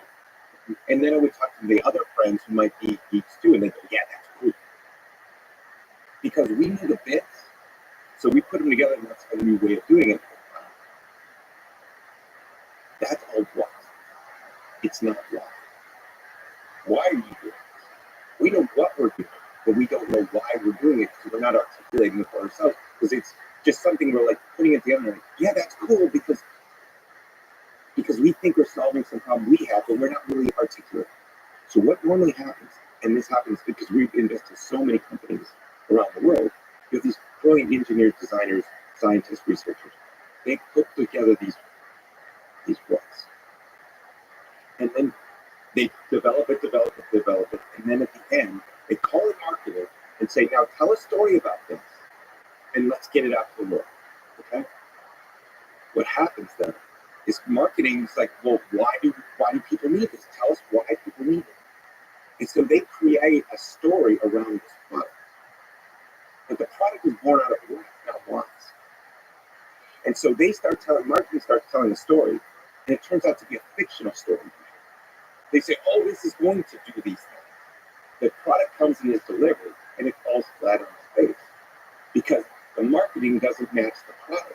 Because they weren't both created at the beginning together. Right? There are whats when you create a product, but there's a lot more whys. And the whys inform the whats. And the whys also inform the marketing. So that's what you mean deeply that we should start at the beginning. So the designer should be also the marketer. The engineer should be the marketer. Exactly. Stop impressing the geek next to you. What is the superpower you're bringing, or the pain you're bringing, or your end customer? Right? Now let's contrast that. Think about a movie. A movie starts with a treatment. It has an audience. It says the audience. Here's the characters. Here's the storyline. The plot. Here's the arc of the story. Right? It pulls that all out. Then there's a script that's written, and that script is then produced, and then you add all the flourishes and what have you, music and graphics and whatever, right? And then it comes out, and then just the marketing of the movie, and that story was created at the beginning. What you need to do if you're going to do a great product is create that treatment for your product, and I call that the press release. Do the press release like the treatment with the audience. What features do you have? What pains are you solving for people? To have the virus of doubt there to remind them what pains they have and why you're solving. The price, all of those things. And you use that as the bar, the measuring stick for what you do during development. Because what happens is that along the route, you know this, oh, we're not going to be able to get that feature done. Throw that one overboard. We have to hit the date. Oh, we're not sure this product's right yet. Add another feature. Add another feature creep, right? If you don't have that story you know you're going to tell at the beginning, you don't have that bar, right? And then at the end, you don't know when you're done if you don't have that story. So you can actually look at that press release. You might you change it over time, that draft. But then when you're done, you know the whats and the whys. You have all this thing of the audience and everything, and then you can give that to marketing and say, well, marketing's been on the way.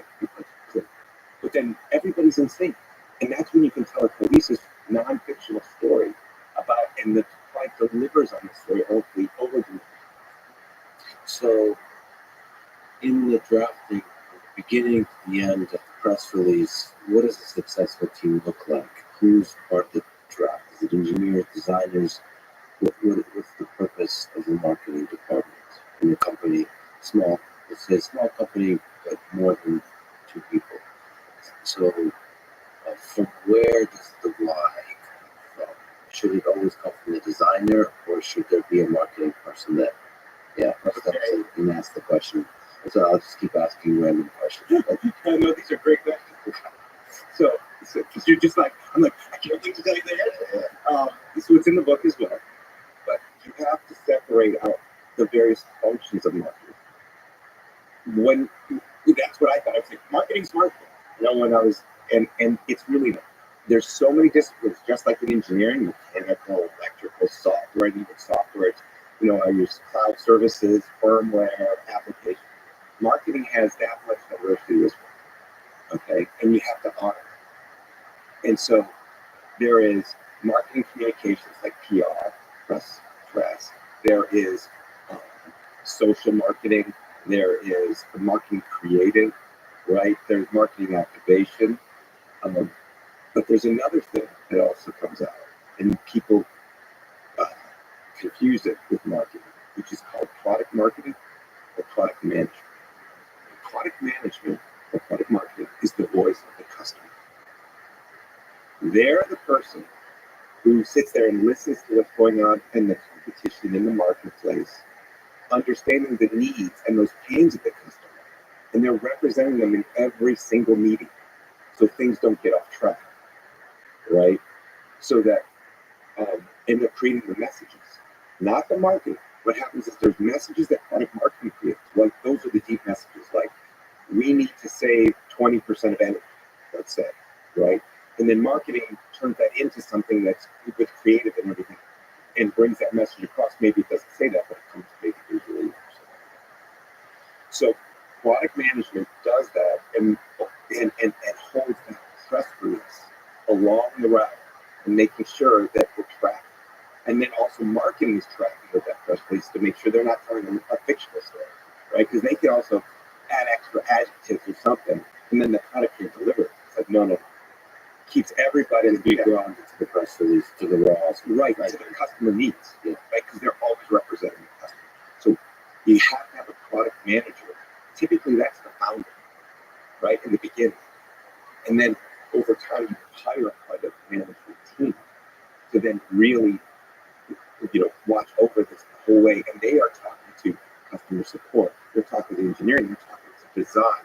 They're talking to sales and marketing. And they are always in the mix. And it's the hardest thing to hold.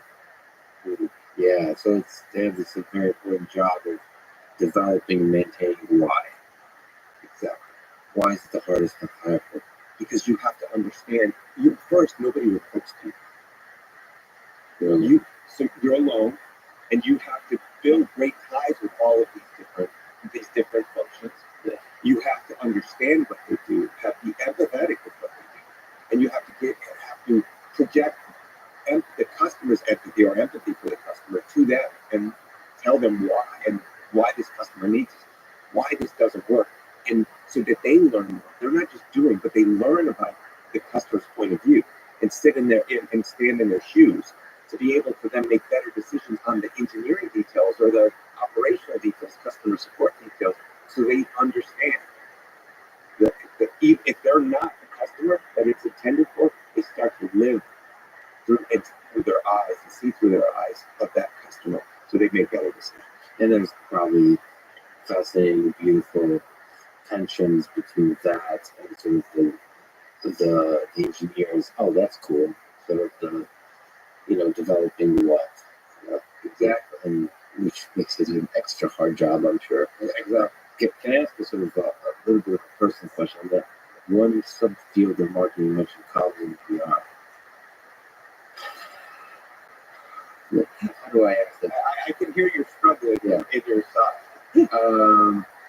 Why or do the comms and PR folks sometimes kill the heart and soul of the magic that makes a company? Or is that wrong to say? But give me an example. I would say the spirit, which is it feels like often the jobs of communications is to provide caution. It almost works together with ego to say, we should not say this. Let's be careful. Let's be careful. Now that makes sense, except in this modern world, authenticity is extremely valuable. and revealing the beauty that is in the engineering, the beauty of the ideas, the chaos of the ideas, I think requires throwing caution to the wind to some degree. And I just find that, well, I mean, it's a really, so to push back on myself, I think it's an extremely difficult job because people hold you responsible if you're doing communications where you take risks. Right. And especially when they fail. So, like, it's a difficult job. So I understand why people become cautious. But to me, communications is about taking big risks and throwing caution to the wind at its best. Because your job is to communicate in the long term, communicate the genius, the joy, the genius of the product. Right. So that sometimes is a tension of caution. Sorry. So because I've gotten a chance to meet a lot of very interesting people and interesting engineering teams and so on, I look at what they're doing and I look at what's being communicated, and it's just there's a mismatch because the communication is a lot more boring. It's like there's something very like just straight up boring about the way they're communicating because Okay. And you have just teed me up for another diatribe. Okay, I'm gonna get on my. I'm gonna get on. Who there? Yes, please. It all comes out of the leader. If the leader doesn't know how to storytell, or the leader doesn't know how to do bold storytelling, then you get even more conservatism from the PR and communications.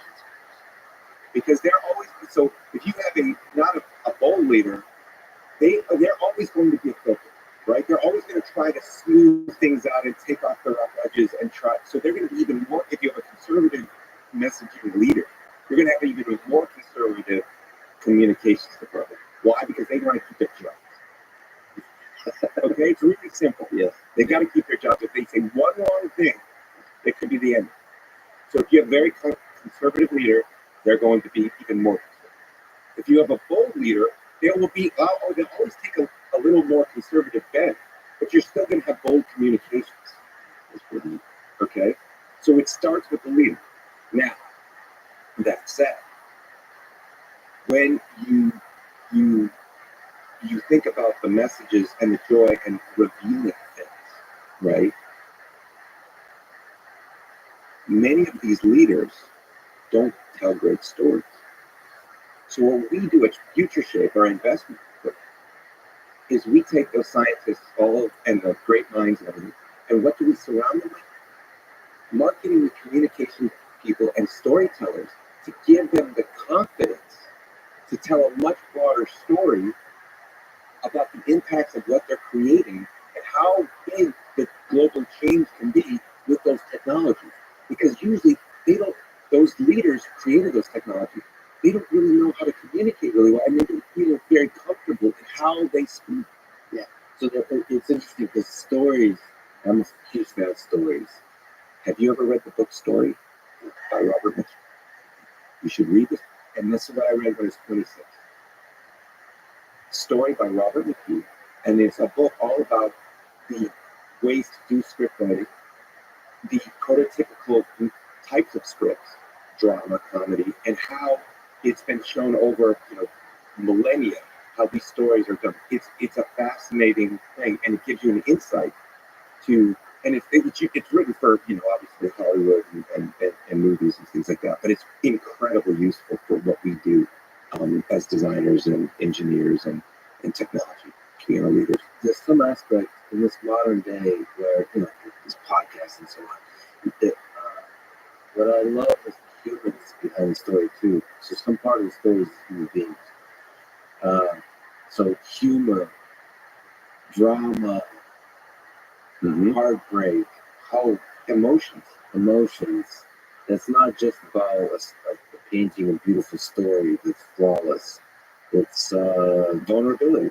Yeah, it's being a dreamer, like over promising, and then failing, changing your mind, realizing just the whole of it, and then also being like depending, of course, of who your personality is, embracing the full richness and complexity of the personality of the leader or the different people involved. I mean, that's all part of it. Like, you can't just present this beautiful, always Pleasantville view of a product. There has to be this humanity that's part of it, the full roller coaster of the humanity, which I think is been very difficult for companies to embrace. Right. I'm not sure why. And that maybe it's just an old school way of doing things that people think, that we present the facade and, we generate the story, we tell the story, as opposed to sort of, Well, we learn, especially in the technical world, we present the story as it's faster, it's smaller, it's longer battery life, it fits and numbers and and metrics. That resonates, sure, with other geeks. What resonates with the planet? It's all emotion, right? And if you can bring a great emotional story, but with a great rational story at the same time, why you should do this, and it's like, oh my God, if you bring that superpower, that joy, then it all ends. and there's personal drama too. Like, There's the human, right? Here's the pain I had. Here's the thing. and like, I mean, just you're you're obviously this extremely well-known human being that's behind a lot of these great inventions in the technology world, but you're also just a human being. You have clearly like a distinct personality that comes through. That your eyes, like the way you communicate is huge. But some people are more stoic. Some people are like Elon is, all over the place. The chaos.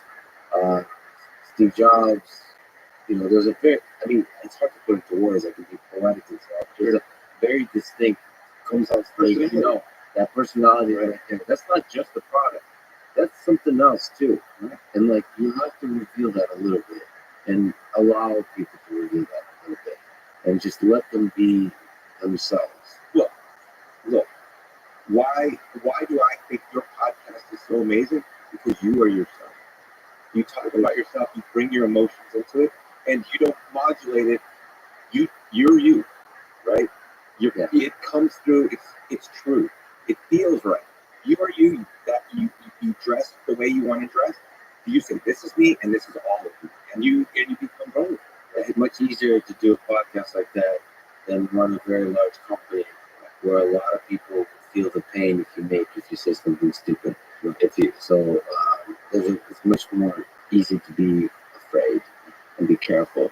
So, but nevertheless, the same applies.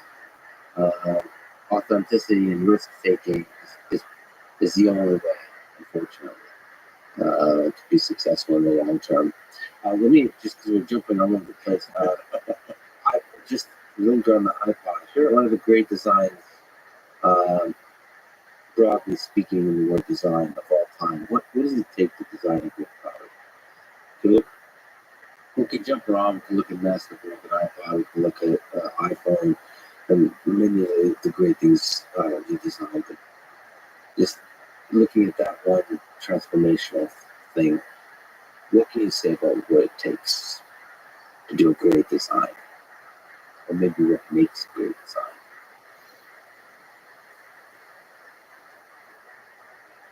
Well, we talked about a painkiller. We talked about that joy. But then there's the behind the scenes. There's the team. There's everyone who brings it to life, brings that story to life. If you have a great story and you know the why, then you can communicate it to those people who are working on it. And then they bring their own thing into it, right? It becomes emotional for them too. It's not just a job, it's a mission. And so many of the details that are born out of these early prototypes, these things that you still haven't given full form to, they're maybe 80% done, or maybe even 60% done, but you can see enough of them. Then you take those great ideas and you give the whys to the team, and so that they feel it, they can understand it, then they bring their best, and their ideas to the table, and then you can select from those, and you can then start to, it could be just a pixel change.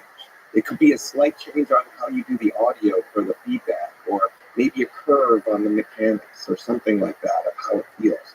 Because everybody brings themselves trying to, feel this thing. They're not just doing something that someone told them to do. If you can instill that mission and that why into that team, it doesn't have to be big. You get, I feel, a 10x. Everyone comes together in a special way, and the magic is created. You put the love into it, the customer feels the love of it. So the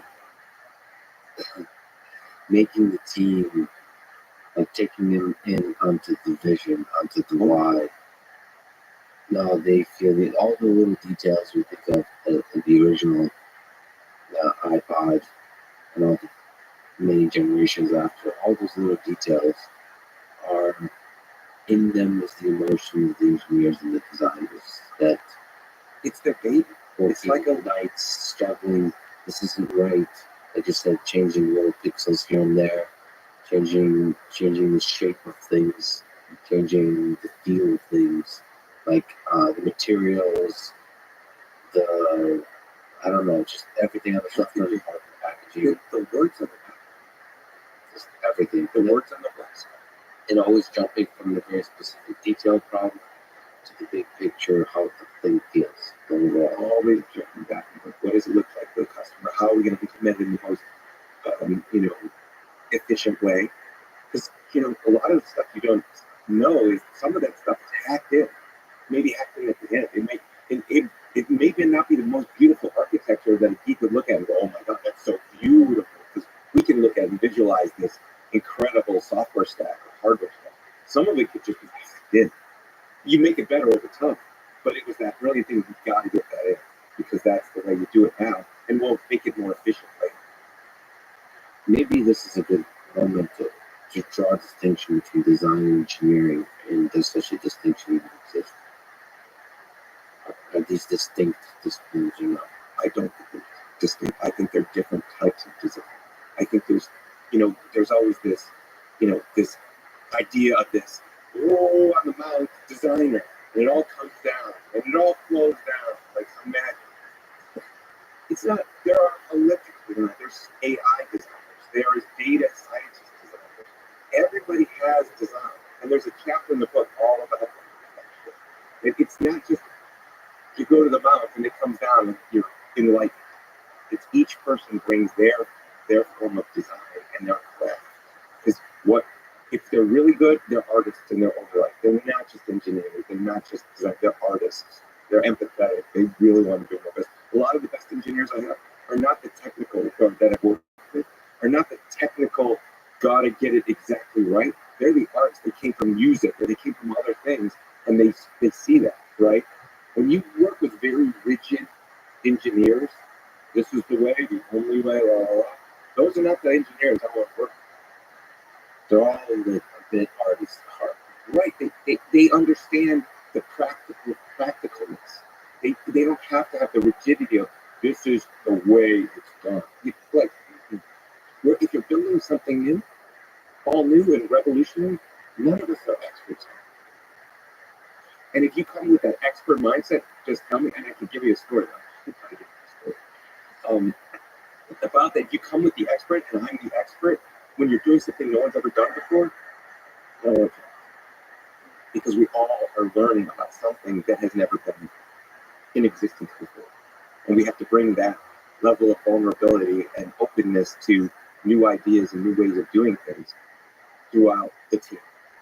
So you want people that are able to have like beginner's mind or whatever, like don't come in as an expert. What's the story? Okay, you're not allowed to. Okay. No, I right. So you asked what were these risks, like on the early iPhone, and there was a few big risks. Like one, and this doesn't go in the story, but like putting rotating media in your pocket and it could drop at any time. What happens there? Like you can damage because the heads and the hard drive media are so close. It smacks. It's dead, right? So that was one big one. Like, holy shit, right? So that was something we had to design special tests and everything and special software Then there was another one, which was at the early days. The way the first generation of iPhones, I had to have the IDE interface to the hard drive. So I was like, okay, what we're going to use is we're going to use this chip for hard drive. Um, hard drive to make a hard drive, you had to have a chip that did FireWire to a hard drive. Okay, and then that would become a portable hard drive. Well, then we had the MP3 player and the user interface. So there was times when it was just this hard drive, and there was times when it was a MP3 player, and I had to hot switch between what the hard drive thinks it was talking to. Yeah. Right. So designed this thing, tore it apart, did all this stuff, and I was like, maybe I'm going to screw up IDE. There's some holes I'm going to see. So I go, who's the expert at Apple who understands IDE and everything? So this person comes over, the mass storage specialist comes over, and I put on the whiteboard and said, here's how we're going to do this thing, and here's the commands, and this is how it hot switches. That's never going to work. And I was like, what? It's never going to work. I said, let me go over here and show you this right here. I have it prototyped, and it's been working for days. I just want to see if you're going to have to find any holes in the thing. Didn't even, and he just stormed out of the room and never even, right? That's hilarious. I've had a lot of experience like this with experts. Like, for example, this ridiculous room. I had a person that made people like this. That I showed them. Here's the situation. It's no acoustics. Yeah, they're like, no. This is horrible.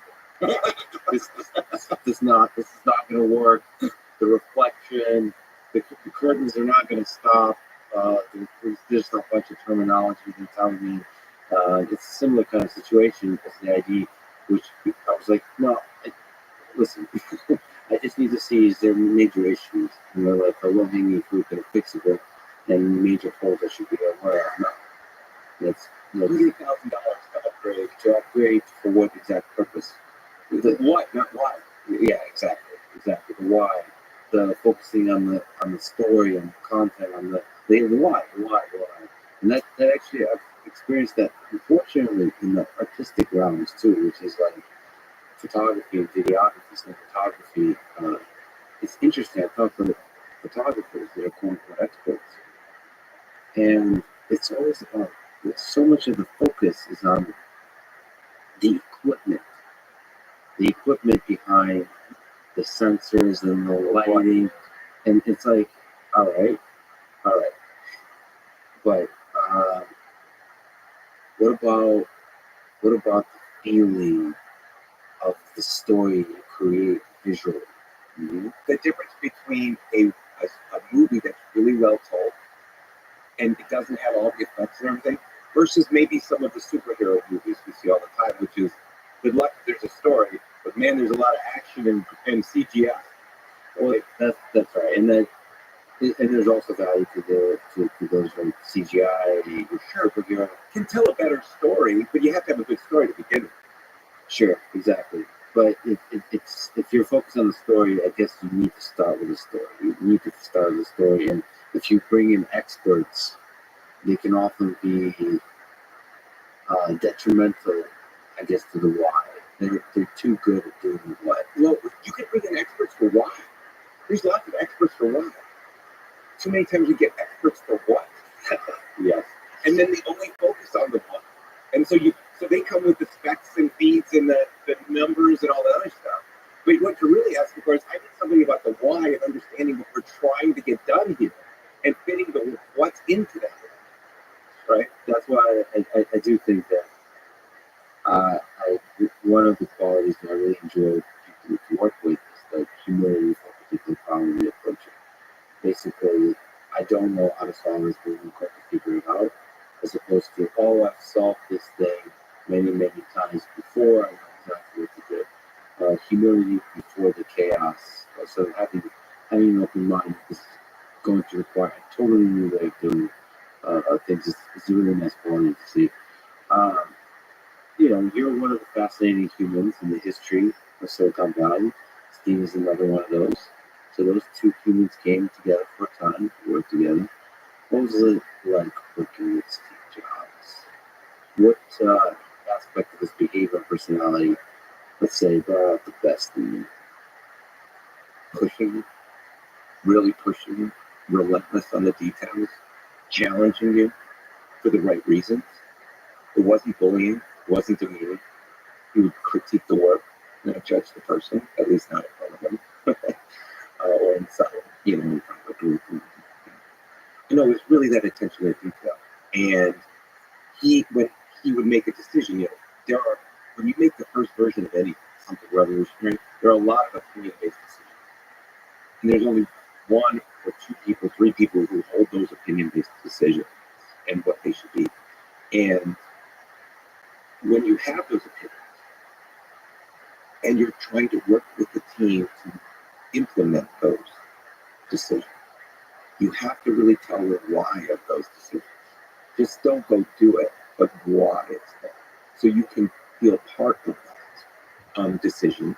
You can understand what were the trade-offs of the different other answers to that opinion, right?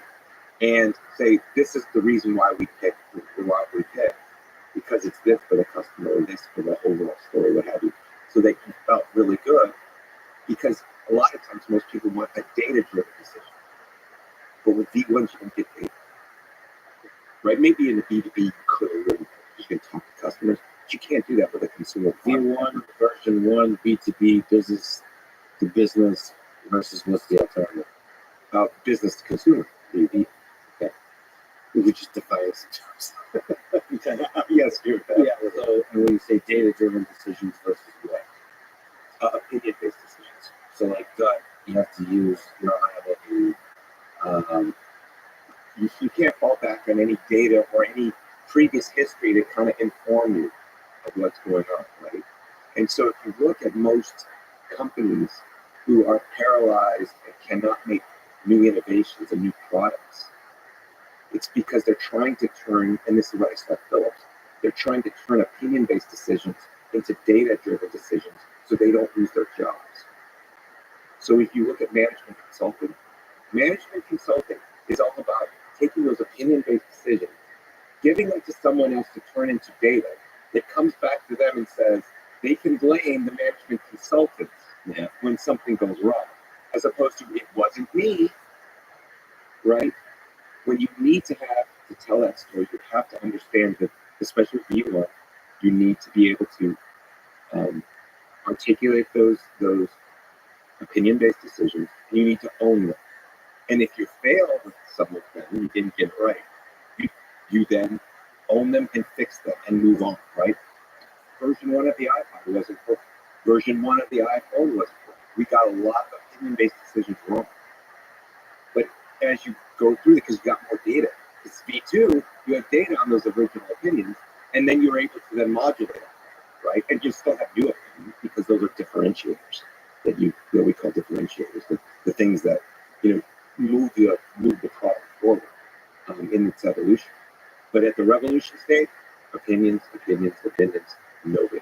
And so you have this discussion, you and Steve, and the whole in the stage and the whole team with opinions.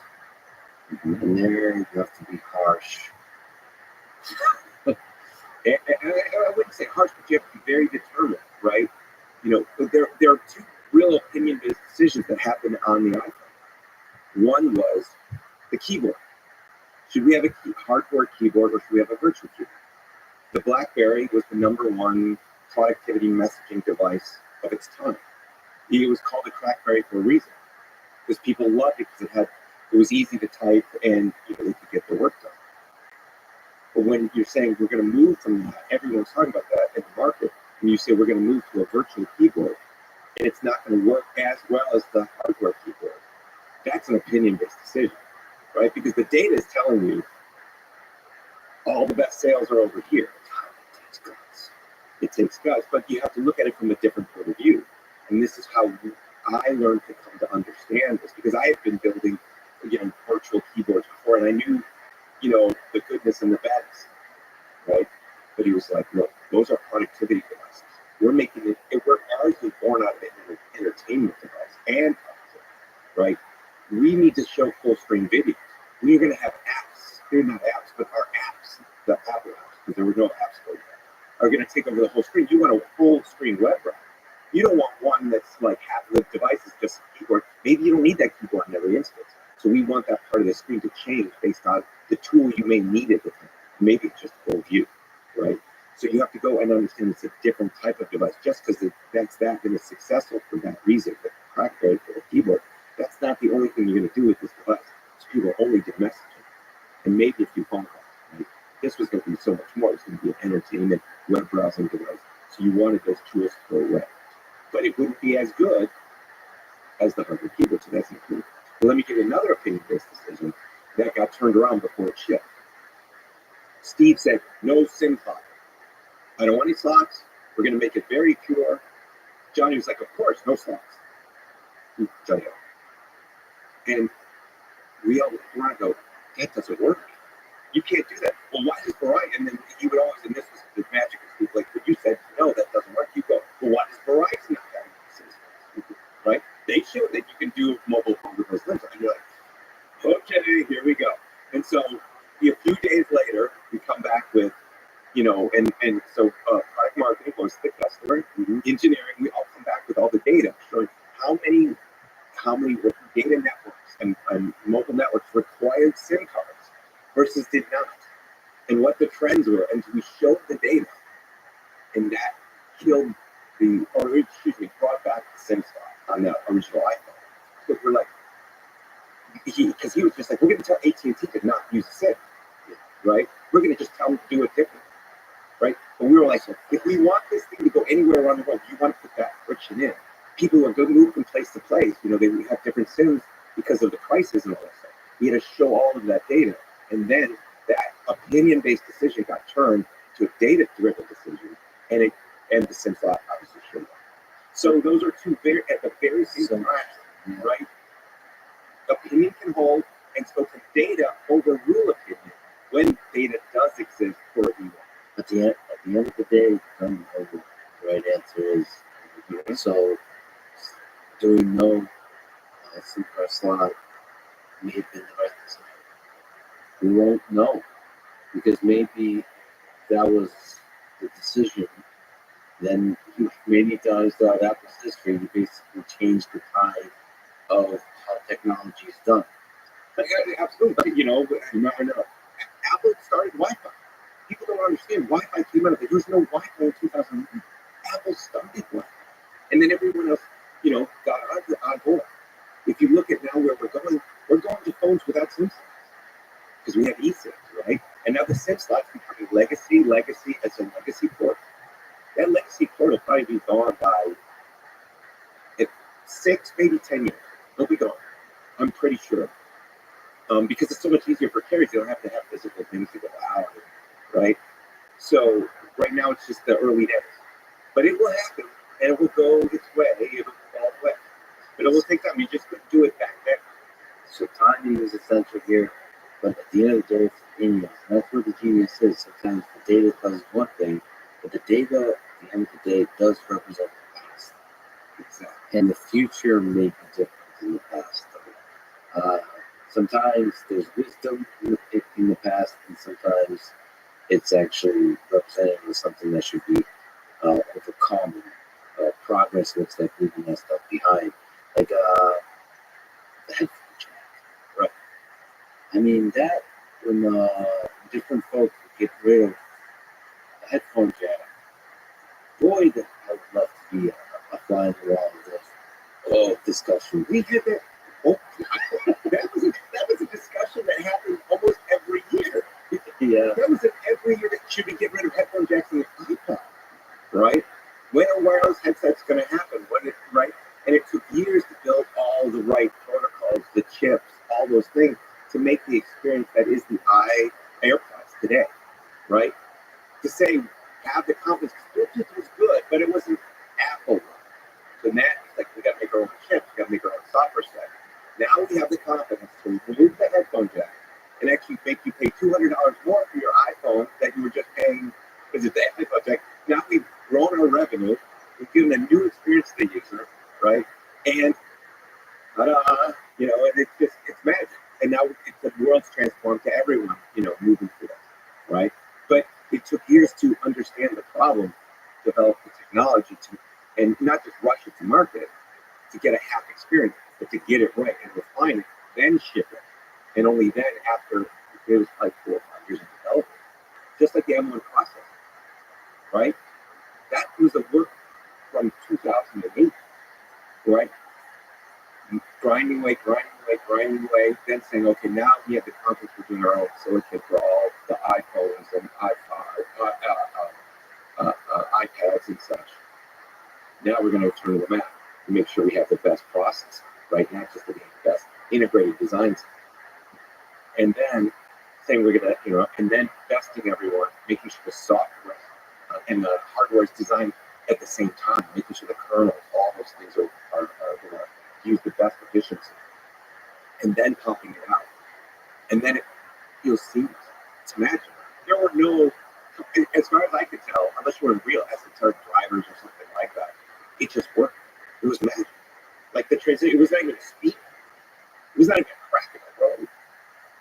So, about famously, Steve had a bit of a temper.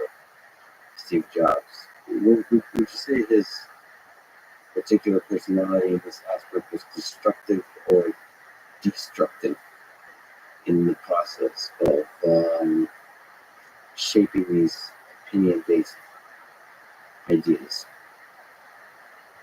So in Bill, I write a chapter from Yes, and you lay out beautifully the types of assholes, and maybe you could speak to the constructive and destructive types of assholes.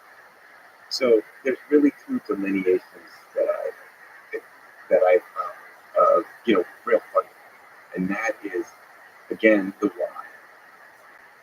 Why do I feel this person is an asshole? Okay, they might not be. If I feel this is a person who's an asshole, are they motivated by their ego, or are they motivated by their mission? Something they're trying to do that's and doing in service of something else. Right?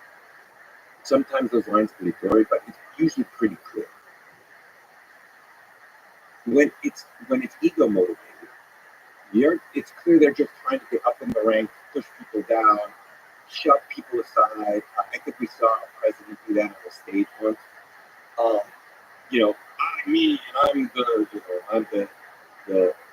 the guy, right? And I'm going to prove it by pushing everyone away and being nefarious or what have you. Either passively aggressive or aggressively aggressive.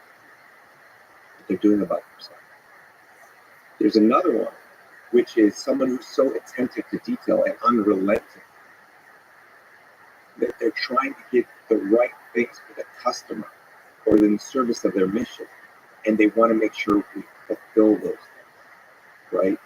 And they really care. They don't micromanage all the details, but they micromanage the details where the customer in touch with the customer in some way.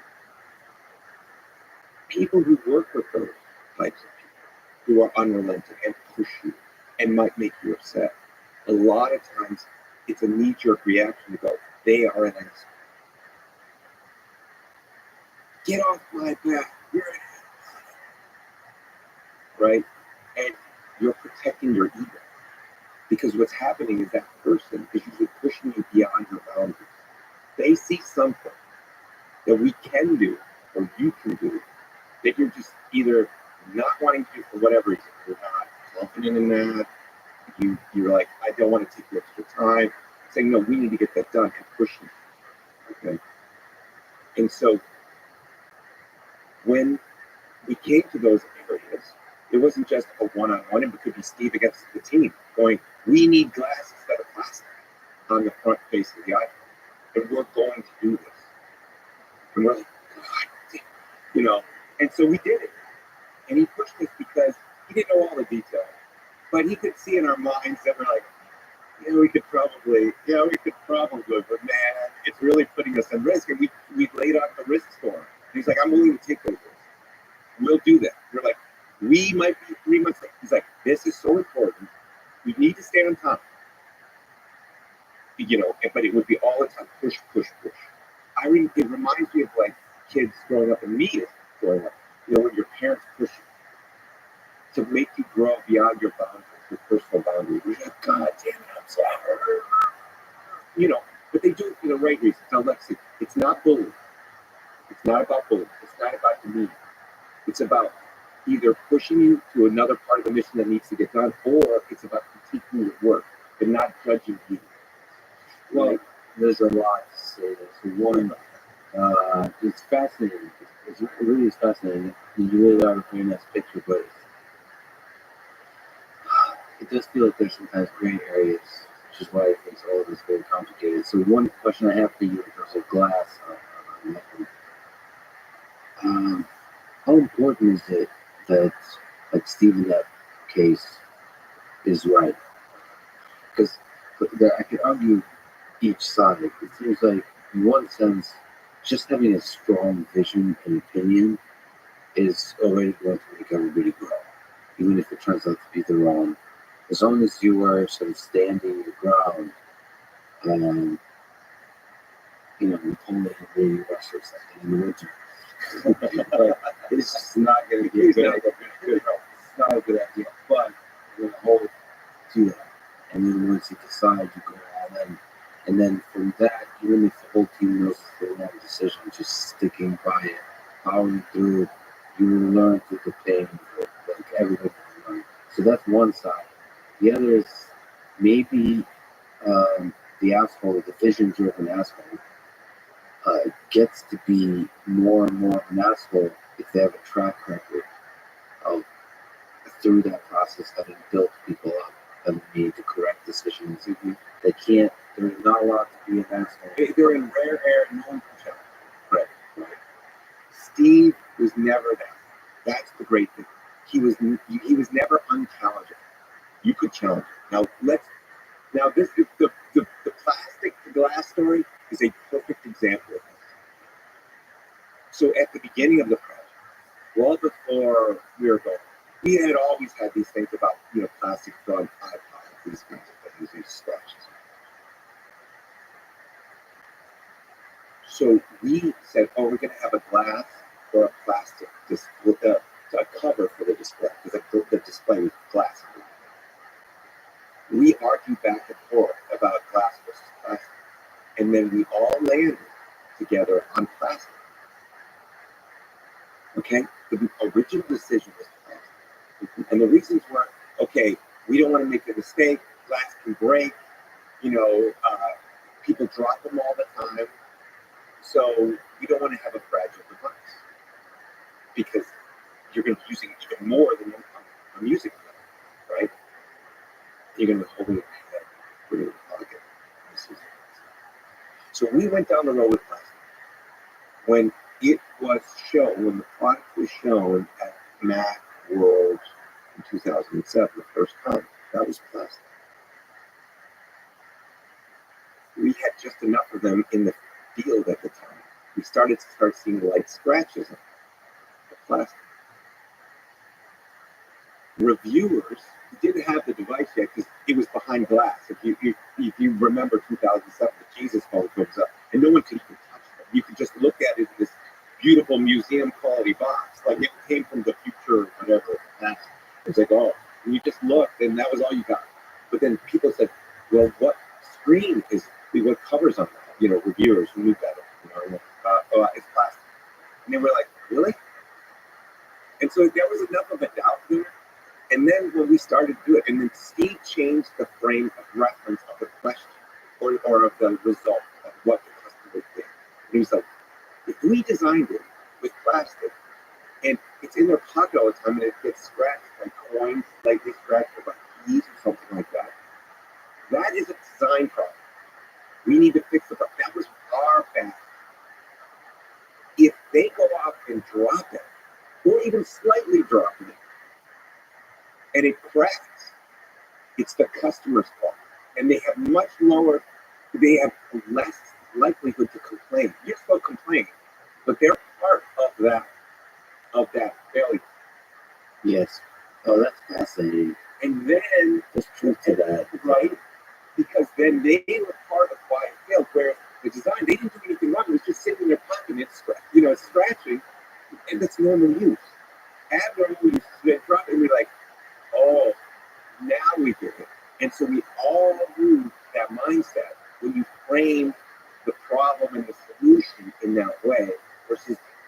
12th grade, where we all landed on plastic. So, and then he was unrelenting on that, but we all had moved. And we had moved mindset, and we understood the why. And we marshaled together, and then by the end of June, and it was crazy, the mechanical product design team, sourcing, all of us, all the partner pointing, pulled together to make that happen because it was the right reason, right? So this, you look at these stories and you hear just the top line rumors of the takeaways, but that's not usually how it all happened. Like one leader was, that's not how Steve was. Now I've seen leaders who were just pounding, and just had no real empathy for the team and understanding the why. It is the way I want it, right? I'm the supreme leader. That wasn't like that.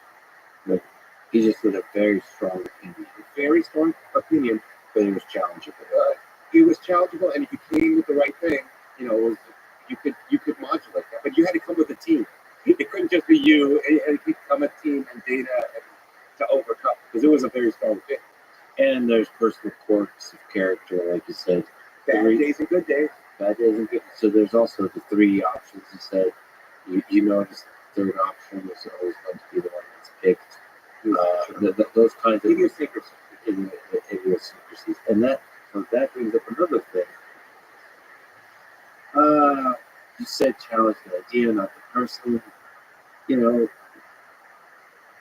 I'm somebody who has I have a temper. I use colorful language and so on when I'm on teams at work.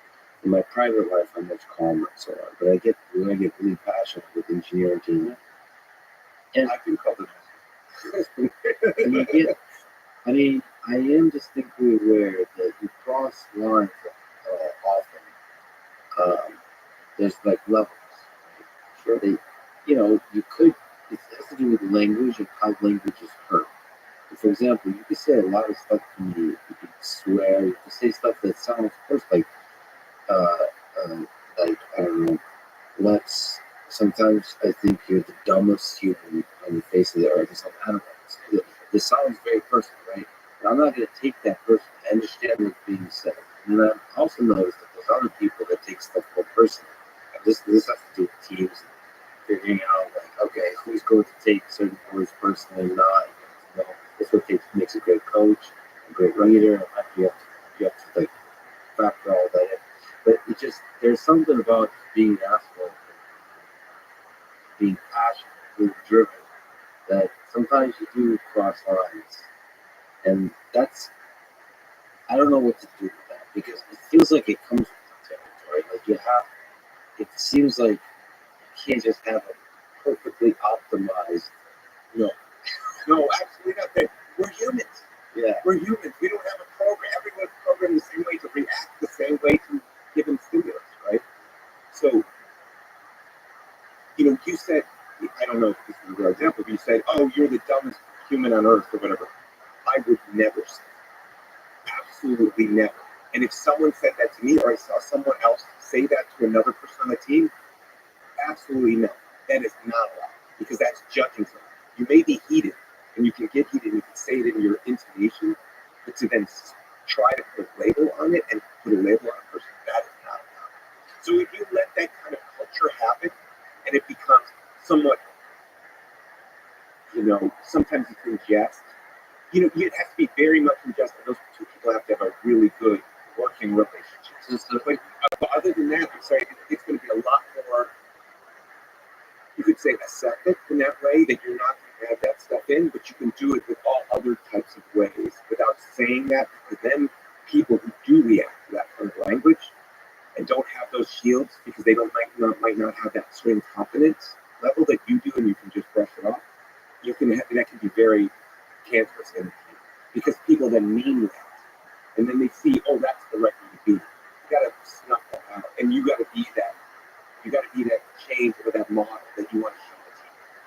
Yes, too. Even if it doesn't affect me, it would affect a significant enough fraction of brilliant people where that should be part of the culture. Exactly, and other people see that happen, and then, oh, I guess that's acceptable, right? Just like politics in the workplace, is that acceptable or not? I call it out exactly what I see in front of everyone, right? Because it's just another what you want your organization to be and how it gets reflected in the world. And you have to uphold that. And you can, sure, you can have an excursion outside of that, but you have to go back and say, I'm sorry. Yeah. You have to go and apologize, heal, and say, I was not the person I wanted to be that day. I'm really sorry. Yeah. This is, and even in front of the team. And have that humility and say, we're all human here. Just because I'm the leader doesn't mean I don't make mistakes. Self-awareness, apologize, Exactly. and that's also part of culture. Yeah. How are you different from Steve as a leader? So you've spoken about what made you strong, which is he was able to challenge, he was able to push you to bring out the best. Well, I come from the technical angle, right? Deep technology, software, hardware, systems thinking, implementation, all that sort of stuff. So I have a different bent. He wanted to be an engineer, started, but really he was much better at all the other things, the storytelling, the interfacing, and being the voice of the customer, and being that product marketer, right, that we talked about. I grew into being the product marketer and the marketing. He came really out the other way, right, and never got really deep technically. So that's two different mindsets. No, one's not better or worse. It just has my favorite. It takes all kinds and all kinds of great stuff. Did it manifest itself differently? Like the fact that you came from those different places? I believe. Like what? So like the discussion about glass and that probably has a different flavor to it. Sure. When you started getting into the technical details, enough so when you're getting the third order technical details, and you can't argue with that anymore. And at some point he's like, okay, at some point he's like, I can't win this war. Like, and he learned that very early on because he didn't like the way the look of the Macintosh board, the PCB was laid out. He wanted it to be beautiful on the outside and inside. It's like, why are all these wires running this way? Why doesn't it have all this symmetry? And then you have to make it beautiful on the inside, and even the traces on the board have to look a certain way. So the team made the board they knew that would work, and then they made the board that the way Steve wanted it, and that didn't work. And then Steve instantly figured out, like, at some point, don't micromanage every single detail. There's some things he doesn't know enough about, so he would get out of that. But that was one of those instances where he pushed really hard, and that's his opinion. So he said, okay, we're going to make it a data-driven decision. We're going to make both. I'm going to show you the results, right? And then from there, he didn't get into the details. So from that, you could have a great challenge, right? Because then you could get those data and say, we can't do that. Well, let me show you why. Or we can do that. And then Steve would go, you can do that. And you're like, oh, we can do that. Let me show you. Right? So there's certain times when you're like bringing something to reality that he didn't think would exist. Right? So it was always that creative tension, that interaction that was so successful, right? I think, but there was one other fundamental thing, and that it graded on the team. And that I made sure, and I learned from it, to not do. And I maybe overdo now in the opposite direction, which is when there's a great idea that comes from the team, acknowledge that person and go, that is a great idea. As the leader, the community driven. That's a great idea. Let's build on it. Let's see if that can do that. Or it's a great idea, but not for now. You decide. But call out when people have great ideas because it's infectious. And that means maybe not ideas that can bubble up to the customer level, but inside the organization. People they get rewarded for their ideas and say, that's a great one. Steve was always like, you give an idea, and he would go, okay. So the next day, 24 hours later, it would come back with slight modifications. I've had this genius idea, right? And sooner or later, we'd look around the table and we'd roll around and go, here we go again. So it demotivates you from generating ideas a little bit. Yeah, well, we got used to it. But, later on in the team, it was just not, it doesn't want to bring the best, right? Because if you're always like, the reaction is never, that's a genius idea. It was always like, it was either negative or neutral, right? Yeah. And it doesn't have that same emotional effect that you want you to bring back. Yeah. Sometimes it's fun when people get excited about this. Yeah, I'm trying to build on top. Excitement can be coupled with sort of harshness when the ideas bad and call out the bad ideas too. Just the good and the bad. Oh, you can say, you don't have to say bad ideas. Maybe not now. table that for later. Let's discuss it. Or say that's a decent idea, but could you think about that idea this way? Not just no or yes, but let's talk about why that might not be applicable in this case, so that they can learn. So the next time they bring the next idea, they can modulate and understand, start seeing through the opinion-based decision makers or the database system, and bring better formatted arguments or ideas, so that you would have better chance of success the next time. Right? You got to train through those moments. You got to teach over teaching. Teach performance. I aspire to be that kind of person. I'll usually say that idea is shit. That is that and then that I remember that this brilliant person just gave that really shitty idea. But I remember to make sure next time they give a good idea, I really compliment that good idea. But I personally, maybe it's emotion, but I call out the really shitty ideas. But you call it the really great ones. Yeah. If you let the pendulum swing both ways, then everybody goes in balance. It's always one way. Why bring any idea? I'm all pendulum. Right? You gotta have both. The joy and the pain. So you mentioned us on the iPhone. So you wanted to not just the iPhone, not just us. You were one of the key figures in the creation of the iPhone. What's the interesting aspects? What's the good, the bad, and the ugly of the origin story of the iPhone? Again, this is a Netflix series that spans multiple seasons. But Change my play, please. yeah, what wisdom, what interesting memories you have from the finding? So, the pain and the joy that was foundational to the iPod, all the CDs you have to lug around. What was the pain and the joy and the vision of the iPhone in your mind and the mind of the team, Steve's mind? Well, there's multiple things. You have to also look. There's not just customer data, but there's business data. Okay, and it's about the difference. So Apple now is getting out of that place where it was in 2001. Now people are starting to pay attention. Apple's starting to get in the culture again. It's becoming relevant. Cash is starting to flow. iPod is 60% of the revenue, total revenue of Apple. So you're 85% market share. You're starting to get a wind at your back. You got confidence. Like Apple had been beaten down since probably the first time the Mac was, since the Mac, it was a beaten company ever since the Mac. So we're talking 15 years, right? This is the first time you're seeing, and Steve Wood proudly came in front of us and said, today I can tell you, all of the employees, we are now out of debt. We paid off our debt. It was a joyous moment for him, right? And then ultimately for our team, because no more debt, wonderful, right? So now what you have is you have this successful thing changing the face of Apple, and you hear these heavy, stomping footsteps of the mobile phone industry. Boom. And it's the feature phones.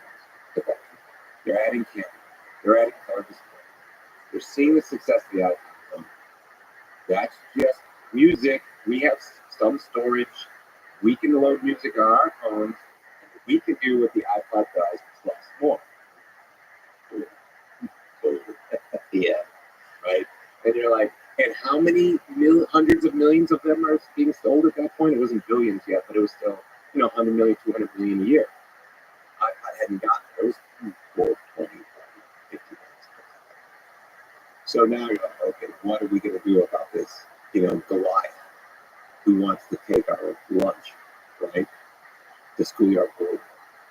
And so, there was one who had partnered with them. So, iTunes Music Store was there. All of these phones are going to need music. So, they can come to the iTunes Music Store and get that music for those phones. Because it wasn't just about the hardware player. It was about the software that you need on the desktop and the content that you needed to download. So now Apple had multiple legs of the stool, as Steve would always refer to it. So now the mobile phone industry, okay, we're going to work with them. They are going to make an iPod shuffle, basically.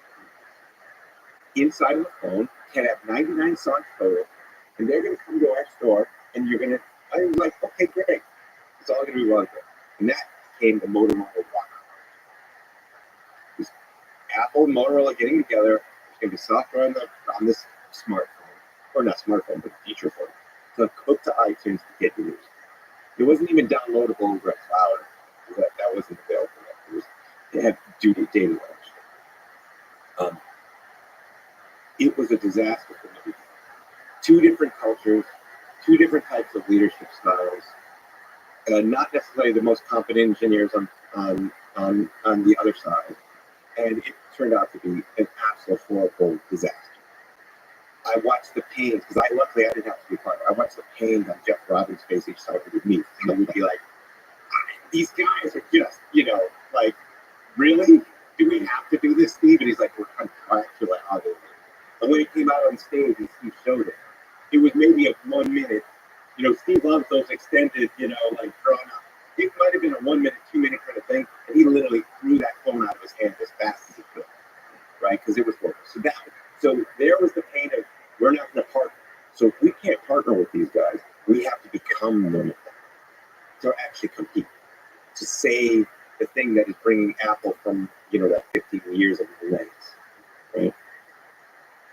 So then from that, we were made a prototype of an iPod plus phone, a classic with, it was an iPod, but it had a phone inside with all the music and all that stuff.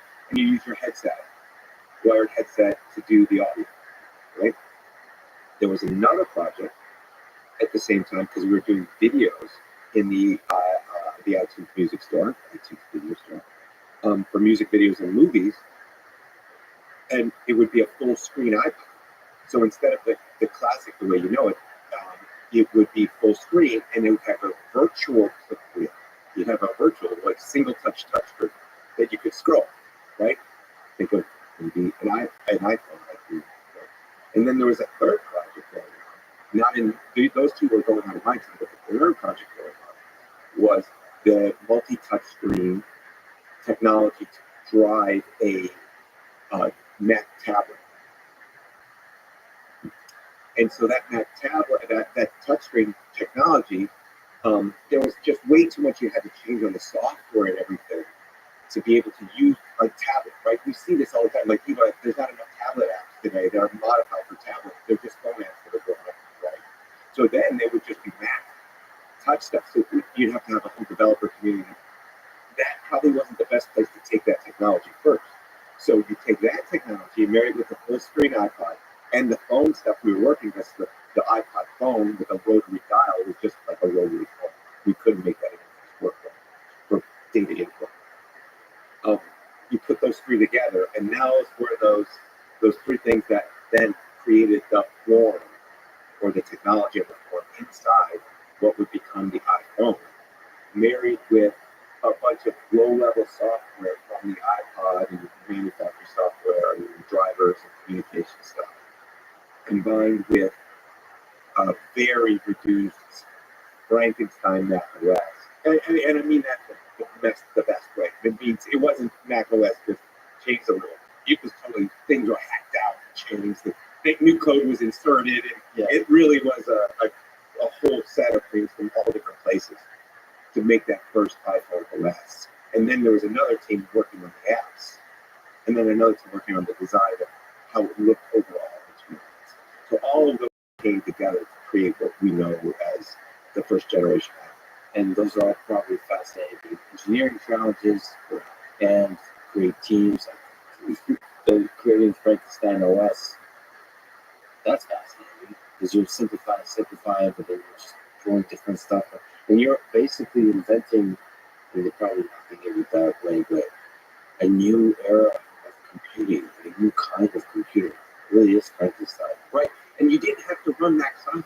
If you look at some of the other smartphones of the time, like Mac or Windows and stuff, they were like, we need to make sure it runs Excel, and it runs Word or something like that in some reduced thing. This was like, no. This was born out of entertainment. So we didn't have to go and take all the same application, all those other ones was about compatibility. This was about a whole new way of being. What did you think about the Steve Jobs presentation of the iPhone, the sort of the first iPhone, Phone, internet communicator, and the iPod? Yeah, you're going to sort of present announcing 3 new products, kind of thing, and then saying that it's all new.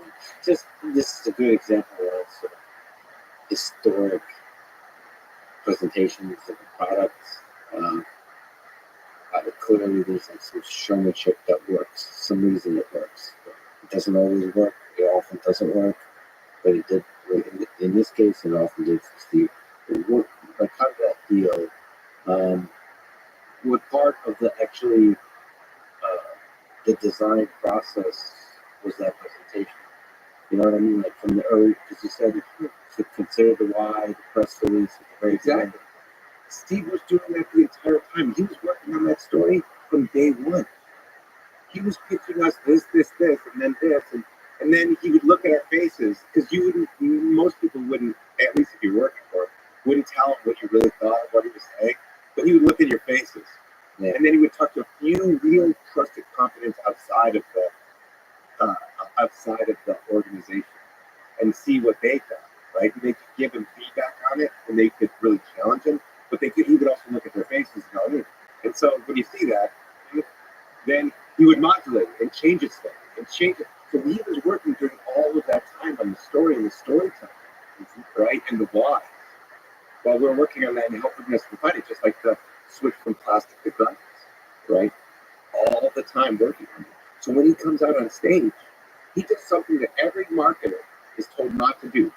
Say, these 3 things are not combined in one. That is like they say that is the laziest form of storytelling possible for marketing. Right? Yeah. Right. But it was the best one because it was all of those pains. It was like, I want my iPhone, but I want my communications, and I want my internet browsing because I want it on the go so I can look up things because it was information. And when you were on the road, you had a laptop, you had an iPod, and you had a phone and you had to carry all of these things with you at once. Now we're going to solve that pain for you and put it all together. So he was just showing you the pain and being that virus adopt, going, it's now in this one magical place.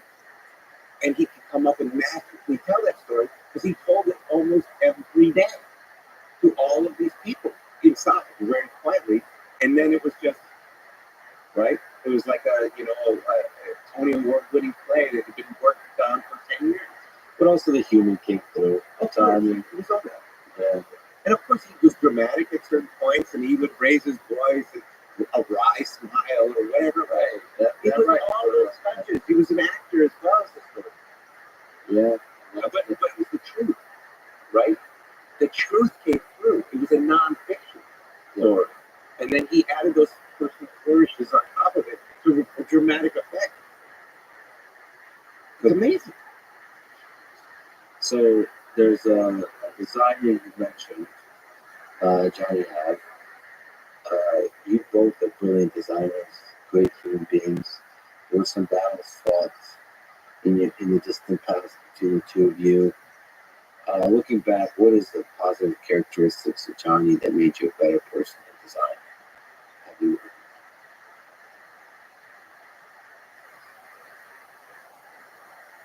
Watching the process that the design team that Johnny led.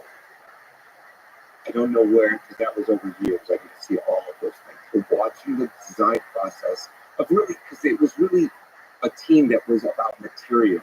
It was about form. It was about colors. It was about these physical characteristics. When we talked about this earlier, was design. What is design? Design's everything. Okay. So what they were really focused on was form, how the feel was, how it looked, the aesthetics, the physical aesthetics. And going through that process, I learned so much about how to do code, how to do materials, how to think deeply about curves, right, and shadows, and how it would look not just in your hand, but how it would look in the photograph you're going to take for marketing, right? So how it would look, how it would feel. It was all of those physical things around that, and watching the process to get there. That was enlightening, right? It opened my mind to go, oh, okay. Just like there's a process for all these other things, It wasn't just magic and you say, there it is. It was really a process of refinement, of opening the funnel at the beginning and refining down over time to get to that final line and selecting and doing the selection. And certain types you could, certain times there were opinion-based design. Yeah, but a lot of data-driven design of what can we deliver in volume, what can we do different things. So you always have these constraints and you have to work with them. And sometimes they and the team, would say, we need this. We're like, we can't deliver that. But maybe we were able to work together to find different design characteristics and different implementation characteristics that could get to that point without what they were describing. And instead of yes, no, let's find some other way to solve the problem together. Yeah, and I've seen this in several companies I've more closely tracked with, like Tesla as an example. Sometimes they're talking about curves. Sometimes it's very painful on the engineering side to deliver a very specific kind of thing. And one question that comes up in my mind is like, well, how far should we go to try to deliver a tiny adjustment in the curve, in the curvature, or in whatever the form factor is, or the color of the material, and the cost is like 10x to deliver. Not financially, but just how many problems have to solve. I don't know. I don't know if you can say any wisdom to that. Because when you're thinking about curves, you're designing basic ideas. You're like platonic forms kind of thing. Not always grounded to like how much pain is going to be involved in delivering this. But that's as you should, perhaps, because then. If you're always thinking about the pain required to deliver this thing, you would be too conservative. You wouldn't do the wild ideas. Right, exactly. But you have to understand again the why behind it. And at Nest, when we had limited resources, putting a screwdriver in the box, a custom designed screwdriver in the box, was born out of those experiences I had at Apple and seeing how you can create something that's emotional. It's part of marketing, it's part of the product experience overall, even though it seems extraneous. I went back and made the design team and the mechanical team change some curves on the Nest Protect, the smoke and CO detector we did at Nest, after they had already tooled it. And I said, they're saying this customer, I said, it doesn't look right. But they're like, oh, well, I said, no, you're going to go back and you're going to make that change. I told you want to do it. We had a better looking model that is going to get done. I know it's going to be a terrible cost to you, but we already had this discussion, and that's the way it's going to have to be. I'm sorry, but it is what it is. And because it's better for the customer and it looks better in the pictures and all that other stuff. And then we did it, and it was great, and everyone agreed it was great at the end, but it was pain to get there. Those are where those little details are where the magic comes out, right? And if you don't take those pains and put in the love, the customer's going to feel they're either going to feel the pain or they're going to feel the love if you put it in, right? So it depends on how much time and effort you want to put into something and what really matters to you, and so how you communicate. But we're human beings after all. Is there something you've learned from some of the tensions they're imagining or that's happened in teams when they're passionate and they're trying to solve these problems? Is that the way of life? And there's the human drama. Is that always good? Is that it is what it is? Does that make you better? Actually, the drama of the tension between personalities and all that kind of stuff. Look, a roller coaster ride without ups and downs is no fun. It's the journey. It's the journey that brings out the best in everyone. We're forged, we're tempered by those experiences. Not all the ups, but also the downs. And that's when you get the humanity and the connection. And we can tell these stories till we're blue in the face and smile every time because we did something together and each of us couldn't do a part. But when it comes together, that's where all the emotions happen. And that's where, if it's born out of the right reasons and the right right story in the right way, that's where the magic happens. Not just for the customer, but for how it transforms each person who is working on it. And they will never forget those experiences in their life, positively and negatively, that happened at the time. But they look back, it's only positive because they did something that mattered. Yet another brilliant idea that you brought to life is Nest thermostats and the big umbrella Nest. Again, as part of this Netflix series, season 3, what was the most memorable, the most painful, the most insight-laden challenge you had to overcome keeping Nest alive? Well, the first thing for me was making someone care about their thermostat. Right? No one considers it. They never had any customer choice. They didn't install it. They usually don't even use it because it's so complicated or what have you. They bitch at it. They hide it in the corner, and then they just pay the bill, right? Whatever it is, right? It's totally unloved, unconsidered, right? So how do you wake up? Like I said, the virus of doubt. How do you wake that up and get people going? Remember every day when you go in and it's like you're just frustrated, and then you get the bill and you pay the bill. So you have to do that. So that was one. I think the other big one was not delivering. It was all of it was hard, right? It was constrained. We had only so much stuff. We were bootstrapped. We didn't have massive funding. We didn't get hundreds of millions of dollars. But we did it for the right reasons. But I think the other big part of it was not just building a disruptive product, because a lot of the people on the team have done that. We knew what we were doing, and that was, if we got the design right, we could deliver with enough time. It was getting the disruptive go-to-market. In other words, how to take that product from the end of the production line and get it into the customer's hands. Because there was no retail or customer choice in thermostats.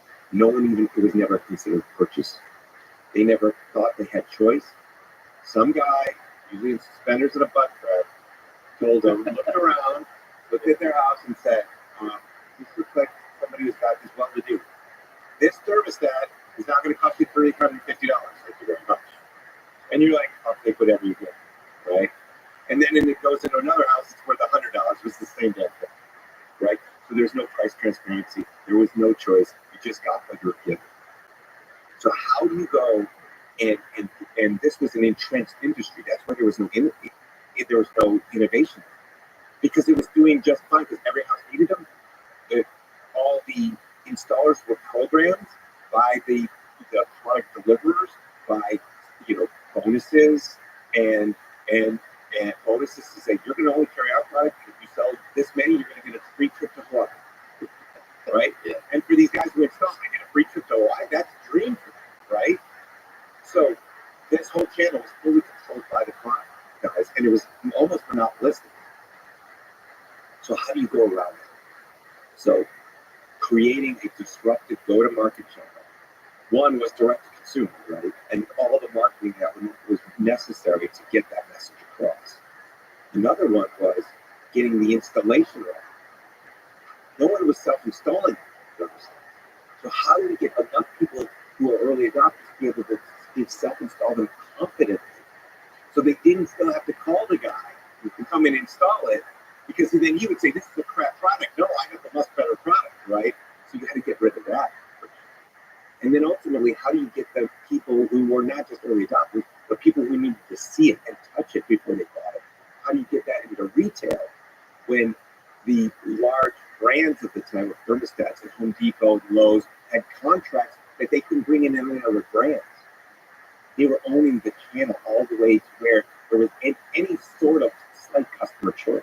It was really contractor choice more than it was end consumer choice. So all of that had to be innovated along with it. And so to me, that was a huge challenge and something I had never done, most of us had never done, and we had to create. That was as much as a project as actually delivering the product itself. So it turned out to be a giant hit. And it was acquired by Google for $2 billion. as a founder and leader, just out of curiosity, in these cases of acquisition, is it always a good thing? Is there any part of you and the team that considers say, have we considered saying no all the way along the process, right? We've all been in big companies. We knew what it was like, and the politics and all that other stuff. And what I came to learn, especially just from Phillips, because Phillips was a very good 375,000 people. It was a big, huge asset, right? And tons of politics. And I was like, do we want to go back into that one? Because I had so many negative experiences from it. But then going to Apple, which was, not big, but it was big enough that it could have all these dynamics. But then when you saw a leader rise up and get rid of those dynamics or not allow many of them to flourish, then you're like, oh, with the right leadership, this can be a beautiful marriage, right?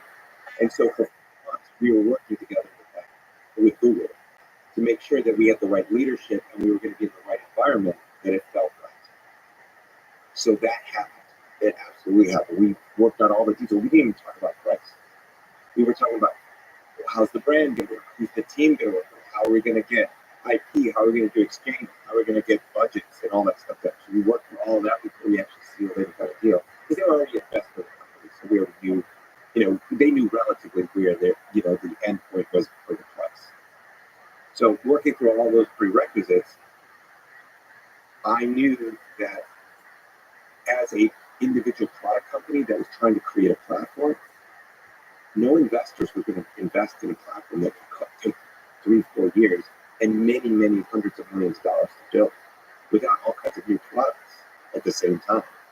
And products that we were having, which were successes, but they weren't even break even, right? We were still developing. So how are we going to get more people to fund all of these things in this platform that I really want to create? Because my worry, and I've seen this many times in Silicon Valley, is these small startups have bravado. They said, I'm going to take on the big guys, right? With a platform. But when those platform guys show up and Apple says they're going to give them the at the time, nobody cared. They were curious. They're curious. What's next for you? But Apple wasn't in the market. Google wasn't in the market yet. Amazon wasn't there. Microsoft, Samsung. They were not. They were all just curious. Right? Yeah. And I had watched. If you said, I'm going to go challenge them and I'm going to build a platform, and then they all of a sudden, one by one, go, oh, well, we're building a platform. We're building a platform. They flooded you to death. Fear, uncertainty, doubt. And the developers run away, and you can't make that platform. So I'm like, before the landscape gets changed on us, because we're attracting so much attention, they had helped something, we need to change the landscape on them. Let's go to the best place where we can build out the platform, have the right leadership to help us grow this thing into what the vision it should be. And that's what we believe we were doing with the Google acquisition. Is it possible to take on platforms? So you said there's a lot of startups and bravado and all that kind of stuff, right? Doesn't mean that James Joyce, when he was 20, said, I'm going to be the greatest writer of the 20th century before he wrote anything of value. One of them might be actually right. In this modern world, so first of all, people should definitely get your book built as just this giant number of advice on this exact question of how to build cool things, how to build a startup, how to all the different stages of the team, the hire. It's mostly human nature. It's not technical. It's mostly human nature behind it. It turns out Charles Otter's human about yes, so is it possible to build startups and take on the big guys, whatever that is, of the modern era? So for now, it's these platforms of Apple, Google, Twitter. I don't even know Meta, I guess, called now. Is it possible to take them on? Absolutely. But you don't take them on the same turf. You take them on the turf that you're going to want to have in the future. Right? Spotify is a platform. It started as an application. It's now a platform. Right? Think of WeChat. Think of all the super apps out there that are now wallets and delivery services and travel services and transportation within an app. They've innovated at a different level, in a different space that the platform companies weren't, right? Or they, Google was it was an app company. It was solving search, and then it became a platform company. Apple was solving personal computing, and then it became, iPhone was doing, solving internet browsing and all that stuff, and then it became a platform company when the App Store was out. If you look at there's no such thing as building a platform company. You build a great app first, and then you can expand it and have the right to become a platform. Your whole book is just a bunch of advice for young people. Let me ask, and other people, and well, everyone's young at heart. You know, if you're not, you should be. So, what, in terms of picking a career, in this point, what advice would you give to a person on how to pick a career? What is it you want to learn? And who is it you want to learn from? Just like you pick a university, you're like, I want to go here for this expertise. I've heard about these programs, especially graduate stuff. You go for a certain program with a certain set of people. Why don't you do that when it comes to a job? You just don't go, or have a career. You just don't go and say, I just want to go work at Google, or I just want to work at Apple. You want to go to a certain team with a certain set of people and work with them on something that you're really curious about and you want to learn about. It's such, I just wanted to comment that it's such a sort of a brilliant thing. Just ask the question, what do I want to learn? And then see what career path is going to maximize that. That's so interesting. It's the first question I ask anyone who interviews with. When I say I'm going to bring somebody on the team, first question is, what do you want to learn? I don't want the expert, like we talked about earlier, says, I'm the expert in this. You're going to hire me as the expert. We're doing something new. You're not an expert because we're not an expert either. What is it you want to learn? And on the topic of learning, what is the best way to learn? What starting, you go into this new place, into this new world, into maybe D1. You said you're building D1. I mean, the whole world is full of D1s, with these zeros, zero to one. What's the process of that look like? What's the process of learning? How? Well, let me put a framing and then we'll talk about that. I have now, looking back, especially writing this book, I have a version 1 of myself, a version 2, a version 3, a version 4. I had a lot of opinions about myself and what I wanted to do. Sometimes those opinions, for certain people, those opinions are formed and they get the data from their parents. And they go do what their parents told them to do or their surroundings. My opinion was like, I want to go and learn this. I'm curious about that. I made the 0 to 1 move. And then over time, by doing, I was refining those things and learning what I was really curious about and what I was really good about because I was getting data. And then I was like, then I had another set of opinions to create version 2 of it. And then I would go and do it. So I was learning by doing. Starting with the opinion, you're not going to get any facts. Most people are like, where do I make the most money from my position? They're trying to start with data. Start with the why. What's your curiosity? What do you want to learn? And then follow that. I took the lowest job on the totem pole at General Magic because I wanted to get in there to work with the right team. I didn't even know what they were doing, right? But I thought that worked, right? I was barely living above the poverty line working there, 80 hours a week because it was so amazing to learn, just like a college student, right? That's what I was doing. And then I learned more from that, and then changed those opinions into data, and then other opinions. So it's the same thing, but it was by doing, right? The way you find out what you want to do in life is by figuring out what you don't want to do. And the only way you find that out is by doing a bunch of stuff and refining. Oh, that's hilarious. Yeah, that's brilliant. So in terms of the career path of leaping into the startup world and launching a startup, what does it take to successfully found a startup, to have a chance to succeed? And maybe how do you decide to take that leap? Is there sort of, having founded, having been part of many V1s, many of some of the most successful V1s ever, what's it take to take that leap? Maybe leave your job, a cushy job or a company, and do this stuff. What does it take? It takes belief in yourself. That's the first thing. Belief that you can do it. But hopefully with mirrors or mentors around you or coaches around you to make sure you know you're not crazy. It's a crazy smart idea, but you're not crazy and you're just working on something as a lone mad man or woman. Well, you have a great idea, and like I said, great ideas chase you.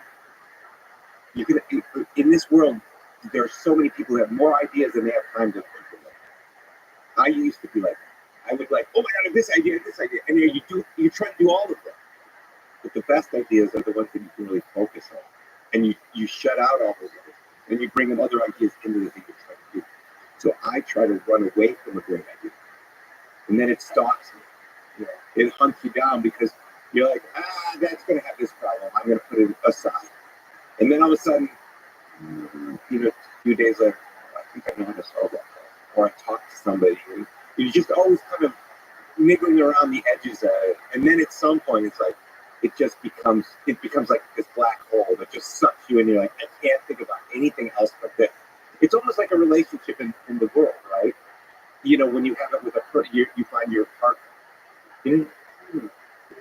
Hey, something, and then you're kind of like, and then all of a sudden it comes together, right? It's kind of like that. Ultimately, it's your focus. See, I'm different. I just dive right in. I used to do that too. I used to dive right in. Yeah.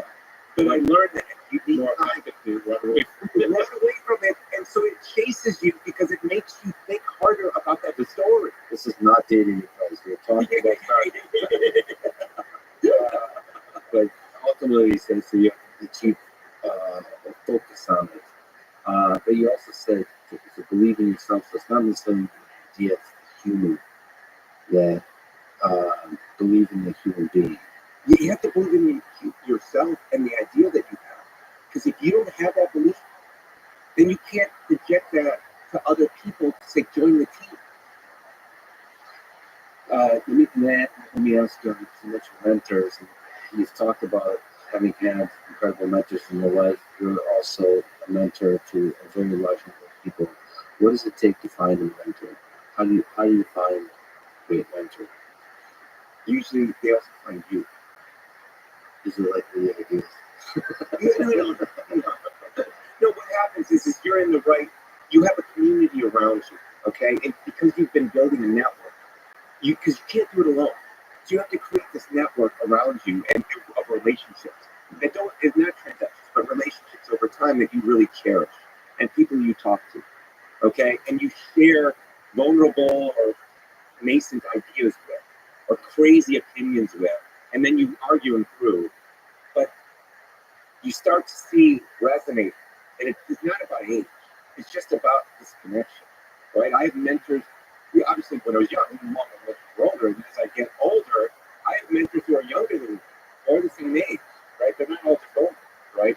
And so it's about that connection. It's about being on that same wavelength. But they can counterbalance you. They complement you in some way. Like my best mentors had nothing to do with technology. They didn't know anything about technology, right? The way we know. They were all about human nature. They could reflect that and help me get more human focused and more empathetic. Because I was so detailed in the technology, I needed to see from other perspectives. But then they wanted to learn more about the technology, right? Or they thought that this idea was so great that it should exist, and let's work together. So it's really, they have to find you and you have to find them, and that's by sharing. You just don't go and look it up on the internet and say, "We're the best memory in the world." It just doesn't work. So form the network with people and see where, it's like finding relationships, finding love, all that kind of Human nature. Venture capitalists, money. Do VCs help or hurt business in general? So like in those early stages of chasing developing the V1, just what's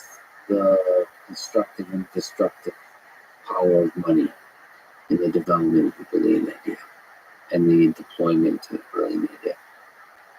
I have seen brilliant venture capitalists. I have seen horrible ones that care about their LPs more than they care about the entrepreneurs. Of course, everyone's in it. You know, at the end of the day, especially venture capital, they have to give a return to their limited partners, the people who invested money, that they have to shepherd that money and make sure it's watched over. But when there's not a balance, a pushback in a venture capitalist between what the LP needs and what the entrepreneur needs, in that the entrepreneur might be trying really hard, but if they don't see, the VC doesn't see, the exit's going to happen in 2 years, and they'll just leave them hanging. When the value exchange is only money and not mentorship or ideas or other things. When there's not a relationship but really a transaction, that's when money is toxic. Because you can get money everywhere. Maybe it's a little harder today, over the last month, but you could still find people with money who are on that, want to enable your mission and can be mentors. Not always, not all of them, but some of them can be mentors. But they're on your side, then it's incredibly powerful, because it's not just 1 + 1 = 2, right? It's something bigger. Because then they can bring their networks of people and their networks of companies and other people they worked with that might want to join your mission, right? That's the kind of venture capitalist and smart money that's out there, right? You have to build a relationship. People go, oh, look at that valuation. Oh, it's the brand name of the VC that's invested in. No, it boils down to who's that partner and how experienced are they. Don't just give me the brand. Give me the person, because that's the person I'm going to be interacting with. This is a lead question. I want to ask you, bro. We're on season 5 already. But let me ask you, it seems like, out of all the brilliant things you write about, it seems like a non-important question, but it's a fascinating one to me stories. You write about this. So, does the company need lawyers? And why? And what kind? Because you write about sort of the value of this game, I guess. So it's a game, a legal game. It's why do we need lawyers? You sound exasperated. I don't have a good question. Yes, well, because why lawyers? Why lawyers? You even do the. We just have to put why in front of everything you ask. Lawyers. Why? Even mafiosos have lawyers. Okay? Tony Soprano, Scarface, all of them have lawyers, right? Why? Because there are things in this world that you don't always consider in the government, in laws, in competitors, because you're so focused on what you're doing. They have to watch out for you, right? Now, the best kind of lawyers are the ones who try to work with you to enable what you're doing, and see gray areas. Law is not black or white. It's how it's interpreted, right? And so they can help interpret things a certain way or help push on things a certain way to get change happen or allow change to happen. Because if you have lawyers who are always, just like you were talking about PR people, if you have lawyers who are always saying no to everything, because their job is to really say no or maybe, they'll never say yes. Mm-hmm. And you also say their job is to say no and bill you by the hour. Exactly. It's the person, right? Yeah. If you don't want to know, don't ask them. Because you're going to get a no, maybe you get charged for it. You get charged for it anyway, right? So to have a partner, to have you on your team, to help you see maybe some of the things you don't see, some consequences, they help to rein that in or change your language. Like, are you going to get sued for this act? Just change this one word and it helps, right? So you need to have a partner. Most of the time, especially engineers or designers, they see lawyers as always stifling. Lawyers can actually, if you do it right and you have the right type, they can actually open up a whole new world for you because of the interpretation and how we go about doing things. So, and they help you not get bogged down at the page with little mistakes that didn't mean anything. Exactly, you shot yourself in the foot and you didn't even know it. You didn't even know you were carrying the gun. Just to jump around, Charles Bukowski once wrote, "Find what you love and let it kill you." So the question is about work-life balance. That's like finding an idea and let it change. Yes, but a little more aggressive. So, what does work-life balance look like that maximizes success and or happiness? Is there such a thing as work-life balance? Can you speak When to this? your work is your life, and I mean that in the positive sense. When you're on a mission that really matters, and you know that you can really affect not just yourself but other people's lives, and then that is very rewarding, right? That's not work. That's, like I said, a mission, right? You adopt that. But that said, you still need to have boundaries yourself. At General Magic, wonderful documentary. If no one's seen it, you got to see that. It's amazing. I was physically and mentally unhealthy, socially unhealthy as well, because I put every waking minute into this book, every ounce of me. And when it was a spectacular disaster, we were making the iPhone 15 years too early. The bottom fell out. I had nothing left. I had to get healthy, socially, emotionally, physically. After that trauma, I let everything go.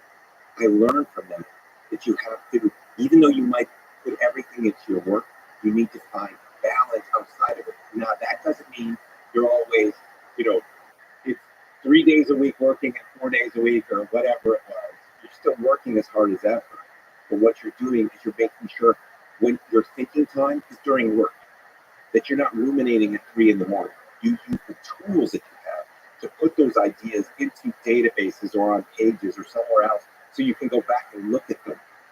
So you're not always having to remember, because what happens is most people don't write stuff down.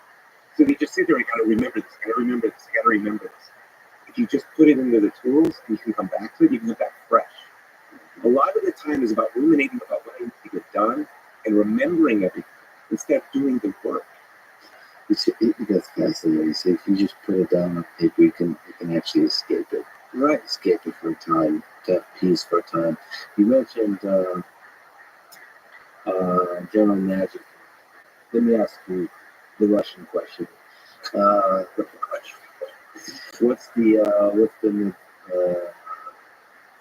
darkest moments of your life? What are some of the darkest places you got in your mind? You talked about, if you're doing these kinds of things with startups, you're going to have to face a crisis. Right after you're doing it right, you're going to face it.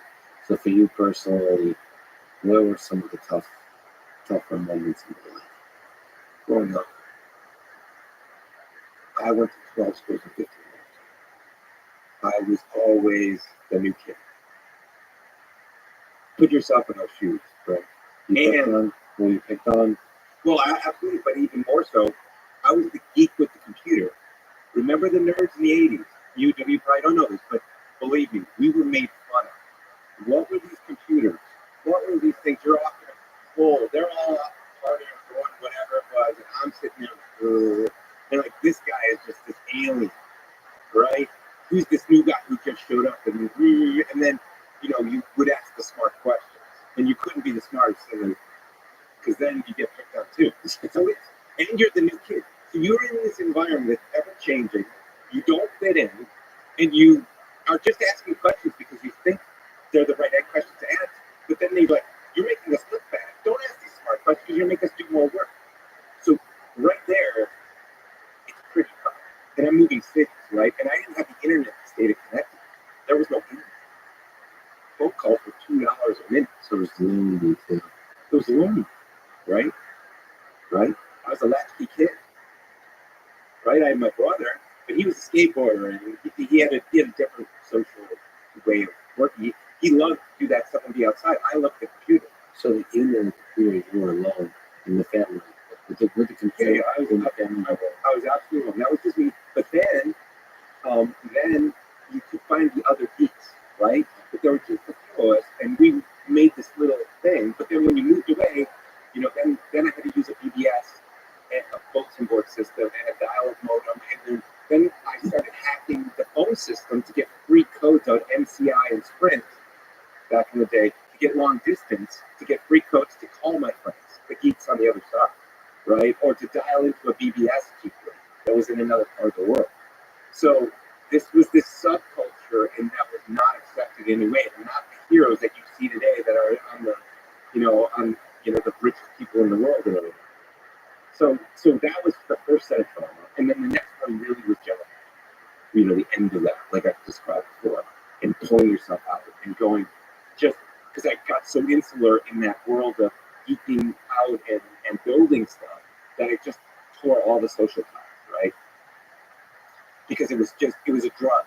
I was hooked on it. I was a junkie. I had to get clean. Yeah. And that made you who you are. So Steve Jobs is no longer with us. One day you also will no longer be with us. That's the thing about this life, it ends. So no matter how many incredible things you brought to this world, no matter how many inventions you built, you too shall perish. Do you think about this? Are you afraid of your death? I am not afraid. I am an atheist. And I think about the soul. Because I do, even though I'm an atheist, I think about the soul. And the soul is the thing that you instill in others when you go that lives on. It's not this thing that's magically in space. It's the thing that you've imparted onto people that you've worked with and those relationships you've had. And that soul lives on in the stories that they tell, right? And through build, I'm hopeful that those stories stay relevant because they're human nature. They're not about who knows what the next iPhone thing is or the next iPod thing is. The stuff that I have been able, the privilege to make and work with people, those are all ephemeral. The iPod's gone, right? This week it was announced iPod's dead after 21 years. It is that. Those human connections. It's that growth that you help someone just like they helped me. Just like Bill Campbell, Steve Jobs is gone, but they